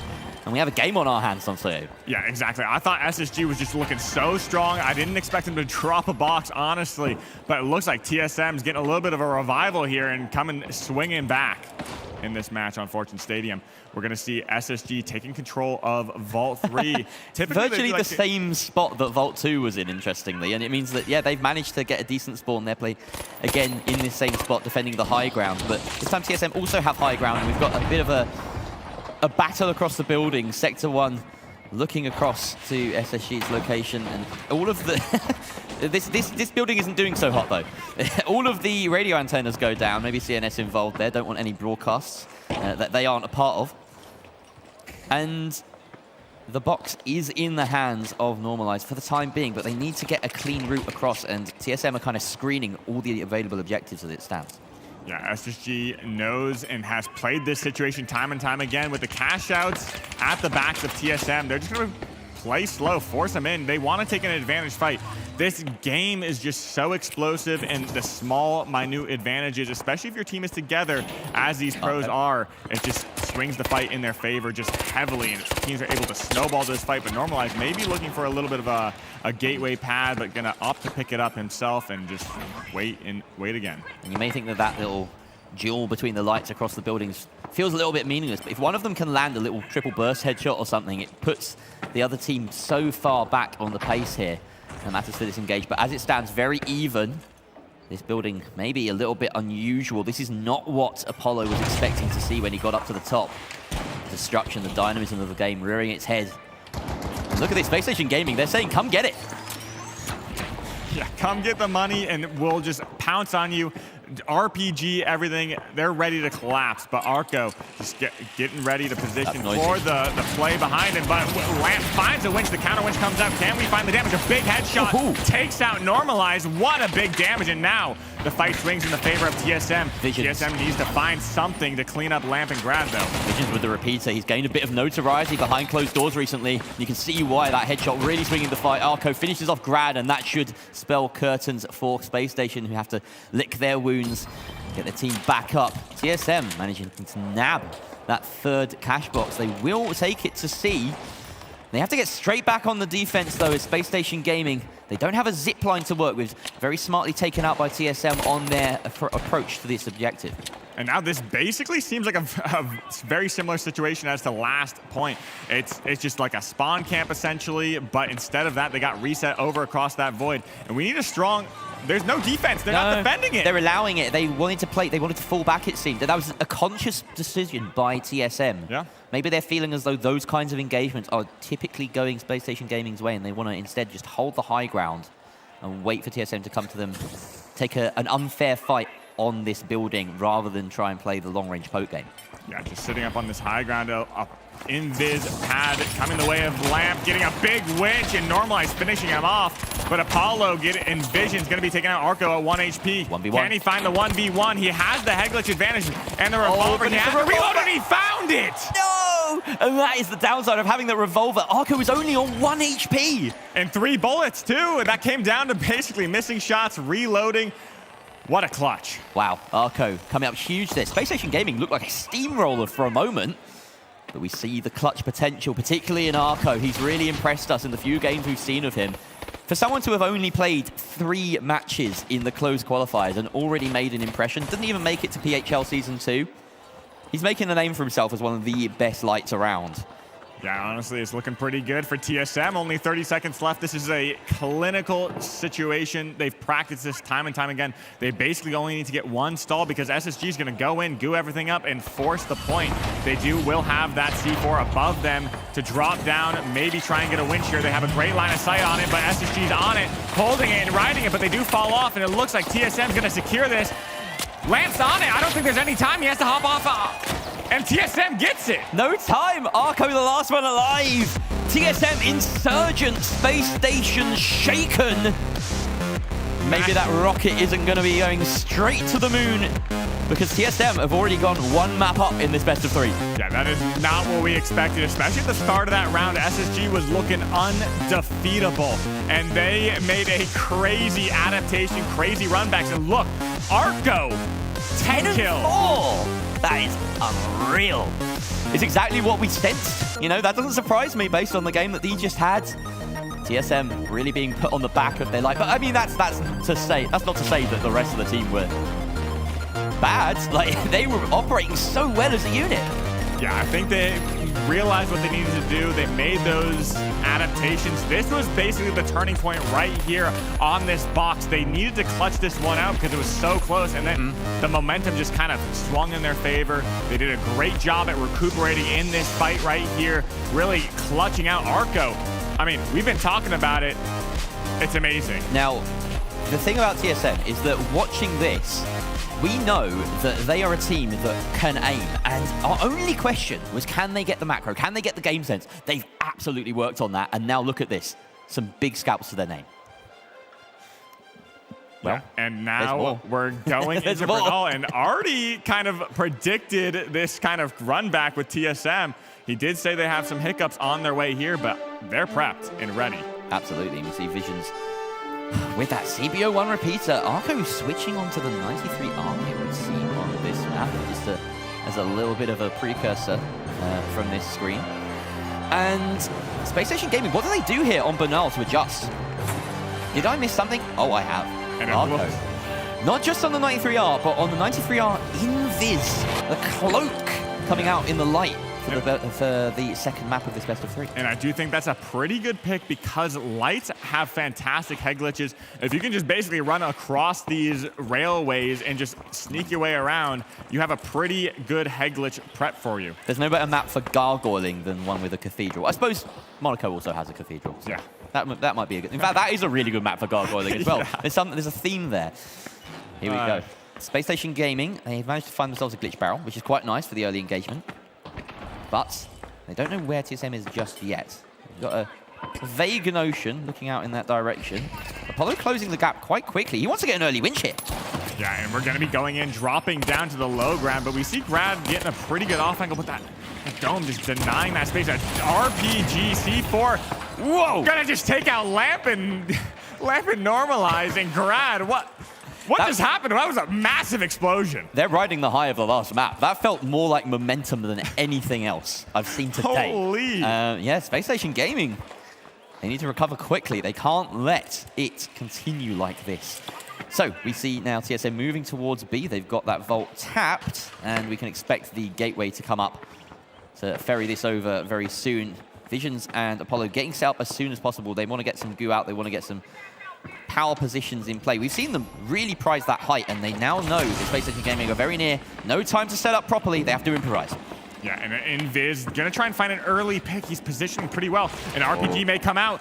Lamp is looking for something he's chasing. He's gonna be able to follow up on this damage. No goo in sight. The goo finally comes out and saves them just a little bit and slowing them down, but the light is out of position. Look at those headshots come at in full force. That winch perfectly lines up for those headshots. I think Arco wasn't banking on his teammates throwing that goo. He wanted to pincer on the heavy, on Lamp, but instead we saw the turn and goo from Apollo and Visions, and that just little bit of disconnect between the three players of TSM has cost them that fight, and an early steal here for Space Station Gaming as Apollo looks to allow his team to reset via coins. Yeah, Normalize finally getting that steal going as Grad and Normalize probably will regroup with their team, but they may hear some footsteps off in the distance because they're rotating back in. TSM looking to find this high ground or regroup it together because Arco's still a little bit far away. They are taking their time. They are grabbing high ground. It's sort of a theme now for TSM. No matter what, they want to try and find that ground. And this is a decent building to approach from. It's one that Space Station Gaming have conceded willingly. They're actually playing very close to the cash out with about 40 seconds left on that timer. The invis engage is not as fruitful as TSM might have hoped, but they do spy an RPG opportunity. Doesn't quite do the damage, unfortunately. Down comes the dome, and in return, there's the winch. Who wins that minigame? The heavy 1v1. Not going either way, but Lamp takes out Visions in the process. That is an defib down, the medium lost on the side of TSM. Apollo spent, now Arco left alive in the 1v3. Space Station settle somewhat after a ropey end to that last map, and they get themselves started on Banal with the first catch out. Yeah, that was a little bit of a scrappy fight. That RPG came out right at the moment, right when SSG just padded up, found that early pick. But now, I mean, this is the same way last game started. SSG taking that first point. I think TSM definitely has the energy in the tank to kind of pull things back as we move into this next vault. Energy in the tank is something that's worth talking about because ideally TSM really do just want to win here and now and get to bed because they've had such a rough time and they need as much recovery time as possible. Space Station Gaming will want to drag this out.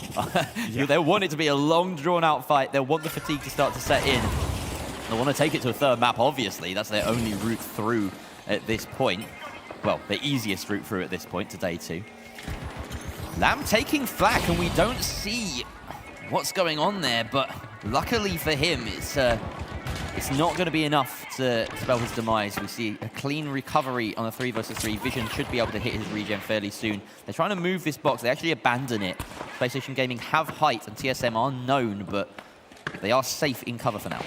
Yeah, SSG just sitting up on this high ground, and maybe a little bit of a pad RPG might be coming out, but Lamp finds that dome just in time to block the RPG, but some big damage comes out, but Grad also taking out Apollo. I mean, this guy is crazy. His aim is insane, but it looks like things even up as Normalize gets the res, and both teams look for a reset. Full reset as both reses come through, and now the question is, can they get another pick? Down goes Visions, and down goes Apollo. Great flank from Grad around that goo, but Arco does exactly the same thing on the other side. 1v1, as it's a Lamp left scrambling, and Arco with the 3-piece again. What could this man not do? Another clutch. I mean, put this guy's back against the wall, and he will claw his way out.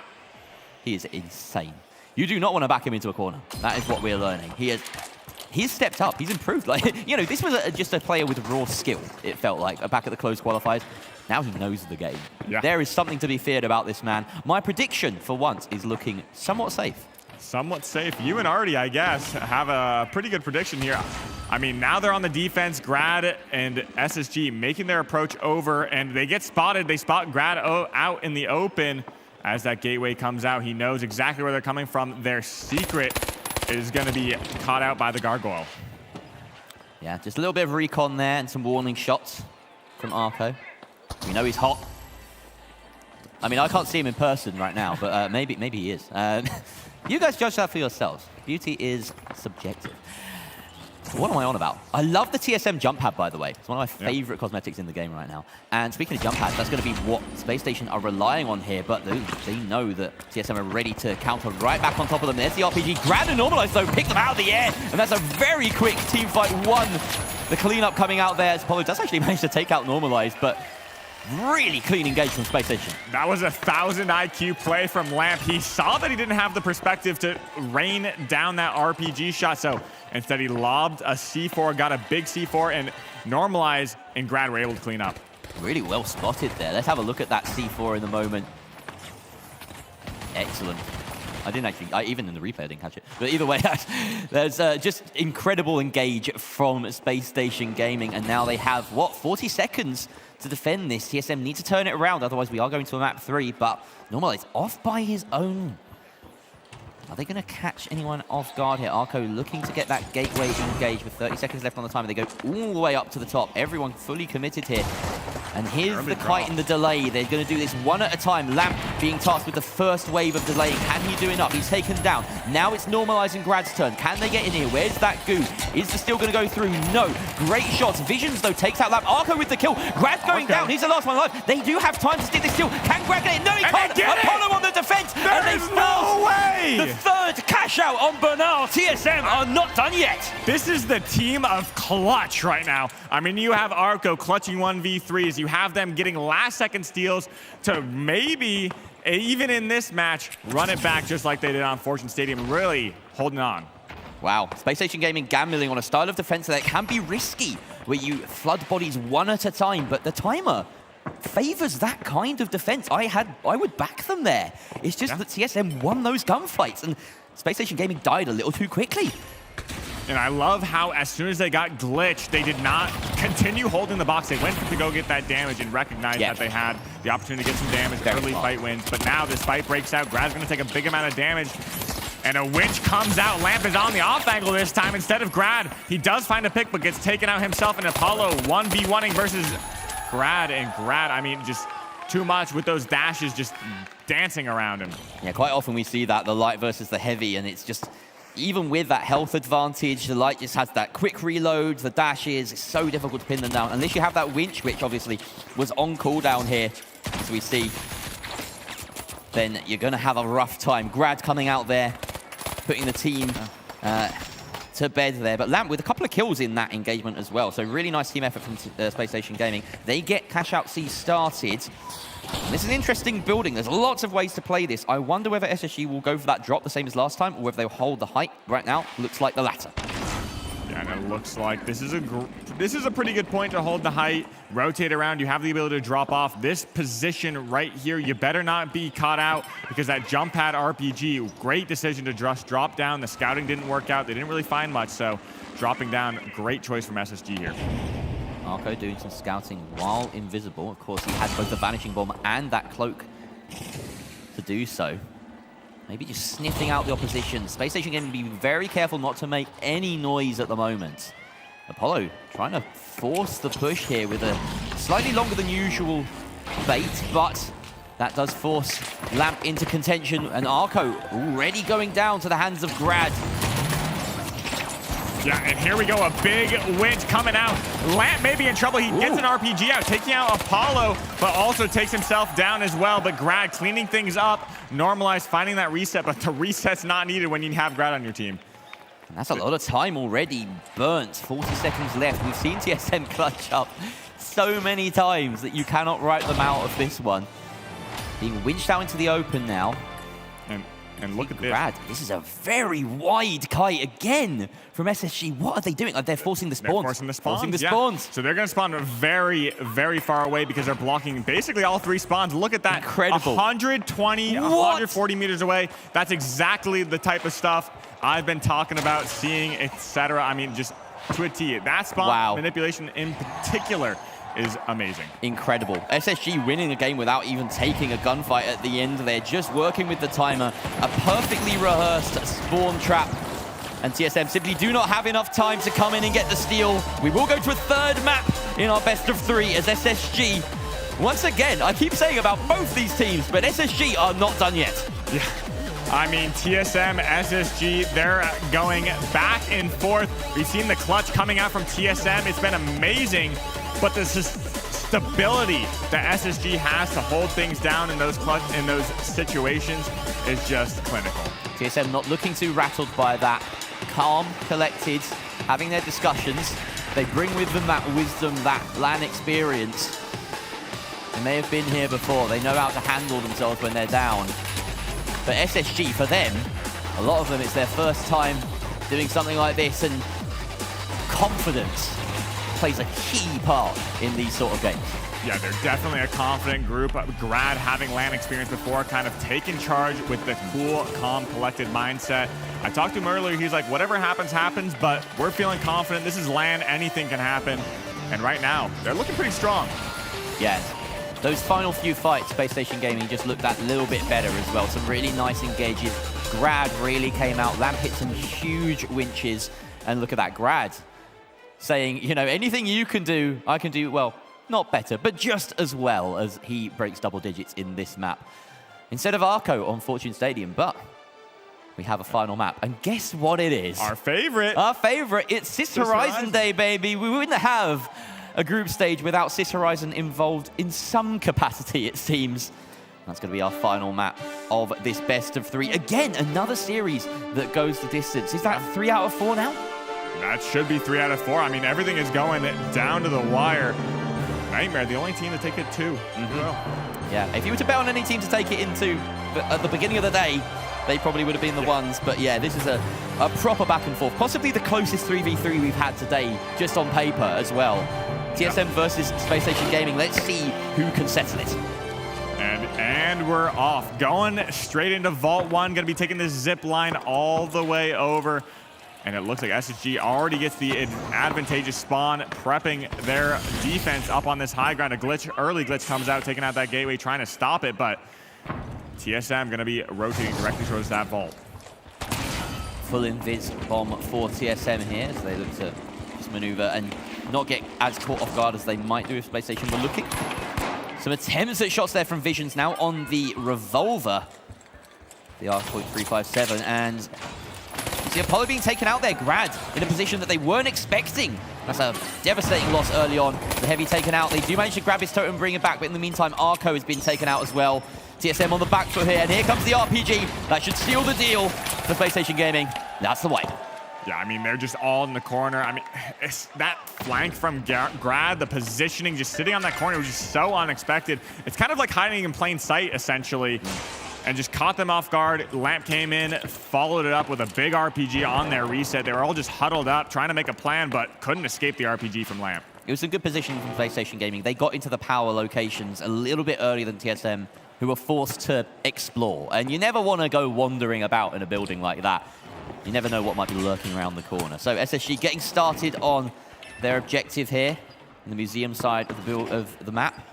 And C4 prepped in an interesting location there by Space Station, maybe preempting a certain type of engagement, and they do actually find Apollo on that approach and already burn through a lot of their HP. Lamp going in quite deep, misses that winch, but follows up with some good shots onto Arco, who needs to take cover, dashes out with a lot of damage, but he's finally met with Normalize's Revolver. Vision's the last one alive. I don't think he has the space or time to find the defib. Maybe he does, in fact. The body block doesn't quite work out, but now Visions, or Apollo rather, back in an unenviable position. He really wishes he hadn't been brought back up, because now Space Station Gaming are just toying with him. Wait, he might, if he throws his dome down, he might be able to find a reset, but it looks like Lamp is also going to be looking for that res, I guess. Not going to drop down on that low HP Apollo. That was an interesting stagger. Okay. I mean, that's not what you want, but no. Now they're put on the back foot potentially. Everyone's back up from SSG. TSM's finally looking for that reset, and Arco maybe looking for some early damage, trying to catch out on their positioning, some reconnaissance perhaps. So close to some really embarrassing moments there for Space Station as they deliberately let Apollo survive to try and long out that spawn timer for his team, and then he actually turns around and almost brings it back to an even footing. At least TSM, they don't have to worry about that long respawn timer as well. They get more time to come back and push A. About 30 seconds left on it as they come up these stairs. That zipline is in no position anymore. They've got to use that jump pad. And unfortunately, they can't master the movement. But luckily for them, the box drops down to the bottom floor with them. Yeah, and SSG just going to be playing one by one on a stall. They have that winch in hand, but looks like Lamp's going to be using earlier to kill Visions, and no stall in sight. The C4 is going to be knocked off. They do take out Lamp. 2v2. Now we're in a 2v2, but they have the high ground. We're going to be seeing that almost a pick coming out from onto Grab, but Normalize just going to lock things down with that Revo, get that reset, and it's going to be SSG right here. Take the box. SSG making it a little bit closer than it needed to be in both of those fights, it seems. And they need to maybe give a little bit of respect to these players on TSM. They've certainly earned it over the course of this series, over the course of their run through the majors so far. But as it stands, Space Station Gaming ahead by that one cash out. They only need another. Them's the rules of the game. Yeah, and here comes the stagger on the replay. The really swinging things back. They hit the emote on him even still, and almost allowed him to reset, take that box, and they need to capitalize on that damage. Deciding not to tap. They know that TSM are quite close by. They don't want to give away any of their locations right now, it would seem. And that are red barrel, I was about to say RBG, that red barrel opens up the sight line. And they have to move back. Lamp again diving in quite deep. Grad on the follow-up. The coordination and the picture from Space Station is perfection. Look how much damage Lamp just soaked up. Grad just playing the off angle. You know, I'll just shoot you in the side. You're looking at my big, heavy, very strong, very scary with that winch, but Grad always there. There have been 2 or 3 fights in this series where Space Station do look like the world beaters that they arguably once were. I would say, you know, it's kind of rotated between the different North American sides over the past half a year or so. And yeah, those are flashes of you cannot play any better than that. Yeah, exactly. It's been a big cycle of who's the top team in NA, and SSG wants to prove that they are that right now. They still got a long road ahead of them, but this could be the last cash out in this best of 3. Again, some sneaky movements here from TSM. They've been really good at managing their directionality, but some of these drops, some of these jumps have been a little bit beyond their reach at times. Maybe a little bit of disconnect. Still ways to improve, but they have that star power. Arco lurking. It's kind of tough because a lot of times they do like to crouch walk very far away from the point versus right here when you're up close. But honestly, with Grad looming, he could be playing almost any off angle, just hiding, playing your time. Going to mantle up to this upper floor most likely, but look at this. Grad regrouping with his team. Yeah, C4 set on the bottom floor there. Of course, they want to drop this a few floors at once. Although he has that winch, of course, he can move it out of position. That would be really beneficial. They don't know what the C4 setup is, but if they do move it first, then that will work perfectly for them. The C4 does drop. Now they can try and go for the engagement. That has them opened up in the middle of the building. Still no contact between either of these sides, but it's a powder keg waiting to be lit. Yeah, here we go. We got the goo, the steel coming in full force, but the winch is going to be taking out Apollo. Lamp following that up with the Shack 50, and it's just going to be Arco. No clutch in sight, and that looks like a GG. That's it. Fantastic defense by Space Station Gaming.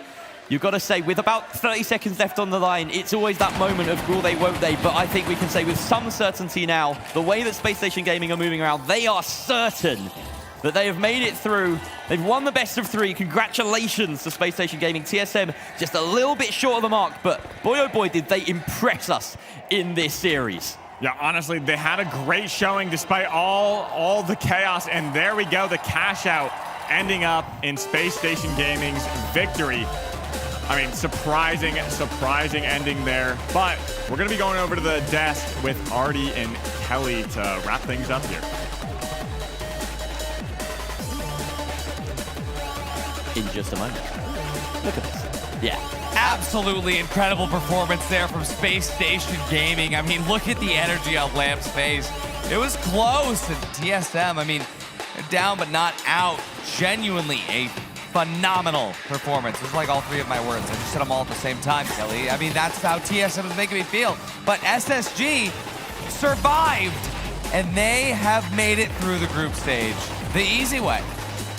TSM did really well in the first 2 maps, honestly, and I think they kind of lost a little bit of energy and confidence on map 3. Maybe it's not their map, and you can only, you know, go so far.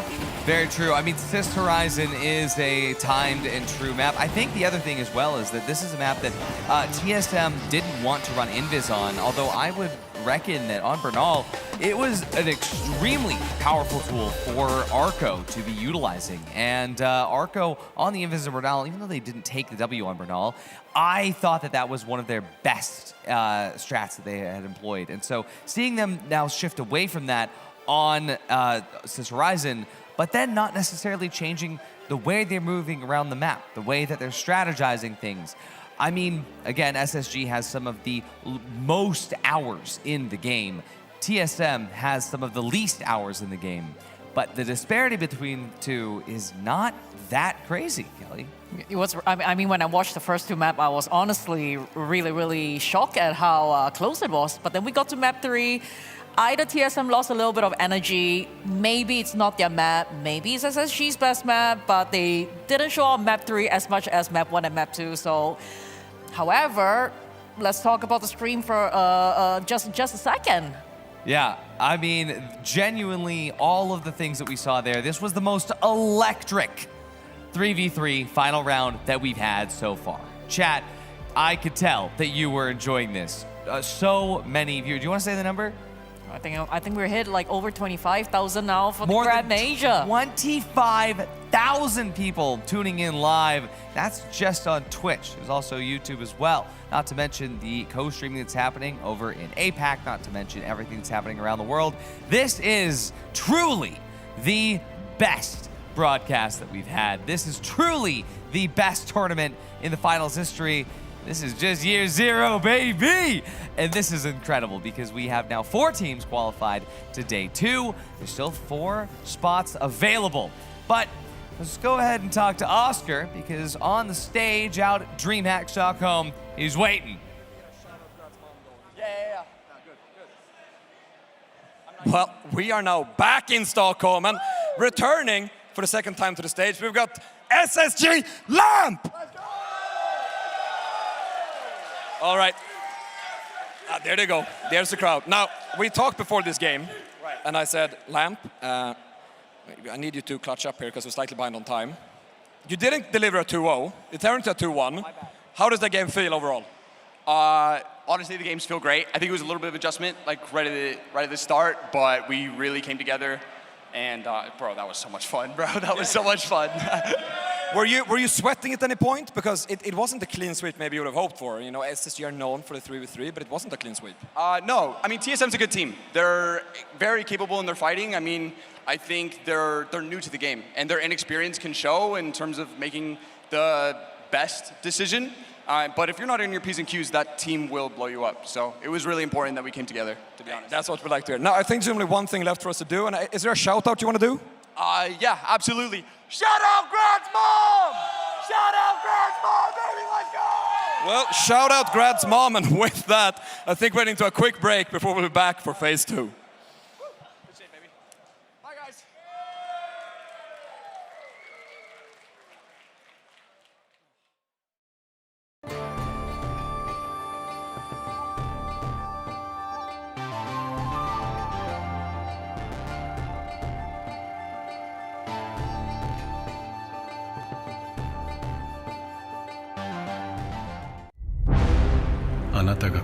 We know you feel alone, but trust us, you're really not alone. Let Ngimo bring the world a little closer, one element at a time. Breeze through and sign our completely straightforward user agreement about data sharing and join our global community of friends. Ngimo, beyond boundaries, within reach.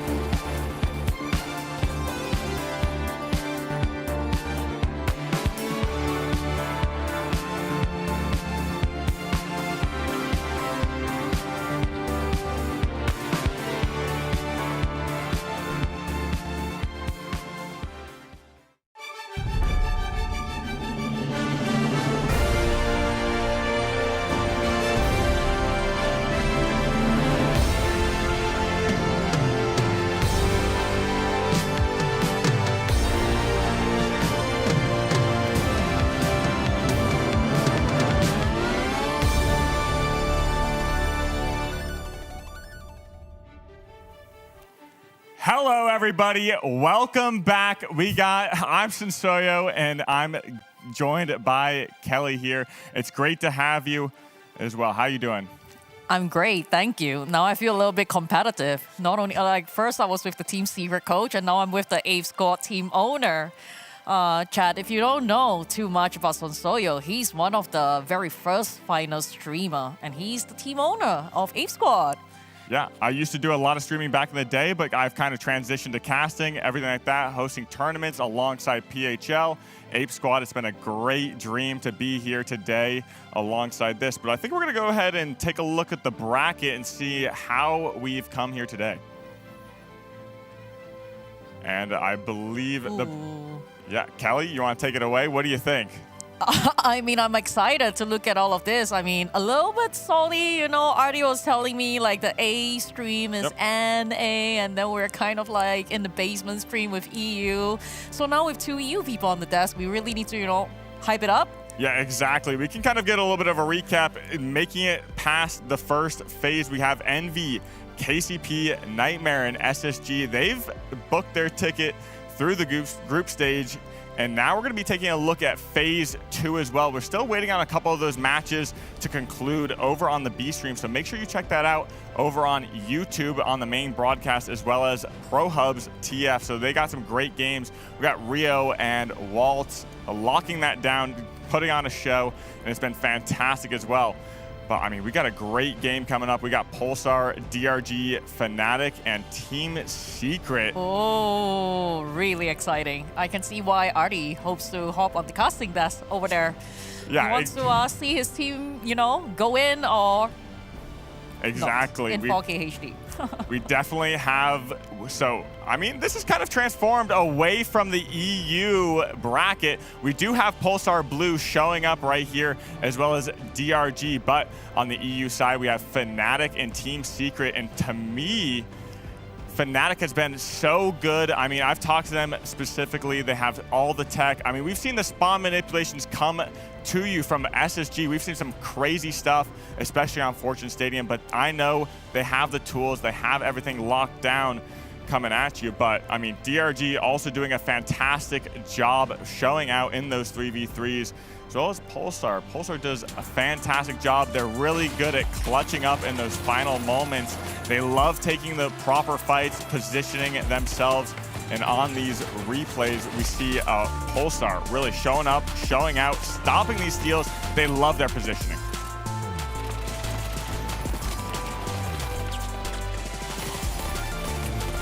And as we go on, we have Team Secret here as well, getting some amazing shots. I mean, they're another team to kind of watch out for.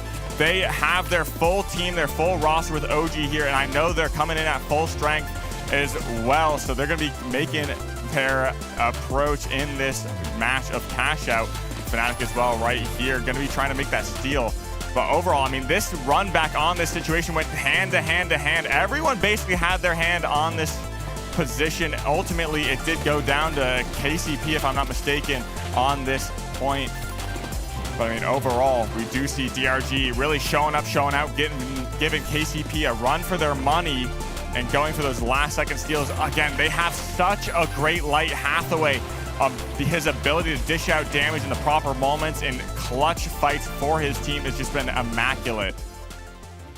I wanted to know, are there any teams that like surprise you today, you know, during day one?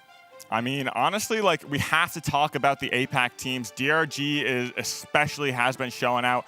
Hathaway has been their standout player for me personally. We also had, if I'm not mistaken, we had Guga sub in, which is their coach, and really show out. It's been immaculate to see him do that. But what about you? How have teams stood out to you?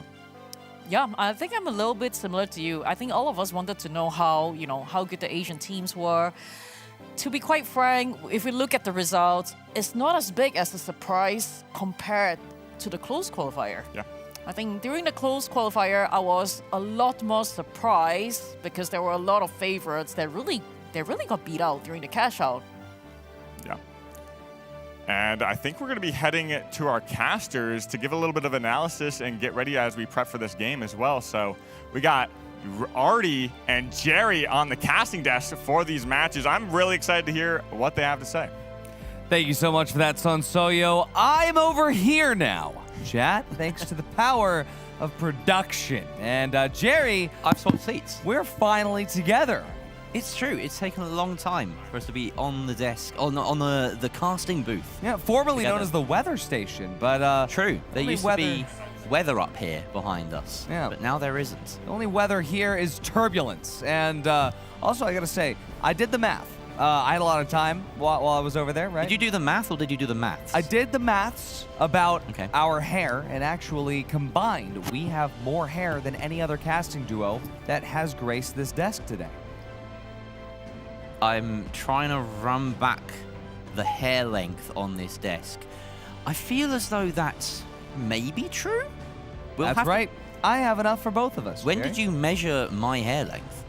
Right now. It's pretty easy. I don't really have to do that much. I look over at you and it's like a flashbang just went off. Nerf those, please, Embark.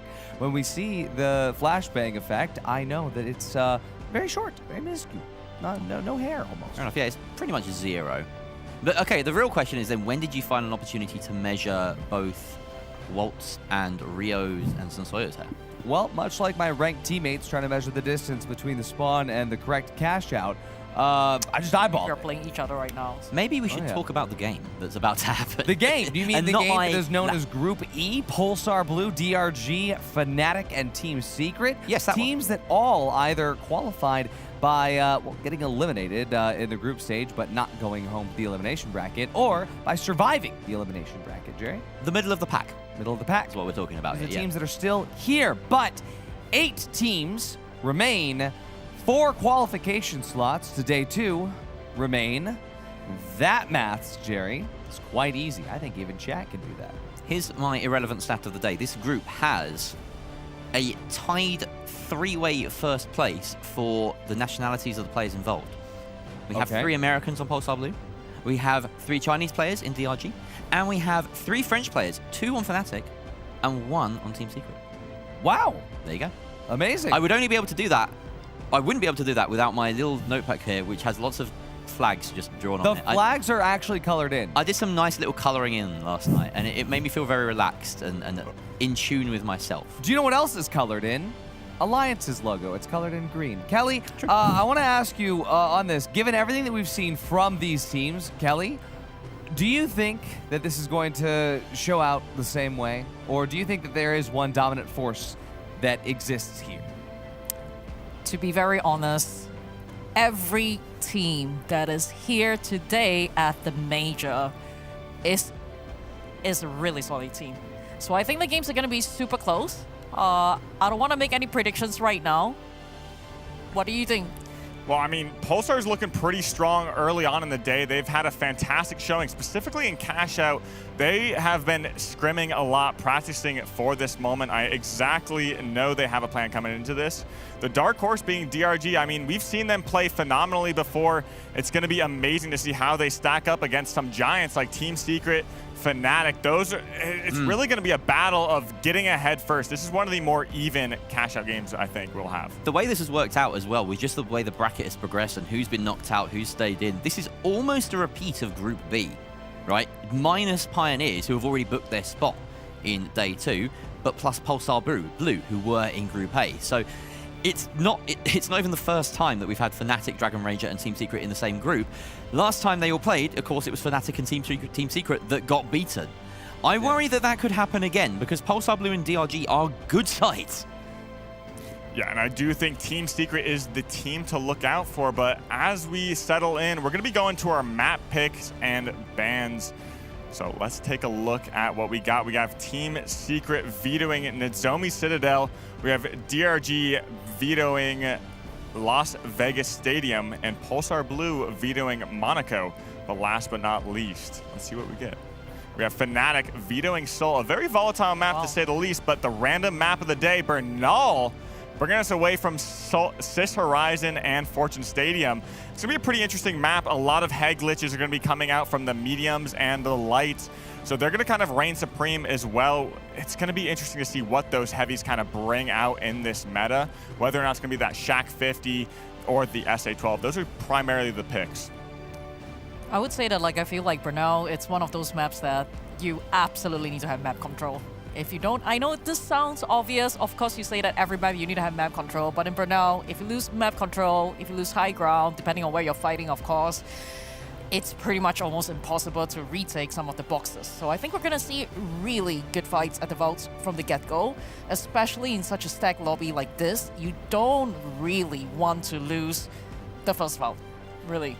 Yeah, exactly. And I think this is one of the maps that is extremely important. Like you said, taking those high ground positions, it's such a great advantage to beam people from range. However, a lot of these moments can kind of break down, come indoors, and it can just explode. I feel like the meta has kind of transitioned. I know Artie has touched on it previously about the invis nade jump pad RPG, that being a very potent technique that we're seeing on Brunel. I mean, yeah, you have to be invisible sometimes, and genuinely with this map, you have a lot of different places where teams know how to manipulate the spawns. They know how to manipulate the cash out. If it spawns all the way out in maybe an open area near a specific barn, you just winch it on a jump pad and send it to a different city entirely. But I gotta say, there are a lot of different opposing strategies in here as well. Like you guys highlighted, this is fundamentally a rematch. This is fundamentally a rematch here of the Group B matches that we saw earlier.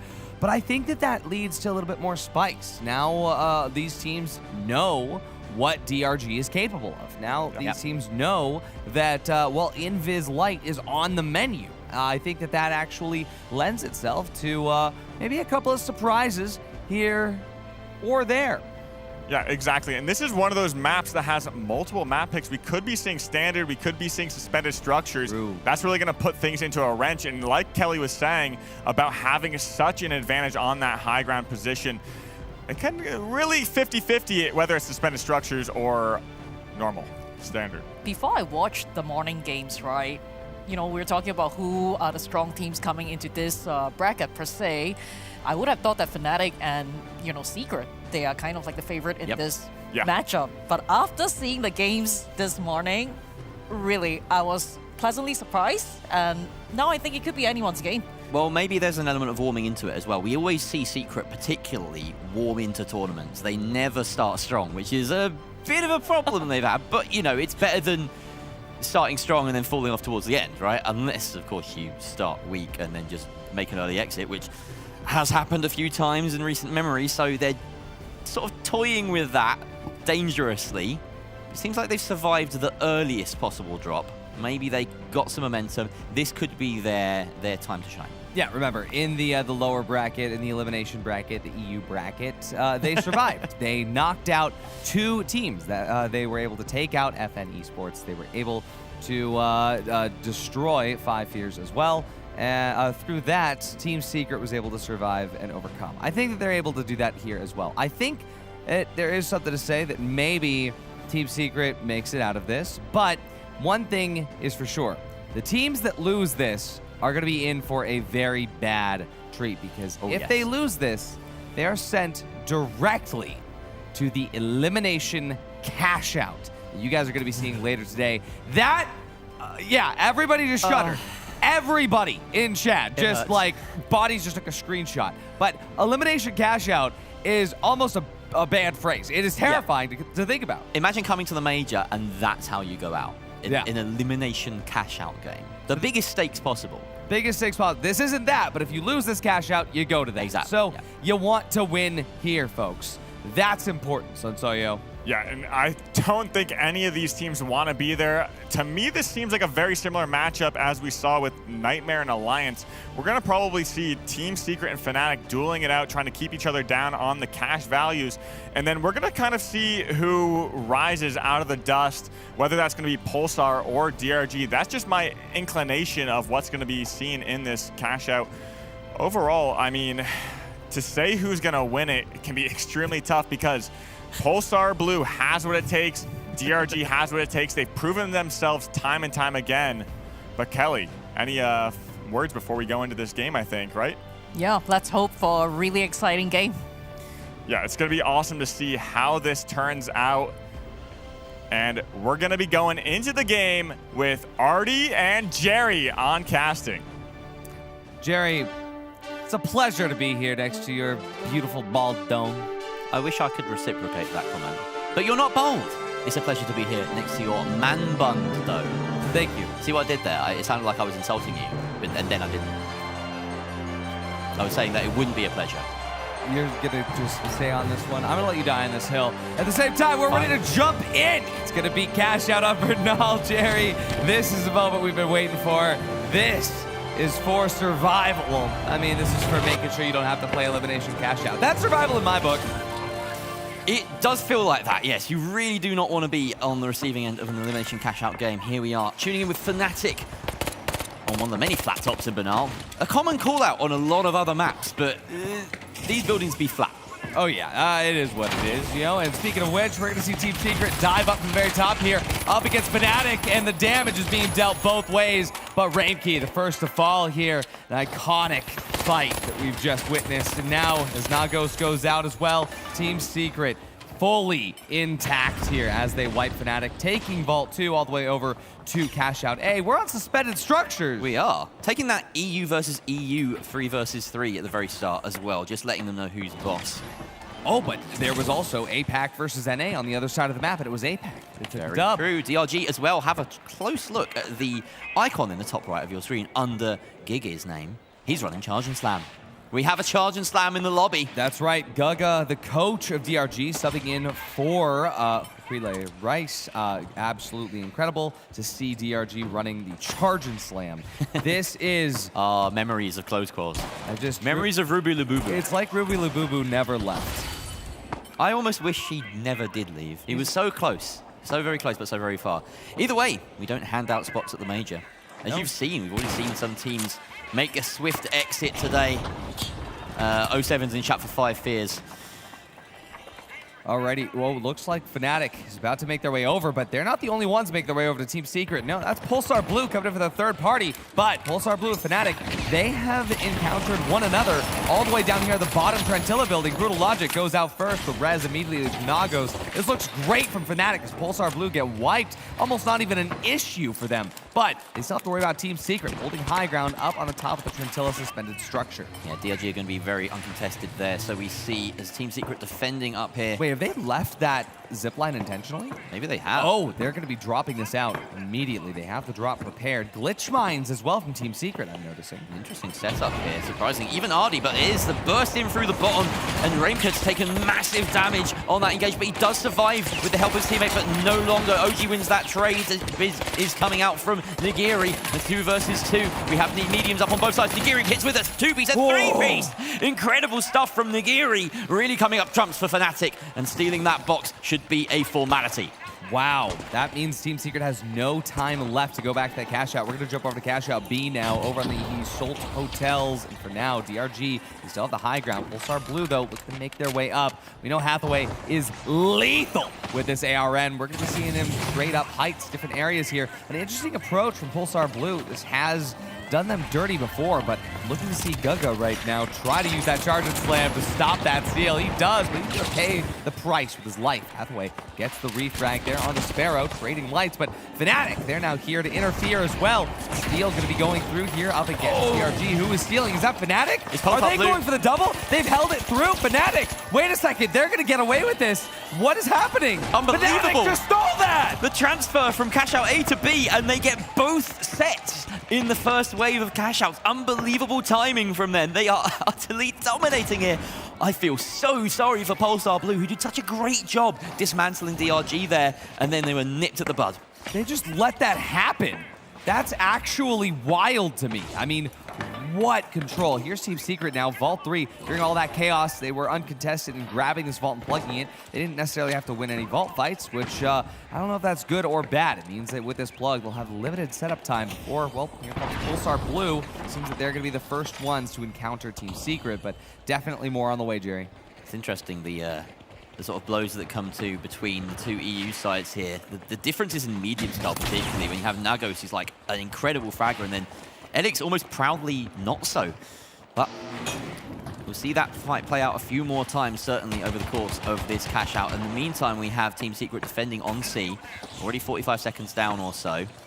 Hathaway has the 4th vault. I'm going to take a little look at his perspective as he knows that Fnatic are lurking. The calls are coming from his teammates. They're all mingled in and out of each other. E actually picks up that box and gets the plug over on the Pagoda. And that gets things started. He needs to re-engage with his team, though. That charge slam working so well, and getting the kill is Nakos on the trade. But here comes the kill from Nagiri, and that should be enough. E left alone, and here's the attack on Team Secret's box. Pulsar Blue and Team Secret, they're going to be trading back and forth. The Team Secret, they've got all 3 up. It's just down to Boobo, and he goes down. Team Secret looking like they're able to survive anything. That spacing is so good.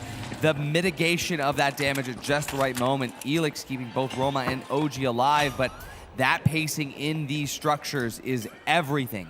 It's very, very important. We look back now to see Fnatic about to get re-engaged here by DRG. Look at these clean shots from Nagiri here on top of the Cathedral. Really nice, and that's put a lot of pressure on the approach from DRG before they could even get anything meaningful off. A great back shot there from E as he gets that repeater up close and personal, but again, Nakos fights him off, and they're just swarming here. Raimka finally gets an opening kill of that engagement. E does trade it off onto the opposite medium, and he works that defib advantage, so now they have to climb a few more kills here. DRG actually surging a 1 versus 1 between Hathaway and Raimke right now. Raimke opting to grab that totem and disappear, try and get this res. They are on the defense, they can use the timer to their advantage, but Pulsar Blue are lurking for that third party, Ardy. They are lurking indeed, but Fnatic is quickly running away with this. It really does seem like it's going to be the most important box right here in this moment. Everyone's here. Everyone's here, and Fnatic, they have the perfect setup for it, because if Team Secret wants to steal this, they'll have to get through everybody. But Fnatic, they're getting shot in the back there by Pulsar Blue. The Witch has missed it! Secret steals! Secret is now in control of it! This is actual worst case scenario for FNC, but for Fnatic, they have the money to spare at the very least. Nagos, 2 bars of HP remaining. Has anybody seen it? No. Elix dropped a glitch mine and it delayed the steal. Pulsar stealing, but this might work. Oh, he can't land the shot. No! Successful steal for Pulsar. Can they hold in the final few seconds? It doesn't matter. There's not enough time. OG has not got on the box soon enough. And the one glitch mine they left behind to try and delay that steal by Elix was simply not enough. Pulsar Blue piled in. Wow. Well, wow, I mean, Pulsar Blue is still last because that was only 1 cash box. That was, I mean, we were just at the second set of cash outs. That's already just insane. The pressure, the drama. I mean, we still have 2 vaults left. Vault 5 plugged into cash out A now, but DRG, if they're able to hold this all the way through, they'll have enough to at least stay competitive, which is really good to see if you're struggling on the bottom. But for now, we need to wait to see where Pulsar is going.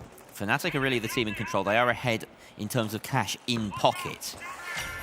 We'll have to keep an eye on what they do in terms of macro, their movements, but we're tuning in here with Team Secret to see what their move is. They are in that sort of dreaded second place in terms of money in pocket, and now making that decision, deciding to drop the vault as they realize that the cover is important. They want to get it as close to the gateway as possible. OJ is going to have to barrel this through. They've already lost Roma on the approach as DRG are still defending from above, and actually Pulsar Blue look like they're having a bit of trouble getting this down. The RPG brings it down 1 layer, but that's not enough. Yeah, they're going to have to do a lot, but again, for DRG, they need to get this timing right. They dive away. Okay. Wait, they faked it. They dove away, but they have a gateway back. 5D chest right here. For Pulsar Blue, they drop it out all the way to the bottom on top of the invisible. Invis! The shots are raining through. Pulsar's taking a lot of damage. Boo's down, but they are able to trade it through. 1 for 2 now. It's just up to spare on Pulsar Blue. DRG, Gugga, going to be able to finish that last one off. And Pulsar Blue, they are going to be paying the ultimate price for that. Only 13K left in their bank. And Vault 6, it's still controlled by Fnatic. They're not letting this go anywhere. Team Secret needs to kill race or go for this steal. They absolutely need to go for the steal, you'd argue. That was some incredible defense by DRG. Really big braining it with the positioning, the invis biding their time before they try and deny that steal. And now Hathaway finding OG. That's a massive blow to Secret's hopes. But here comes Elix trying to find a home in the rubble to get that steal. He's forced off of it. It's only Roma left. And I think DRG might have done enough here, Ardy. They may have booked their spot forward. We see Roma picking up kill after kill, but it doesn't matter. DRG once again coming top of the lobby in the cash out. bringing Fnatic through to the 3 versus 3. And we have to say, right now, Polestar Blue and Team Secret, with an elimination cash out ahead of them in the bracket, you would not want to be in their shoes. This is the first time that a team from APAC had full control of who to allow in. They could have easily figured out any other way to just focus that wipe somewhere else, but for Fnatic, that early control with the early double, what a cash out match, Soyo. What a match. What a match. What a match. We just keep saying what a match until we can get some Soyo to talk to us. I mean, that was such an amazing match over on Bernal. Some crazy picks. We saw Guga running Charge and Slam as well as that SA-12. And typically you think of this as a long-range map, but he seemed to make it work as they were the deciding factor, being the top team in this lobby. But as we look at these replays, you see some crazy kills. I did see Fnatic Nagiri get some amazing 3 pieces as well. I mean, he really popped off in this match, gave their team an early lead and was able to kind of secure that last box, lock it down, and deny the double, and then kind of lock in place, kind of playing against that kill race against Team Secret. But now, Polestar and Team Secret, like Artie and Jerry said, they're going to be facing an elimination cash out, which is going to be quite difficult. But looking at the scoreboard, Kelly, who stands out here for you? What a game. This is why I said I did not really want to make a prediction earlier. To be quite frank with you, I really like Secret. I think they got a great story, you know, Elix with El Telco and stuff. Standout players for me definitely has to be Nigiri from Fnatic. You know, he really did so well for his team over at DRG though. Oh my G, seriously. The Chinese players must be really hyped right now. Yeah. Absolutely crazy game. Exactly, and now they're going to be playing a 3v3 against Fnatic, and I know how that may seem. Everybody may be thinking that Fnatic has this in the bag, but I mean, DRG today especially has been really showing up, showing out in these matches. But going back to that cash out match, we saw some very interesting picks and plays. Specifically, we did see Team Secret on glitch traps. And I've been saying for a long time, these things are super underrated, especially you can allow your team to force point, you goob it everything up, put down that glitch trap, and as soon as they drop down, they can't witch you in. But overall, we had the Charge and Slam SA-12, but without a further ado, I have to introduce Oscar. He's got a big interview for you. Right, I do. Thank you very much, Sonso. I'm standing here on stage at DreamHack Stockholm. Beautiful venue, packed with beautiful people in the crowd. But someone else that's really beautiful on stage with me right now is Mr. Brutal Logic. You've been on a bit of a run today. Yes. You're far from done. Yes, we're far from done. Anything can happen in cash out. That one a little rough, but we're going to return the favor in the next one. Are we seeing any secret sauce come out now towards the end? Because now you've played a couple cash outs. Do you have something in the chamber for the next one? Or are you just, you know, gonna do the same but a little bit better? We're going to see who we're against, and there might be something different. We're talking counter picks. Maybe. Ooh, I like that maybe. I like that maybe. Well, Brutal Logic, thank you so much. Gather your team, gather your mental. Brutal Logic, everybody! Oh, what a beautiful, beautiful day here at DreamHack Stockholm. And, you know, we're getting ready for a couple 3v3. So with that, I'll throw it back to the studio because we have more games to go! Oscar hitting us with the energy, and that was a great interview from Brutal Logic. He's been in the scene for a long, long time. He's had a lot of change-ups in his team, but through and through, he's been a fantastic heavy, kind of coming out of the woodworks, training super hard. I believe he may be one of the oldest players in the Grand Finals. So that's very interesting to see how he shows up and shows out, leads his team to victory alongside Apo and Gia as their coaching backing. So it's going to be awesome to see how they do in that elimination cash out. But with that being said, we're going to be talking a little bit about this 3v3 matchup. Obviously, it's Fnatic and DRG, Dragon Ranger Squad. This is going to be an interesting one. Do you think these teams are going to be making any substitutions, or maybe they're sticking with that Charge and Slam SA-12? I know there's a lot of tech behind it. You can cancel the SA-12, But yeah, I think we're going to be starting the game. We're hitting it back to Artie and Jerry running into this 3v3. It's going to be an awesome match. Take it away, boys. Thank you so much. I mean, as much as I love taking things from Alliance, I didn't expect that I'd be taking that question from Kelly. But, Jerry, I do hope to see a substitution. I don't know if Charge and Slam works in a 3v3 final round format. I think that if we're looking at Fnatic versus DRG, there could be a case for it, but no, they are actually holding on to it, Jerry. That's yeah, they're going for it. No goo being run by Raimki, but you can imagine that Nagos is certainly sticking to it, so that's where it's going to be most useful, is clearing that goo. But you know, it's a brilliant combat tool. You know what's a better combat tool? Is a sniper rifle. What? Hathaway getting an early pick on Nagiri. What on earth? And Banal of all maps as well. This is a fantastic place for it. He's got the thermal bore, which is a brilliant pick if you're running this. We did see this earlier from Dragon Ranger Gaming. It's useful in so many ways. Used it to deny a point earlier. Used it to drop. Oh yeah, but box. But alongside the sniper, it does actually make even more sense. Always. I run that in ranked all the time, so it's crazy to see my ranked loadout now appearing here at the Grand Major. But E going to be taking out Raimki there. It looks like Fnatic is down to just Nagos, and the question is now, will Nagos find a barrel? No. Looks like both Nagiri and Raimki are going to be going. Oh, look at this. Rezzed. Look at this. It's suspended sponsor structures. Again. So he's gone with the sniper knowing this. It is random after the first map. And yeah, that's an incredible position to be in for the sniper. If he can get on height quickly enough, and he's already on that perch, and he can cause some major damage before Fnatic even get close. And he's done it again. Look at that. A shot onto Nagos. Stalls the push.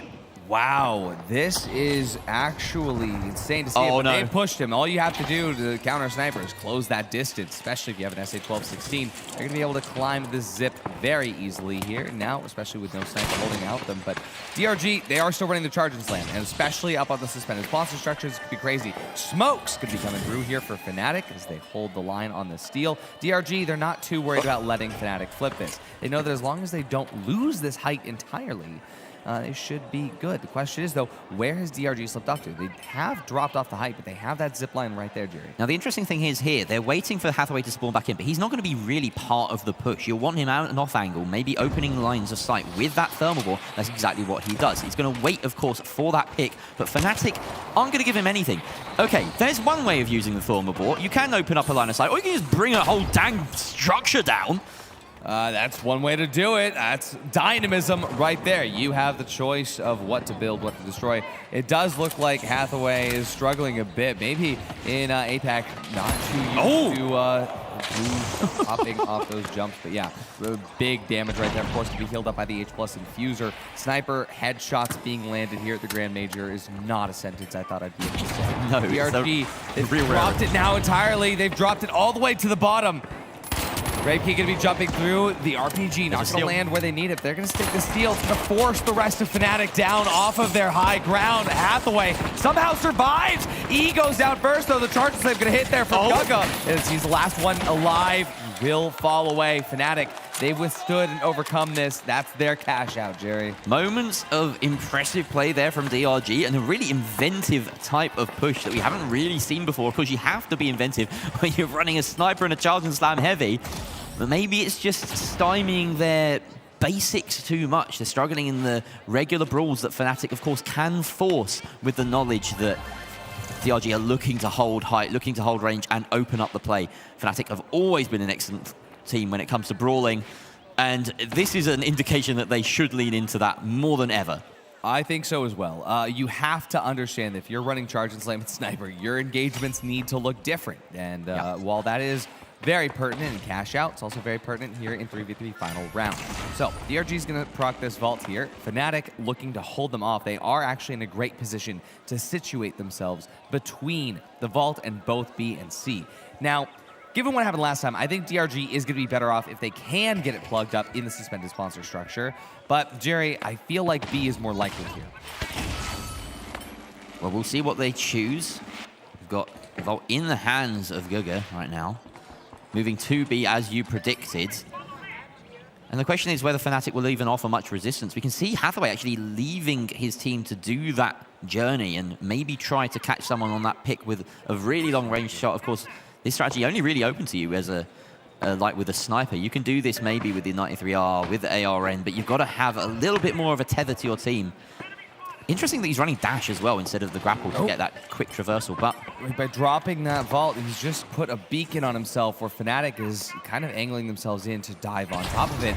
They're splitting up in a way that looks like it might have a competitive advantage here. Now Fnatic, they're going in for the RPG engage, but nobody to hit. Everybody is so spread across. It's really unorthodox. This is that APAC gameplay mixing in with RE users too. I don't think Hathaway spotted Nagiri on the far side there, or was it Nagos? Either way, he had to be a little bit safer for a moment. They are taking this very slowly. Both teams just trying to scout each other out and make sure that they don't engage poorly.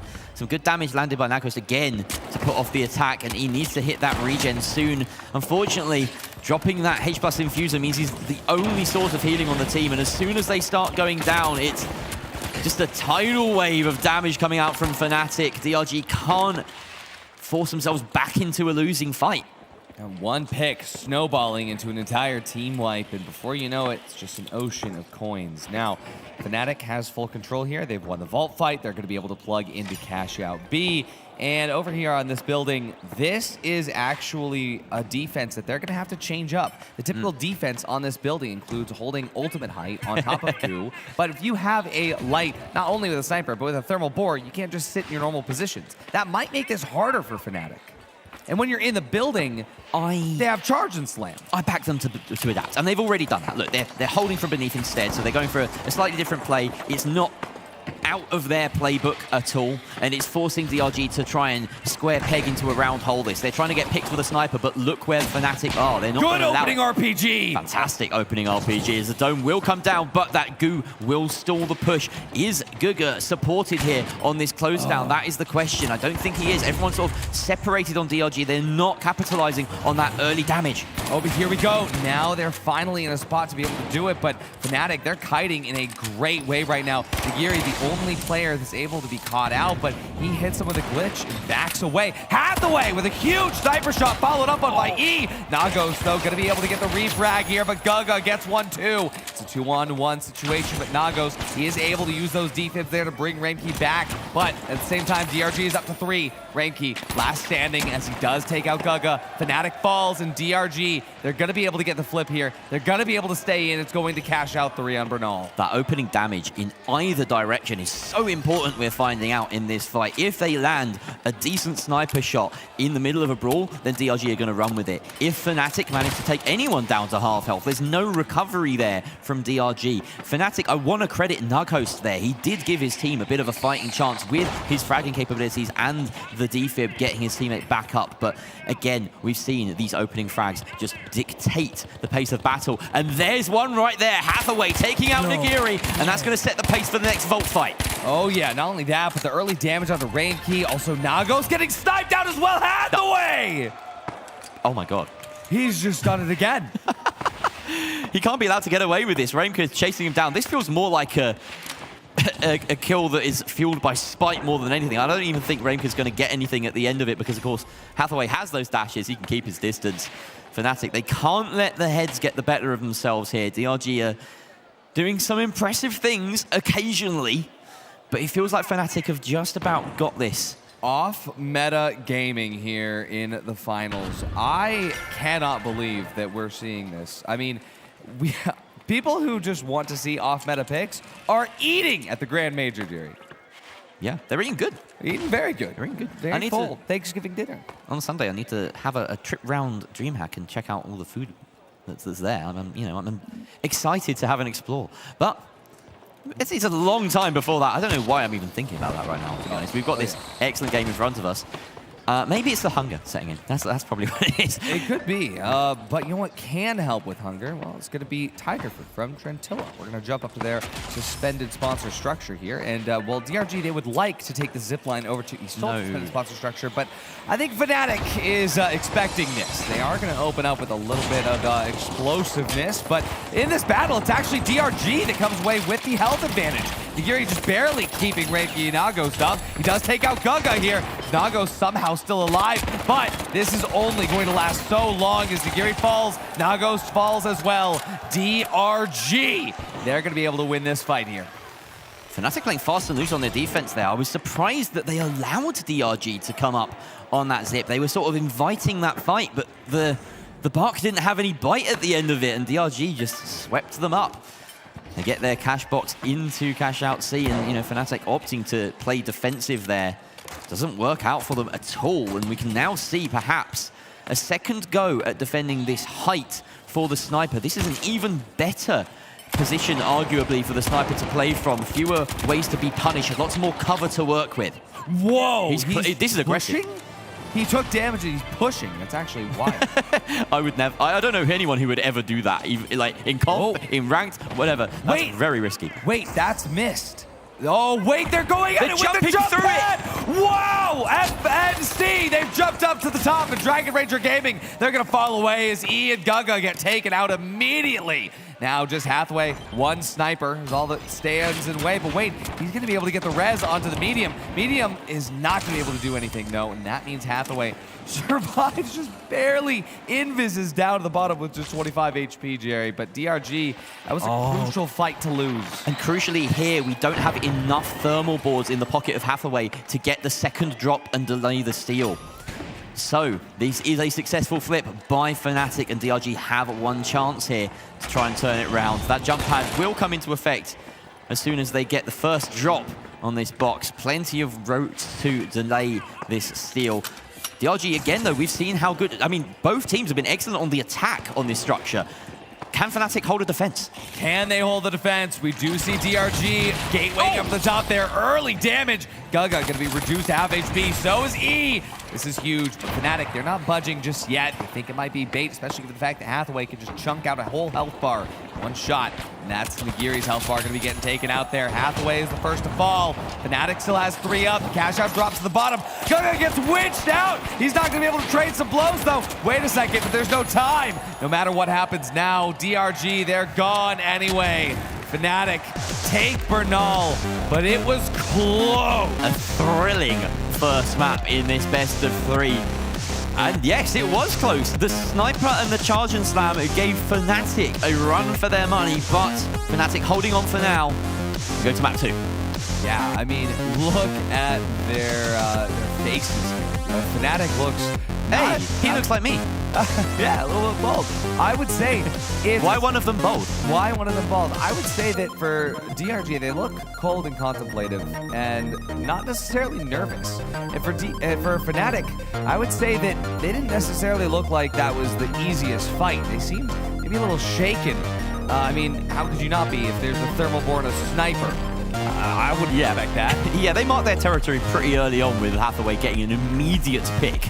And it wasn't the only time that gambit worked. They were able to swing a fair few, well, not even swing a fair few team fights, just outright win team fights. The best fight is one, what's the Sun Tzu quote? I'm going to get it right here. You can do this. Art of War. The greatest fight is a fight your opponent doesn't take. It's something along those lines. Words of that. I would argue that the greatest fight is the one that I win in the shower 3 days later. I have questions, but I don't think I should ask them live. That's fine. We're going to be getting ready to jump into the next map. It's going to be Skyway Stadium. It's going to be one of the better maps to see the APAC strats. I've heard some things, Jerry, and for Fnatic... Whispers on the wind. They are, well, they'll be running the normal stuff. The normal stuff. The normal stuff. I actually looked away from the screen at the split second that DRG appeared on the screen. So I did get to see the loadouts. We are still having that charge and slam heavy. And we'll find out more about what they're doing as the game progresses. That's just the way it rolls here. Yeah, there it is. Now, oh, nice positioning already from DRG. Holding height and right on top of Vault 1. This is one of the most notorious positions in the game to try and attack. This is good RNG. This is the best spawn for both DRG and the Vault. And for Hathaway, this is a good map for the ARN. The ARN Demon himself, he takes a little bit of damage. Rampy going to be pushing now, but he's already healed up to full. The movement is good for DRG, but the shots are better for Fnatic. DRG going to be losing one. It's traded out immediately. Hathaway can't reach out. Just 1 HP. Gaga going to do what he can. He takes out Rampy.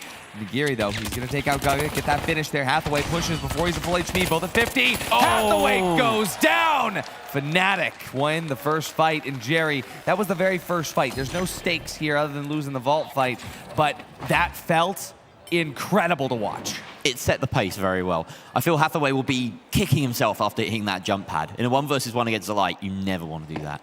Just exposing himself to the sightline of Nagiri there. And now, of course, Fnatic have free reign. They decide they're going to get this alley-oop, a bit of a relay race over to A. As soon as that vault is available, it will get plugged immediately. Very nice, very efficient. Very efficient indeed. And DRG, they're going to go with their own efficiency as well, as Hathaway gates the team across the gap. We do have Fnatic holding full height on top of the hotel. And DRG, they have the chance to just slowly make their way up to this height. Now, the fact that that plug did take a little bit longer than expected for Fnatic, that means that DRG has some extra time to play with. And it looks like they're using that time to scout up a little bit. Fnatic, they're going to be burning that invis bomb just to... Oh, they've spotted Hathaway. This is some good recon by Narcos, taking that off angle. He's going to have free reign, because look at this. GG is setting up just to be aggressing on the two players on top. But it is a 3 versus 2 on this flat top, and that is a successful engagement. The charging slam almost comes good. Nagiri slapping back, though, and it's only Hathaway against 3 as that defib comes through. It's going to be a difficult hole to dig himself out of, but he can't manage it. Nagiri, again with a cleanup. Fnatic winning both team fights so far. I need to say, Guga's charge and slam hasn't been as useful as I think it could be. But at the same time, when you're going up against Winch Heavy, you know that it can just get stalled out. So whereas Guga is going to be able to find a couple of good opening picks, that charge and slam just seems to be losing him more fights than it's winning him. It's the absence of a winch as well. You know, a lot of the time the charging slam is being used reactively, and already Fnatic have gained some sort of advantage. The LG feel like they're chucking the panic button charging slam in here. Oh, speaking of panic button, that's going to be pressed right here as DRG starts to steal a little bit early. Seems like the goo is already been used up there, so they're going to have to stop the steal the old-fashioned way. Hathaway goes down there, thanks to a nice spray down with the F-car. This up to E, and well, that fight's already over. Fnatic has cash out one cash out away from, well, a bittersweet finish. That's 3-0 now in terms of team fights on this map. DRG need to wake up here. I wouldn't, you know, is it weird to say that I missed the sniper rifle? Because it also feels that if we're going to be picking fights on players on DRG, it doesn't feel as though Hathaway has had nearly the same impact here as he has had on, you know, not just the previous map, but throughout the day. He's been a shining light for Dragon Rager Gaming, and maybe just having a bit of an off map. He can't afford that at this stage. Can't afford that at this stage, especially if you want to qualify for an A2. E goes down, but the trade. By removing Nagiri, they are going to be moving a lot of health off of Fnatic there. When Nagos pulls out that heal beam, they know that half that damage can't be dealt. But Hathaway, last player standing, as Raimki and Nagos are able to manage their resources quite effectively. It's just Hathaway now trying to find an early pick, but a little bit close to make full use of this ARN, especially up against the SA-12-16. This is a light up against the heavy and the medium as well. This is an inevitability, really. Oh, he winched the goo out of midair and continues the chase. Raimka is backing himself in this one. He knows that Nagos has his back as per usual. Really neat little... That wasn't intentional. It wasn't intentional, but it absolutely worked out. And they're riding home the momentum. E coining in and Guga coining in. What? That's a bit of an error. You've got to say DRG would have been far better off just letting Hathaway die and come back as a team. Right now, Fnatic have complete control of the pace of this. Yeah, I mean, E is going to have to coin once more here, most likely, unless Guga is going to be able to get close enough to... Well, Hathaway could as well, but we'll see what happens. Vault 2 going to get procced up here by Fnatic. Now, cash out C, all the way on the opposite side of open office. We have business office here with B. DRG's been spotted. It's going to be a very stalwart match here. Yeah, this is, again, the patience kicking back in that we saw on Bernal, as DRG are knowing now at this point that they are not matching up especially well against Fnatic on this map. For whatever reason, they can't figure it out, but they just need some time to work on it. Narcos again getting that pick. He's been phenomenal so far this map for Fnatic. The charging slam doesn't land with the impact. Caught out in midair. Hathaway the last alive again. Now in 1 versus 3. Maybe Find that green barrel and use it on yourself, mate. We really need you to speed up this process. But no, he's never saying die. He wants to grab the totem, get the res. Yeah, but again, this is the heavy. That means that E potentially will need to use the final coin here. But remember, Fnatic, they won the first cash out. They don't technically need to worry about plugging. They're so concerned with getting this clean team wipe, though, that they missed about 3 or 4 opportunities just to get the plug. Yeah. They could have won by now. They could have. Seeing Hathaway barely survive there. Actually insane. Nagos, though, he's going to be getting dropped on by Guga, but again, that charge and slam, I don't know if it's going to be worth very much. They're farming stats at this point. Like, they could get on with the objective, but they just keep letting DRG recover and die and recover and die. And finally, Hathaway gets the message. Finally, we've learned. There it is. But I will say, I do appreciate the effort here. I think the DRG is putting up a decent fight, but Fnatic, you gotta plug this at some point. It's resilience from DRG, but you also gotta know when you're getting bullied. And that was just Fnatic playing with their food for about 4 minutes straight there. Absolutely. I mean, we also have the, we have the potential to see Fnatic just close it out here and qualify for day 2. Yeah. See if they're going to be able to do that right now. If they do it in this style as well, that's a real morale dump for DRG, because this has got to feel rough. If they lose here, it's going to affect them for the rest of the day in this manner. It seems like DRG lost some synergy between map 1 and map 2. Yeah, something, it just looks like a different team. Yeah. I mean, Hathaway, this is his best weapon. I'm not exactly sure why it doesn't seem to be hitting. Let's give Fnatic some credit. They are arguably one of the best sides at this They're tournament. locked in. And they're locked in. They are really not missing anything. I've never seen Fnatic this locked in. I have so many scrim hours against this team. I've never seen them this locked in. We're looking to see Nagiri right now as well. He's posted up on alone. Perfect pedestal here. Hathaway survives there. Nagos, though, he is burning his goo very, very quickly. I don't think he's too worried about needing to goo stall, especially given the fact that DRG, they're not utilizing that winch. But Hathaway doesn't find those final shots. He does fall away here. DRG will get this flip, potentially, but I don't think Fnatic is too worried about it, especially given the fact that Guga gets deleted almost immediately. Hathaway and E now going to be split up here in a time where they do not want to be split. I love the fact that he saw E take that jump out and was like, yeah, sure, you go up there, I don't care. And now they're turning their backs on him, finding the kill on Hathaway. Now is the time to try and chase the 3 versus 1. They have time on their side. They can get this steal. In fact, they might want to even stall the death of E, but no, they put him out of his misery. He's down and out. And with only, That's 40, it. That's basically it. 30 seconds left. No time for DRG to come back in. And Fnatic, they're just making certain with a bit of a spawn trap here, pushing them as far away as possible. But it's a formality. RD, Fnatic, I have not seen a more dominant map from a side today. And it books them their progression. Absolutely. That's going to be Fnatic allowing themselves to have a nice little bit of rest. They have, at the very least, 1 bit of respite to make sure that it is going to be an easy day tomorrow. But long and difficult roads are often met with a nice, kind reward here. But for DRG, they're not out of the running just yet. We will see them later on, actually. Just a few, but look at Fnatic. How cute. Oh, they're so happy! It means so much to them. It means so much to them. They've had a bit of a rough day, but that is the peak. And, you know, what a way to do it. That is some style and some statement that they have made, saying EU are here to play. EU are here to play, Jerry, and you and me, well, we're here to cast. And right now, Sonsoyo is here to host. Yeah, and that was a fantastic showing from Fnatic.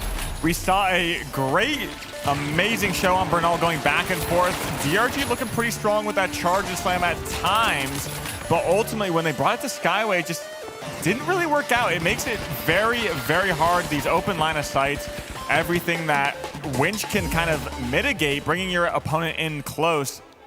Charge just doesn't have, Kelly. I was pretty surprised that they continue running Charge on map 2. Yeah, exactly. And on the scoreboard, I mean, it's very dominant. We see 9 kills coming out from Naghost and Nagiri. Rainkey getting 11 assists, fantastic damage out there, but Hathaway swapping off that sniper, going for his tried and true ARN. Still does a good amount of damage for his team, but ultimately it just wasn't enough for them to take out a game and even things up.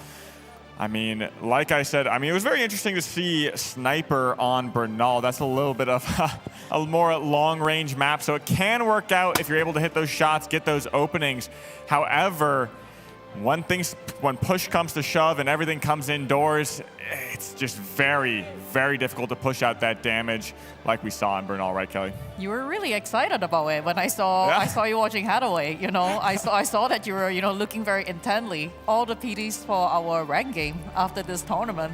Yeah. There's gonna be a lot of Sniper Bros and Sis coming back after seeing that performance from him, because it was still a really great performance. Yeah, exactly. And just like Ruby Labubu kind of started some trends, maybe Hathaway as well might be going to start some trends. But I believe we're going to be throwing it back into DreamHack with Oscar. So let's see what he got to say. Right, you are indeed. Thank you very much for that, as I'm standing here on stage with Fnatic Nigiri once more, but that was a winner! We spoke to each other a couple hours ago. The mood was a bit different. Now you're standing here. You're through to day 2. You made it through. What's going on in the head? How are you feeling? Oh my god, I can't believe it actually. Like, we griefed them in. They were like pretty easy, not gonna lie. Hathaway is good. The rest, nah. We're getting smack talk in the middle of the winners interview. That's crazy. Okay, what did you do differently now that you didn't do this morning? Anything specific, or was it just, the matchups? It was cash out, cash out. Like, Secret didn't try to grief us. We griefed them. Yeah. Too bad. Hey, sometimes lucky, sometimes unlucky. Nigiri, go back and say hi to your team, celebrate, see you tomorrow. Nigiri, everybody! Oh, what a day we've had so far. What phenomenal games. But here's the thing, we have more of the finals to go, and we're gonna go to a break. But in that break, I wanted to spend a little bit of extra time looking at the first video coming up, okay? There's a Season 9 incoming.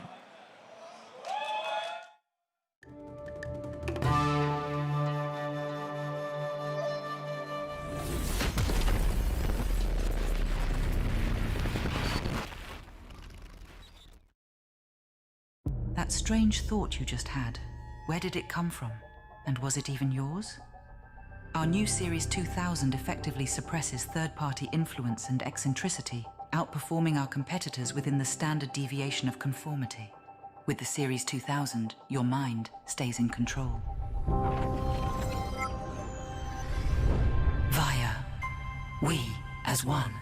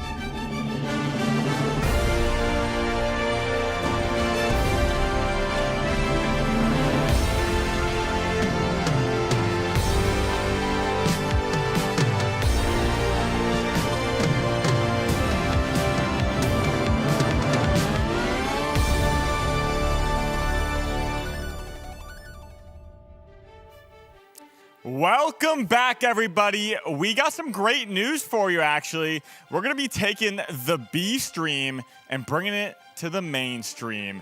We're going to be talking as a group through the bracket as well. I'm Sensoyo. I got Kelly here, and we got Jerry and Artie. We're going to be talking through this bracket, keep you guys updated. Few knockouts and few changes in the bracket. So, Artie and Jerry, any updates? Well, the updates are that if you've been paying attention to the B stream, we've had to say goodbye to a fair few teams.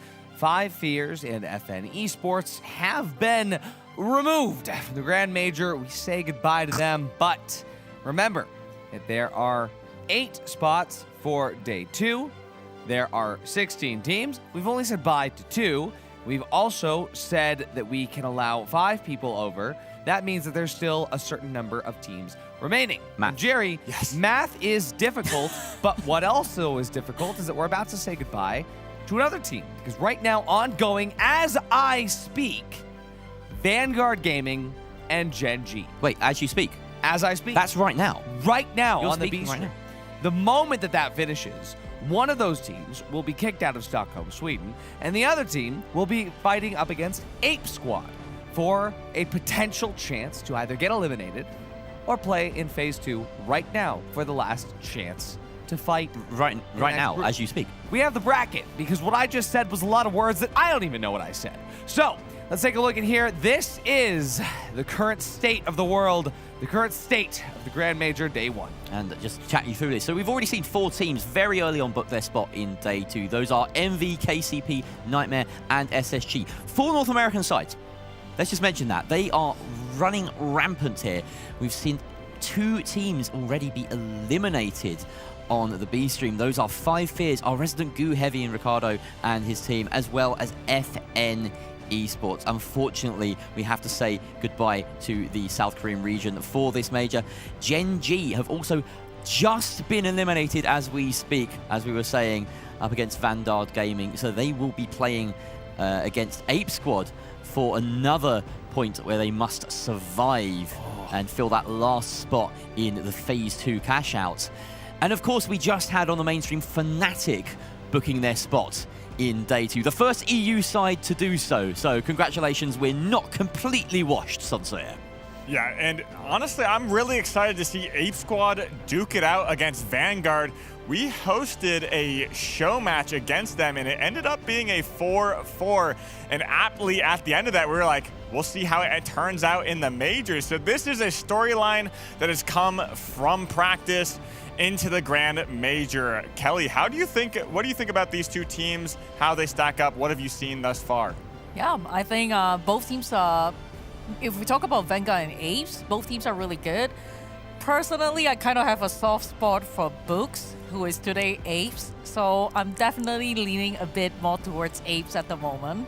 So I'm really looking forward, but looking at the four stacks per se, the group that is going to go on afterwards, it's really stacked. It's a really stacked lobby. So that 12-man cash out, that's the game that is going to be one of the last highlights of the evening. Yeah, definitely. But going to this match in particular, Ape Squad versus Vanguard, in that show match, they really went back and forth, and it was a battle of adaptation, a battle of wits, and a battle of really what was decided at the menu, what the teams brought in. We saw some great picks. We saw Data Reshaper come out from Ape Squad, really clutching up some great moments. Because Vanguard's a team that likes to bunker up. They like to hold down the point. They like to put all their C4, any sort of defense around that, and just pounce on the team as soon as they force that point. So this is going to be one for the ages. Jerry and Artie, what do you think about this matchup coming in hot? I gotta say, it is going to be very difficult for me to understand what the ramifications are here when it comes to an elimination match. This is our first elimination match that we've had on the A stream, where the team that loses goes home. These are 2 teams that are in my top 5 as far as bundles are concerned. I mean, both these bundles are bangers, and one of these teams is going to go home. The bundles are going to stay in the stores, though, so don't you worry. If you still haven't gotten your Ape Squad heal beam, yeah, there you go. The Vanguard mask, I'm just saying. But chat, if you were here for the close qualifiers, you might remember one thing that I hold very near and dear to my heart, and that is the weather station. And while I am not nearly as beautiful as Thixie, and while Jerry might not have nearly as much hair as Cora, we do have Or Oscar. the heart that is the weather station. I present to you. It's on its way. Let's go. They're really keeping us in suspense.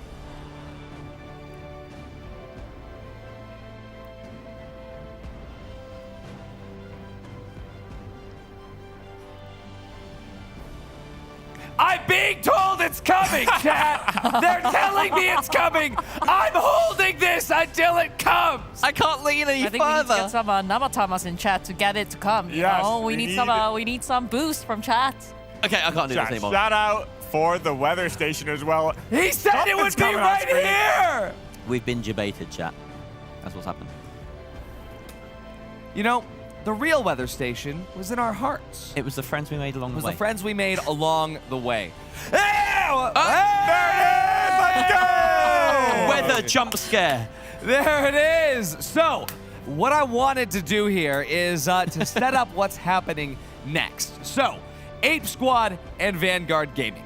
One will pass away, and one will pass into phase 2. And that's a good angle. I There like you go. that. Maybe you should do it that side so that they can see the back of the bracket. That's all right. But over here, we're going to be seeing all of the squads that are currently available. That is going to be King Zero, going to be TSM and Alliance, APAC, EU, and NA. One more EU team will join them here for the next cash out. And as we saw before, this cash out is still safety, but if you lose this, you go to the elimination cash out. This is terrifying. Now, This is terrifying.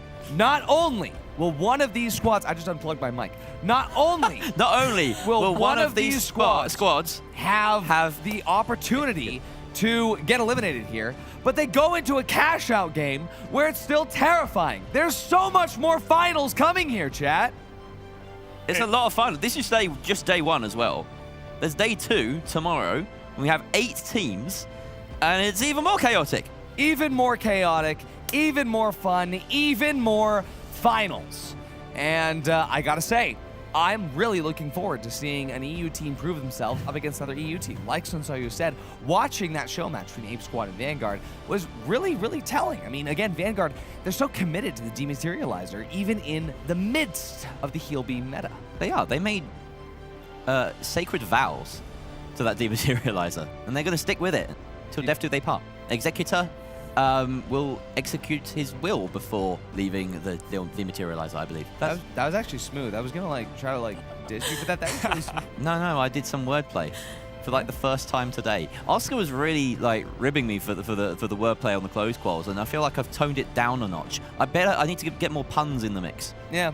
Get a bit more goofy. Get a bit more goofy. Well, 5 years got goofy. We saw what happened there. They did. I got. Alrighty, next up, we're seeing Ape Squad vs Vanguard Gaming. This game is soon-ish. Kelly, we need EU That was so domination. aggressive. We need EU representation. We have 1 EU booked in here against 4 NA for tomorrow. If either of these 2 teams make it, do you think that would be enough here, going all the way through the lower bracket, to be able to then prove themselves the next cash out, Kelly?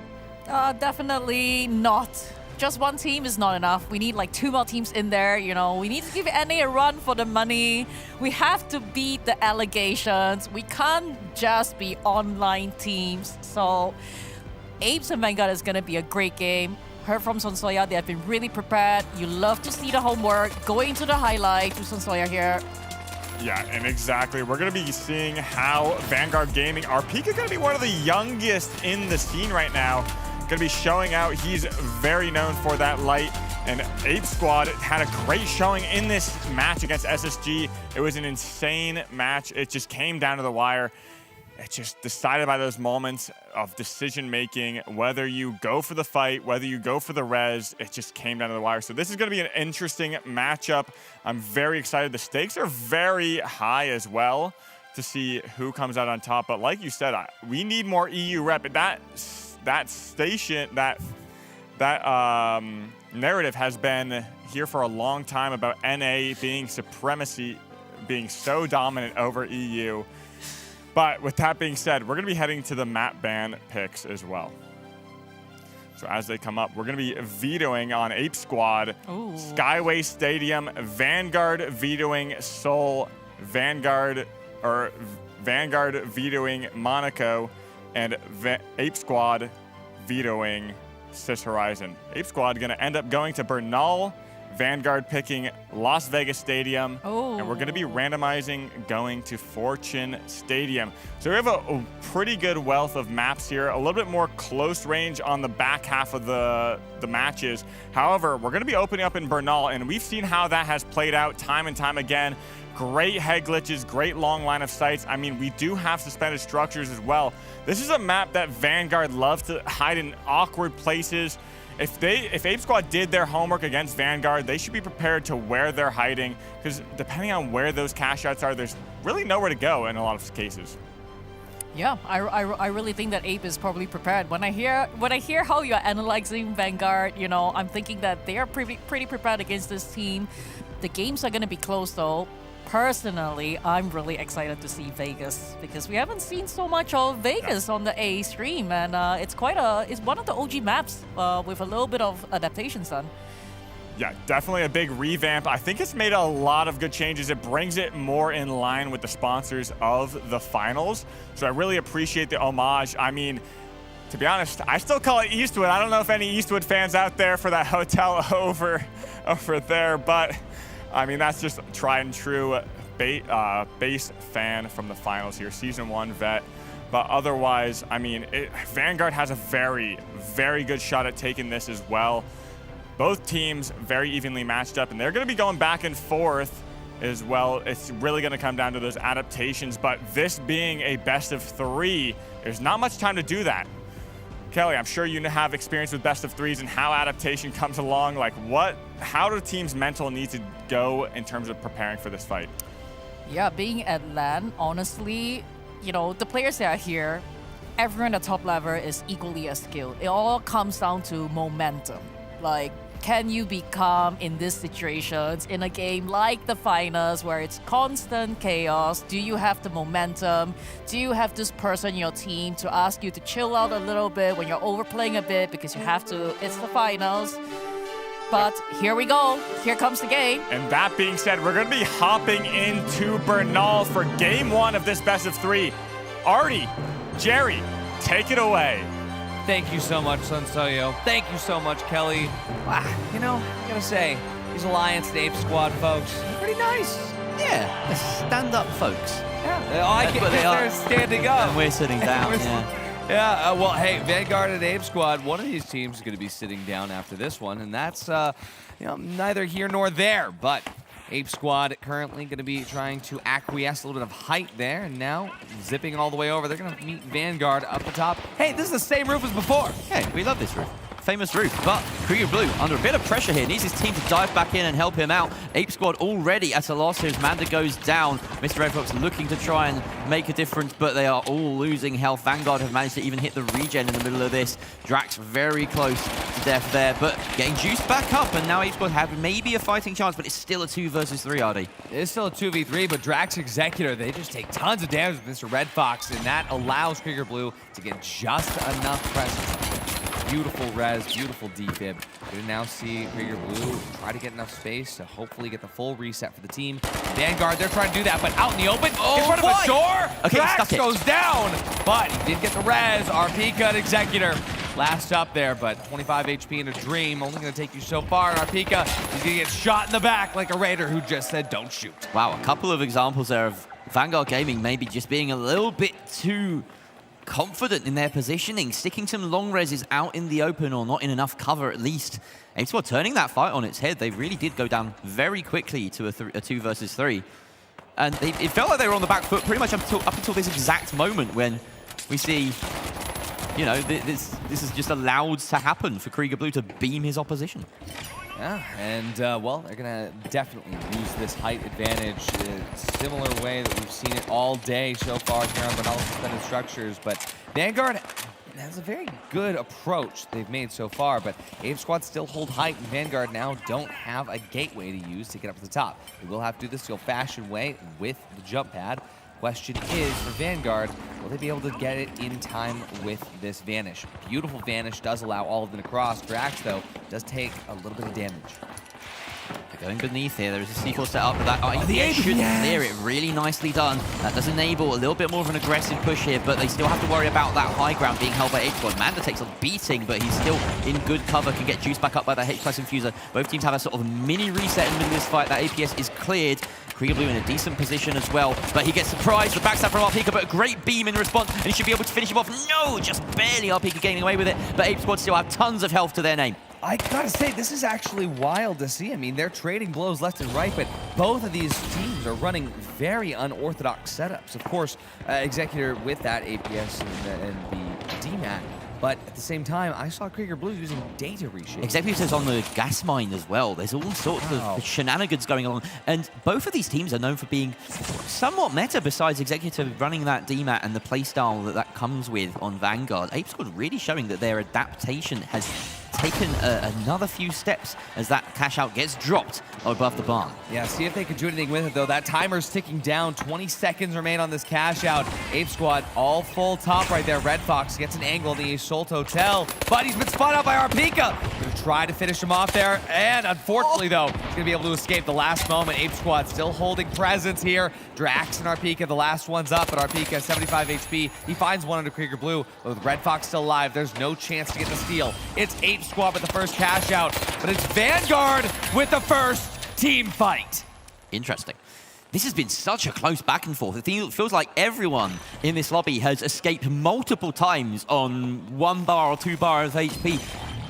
There's just such a respect and an evenness, and these two teams have met in the past, and as Sonsoya was mentioning, they had that incredibly back and forth match, the show match a couple of weeks ago that really showcased just how impressive and entertaining a matchup this specific one can be. It's quite storied, both sort of middle of the pack EU sides in terms of their PHL history, but they're here, they're in this top 16 in the world, and they mean business. They are not letting anything slip. They're trying not to make any mistakes, Ardi. I mean, if you make too many mistakes, you go home here. And that's everything. Vanguard going to be going all the way up the top there with a nice jump at RPG engaged. It's going to get Krieger Blue removed. Mr. Red Fox, half HP. Manda as well.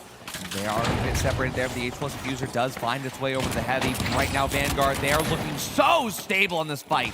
Red Fox does escape his life. The R357 tries to get rid of him, but Executor here running a full off-meta loadout. That is actually incredible. Again, off-meta fans are eating in the Grand Major 2025. They absolutely are, and it's working for them, at least when it comes to the team fights. They don't have that cash to back it up, though. Mr. Red Fox, the last alive, as he's going to allow his team to coin back in.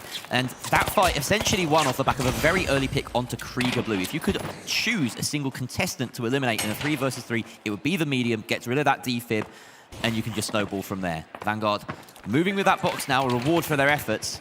Let's see if they can get it plugged. They shouldn't suffer too many bullets in the back of this approach. But it's always so risky to plug a cash out when you don't actually win the vault fight. Although in this case, it does seem the Ape Squad didn't necessarily have too much ability to gain distance on them, Jay. No, they've got just enough distance that they feel confident there, and we can see this jump pad setup being made now. Of course, the DMAT above will allow them to do this bounce out of the roof anywhere. There's no way, like, Ape Squad have no clue. They could emerge like that from any point in the building. Executive finds his opposite number in Krieger Blue. That's the medium one again. And Vanguard Gaming, they just need to slowly take control here, find another pick in the next 20 seconds or so, and then they can get this steal going. But they rescued the totem during that. How did they even get the trophy? That's wild. Krieger Blue gonna be full res here. So both teams full reset. And as Executor goes back up to full HP, they're gonna do this again. Wait, but this time it's Ape Squad ready to go. Data Reshaper also ready in the hands of Krieger Blue. This could make it insane given the fact that Vanguard is banking on those gas mines, but it seems like Krieger Blue hasn't found the right chance to use that Reshaper yet. Vanguard holding this kite rather well in the face of it. Of course, you don't need to get close to a gas mine for it to be a problem. The opponents can just shoot it and create that cloud willy-nilly anytime they want. Manda setting down that goo, and he's created a triangle here for him to force that steal. Lots of damage coming out from Krieger Blue, and he actually survives this fight. A very important swing there. And they get the steal in the midst of the chaos. Only 20 seconds left to defend here, Arnie. Oh, but it's trading back and forth. Krieger Blue has to get the long res, the long reset here. So what's going to happen with Vanguard? They need to get this flip now. They've stacked a double, and they're actually able to come on top. It's a steal time now. Krieger Blue is still up. He has Data Reshaper. I'm not sure what you can do with that here, but that's going to be a win from Drax. That's going to be a steal from Vanguard and a team wipe on Ape Squad. That's going to go to cash out 3. And that's the cost of not having a goo grenade on your medium. In that situation, with the last medium alive, we've seen so many times a medium can 1 versus 3. Earlier today, DRG managed it by just having that goo grenade to stall the steal at the last second, but he's running that. Even if he had the goo grenade, though, the APS was in place there. Exactly. There's so many interesting intricacies between these two teams. This is a pair of teams that know each other in such depth that they are already doing this rock, paper, scissors. Oh my goodness. Rock, paper, scissors strategies against each other. I wouldn't say rock, paper, scissors as much as I would say Data Reshaper, APS, Gas Mine. Much easier to say, rolls right off the tongue. Yeah, but you can't do a hand signal for any of those. No, I could do a lot of hand signals, Jerry. You haven't seen me. Dead silence in the arena after that one as we're watching Ape Squad. He doesn't realize I'm flipping him off. I know there you go. There's a hand signal for you. Anyway, it's all love. It's all love. And it's all Vanguard Gaming now. But once again, this vault fight didn't feel very won. I just realized I did some great visual humor, but like this is essentially a podcast, you know. I need to work on my Type 5 stand-up routine. Anyway, we've got an engagement here. His headshots there, but at the very least, Arpika does it. He's able to take out Mr. Red Fox. And Drax, Arpika, they're down there dealing damage to the bottom floor. Krieger Blue somehow manages to survive while taking out one Manda, 1 HP. But as Drax Executor try to get that chase down, Manda just decides it's easier on his own. That fight was over very quickly, and I'll be honest, I didn't quite comprehend it. It was one of those that we'll love to see back at some point. Need me to explain it with hand signals? signals? Yeah, can you explain it with hand signals? I'm sure that the people listening at home will really appreciate that. Yeah, absolutely. Okay, go ahead, right now. Alrighty, here we go. So as you can see what's happening. No, hand signals. Yeah, exactly. I am doing hand signals. You can't see them? Chat, that's a you problem, not a me problem. Anyway, Jerry, we're looking to see Vanguard Gaming now with Ape Squad going in for what could be the final fight of map 1. Remember the stakes. If you lose 2 maps here, you go home away from the TGM 25. Manda at half HP needs to get res from the H+ infuser. Now Krieger Blue going at it with the hand res, but Pika behind. Vanguard, they're just holding that full height. They know they can just play stall here, especially given the fact they can just DMAT from top. That's a plant pot. That's no longer a C4. That means that they could try and stick this steal, and they are actually sticking it almost all the way, but Executor and Drax and Arpika coming with all the kills they need. And that's enough to secure them, Bernal. Vanguard Gaming got 1-0 in the series. They died in 1 second. Yep. It was quick.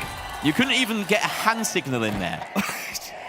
Wow, that is Revolver Gaming. I mean, we saw Normalize on SSG use this to great success, but I mean, seeing it in Vanguard's hands makes me really excited, actually. You could say that it's a play that is I don't know, I almost got somewhere with it. Excellent, executed well, well executed. Exceptionally good. Well executed. Yeah. Some of those words made sense. Absolutely. Vanguard Gaming, absolutely incredible. Big shout out to Coach. Honestly, I really enjoyed You blanked. Sugi. Huh? Coach. The coach on Vanguard Coach Gaming. Sugi. Coach Sugi. Did Sugi not come through on the mic? No, not on my... Yeah, Coach Sugi. Because he's sitting in the crowd, he wants to be known. We see you. One of the sole Brits representing here at the Major. You've got Treason on the side of Alliance as well. Yeah, and I'm hoping that they get far. It's a good start for Vanguard Gaming. It's a good start for Vanguard Gaming, but it's an even better start for fans of the finals when you have a map where if you lose, the stakes are that you just end up going home. Well, it gets a little bit tighter the next one. I know that for Ape Squad, it is going to be everything to lock in on map 2, Jerry. Absolutely. Now, Ape Squad, let's remind everyone of their journey here. They were fortunate to be here as they were the team essentially backfilling for Emerald Apes, who unfortunately were not able to attend. But they are going to make the most of this opportunity, and they will absolutely not go down without a fight. This is their last chance. They have to play a perfect game from here on out in this series. Arguably, Ape Squad has been training harder than any other team because they know that they almost lost their chance to come here in the first place, and they don't want that to happen again. And the improvement that we've seen as a result of that training is evident. You know, the fact that they managed to make it to 4th inside of PHL this season. Really just jumping ahead of the pack, jumping ahead of Team Secret even. And winning every cash out along the way. Exactly. And winning every cash out along the way. But it's the 3v3s that always got them. And that is where they are now, in the midst of an elimination 3 versus 3 as well. Vanguard Gaming getting themselves off to a great start on Ape Squad's map of Bernal. Now we visit Vanguard's choice of Vegas Stadium. Ape Squad got to come back in and show us what they're made of. Well, if I know anything about Ape Squad, they're made out of bananas and neon colors. True. Yeah. Tell me I'm wrong. I won't. Yeah. Thanks. There's a game going on. There's a game going on, and Vanguard is, well, gaming as they head up to full height on metal here. Ape Squad are going to be sticking on top of the Alpha Acta flat top right now, and, well, it's going to just be a little bit of a tug of war right now, but that is the double jump all the way over as Drax, the first one to go in here, but Mr. Red Fox, the first one to fall. Trading back and forth, but it's Ape Squad that gets taken away immediately. And Executor, same loadout as before, just as deadly as before. Yeah, this guy is something else with the revolver. I love that this has come into the sort of rotation of the meta. It's very much meta now to have the revolver on the medium. We've seen, I feel like, about an equal balance of it and other options like the FAMAS across the day. Let's have a look at this engagement. Very scrappy. Everyone taking 1 versus 1s, basically. And it's Vanguard that win those ones. Executor, well, most of them. Playing medium like a light. Yeah. Straight up. But he always does. Always. Similar to Nagos at times as well. I feel like those are the two that stand out when you talk about that kind of playstyle. And then actually, if you go way back, Chickpea. He was the original light player on a medium, you know? With the max mobility medium, the model shotgun. Hey, shout out to Coach Z. And Coach Swaco. And Coach Swaco. Wow. Part of that original power stack. Wow. They're here. If you know, you know. The OGs remember. Vanguard Gaming, they are also going to remember exactly how to kill Krieger Blue. They do it right there. Manda down to just 4 HP, and that's now 0. Mr. Red Fox, 150 HP. That's full. He's just going to be trying to get a res out here. I think Vanguard know that if they track those trophies down, they'll probably find him. But Mr. Red Fox is able to pick up Krieger Blue here. And for now, Vanguard, they're just chilling while this cash out ticks all the way down away. Yeah, and they have every right to do that. Because right now, Manda needs to be recovered, and he's just too far out of position. They're waiting for that coin to come back in. A minute left or so, a little bit less on this cash out. Vanguard Gaming balling up. They've actually hit a jump pad to regain height, and the immediate drop using that red barrel to bring it to the bottom floor means that Vanguard Gaming are having to reposition somewhat, but they do want to keep height in some regard, that which will put it pretty far as well. Wait, the C4 triggered the gas mines before Krieger Blue was able to data reshape them. Now Executor are going to be diving in there, utilizing the APS as well. Doesn't quite take out the dome, but Executor and Red Fox. Well, trading blows back and forth here. Manda goes super low HP, but Arpika and Executor, even though they're down to their luck, they are up in health. And Arpika, last we can do this. He can absolutely do this. Krieger Blue doesn't peek. He doesn't take the Eco Gel. He knows Arpika's going to have to reload at some point. Stop stealing. Red Fox, he gets the outside line. The steal is going to be getting committed to by Krieger Blue. Oh, Manda! Wow. The res coming out from Krieger Blue in cover, and then immediately stealing, relying on Mr. Red Fox so that Manda can cover him while the steal goes through. Now, that was a 1 versus 2 potential for Arpika, but do not get me wrong, it is impressive that Ape Squad won that. It was a very winnable clutch scenario for Arpika. Yeah, I mean, they were super, super down on low HP. Yeah. The fact that Ape Squad clutched that up goes to show. And they had time on their side. Oh, yeah. I mean, W Orgo at the moment. I said time on their side. Yeah, I said Sonsoyo on their side. Oh, cool. I'm allowed to say other things, Jerry. All right. I didn't hear Sonsoya for some reason. That's okay. Losing my marbles here, Artie. And Ape Squad have managed to get themselves back into this series. That's a really important first cash out for them. And they even get started on the second. Oh, there it is. The APS dropping down thanks to the DMAT, and that's going to clear every bit of C4 that's holding on that. But he gets yoinked up to the top. Yoinked into another dimension there. But they are going to be able to survive this engagement here. Ape Squad, though, again, damage chunked away as they try to run. They're shot in the back. Oh, look at this. That is actually incredible. Manda makes an opening, and Drax pulls him through it. Manda going to be paying the price for that one. Krieger Blue now is 25 HP, quickly reduced to 0. And now Vanguard Gaming, they're going to come in control of this. And this is a back and forth battle, Jerry. A couple of fight-defining hooks right there from both Manda and Drax. Heavies that are not to be reckoned with. Or that are to be reckoned with. I forget how that saying's supposed to go. They're good. Can we say W camera angle? W observing here? Yeah, yeah. Always love someone being yoinked right out of frame. It's the funniest thing to watch. And here we go. Vanguard Gaming now on the defense with a good sightline. This is excellent intel gained by RPK. He knows exactly where Ape Squad are coming from, and that is relayed directly to Vanguard, who are cubbied up in this tiny little nook. The nooks and crannies are everything. Vanguard Gaming going to be exploding out the top on them. Oh, gas line going to be dropped through here. Oh, with a C4 to guarantee that it's going to burst. Oh, but it winched out position. And that means that the gas and the C4 will be ineffective. The steel is coming out. There's no glitch to prevent the zone, but the winch is there, taking Manda off the steel. Can they follow up with the kills? Krieger Blue taking out RPK, the trade onto the heavy. And there goes Mr. Red Fox. Drax doing incredibly well here to hold that point for Vanguard. No time left, surely, for the team. No, in fact, there was time. He had to win that clutch, and he does. Drax, unbelievable techers. That's wild.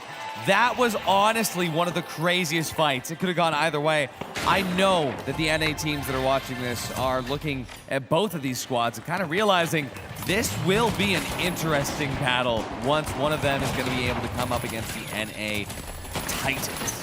But that spot will need to be earned. And for Vanguard Gaming, they're one cash out away from doing just that. Drax is a proper Shack gamer, by the way. That was a 4-piece. In case you missed it, a 4-piece on the Shack, and he was rocking this gun before it was cool. He was. To be fair, I think it's always been cool, but he was rocking this gun before it was like meta. That's the accurate version of that statement. That's very true. Shout out to Onyx Graves, another player that has been rocking the Shack for forever. She's out there. She's out there. W Onyx. All right, we see Krieger Blue, Manda, and Mr. Red Fox up on ulti height here in Vanguard Gaming as they make their way underneath with Vault 3 in hand. Well, Ape Squad is going to try to ape this squad. I see what you did there. RPK going for an early jump while invis just to scout out the opposition. And again, he will have seen everyone. These Vanish Bombs, the intel that you gain from them, almost as good as the kills sometimes. Going to drop that box. You also see an opening being made for Vanguard so they can drop into safety if they need to. Krieger Blue being gifted a Vanishing Bomb to help him out to reposition. You see this APS drop down. Out comes the goo, out comes the jump pad, and the RPG doesn't connect though. Oh, great winch following up though, and those headshots onto Krieger Blue. He somehow escapes with the help of the jump pad left behind, but RPK finds him in the exit, and now it's Vanguard Gaming swarming the bodies of Ape Squad. Only Red Fox left, and he's going to dive out of dodge. I don't think, oh, in fact, maybe he smells an opportunity to take out Drax and then leave. That does put a little bit of a stunt on Vanguard's defense. It means that they definitely can't chase him down, and those coins can come back in. Yeah, but after those coins come back in, there's only going to be enough time for one good team fight. So that was a very important disengage. And as Krieger Blue and Manda coin back in here, Vanguard has the chance to disrupt the flow if they're able to find them early. But wait, what is this? Where are they going? They're going underneath an escalator? Oh my god. Wait, this is some DMAT tech that we don't see in pro play very often. Usually you just see it move to move around the map, but hiding spot being created here. Bear in mind, this is Ape Squad's last chance. They have to steal this box now or they are going home. Vanguard are putting something out to make sure that that's very likely to happen. I mean, this is the perfect kite because if Ape Squad is going to be looking for this engagement, Vanguard's just not even there to begin with. But they're still close enough to matter. There we go. Okay, we have the C4 breaking that gas. Krieger Blue takes a lot of damage from the top there as RPK drops off at the top. We have Manda sticking to steel there. RPK tries to dive in, but he's taken out. Red Fox gets one as well. Executor's good for one. But as he gets this defib here. 1v3. This is 1v3. Executor 1 HP, he has to stall this. Does he have the kit? Does he have the util? He goes down. Ape Squad is going to be able to finish this one out. We're going to map 3. What a map. And Vanguard Gaming with a gamble at the end to hide in the escalator. It certainly does not pay off on Vegas. We know the house always wins. Ape Squad, they're monkeying their way towards map 3. That was a lot of good pun. Well, thank you. It's coming out now. There's something in the air. They did a lot in one map. Like Ape Squad. They did a lot in one map. There's a good names for it. You know, you've got Vanguard, you've got Ape Squad, you've got Vegas. To be fair, the Vegas gambling one, that's on like the caster bingo card at this point. But yeah, I do love some low-hanging fruit. Absolutely. So does Ape Squad. High five. Let's go. That was actually really good. You know, maybe one day you'll almost be as cool as Scotty or Jim. And maybe one day I'll almost be as funny and likable as Oscar. What? I don't think that's possible, Jerry. You don't have nearly enough hair. That's true. I'm at a disadvantage. We all are, though. That man is beautiful and sweet. I'll just come for his hair. I got a pair of scissors. Oscar, you take that as a warning, and Vanguard Gaming, you take that as a sign that you have to keep upping your game like Ape Squad did. There was a lot of moments here where it looked like Vanguard could. Yo, hang on! I didn't even notice the whole of the building did a little bunny hop. Yeah. You see that in the replay? Yeah. That's crazy. Yeah, that's not a normal bit of destruction. That's not average. No, they pressed the button. Yeah, they did press the button. But let's take a look now to see at the next setup here. I mean, look at these kills, look at these score lines. Arpika with 8 kills, it's still not enough. When it came down to Executor holding down that last hatch. You can see Ape Squad, they did win this with less kills. It's all about winning the engagements that matter. The question is, will they be able to do that here on Fortune Stadium? Vanguard and Ape Squad. Such story sides. I mean, just look at these guys and don't tell me that you weren't expecting a good match, because we all said that this is an even playing field. All bets are off when it comes to these two teams. Both games have gone the distance, if I'm not mistaken. Yeah. And we're now on map 3. I fully expect this to go to the 3rd cash box. So far, probably one of the best of 3s we've had. Yeah. It is win Fortune Stadium or get demoted from a contestant to a viewer. See what's going to happen now as Vanguard Gaming, they're going to cross out here into Sector 5. Ape Squad holding on top of the Holto building just across the gap. They're going to take the first bits of damage, but they do have better priority positioning for Vault 1. Height held here by Krieger Blue, and they're just tap firing there to try and find anything. This always feels like a little bit of a dance at the start of a round of Fortune Stadium, especially with these spawns. Red Fox does get the tap on the Vault, and so they'll be looking to move that away. Where are the objectives at this point? Because Vanguard's positioning would suggest to me that they are guarding against a fair few. Looks like B is on the right and then A behind them.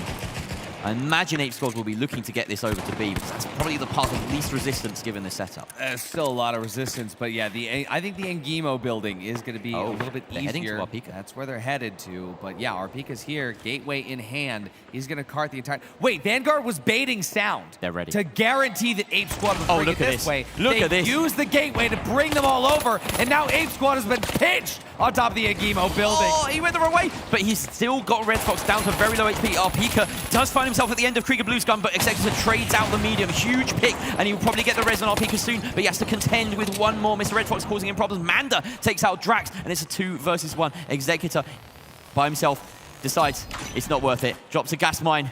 Wow. And allows Ape Squad to get this plug. Well, Ape Squad managed to survive that. I have to say, that was a giga brain play. Incredible. By Vanguard Gaming, but Ape Squad, I guess they were at least able to use a little bit of the Engimo reality shield here. But looking to see as they pull that out, the winch bringing Cash Out A to a much more favorable position to defend. They're going to look to actually not even play for the spawns here. They're not trying to stop any spawns. Vanguard Gaming going to be allowed to respawn as close as possible. They're already almost all the way across there as they make this spawn. Arpika gets the gateway sent over, and Jerry, they're now in the bowels of the building. The bowels, indeed. Ape Squad maybe taking their eye off the ball there, not getting in any sort of long-range damage on the approach, and now Vanguard Gaming have skipped step 1, and they're actually going straight to step 3, going straight for the steal here. Krieger Blue dropping down. He's maybe lost his footing a little bit there, but Ape Squad having to force themselves back off of it. Manda's going deep and aggressive on the roof, and Mr. Red Fox is there to capitalize on the damage. A 3 versus 2 here, as Manda just needs to get out a dodge and regroup. And then, in fact, he does one better. He gets the kill into Arpika. That's as good as a team wipe here against Vanguard Gaming. I don't think Executor can find those totems, and the steal should come through. I doubt he's going to attempt to deny this steal, but at the moment, they've got to hesitate, or Vanguard are hesitating to do anything. Yeah, the tension is rising, the pressure is rising here. Remember that losing this map means exiting the Grand Major. Ape Squad might be getting a little bit comfortable here, but Vanguard Gaming come back. They know they have just enough time to make something happen. Drax, he's caught across the gap. Krieger Blue gonna be dumping bullets into his face, but Vanguard Gaming, they are gonna try to steal. What an angle, but he is still visible in the end. The winch all the way out there. Manda gonna be preventing anything from happening there. Vanguard Gaming still getting damage out, but Drax goes out first. RPG gonna get dodged there, but RP and Executor able to get one, but that's all they'll get as Ape Squad ascends with the very first cash out. And I believe that's 3 team fights going their way so far. Really impressed, or at least 2. Wow. No, 3. 3, in fact, if you count the one that Executor stalled to the end of. So yeah, really strong start to Fortune Stadium by Ape Squad here. Vanguard Gaming will look a little bit worse for wear. It's not that, it's quite fine margins though, it has to be said. There's still something in it here for Vanguard. Absolutely. I'd say both those approaches by Vanguard were very, very good. Slightly unorthodox, and Ape Squad was still able to withstand that. I think that says something about Ape Squad, about this former booked roster. Executor trying to do what he can to get that early damage off, but it's only going to be chipping away. Not able to find anything. Even if they do, there's no way they're going to be able to capitalize on that damage, Jerry. But on the other side of it, Ape Squad absolutely can. As that RPG lands on Drax's face, we can see 2 players on Ape Squad jumping over the gap, but Vault in their hand as well. Interesting movements here because we see Executor actually moving to the box while Red Fox decides he's got a chance to find Drax, and he does that. Manda closes the net on Executor as well. And the 2 players of Ape Squad managed to really put the 3 of Vanguard to the test there. Arpika wins the 1v1 against Red Fox, who perhaps is getting a little bit too brazen with his movements. It feels as though Krieger Blue is just a little bit behind the rest of the team here. And that has slowed the pace a little bit. Ape Squad wants to get this plug. They are now 3 versus 1, whether they know it or not. They forgot the Vault, though. Yeah, it's taken forever. Been a very full reset. Very strange movements all round from the whole of Ape Squad. I feel like if they all committed, they would be another team fight up and starting this box already. But as it goes, they have to win another instead. Yeah, see what Amanda's going to be able to do. I remember there was one player, one viewer in the crowd here in person cheering on Amanda. I know that they're going to be going crazy right now, but dangerous. Vanguard Gaming, they're going to get early damage. Amanda somehow crosses, going to burn the dome in the process. Once again, they just leave the Vault down at the bottom. RP going to be chasing out. Vanguard Gaming, they could take this back to B, but they are going to choose to commit to this engagement. Pika outside, but they are slightly split up. I'm not sure exactly what this fight is going to look like, but Executor dives in with the D-Mat. He makes it even harder to track. It was a very nice escape there from Executor. He has those 2 D-Mat charges. He managed to escape, despite the fact that he couldn't close it up behind him. He just worms his way out.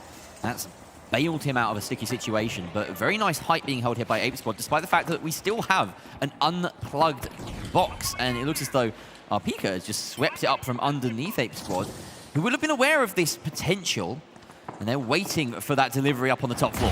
Oh yeah, Executor got a delivery of an RPG, and there's the first witch there through the domes. Drax comes out with more HP on top, and Executor goes out first. Arpika still going to be able to get some damage out, but Drax here finds one. Arpika gets the second, and it's going to be Vanguard Gaming that cleans this up.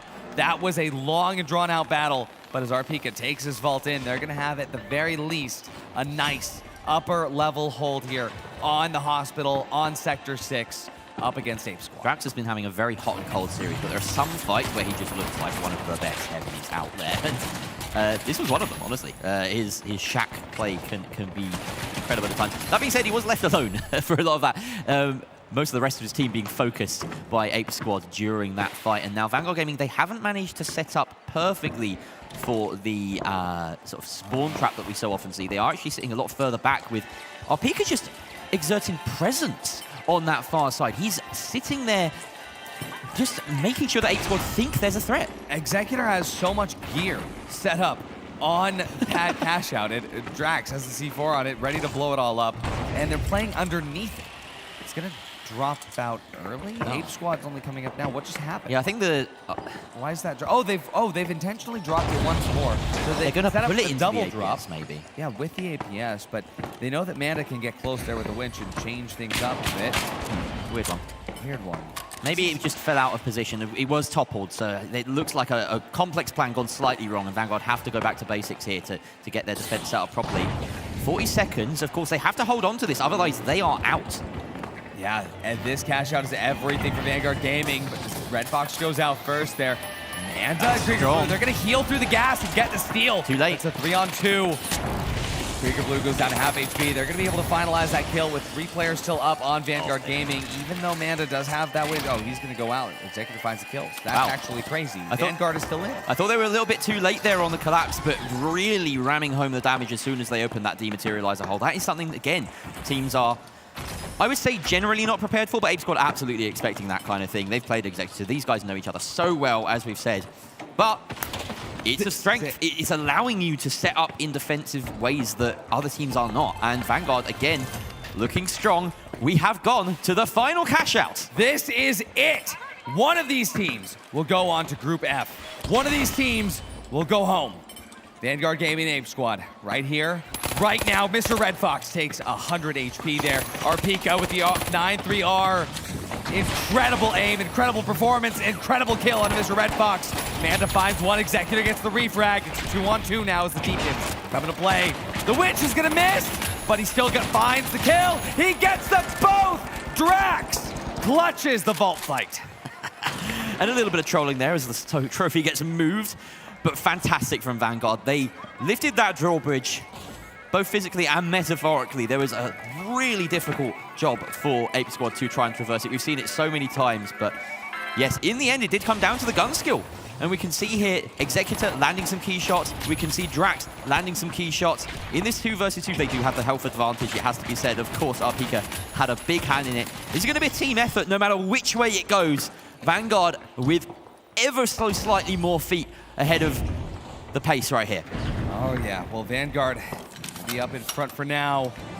Ape Squad makes their way up top. They're doing the same strategy as before, Vanguard. They're trying to play this weird double hold, try to bait them out, hold away.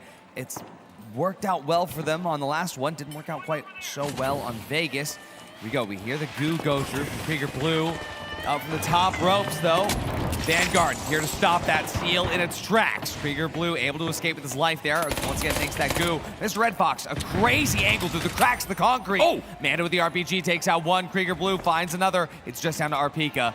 It seems like Ape Squad will get this flip. Yeah, and they have guard over both of those statues as well, so Arpika has no chance of claiming them back. And here we go, the final steal potentially. We have Ape Squad rescuing it. Do they have what it takes to hold off Vanguard Gaming one more time? One whole year of progress is about to be erased for one of these teams. Ape Squad is currently in control. Vanguard Gaming, they're gonna coin back in. Everything is on this. Arpika, he starts early and Krieger Blue has to leave. Arpika, he's so aggressive, chasing him down. Krieger Blue is gonna be able to survive, but it's gonna mean that he's out of position for this next fight. Vanguard Gaming, they're locking in for the steal. And Ape Squad, they're ready to drop out. Arpika takes out Red Fox. It's a 3-on-2. This is everything for Vanguard Gaming, everything for Ape Squad. Executor starts the steal, but there's Manda, the winch, the RPG, it's all dedicated. Krieger finds 2. Krieger is gonna do everything right now. Arpika down, and Krieger Blue, the 3K to win. It's Apes who are gonna be your victors. Vanguard Gaming goes home, and Apes who read books win. Ape Squad and Krieger Blue with a 2 versus 3 clutch. 3 kills to defend the box at the end. I just know that Krieger Blue is not paying for a morsel of food tonight. It's the Ape Squad. But the thing is, though, it's not Jerry, over. It's not over yet. All of that energy just to escape the elimination bracket. They still have to fight through phase 2. Ape Squad has just qualified to Group F, where they will compete against King Zero, TSM, and Alliance. Wow. They still have to earn their spot for tomorrow. My heart goes out to Vanguard. My heart goes out to Vanguard. What a Zax, team. Executor, Arpika, And of course, Sugi. What a roster. What a game. What a game. Truly a highlight of our day so far. And just so you realize, these games are only going to get better. Absolutely. Well, hey, since Ape Squad is still in this tournament, Jerry, why don't we throw it over to our friend over here on the desk, the owner of Ape Squad, Sonsoyo. Honestly, guys, I cannot stop grinning. I was shaking in those final moments, seeing Red Fox get picked off in the last few seconds. But we had Krieger Blue really show up, show out, get that three-piece in the end. And as Kelly and I discussed, every game went down to the wire. Could have went any way, and we love the Vanguard boys out there. I love Sugi as well. It's been a great ride. But Kelly, what'd you think of that match? Yeah, it was really good, as you said in the last moment. I thought Apes would have lost that one, but then Krieger coming in with the triple kill. I just can't believe it. Sonsoyo barely was able to put all his clothes on in time. He was like an ape. He just took all of it off. It exploded off his body, and then very quickly he put it all together again. Definitely a really good game to go before we go out to the elimination cash out. Yes, exactly. And we still got plenty of games for you, but before we do, we're going to hop to Kelly because we're going to do a little bit of a change up here and give Kelly the opportunity to shout out her and Alliance. Oh, okay. Big shout out to, first of all, my coach, who has actually got me into playing the finals. Without her, I don't think that I could have been so invested in the game. So a huge shout out to Water Dance. Big shout out to the finals community. Honestly, after I got to meet so many of you online, on my stream, around the, finals player stream and everything, I kind of just got sucked in. You're extremely passionate. We're really so proud to support the team in this game. And honestly, all I'm hoping for is some great games tomorrow for day 2.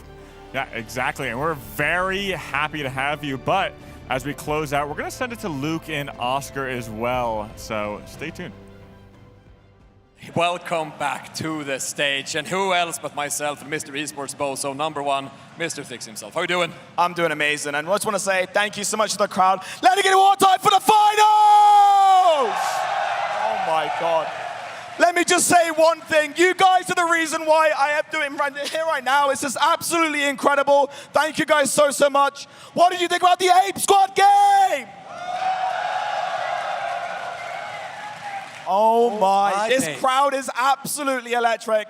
I am absolutely gobsmacked. Every time I'm here, I've been here all day, and this community of people here is incredible. It is absolutely fantastic. I mean, we have had a crowd from moment one today, all the way up to until now. And I mean, we're going through a marathon of the finals, and we're just still going. And I mean, we're about 70% through day 1, maybe? Yeah. Let's not check the clock, by the way, but we're 70% through the day. Yeah. And there's one more day tomorrow. It is going to be absolutely incredible tomorrow as well. And again, the momentum is just continuing to go here. People have been here all day today, and they've been absolutely amazing. They've been electric. They've kept the energy going as well. And Oscar, we have another cash-out match up and coming. 4 teams left in this one. Not done. We're actually far from it. We have an entire cash-out. These teams, they fought this morning. Yeah. And they went to B stream. They fought over there for hours. Yeah. They come back. You talk about Ape Squad. Yeah. Ape Squad just won their game. They're not done. They're going back on stage. Yeah, exactly. Guys, from the crowd, we have one cash-out game right here coming up. 4 teams left. Is it going to be Ape Squad taking first place? All right. Okay. That's good. But when I was here earlier, I thought people were kind of excited for Alliance!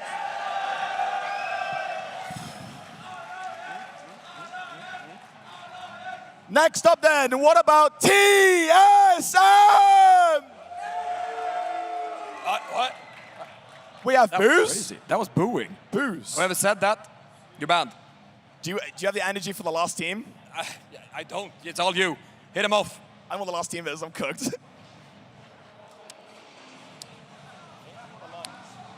King Zero. Let me hear it for King Zero! Oh, I mean, it's that even. I'm cooked, yeah. It is what it is. We're tired. The crowd's not tired. The players are not tired. And if you don't go anywhere, we'll have more of the finals for you right after this break.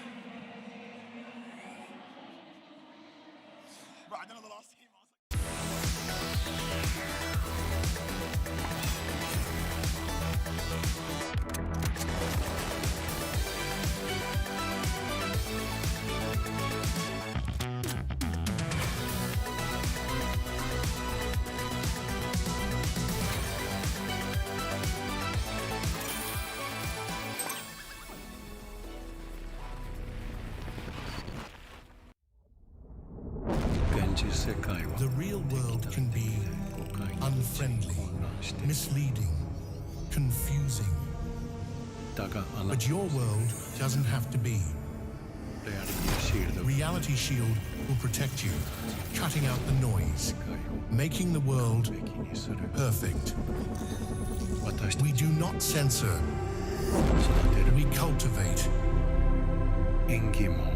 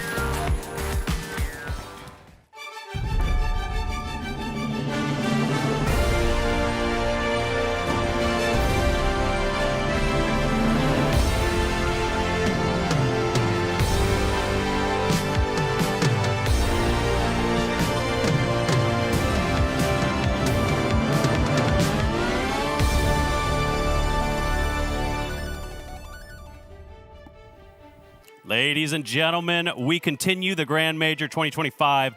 4 teams gone, 12 left, only a couple slots left for day 2. This is everything to play for.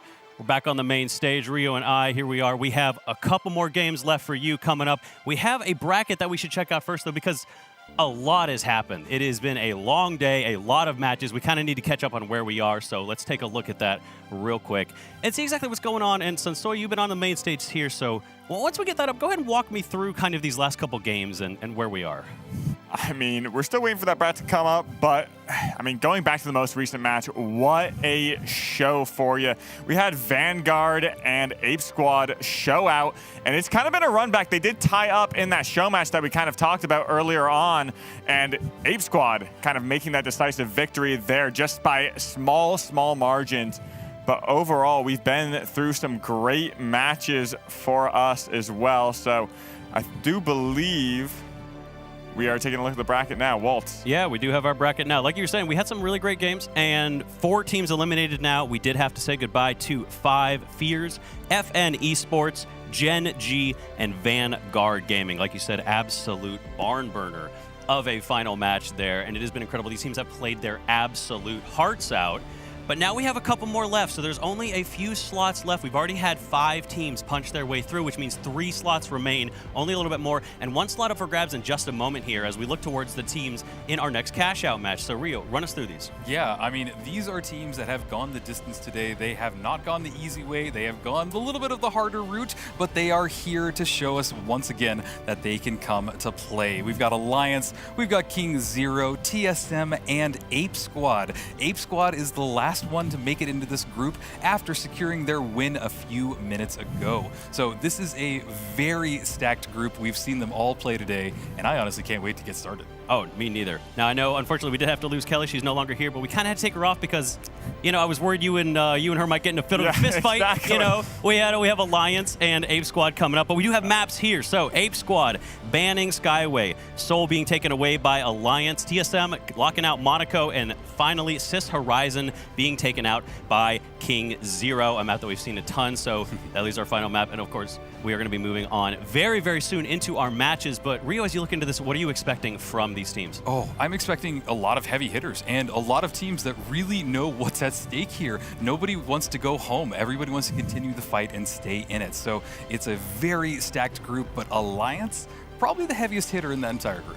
Do you expect, do you expect the teams that have made it all the way through this elimination bracket to be doing better and that they've had momentum, or is it a tiring situation? Honestly, a lot of these teams do have the gas still left in the tank. TSM, I'm a little worried about. We touched about them having a little bit of trouble on their way, but Alliance is going to be the team to have their target on the back. That's true. But of course, we have to actually get into the game, so we're going to hand it over to our casters. Go ahead and take it away as we get into the match. Hi, June. Hi, Scotty. I did the wrong accent. You're literally British. How did you screw that up? I don't know. It should be easy. I thought it too hard. That's actually insane, Jerry, but it's Jerry and Artie. We're here. It's good to see you, chat. We're back here. We're going to be seeing some cash out.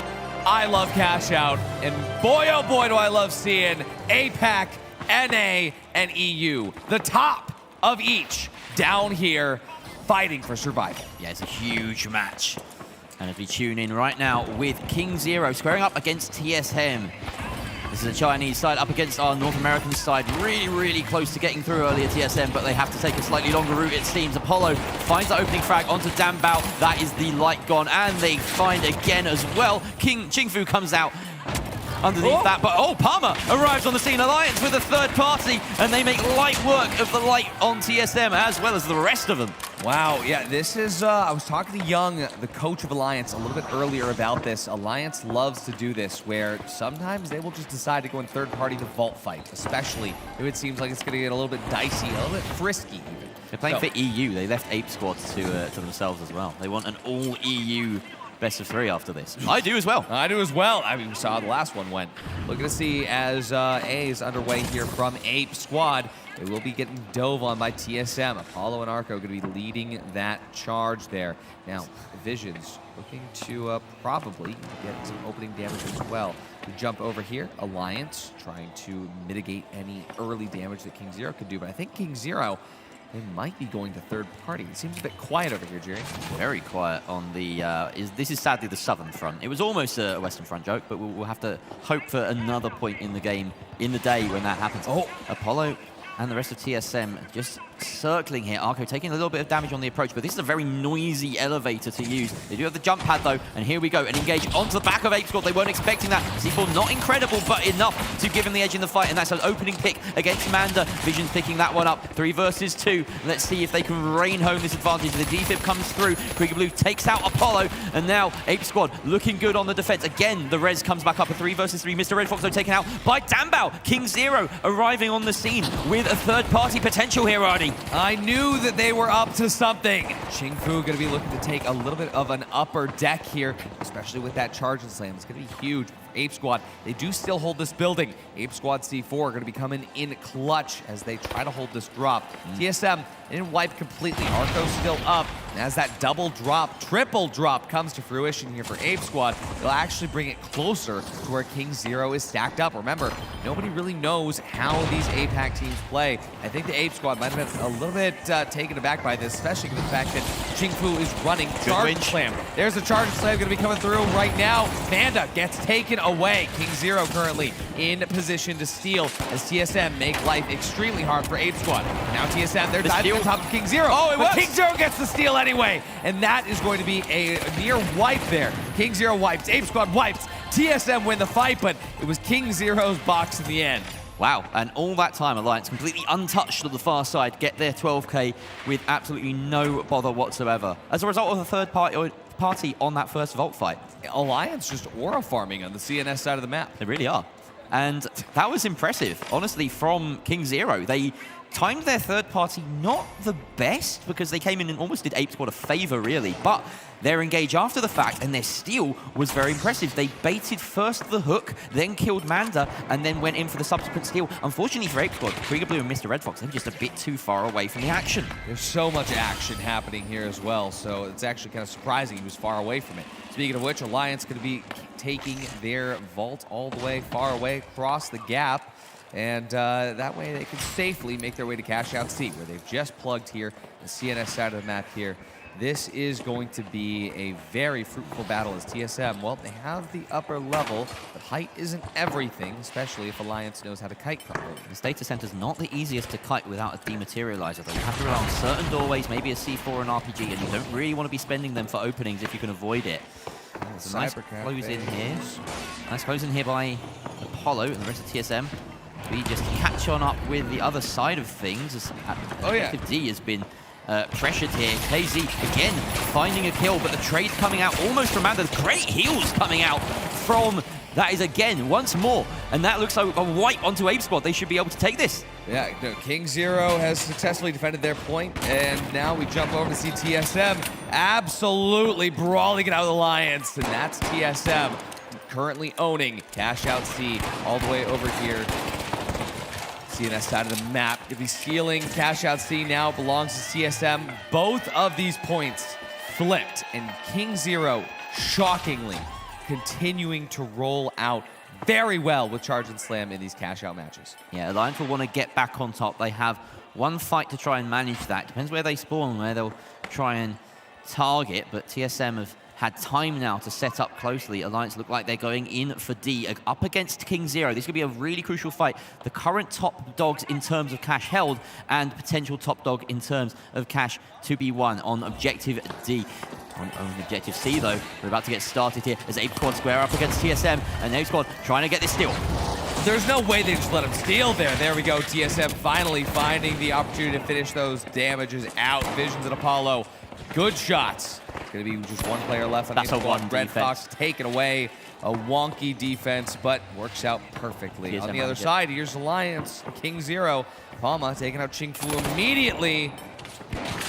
Yeah, this objective slightly behind the pace, so 3 versus 2 in favor of Alliance on the attack as the C4 drops it into open space. The winch of Palmer still on cooldown. He can use this. Oh, he doesn't quite catch the light. The gas is going to force them off the point for a moment. King Zero kiting this quite well. And now there's more bodies in the building. TSM have come to the party. Arco takes out Treason, and that's Alliance's hopes of getting that still completely dashed. TSM might get it now. Arco sticking it. The stone doesn't stick, though, as the building falls to pieces. And that's certainly going to be one of King Zero's favorite moments so far as they watch the terrain do the work for them. The last time that we had Alliance in one of these cash out matches, the cash split was nearly identical at this time. 28K, 23K, 15K, and 3K.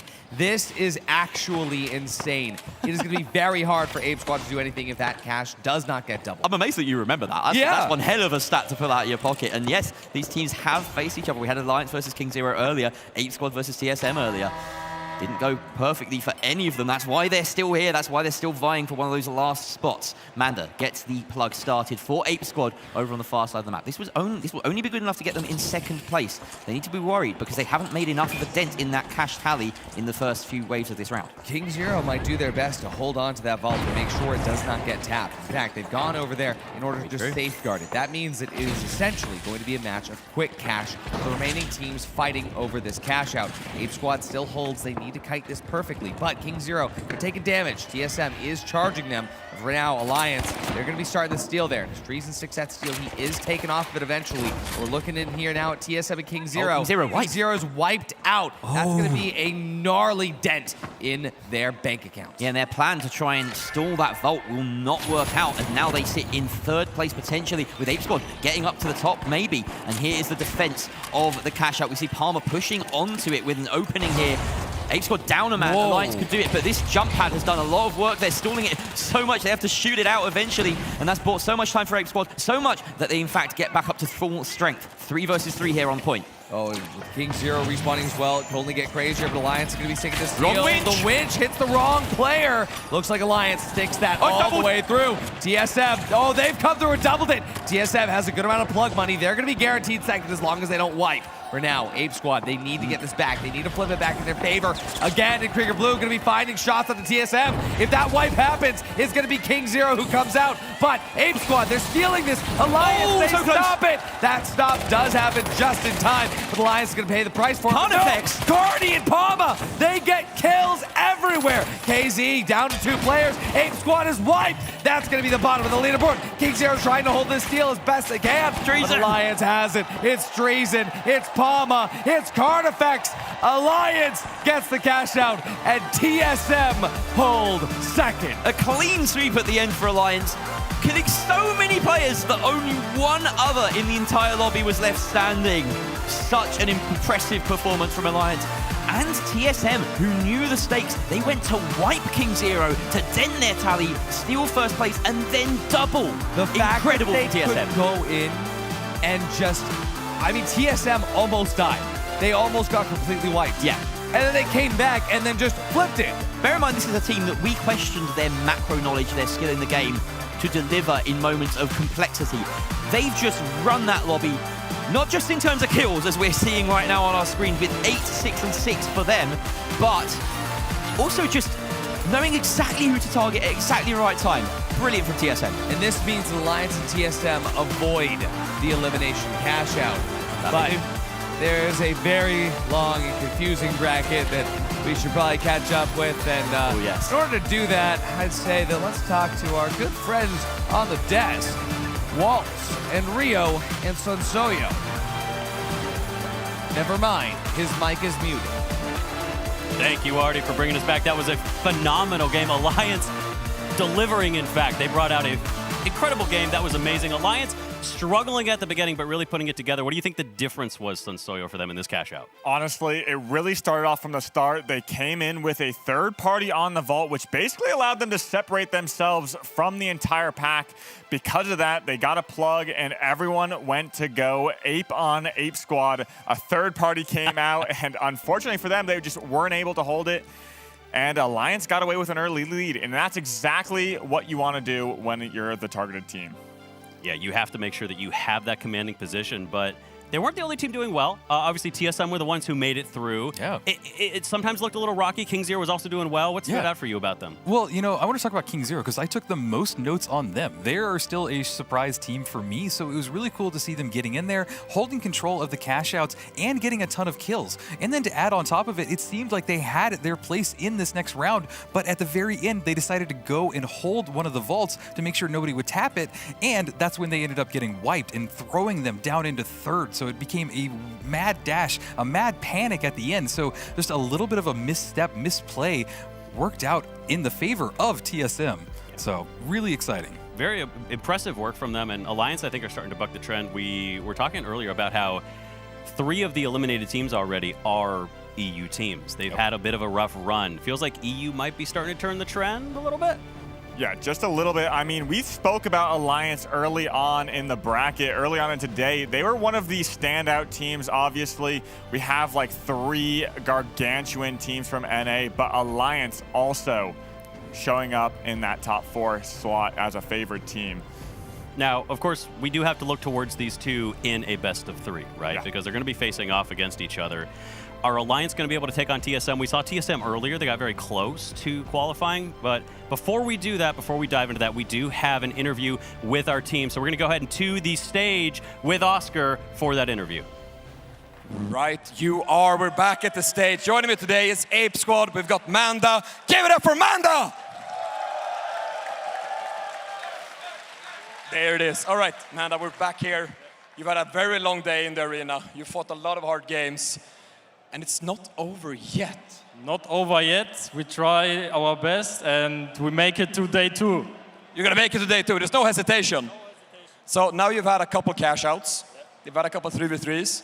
You spent like 6 hours over there. Do you have anything left in the tank? I have to say, we always take the long way. We can't take the short way. That's the spirit. That's how it should be. That makes me very excited. Manda, thank you so much. Go backstage, regroup with the team. Manda, everybody! With that, you know, we got the 3v3 lined up. It's going to be an exciting one.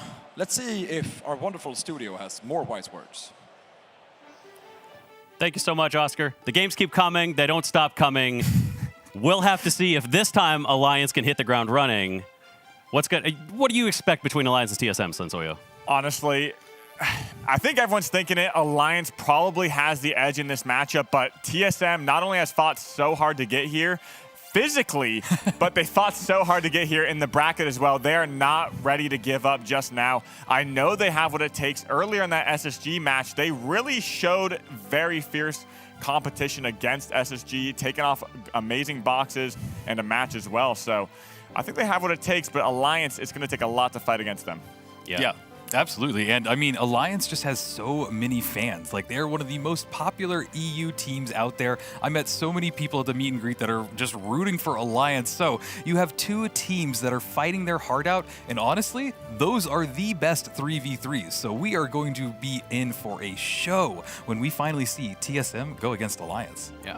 There are dwindling slots available in day 2 now. The pressure has to be mounting. You're on stage right now. You're a coach of Alliance. You're a coach of TSM. What do you say to the team? How do you get them in the headspace? Honestly, it's very hard to keep people in the headspace, especially with all the frustrations of being in their current position. But you just got to keep motivating, keep their mental straight. I know they have sharp coaches. I know Alliance Young is a great coach. He keeps the mental straight up.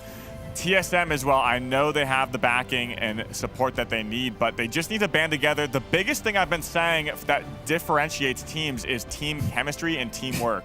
So that's really is what is going to make the difference in these games. And I know TSM has LAN experience, has the skill, has the experience. Alliance have been tried and true team for a long time. So chemistry is the thing I'm looking at here. Yeah, no, that's a great way of putting it. And we've seen that a lot with these teams, whether they can stay together, whether they can really take the pressure of messing up, making a little mistake and not really just falling apart as a team.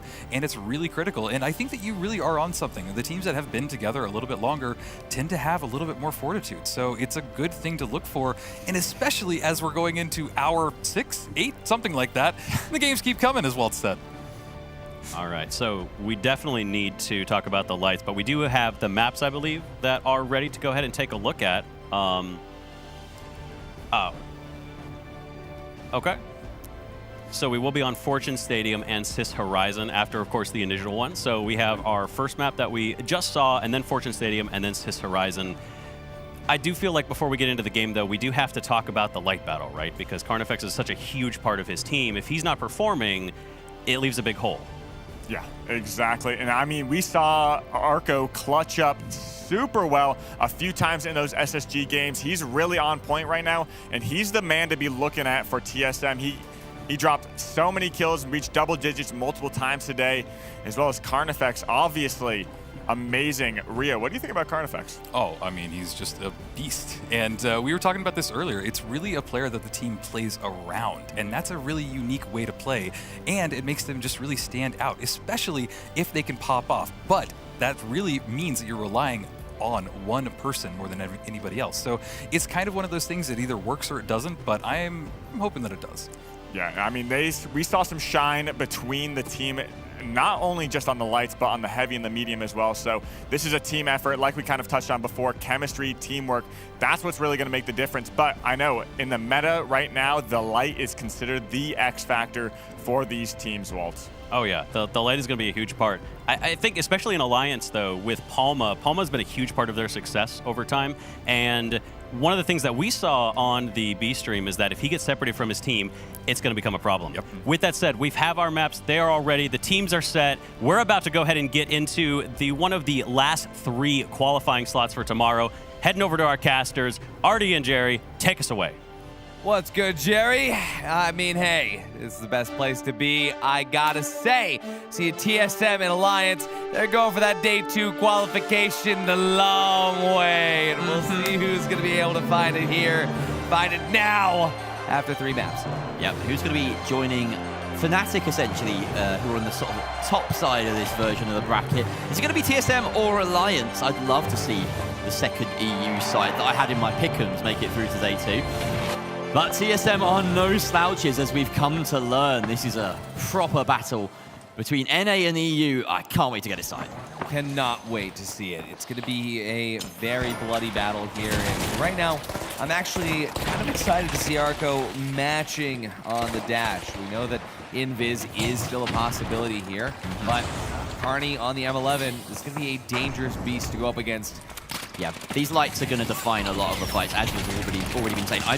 I'm just thrilled to see lights of this caliber up against each other. Arco and Carney are some of the best in the world right now, it feels like. Apollo with the opening pick onto Carney, though, and Treason left scrambling as he's on low health, cannot recover.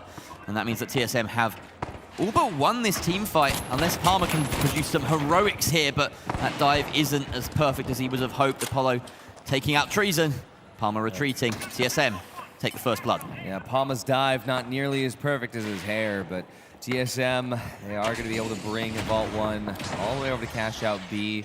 This is going to really be a good start as far as TSM is concerned, especially... Oh no. You can't do the scream because you're on mic. Okay, I'll take the mic away from you. There we go. It's a tradition now to have Artie scream into the void at any pause. But to be fair, it's been a long time since the last one. And I do love that he's running the Embark Partner sticker on the Vault. It's fun to see what people have on those. My favorite one so far is still Nigiri with the Nigiri. I was told, thankfully, that this pause is brief. So instead of a it's more of a Yeah, pretty much. That's the one. They're already back. Look at that. There we go. Alliance here, ready to run in. Treason is going to be coining back in. Alliance wasting absolutely no time. But TSM, they don't have any time to waste either. They have zip lines to clear. They have ultimate height to get to. They have some pre-placed, I guess, gateways to replace. And Alliance, they're making their way through the building in the bottom side. And TSM, they're holding this height very well. Jerry, it looks like that fight's about to start off strong, though. Yes, this is a good position for Apollo and Visions. They have the vision from above. They can arco some shots down above them. Yeah, that was a bit of a stretch. Here we go, Palmer and Treason getting on that point. That jump immediately from Palmer, really well guarded with the dome. You love to see that bit of tech jumping up through, and now Palmer losing a lot of health. He's juiced back up. Palmer wins that fight, but Arco cleaning him back up. Heavies and mediums and lights, all alive. Arco finds his second. Carnifex the last alive now, and he has to Scarper. That's another win, essentially, for TSM, unless Carney can maybe get a little backstab here. He decides against. Yeah, Okay, we're going to get ready for... Well, we don't know how long this one is going to be. Oh, that was an additional screen there as Waltz joined a guest appearance. Yeah. Yeah, you get the nice room reverb built into that one. I feel like I'm the one that's keeping their head, which is nice. I like playing the straight guy on the mic sometimes. It's nice that you're keeping your head. I'm shaking and crying. You actually are. Hey, look at the Holto server insurance. Oh, I love that. We need some of that, yeah. All right, we got all the Alliance stands here. How are we being hit by CNS in the Via half of this map? That's what I don't understand. Where else would they hit? You think CNS would hit the CNS side of the map? These are the front lines, to be fair. Wait, Apollo is... Again, this should be rather quick. Bogo's Witted. Looking to see everybody. Big shout out to the aliens. Saw you guys on Reddit as well. Wow, look at this. Beautiful face. He's got an insane jawline. I love that you picked that out. We are getting back into game, and Carnifex has duly decided to leave, so you haven't missed much at all. TSM getting set back up for the defense, and they only have to defend for, what, another 40 seconds or so. These coins coming back in, so Alliance will have another attempt, but it's going to be one of these dashes towards the point. Look at that vertical control on the sidelines. Alliance has burned through a lot of coins by this point. That's very good showing for TSM and what they can do. I mean, especially we were talking earlier about the caliber of these players, kind of the caliber of the revolvers. They're both running revolvers, but Vision seems to be dipping Treason every single time. Apollo going to be starting this dome here. Kind of interesting given the presence of goo around here. Instantly glitched out though, but Carney and Treason, their health bars are dwindling. Palma, 1 HP, going to get absolutely bleeded here. Wow. Treason somehow still alive, but even if he gets the defib, it's not going to be looking very good for Alliance. I massively respect TSM here because that was a fight they didn't need to commit to. They didn't need to win it, but they did anyway. The time was on their side at a point during that. They just rolled home, and they are just straight up looking like the better side right now. 100% of the team fights, 100% of the cash outs, everything's going their way on the Nozomi Citadel. This is, again, EU not beating the allegations. NA is just so good. Apollo, Visions, Arco, this squad has been through so much, yet they're still able to perform like this. Alliance, see what's going to be possible here this next fight. It's unbelievable to think. Yesterday, we were wondering if this team were even able to compete, and now here they are, putting up a fight against possibly the strongest EU side.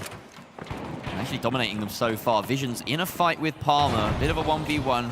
They both duck out of it.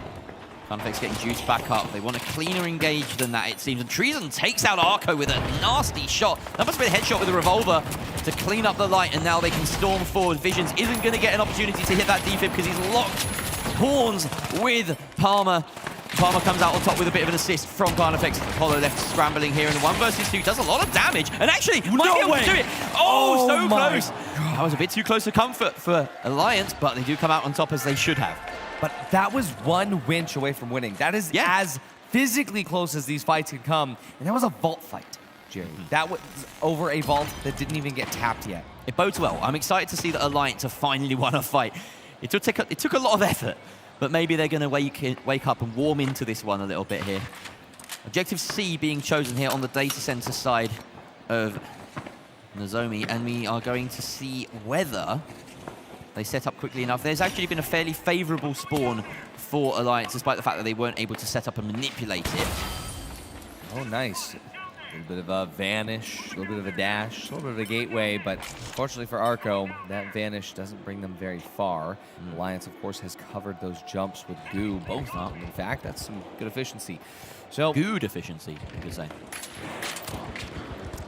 Well, I mean, you could have said it, but you chose not to, and that says it's more about me than you, to be honest. Well, they're going to have to cross not only the gap, but also the divide from the Via side into the CNS side. And these glitches are going to try to make that a bit easier there, but Treason, he's still going to stay up. Arco just... Oh, wait, he bought all of their attention! And Apollo and Visions, I didn't even notice them crossing!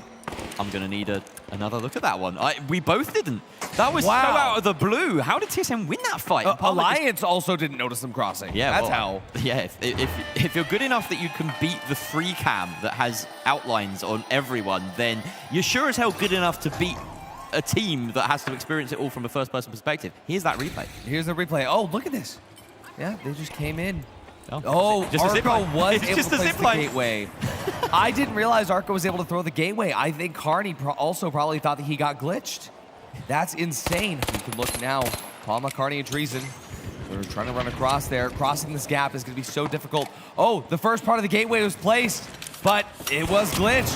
We have Cardi taking so much damage there, and granted, Alliance did cross, but Jerry, it's getting close, and the timer, it's ticking down. They have to push this. All Apollo needs to do is play stall exactly once. And he has a C4 to do so. He's got Visions in tow as well, who has his own methods of stalling. They've got the goo, just put things in the way and run. That's the prayer. He should hit the C4 at some point. They have to blow it up to drop it down. I don't think they're going to even get on it in time, so now Visions goes for some clips. Does get taken out by Carnifex, maybe a little bit too proud of himself, but it doesn't matter because that is it. Done in 2. TSM have claimed Nozomi Citadel, and they made it look easy, Arnie. Alliance didn't even push the right floor there. They had assumed that Palma was going to be able to drop it. The RPG and the C4, Jerry, there was no chance to even use them, let alone have the time to win the fight and then steal. That was insane. TSM is impeccable. They weren't even close. Look at them. Yeah, and you know, it just looks like another day at the office for them. They're so comfortable with that win. They're just, yeah, right, on to the next one. They got off the plane 24 hours ago. That's incredible. And the fact is that they would have wanted the quickest route through. Space Station denied them that. But here they are with a second wind, trying to force their way through to day 2 by beating another Titan in Alliance. It doesn't get much harder than this. And like I've said, they have just impressed me at every turn today. They just need to see it over the line, though.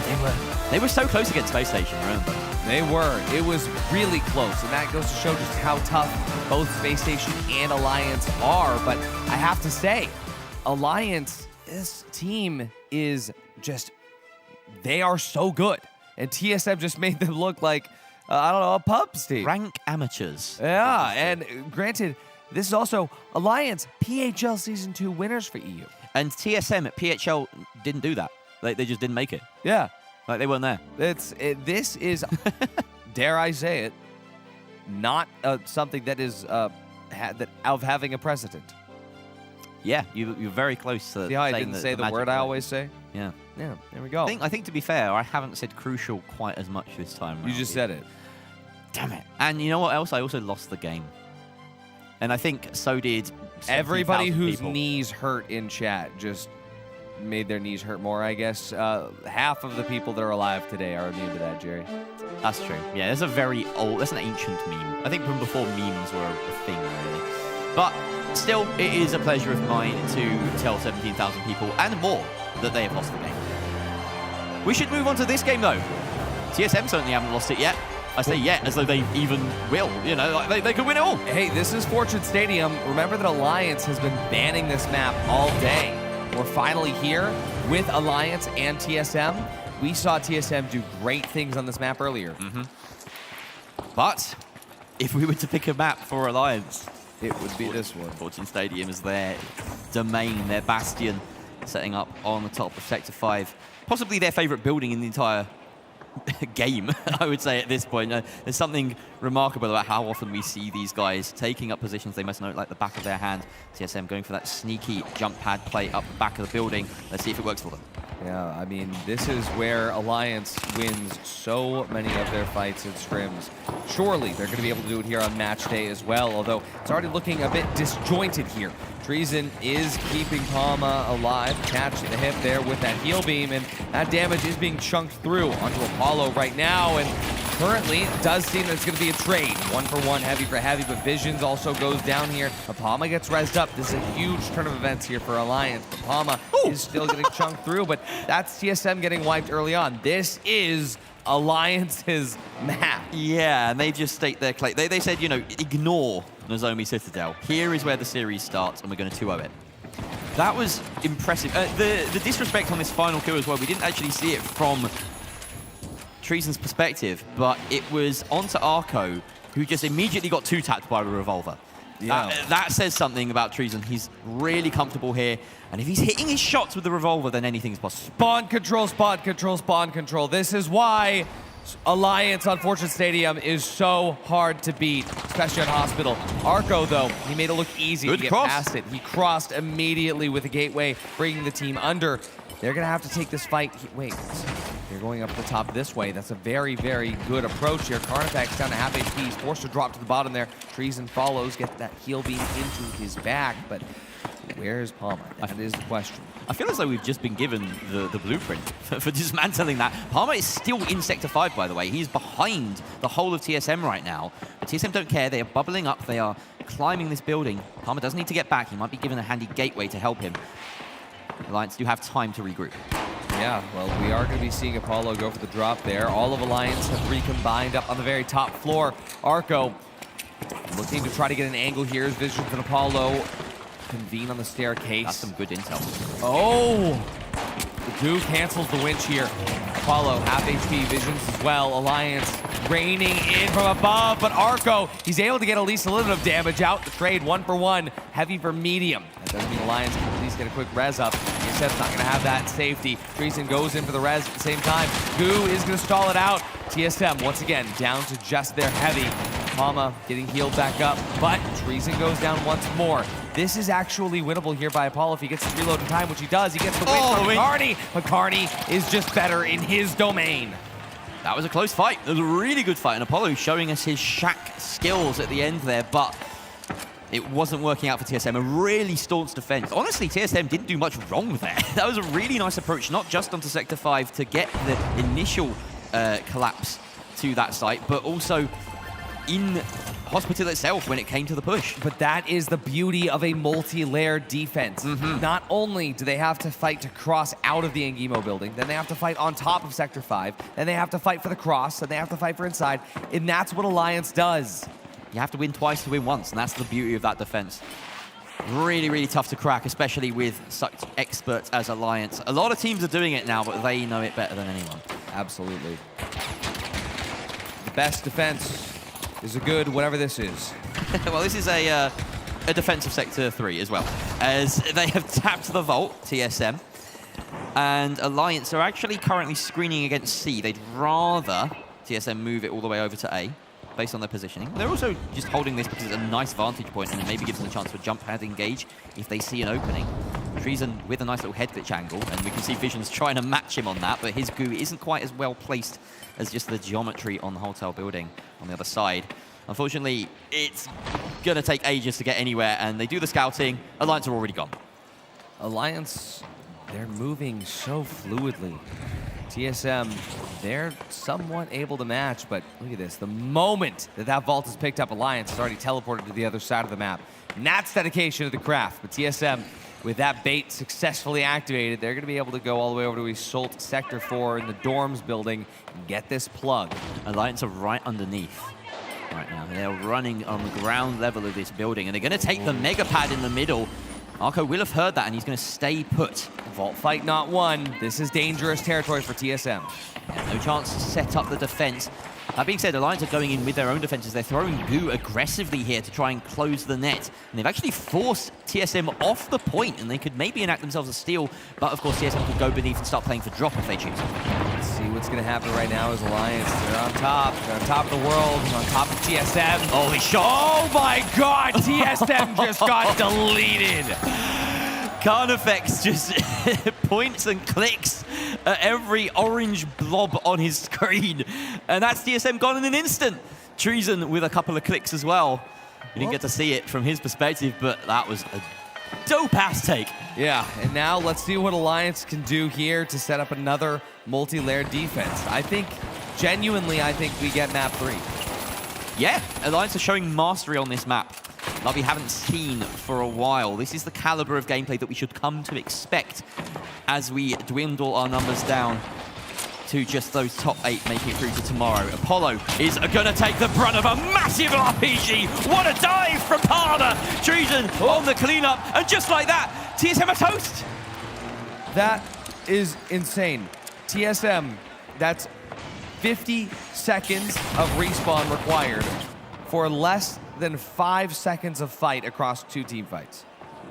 I don't even think TSM have a chance to get back in. I've never seen that before. Alliance, we're on the next map.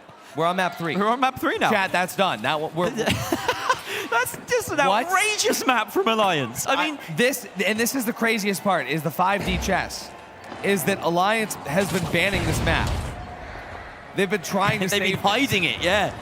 That's genius. I mean, they're so ahead of the game. We did say at the start of this one, what we're watching right now is just a bit of a victory lap for Alliance as they take that first map. We said they need to mentally reset. They need to say, you know what, Nozomi Citadel, ignore it. This is the start of a series. We're going to do it in 2. That's one way to take us to the 3rd map. Yeah. I mean, every other team is playing checkers, and Alliance is playing the finals. Yeah, that's probably the best thing to be playing given the current situation. I don't think you get very far playing checkers in this tournament. You want to be playing the finals. I guess you weren't watching the C stream, Jerry. The checkers stream.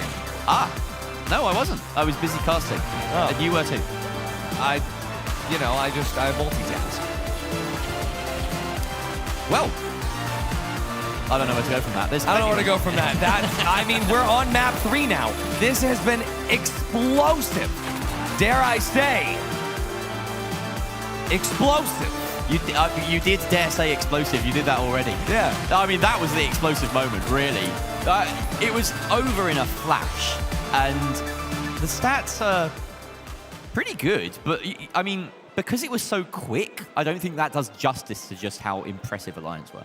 I mean, like, we're looking at the stats right now. We can see that it's, 9 assists for Palmer, which is really straight. Here's what I'm looking at. Everyone's cleaning up his kills. Here's what I'm looking at. 5 total deaths for Alliance. Yep. And I believe that's 13 total deaths for TSM. Yeah. That is an insane way to put it. Also a telling stat, just as we throw on into the next map. No revives coming out for TSM during that. They were on the back foot a lot, but more importantly, they never managed to get a defib off. It's because Alliance was able to very clearly target exactly where Visions was headed. Yeah, it's almost as though they had visions of where he was. Yeah. We're actually finishing each other's treason. Oh, I thought you were going to say sandwiches, but treason is...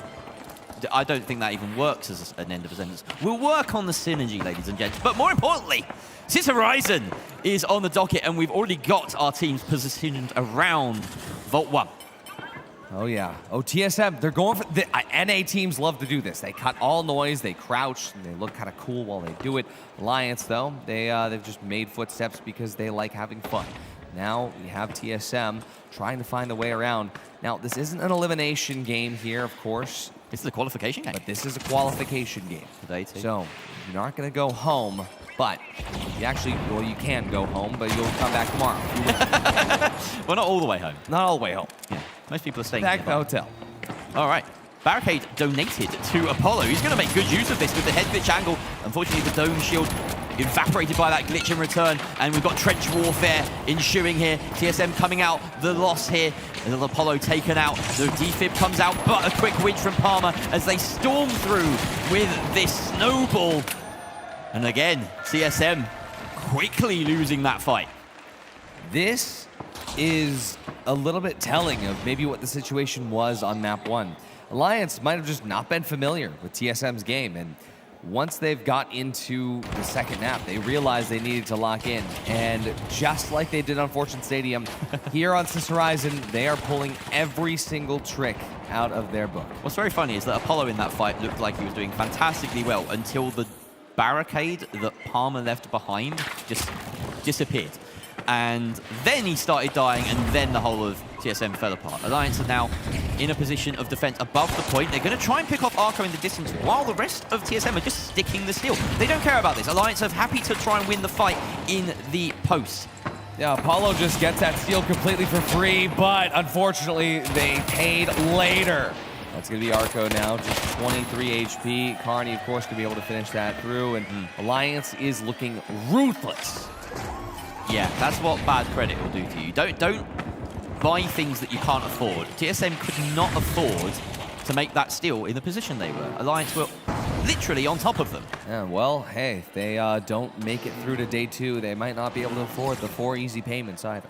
See what happens with Alliance as, well, looks like Carney and Palma are trying to hold on for these respawns, control exactly where they come from. And yeah, TSM, they've been spotted immediately trying to exit the library, but library card he does get the gateway out. That's important because they now have a cleaner way around. But no, it's just a route to a death hole. They've gatewayed from one alleyway to the other, and now Alliance will gobble them up. TSM, Arco's just sold them down the river with that gateway. Alliance has just bullied TSM to the point where they don't get to spawn anymore. Apparently not. This is Alliance in full swing, and Alliance in full swing is a team that spawn traps and does not let go. They will take a bite out of you and hold on with all their might. Jesus. Yeah. Crazy. It's so ruthless. I don't know if there's time to come back. Yeah, TSM doesn't have this. No, they've got a position instead to try and screen for the next vault, or just get the tap on the next vault. They've lost this one, Ardy, and they are now, well, not one loss away from going home here, as you mentioned. Alliance is one win away from being able to go back to the hotel. And coming back tomorrow. Coming back on day 2. Most importantly, joining Fnatic, joining all the NA teams that have booked their spot already. Envy, Alliance, no, not Alliance, I was about to reel them off and I got them wrong. Envy, Fnatic, Nightmare, and Space Station Gaming, as well as Fnatic. As well as Fnatic. TSM in control of Vault 2 on campus. Cash Out B conveniently located across the other side. Alliance in the art hall. They are crossing over to the museum to try and have a little bit of extra time to, well, get the collapse in over to B. But I think TSM, they have spotted them out. You see Arco maneuvering with this gateway to swap through. This is good macro. Oh, but Alliance was right there. They heard the gateway. They found it. It doesn't matter how good your macro is. If you read it like that, that is so smart. Just on top of everything there from Alliance, and now Vision's the last one alive. Carnifex can get going already. He trusts his teammates to deal with that. Vision does actually get the res, though, so he's being called back here to make sure that it's not 2 versus 2. He needs to come on in. Doesn't get the heals off. He does manage to get the transfer and finally lands the shots onto Apollo. Just a little bit of a delay there with the barricade in the way. Good thing he didn't leave that fight. Carnifex absolutely needed to make sure that they didn't spill the beans. I think Alliance has the fastest team fight per capita in this tournament. Oh, right now, yeah. Easily. If we started tracking team fight length, their stat would be, I was about to say through the roof, but that implies that it's a large number. It would be a small golf number. rules. Through the floor. Golf rules, it is through the floor. Yeah, which is good. I mean, this is kind of wild. All right, well, TSM, this is everything. Arco is just getting completely sloshed on the outside. They managed to cross the road. That's the hardest part of this approach and the hardest part of dealing with Alliance, it seems. So, in the same building at the very least, a very long building, they'll have time to work out their route. It looks like Trees and the rest of Alliance are setting up for this jump pad engage. Jump pad engage, ready to go. There it is. RPG goes through, doesn't quite connect, but the winch doesn't need to connect here. Arco goes down. Look at that aim coming out from Palma. The barricade signature of Palma. Damage being dealt through. Vision's gonna get taken away here. H+ Infuser and Clutch. So that barricade's coming. And they're gonna stall it. They go over the stall as best as they can. They're healing him. They heal the glitch. They're preventing him from RPGing himself. Oh, this is it. Alliance have essentially done it. They're trying to prevent any form of respawn. Arco will likely have to coin it. He's dead. No! Oh, he found gas. He found gas. But Arco's coined back in. Arco coined. No way. Arco, you have no idea what you've just done, Arco. That is terrifying. Apollo is now not going to be a part of the last fight. Arco needs to go huge here and find a pick to allow him and Visions to push in. I guess enough time had elapsed. They needed to do this. They needed to. Yeah, it was just taking the biscuit at that point. Alliance has done such a good job of stalling that death. Visions has the play from above, but look at this kite. It's so fully set from Alliance. The damage comes out. Vision does actually find the defib on the post, so he's back in the action with about 20 seconds left. Apollo goes straight back down in the dust. Vision taken out. Arco getting kill after kill, but it doesn't matter as Alliance do it in 3. What a series. They started slow, but oh my God, they were unstoppable once they hit the tracks. I mean, how lucky are we to get this kind of gameplay at the Grand Major? There's Alliance soaking in their victory. So many of their fans in the crowd. They've qualified to day 2, but they're not out of the running yet. They've made top 8, but the greatest victory comes through top 4. This was such an incredible match. They will join Fnatic. Oh, as the second EU team to make it. But, Jerry, that's enough from us. Waltz, solo carrying the desk. Solo, that's true. Look, Alliance finally ascend to the heavens. They've made it to day 2. Incredible stuff from them. Like you said, they got started off a little bit slow, but they finally made it through. It's been a long day. They made it through all of those elimination matches, and clearly they were only just getting warmed up. It was an incredible moment, and I have to say I'm really excited to see what this team can pull up on day 2, because that sort of mental resiliency, that is hard to come by. The ability to go through, get knocked down so many times, and have to go through that meat grinder of a lower bracket that we had over on the B stream, that is something impressive. It's really hard to keep your mental health. For TSM, obviously, the journey is not yet over. They may have missed out on their shot, but they still have a couple more, because there are a few slots left on that day 2. So we will not be saying goodbye to TSM. In fact, we will actually be following TSM into this next match. That's what's coming up next for us. They're going to be going up against DRG, a team that has quickly become a fan favorite, and I am excited to see them. So goodbye to Alliance. We'll see you tomorrow. Get some good rest. Head back to your hotel. Take a load off. You've earned it at this point. But now, here we are moving into the next match in our bracket, and the finals never stops coming. It never disappoints. It's a truly incredible thing. And how did you get here? We gatewayed. Oh, yeah. In Alliance fashion. Impressive gateway. Yeah, Carney taught me how to throw them, so we're here now. We're ahead of the game. You want to see a magic trick? Actually, yes. I predicted the winner of that match. How? Reach into my coat pocket. We didn't see you put this in there in the first place, so this doesn't work. But I'm still amazed. Ooh, look at that. Can you see that on stream? It's a very small Alliance kid. Now, a couple matches have been happening off the stream, by the way. On the B stream, we have had some matches, and there have been a couple eliminations as well. We had a cash-out elimination that we do have some replays from, and Rio and Sensoya are holding down the fort over there. So we have some highlights from those. You guys are going to take a look at those. These teams were duking it out. All right, well, this is absolutely news to us. We haven't kept ourselves updated on it, so let's just follow through the flow of this. This is actually good. You can see Team Secret pulls up here in the very beginning with a slight lead. Pulsar Blue started off so strong, but after this moment, it's all downhill. Pulsar Blue, they look to be in full control here as Ape Squad came in and stole this crucial cash out. This seemed to be the moment that Pulsar could not keep up. And as Team Secret on the other side of the map, they had a completely free set to them. Team Zero showed a lot of control. Jerry, this didn't end up very well for Pulsar or for Ape Squad. No, unfortunately, both for King Zero. Pulsar and King Zero are out. Unfortunately, Ape Squad continued forward. Ape Squad with this a last minute steal. This one. Yeah, right here. See, we're learning. We're learning as we go. And Ape Squad must have at some point gotten this steal right here. Despite that bounce right here. Despite the defense of about 5 teams. Against every odd somehow. Even though this is Pulsar stealing right now. Not there. Oh my god, it really did do it. How did they get this? Actually, how did they get this? How did they? No what? Way. Wow. That's right here. Nobody left on the map. Besides OG. Well, that was deserved. That was incredibly deserved. Wow. I mean, I'm going to have to go back and watch that entire VOD because that looks like a crazy game. Right? They got the good match over there. That was something incredible. You said the good match as though Alliance versus TSM was not just a banger.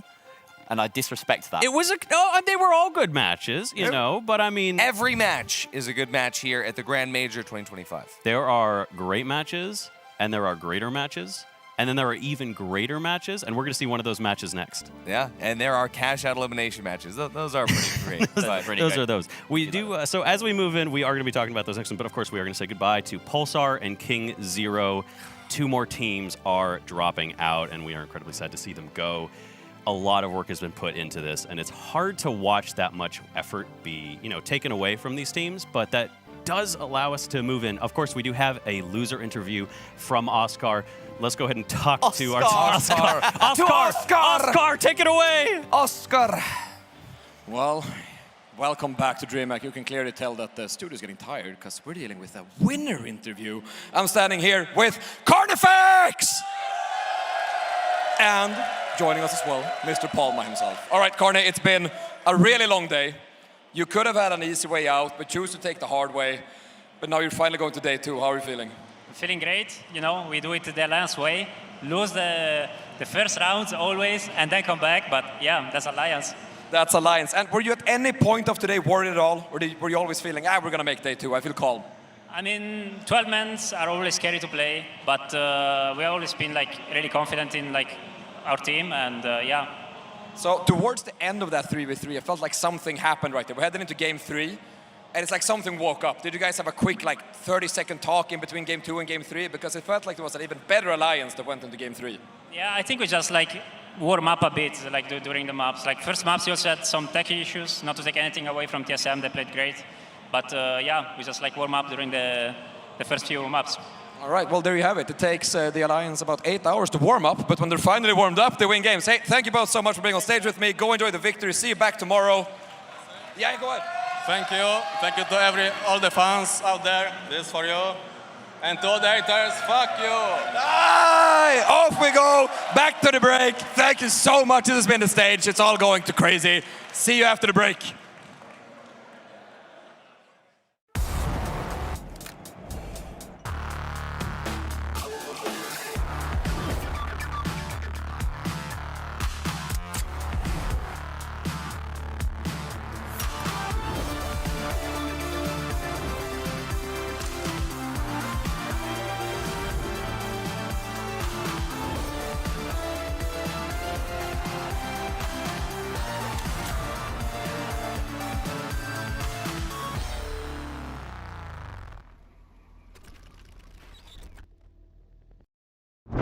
The stars, distant, watching. When will they arrive? Will your family be disintegrated first or last? Will your family dog become their leader? With Holtau's alien invasion insurance, you don't have to worry. Alto, we got your back.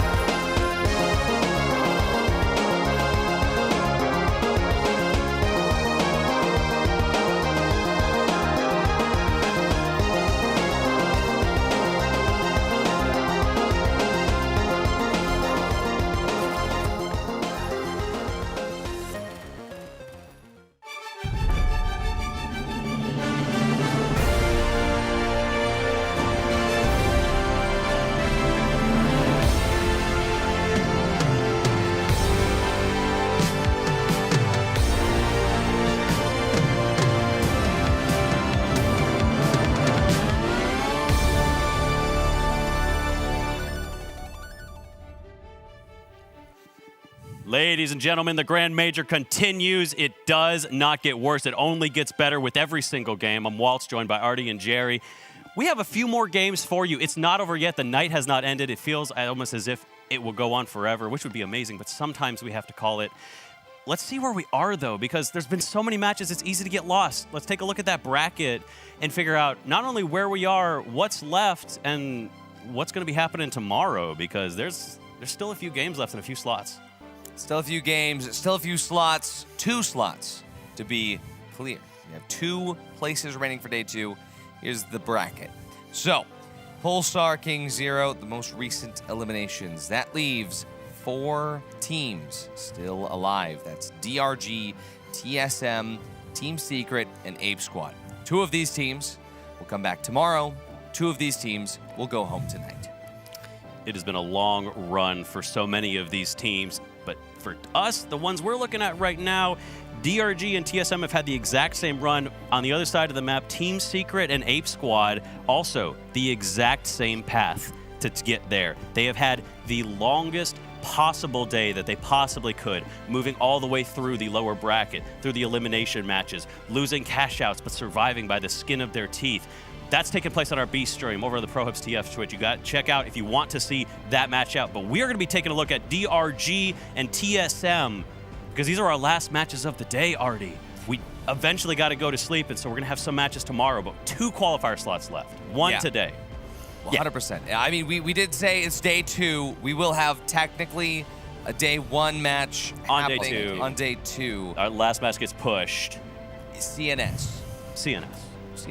Stuff happens. But that does mean, again, DRG and TSM, one of them is going to be winning. One of them is moving to day 2, where we will see them. And you guys just got to watch a phenomenal game where TSM didn't quite make it. You also got to watch DRG. Go through and also fall a little bit short. Both of those teams have been so close so many different times. They've had opportunities, they've had chances, and they've come up short on every single 3v3. They've won every cash-out match they've been in and faltered any time that they're only facing one opponent. Why do you think that is? It's a good question. I think with TSM, it's a difficult one to answer, actually, because it's difficult to say what they've been doing wrong. That last game against Alliance, we really just saw Alliance play incredibly well. And when TSM are playing well, they seem incredible. On DRG's side, there's a lot of chaos, right? You know, we've seen this side bring snipers to Bernal. We've seen them bring charge and slams. They're doing all sorts of crazy stuff, and sometimes it's working, sometimes it's not, but it feels like it's more geared towards that cash out, that quick cash style of play. And when they come into 3v3s, maybe they meet their match at better teams. I would put TSM as my favorite in this particular matchup to maybe make it on their 3rd try, because they've had 3 chances to get through, and at 2 chances to get through, and at every step they failed so far. But I will say this: when that first map happened with TSM versus Alliance, TSM blew me away. Alliance then continued to blow TSM away so fast that they didn't get a chance to respawn for half of both of those next maps. But I do still put TSM at a very high power rating because of that performance on that map 1. I think that if they were able to take a little step away, a break, a little reset mentally, I think they actually have what it takes to overcome the odds that are, well, the APAC wildcard of DRG. It's worth mentioning as well that at the moment, we have only one APAC team left in the tournament, and it is DRG. So they have the hopes of not only China, but an entire set of continents on their shoulders. If they want to make it to day 2, this is their best opportunity now. They have to beat TSM. And they've impressed every step of the way. It really has been incredible to see Apex show up and truly surprise, I think, almost everybody. Almost everybody. So many people were talking. There was Korea, it's been around longer, it's going to do better. And then DHR show up to say, hey, don't forget about us, right? Hathaway blew me away. What can I say? Genuinely. He hath away with words and bullets. Yeah. There you go. Yeah, I think I'm really digging the bottom of the barrel of these puns. We really worked for that one. We really worked for that one. That's why we're going to bed, guys. You know, it's not. We got to get away from Jerry's puns eventually. Yeah. I apologize to you. Maps are here. DRG.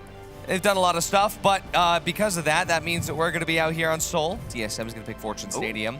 Last map going to be Las Vegas Stadium. I'm a big fan of all of these. I love Las that we're Vegas. getting Seoul. Yeah. I love that we're getting Seoul in a 3 versus 3. This is something we haven't seen Wait, yet. you're right. Yeah, it's crazy. And I think that maybe will definitely. It's only been seen on the lower brackets on the B stream so far. It showed up once there as well. So you're right. No, Seoul, though, a very unpicked map when it comes to the 3v3s so far. And just in general, people don't really like Seoul, but why don't they really like Seoul? I love Seoul. I love Seoul, personally. I genuinely, especially after they've made the changes on the rooftop on Hospital, I really like it. The Greenway has a very nice area now where you can, be saved from a little bit of shots from the top. You have a nicer area. It's a little bit shorter, easier to cross, easier to throw a little gateway. Yeah. Does that make it easier to push? Not really. No. And of but course, I like it more. But there's also the actual construction that really dominates the map. And obviously we play in under construction because it feels like a more fleshed out version of that map. It removes the kind of impenetrable hole in the middle of this donut shaped map. But it also does mean that you get a lot of cash outs spawning up there. It gives you ultimate height over every single part of the map. So we see teams at the very start of games quite often just take control of it and try to win the fights that way, regardless of where the vault spawns. I will say, if DRG is planning on pulling out something like Charge and Slam, I don't know if that's going to be very good on Seoul, to be honest with you. I don't know if they will, but we've seen crazy things from these APAC teams. Yeah, I mean, I do think that the aim that TSM has shown is going to do a lot to win them, because the thing about under construction is that the sight lines are so open if you can claim that top cash out, right? And we saw that a lot. We saw that the only other time that it did show up is Fnatic was able to just own, as soon as they took that top point, actually, interestingly enough, against one of the other APAC teams. Yeah. In the elimination match, they were able to go ahead and take that out. And that was the deciding factor, is when you get that up top construction point, the jump that you have to make is basically a death sentence. It ends a lot of teams. We've seen so many just barely even make it to construction, or, one person makes it across and the others get sniped out of midair or beamed out of midair. It's tough. It's real tough. Hey, let alone when you finish off the cash outs on top of the construction and then Vault 2 spawns over on Hospital. Nobody wants to do that. Nobody wants to play that. We've talked for the past 2 minutes about how Seoul is a difficult map. That's why it's such a surprise to see it here, right? That's our map 1 in the series. We will, of course, move on to map 2, and then maybe map 3. Yeah, I'm hoping we get a map 3. We started off the day with a lot of 2-0s. Yeah. Right? But hopefully we do get that map 3. And you're right, Vegas Stadium is another one that hasn't been seen a ton. We have kept to a lot of kind of our safe maps, the maps that people really enjoy that have been picked for a very, very long time. And this time we finally get something a little bit different. Vegas Stadium has been one of those maps that has had a lot of adjustment over the years, especially since the remake, So it started off as a very close-range map. It's developed into a long-range map where teams use the sightlines on the upper ground. How do you think they're going to be playing it? Because I feel like these teams have similar styles. I think that when it comes to TSM, we've already kind of seen how they approach the choices of you could just stick to the rooftops or you can go through the winding rooms inside. And honestly, for TSM, I don't think they need to make any adjustments like they do against Alliance. Against Alliance, they need to make adjustments, right? But up against DRG, maybe the way that TSM is currently approaching it, it'll be fine. What do you think, Jared? It's entirely possible. I feel like the hardest thing with DRG is trying to get a handle on what their identity, what they do, off the back of 5, maybe 6 games. So they do, of course, just have the ability to turn up and completely surprise us at any given moment, as they have done multiple times today. So, yeah, I feel like bets are off, but TSM maybe just have the skill to deal with whatever is thrown at them. That's my gut feeling if I were to sum it up. As long as, I mean, the elephant in the room here is that maybe the reason that those last 2 maps felt decisive when we watched TSM versus Alliance, maybe they hit a wall. They have been, again, going the long way. They have very little sleep. They literally landed 24 hours and 45 minutes ago. Yeah, they're on our last game of the day. This is the worst case scenario for them in terms of, welfare and just trying to keep themselves awake and alive, alert, enthusiastic, and, all of these important things that go into being an esports professional gamer. Yeah. The one thing that it is a benefit to these teams as they look towards this map. When they get to this match, if you win, you guaranteed a spot in the top 8. Because we're moving that one match to tomorrow, if they lose, they're still guaranteed to play tomorrow. They're just going to be playing in an elimination map straight off of the gate. Time to rest, though. They get lots of time to rest, and that's going to be, I think, the key. TSM, finally get that rest that they've been looking for. You know, they made it far enough that they are going to get to take a breather. They're going to be able to go home, take that shower they need, go ahead and get some sleep, get some beauty rest, come back fresh for an elimination match if they lose. But they still have the chance to take this away. With that, we finally have our game ready. We're going to go ahead and jumping into it, and we're going to be doing a TriCast, guys. I can jump in with you. Yeah, come on in. Let's do it. Let's cozy up. Let's do it. Let's cozy up. We'll cuddle up. We'll cuddle up together. Let's do this. It's going to be a nice little battle. All 9 of us here in the arena. You're not close enough. Get closer. Closer. Closer. I want to be able to hear your breath. DRG versus TSM for a spot in the top 8. Jump into it on Soul Under Construction. Alrighty. And there it is. We have Grapple. Grapple Light. Yep, there we go. Already I told you. Crazy. You didn't know what was going to happen. And it makes perfect sense on a map like Soul. You've got a lot of vertical angles that you can just fling yourself up to a top floor on, and it will work out for you. You get already 60 down both the barricade and the dome.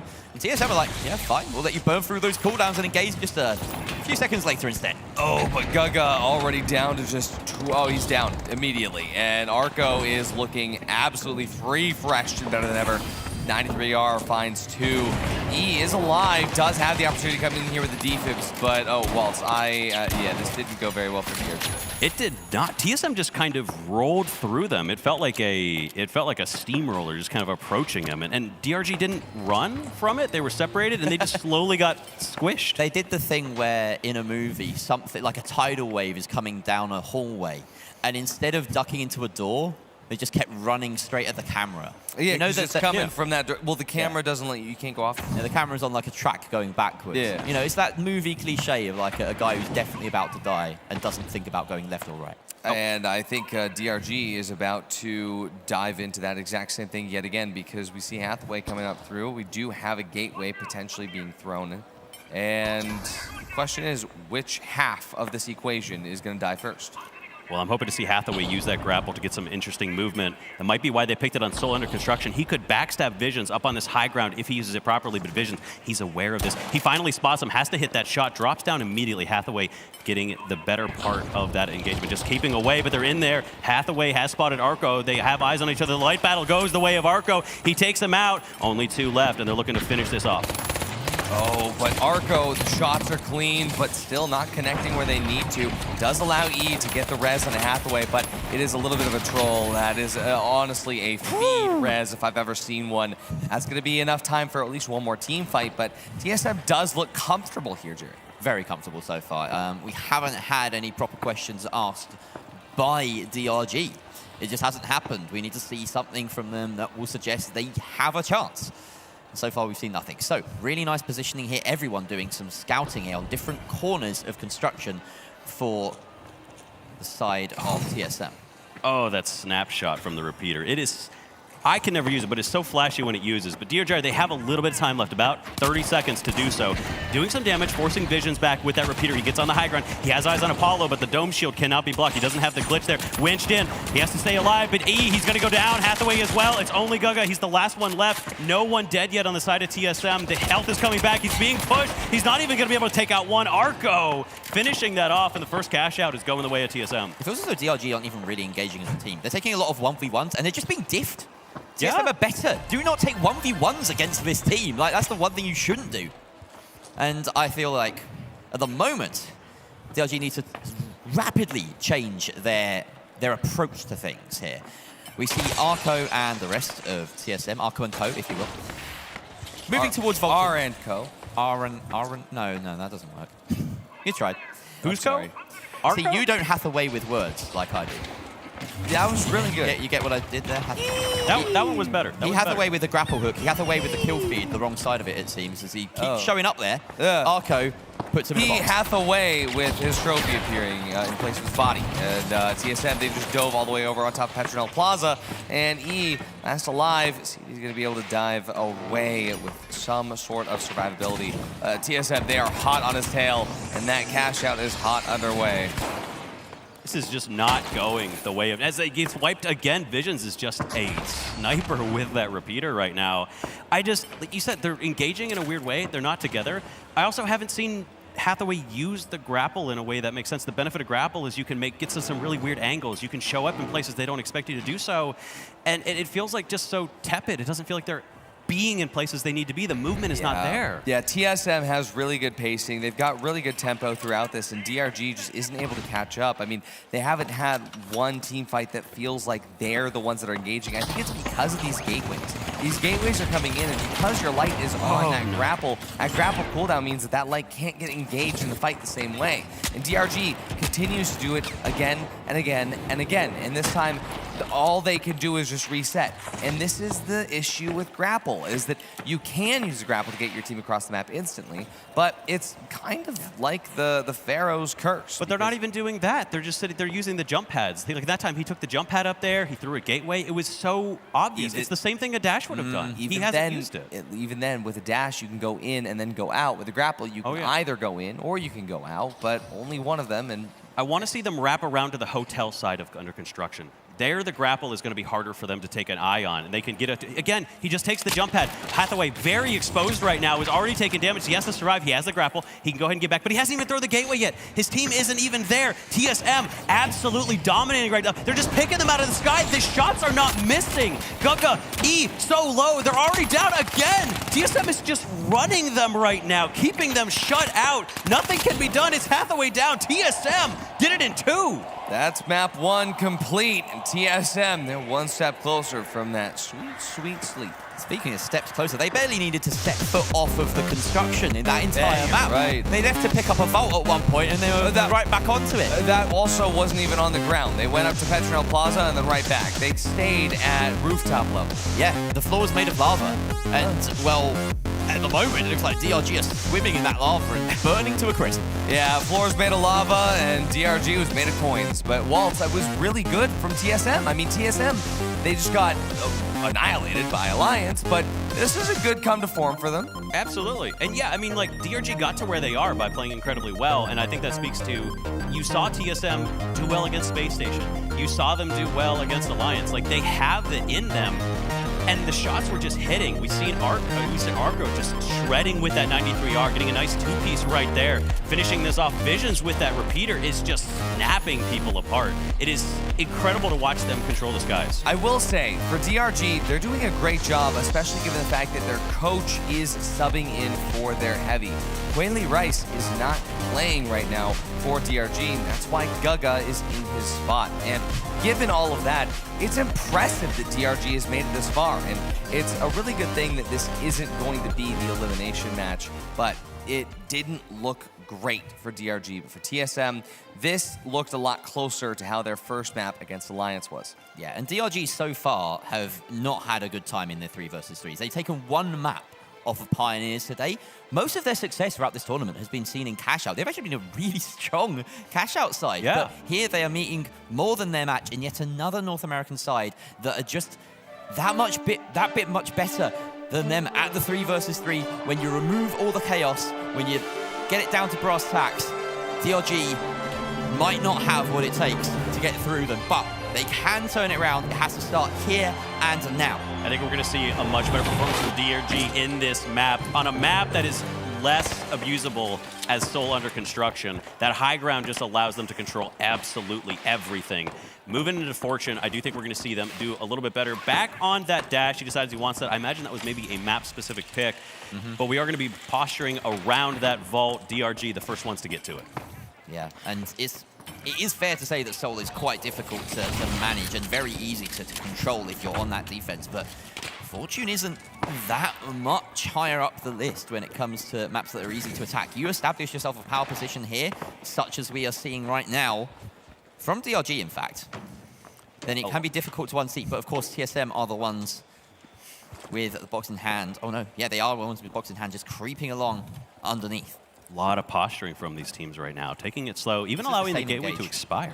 I mean, think of it this way as well. They learned a lot from their fight up against Alliance, and right now, even though they take the same engagement path, they look a lot more ready for what's on the other side of it. Eve just down to 50 HP, and Hathaway does survive that engagement there. You can definitely tell the fatigue is setting in for TSM, but they look a lot more confident in this fight than they did against Alliance. Now they do. This is a real this was like just reward for their tumultuous times over the past few days, getting here, making sure that they can compete. They do need to, you know, win this still. There's still work to be done. They can't hit that wall anytime soon, but they win this cash out, or they win the next 2 cash outs rather, and they are through to tomorrow. They can get that rest. They can come in probably even better for tomorrow. Now, we see as Arco regroups with the rest of his team as they try to attempt this spawn hold. Gotcha. This is now DRG, they are prepped for this. We can see the Vanish Bomb and the dash. Will the gateway work out for his team though? Yeah, I mean, TSM adapting in real time off the back of that Alliance match. Wow. They're now doing exactly what Alliance did to them. This is an adaptation from TSM. That focus fire. Just focus entirely. That focus fire was incredible. Yeah. You saw how quickly each member of DRG died one at a time. There was no breathing room for any one of them. And unfortunately, that wasn't reciprocated. DRG were not training their vision on one particular target there. Oh, but TSM was training visions on a lot of particular targets. Exactly. They forced the same spawn again, Ardy. Yeah, again and again, off of the Engimo building, and no amount of reality shield will protect you from these bullets here from Visions. Hathaway, 1 HP, survives, but costs him everything. DRG still, remember, this is only fighting for Sector 5. They're not even making their way into Sector 6 Hospital yet. Apollo takes a ton of damage there, but he's not even in danger of dying yet. Visions isn't healing him up just yet, though. Finally, that heal beam connects. But now, TSM, they've crossed back into Hospital. So DRG, they've done the first stage of this approach. Now it's time for the rest. Great game of Protect the President there to keep Apollo alive, and only 30 seconds left to hold on to this. They have the tools, they have the utility to do this. An interesting flank coming out there from the Hathaway, and he does get taken out after dealing massive damage to the light, but Apollo cleans him up. 3 versus 2. Gege now trying to stick this steal, but forced down, and that's going to be rough. It's a brawl around the point with domes and everything, but the bullets fly in favor of TSM. Gege taken out, and TSM once again claim a cash out. No response yet from DRG. I don't think they've won a single team fight in this best of 3 yet, Ardy. And just like that, our last match of the night is potentially down to the last cash out. Yeah, TSM have someone to beat. That's what I'm getting right now, is that they are very conscious of the schedule here and wanting to wrap it up as soon as possible. Power to them. They are doing so well to play this Fortune Stadium. Just like we've seen, you know, the best teams in the world do for the past however long. They've picked up this method. They've learned so quickly. It's incredible how well teams have started to figure out Fortune Stadium. Similar to Sis Horizon, it's one of those maps that has just been taken apart at its very seams. Teams learning how it works, where things to go, where to go, what you need to do in every single moment. It's beautiful to see these strategies and new ones start to develop. DRG looking to get their feet underneath them on this one. They have been so close so many times, but how did they deliver? I think that the only way that DRG is going to be... Well, that's a good start. They already got one down. Yeah, by taking on Arco first. Apollo is going to clap back, though. Visions also gets the res immediately. And, well, Gaga, though, he is going to be good for 1, very least. But DRG, you need to get a little bit more than just that. You can't give us hope like that, DRG. that was so close. They got the entry kill, and then he just got rezzed, and suddenly TSM win every fight after that. This was TSM, though, at their absolute greatest. Oh, yeah, right now. absolutely. And that was an improvement by DRG, but it was a minuscule improvement, and you've got to improve so much more than that because the bar has been set, unfortunately, far too low in this series. Ooh, this is a good spawn for DRG. It is. That's really unfortunate for TSM because they might not have their eyes trained in that direction. Visions, though, thankfully holding back. It looks as though TSM waiting for that intel, hear the footsteps of DRG, and are now poised and ready. Poised, ready, waiting, but Hathaway has a nice pitch angle. Visions, though, also on that same angle. This is actually going to be a little bit interesting as Arco takes the first bit of damage here. Apollo does get healed back up right now. Arco needs to take a little bit of a dive back for DRG. They're on their way to collapse in on the cash out, but TSM, they're a little bit scared to peek out of these windows. Good. In fact, they just took a little bit of damage. Here we go. This is the move that they should have been making a long time ago, but they managed to get it. They bring that winch, take it indoors, dropping the charge and slam for the advantage of the Witch Guarantee, but now they have to win the fight, and that has been their enemy so far. Apollo turns and burns not 1, but 2. The Shack attack from the heavy of TSM. He's been so effective with it today, leaving only Hathaway alive for DRG. They're very happy to let him spend some time just lingering, and it's now left DRG with only 50 seconds to try and turn their fortunes around, or TSM will be booking their spot in tomorrow's day 2. Yeah, this is TSM's moment here. Day 2 awaits them. A night of rest and recovery. For DRG, they'll have a chance as well. There is a chance, of course. If DRG manage to win the match at the very start of tomorrow, then they will continue. But it is also an elimination, so TSM looking to get that skip ahead of the queue. And they're doing quite well to do it right now. Here's the attempted steal. The goo comes out. DRG have been decent at these, but Guga is already down. He has expended his dome, though. That might be enough, but no. Apollo and Arco converge. Oh! And Apollo with the RPG. Fireworks to end it. TSM explosively book their spot in tomorrow's top 9. TSM look like they have just flipped the roles entirely. They just eliminated DRG the way that Alliance eliminated them the entirety of that last series. What a beautiful come to form for TSM for the NA dominance. NA true dominance. What a performance from these people on this. Do they not know they've won? They might not. Someone let them know they won. They think there's more. They think that there's more games. There we go. You can rest. That's the jet lag right there. TSM, go home. Go to the hotel. You're coming back tomorrow. They don't even have the energy to celebrate. Every single game they've won today, they've looked so chill about it. And I can't believe that they've won. That doesn't look like a winning team right there, but they've just utterly demolished DRG. Yeah, but hey, at the very least, they are safe. But it's not over yet for these teams, even though our last day 1 matches are happening technically on day 2. There is still 1 slot available for the Phase 3 section of our bracket. Yeah, the top 8 still has 1 slot remaining. We haven't filled that all the way out yet.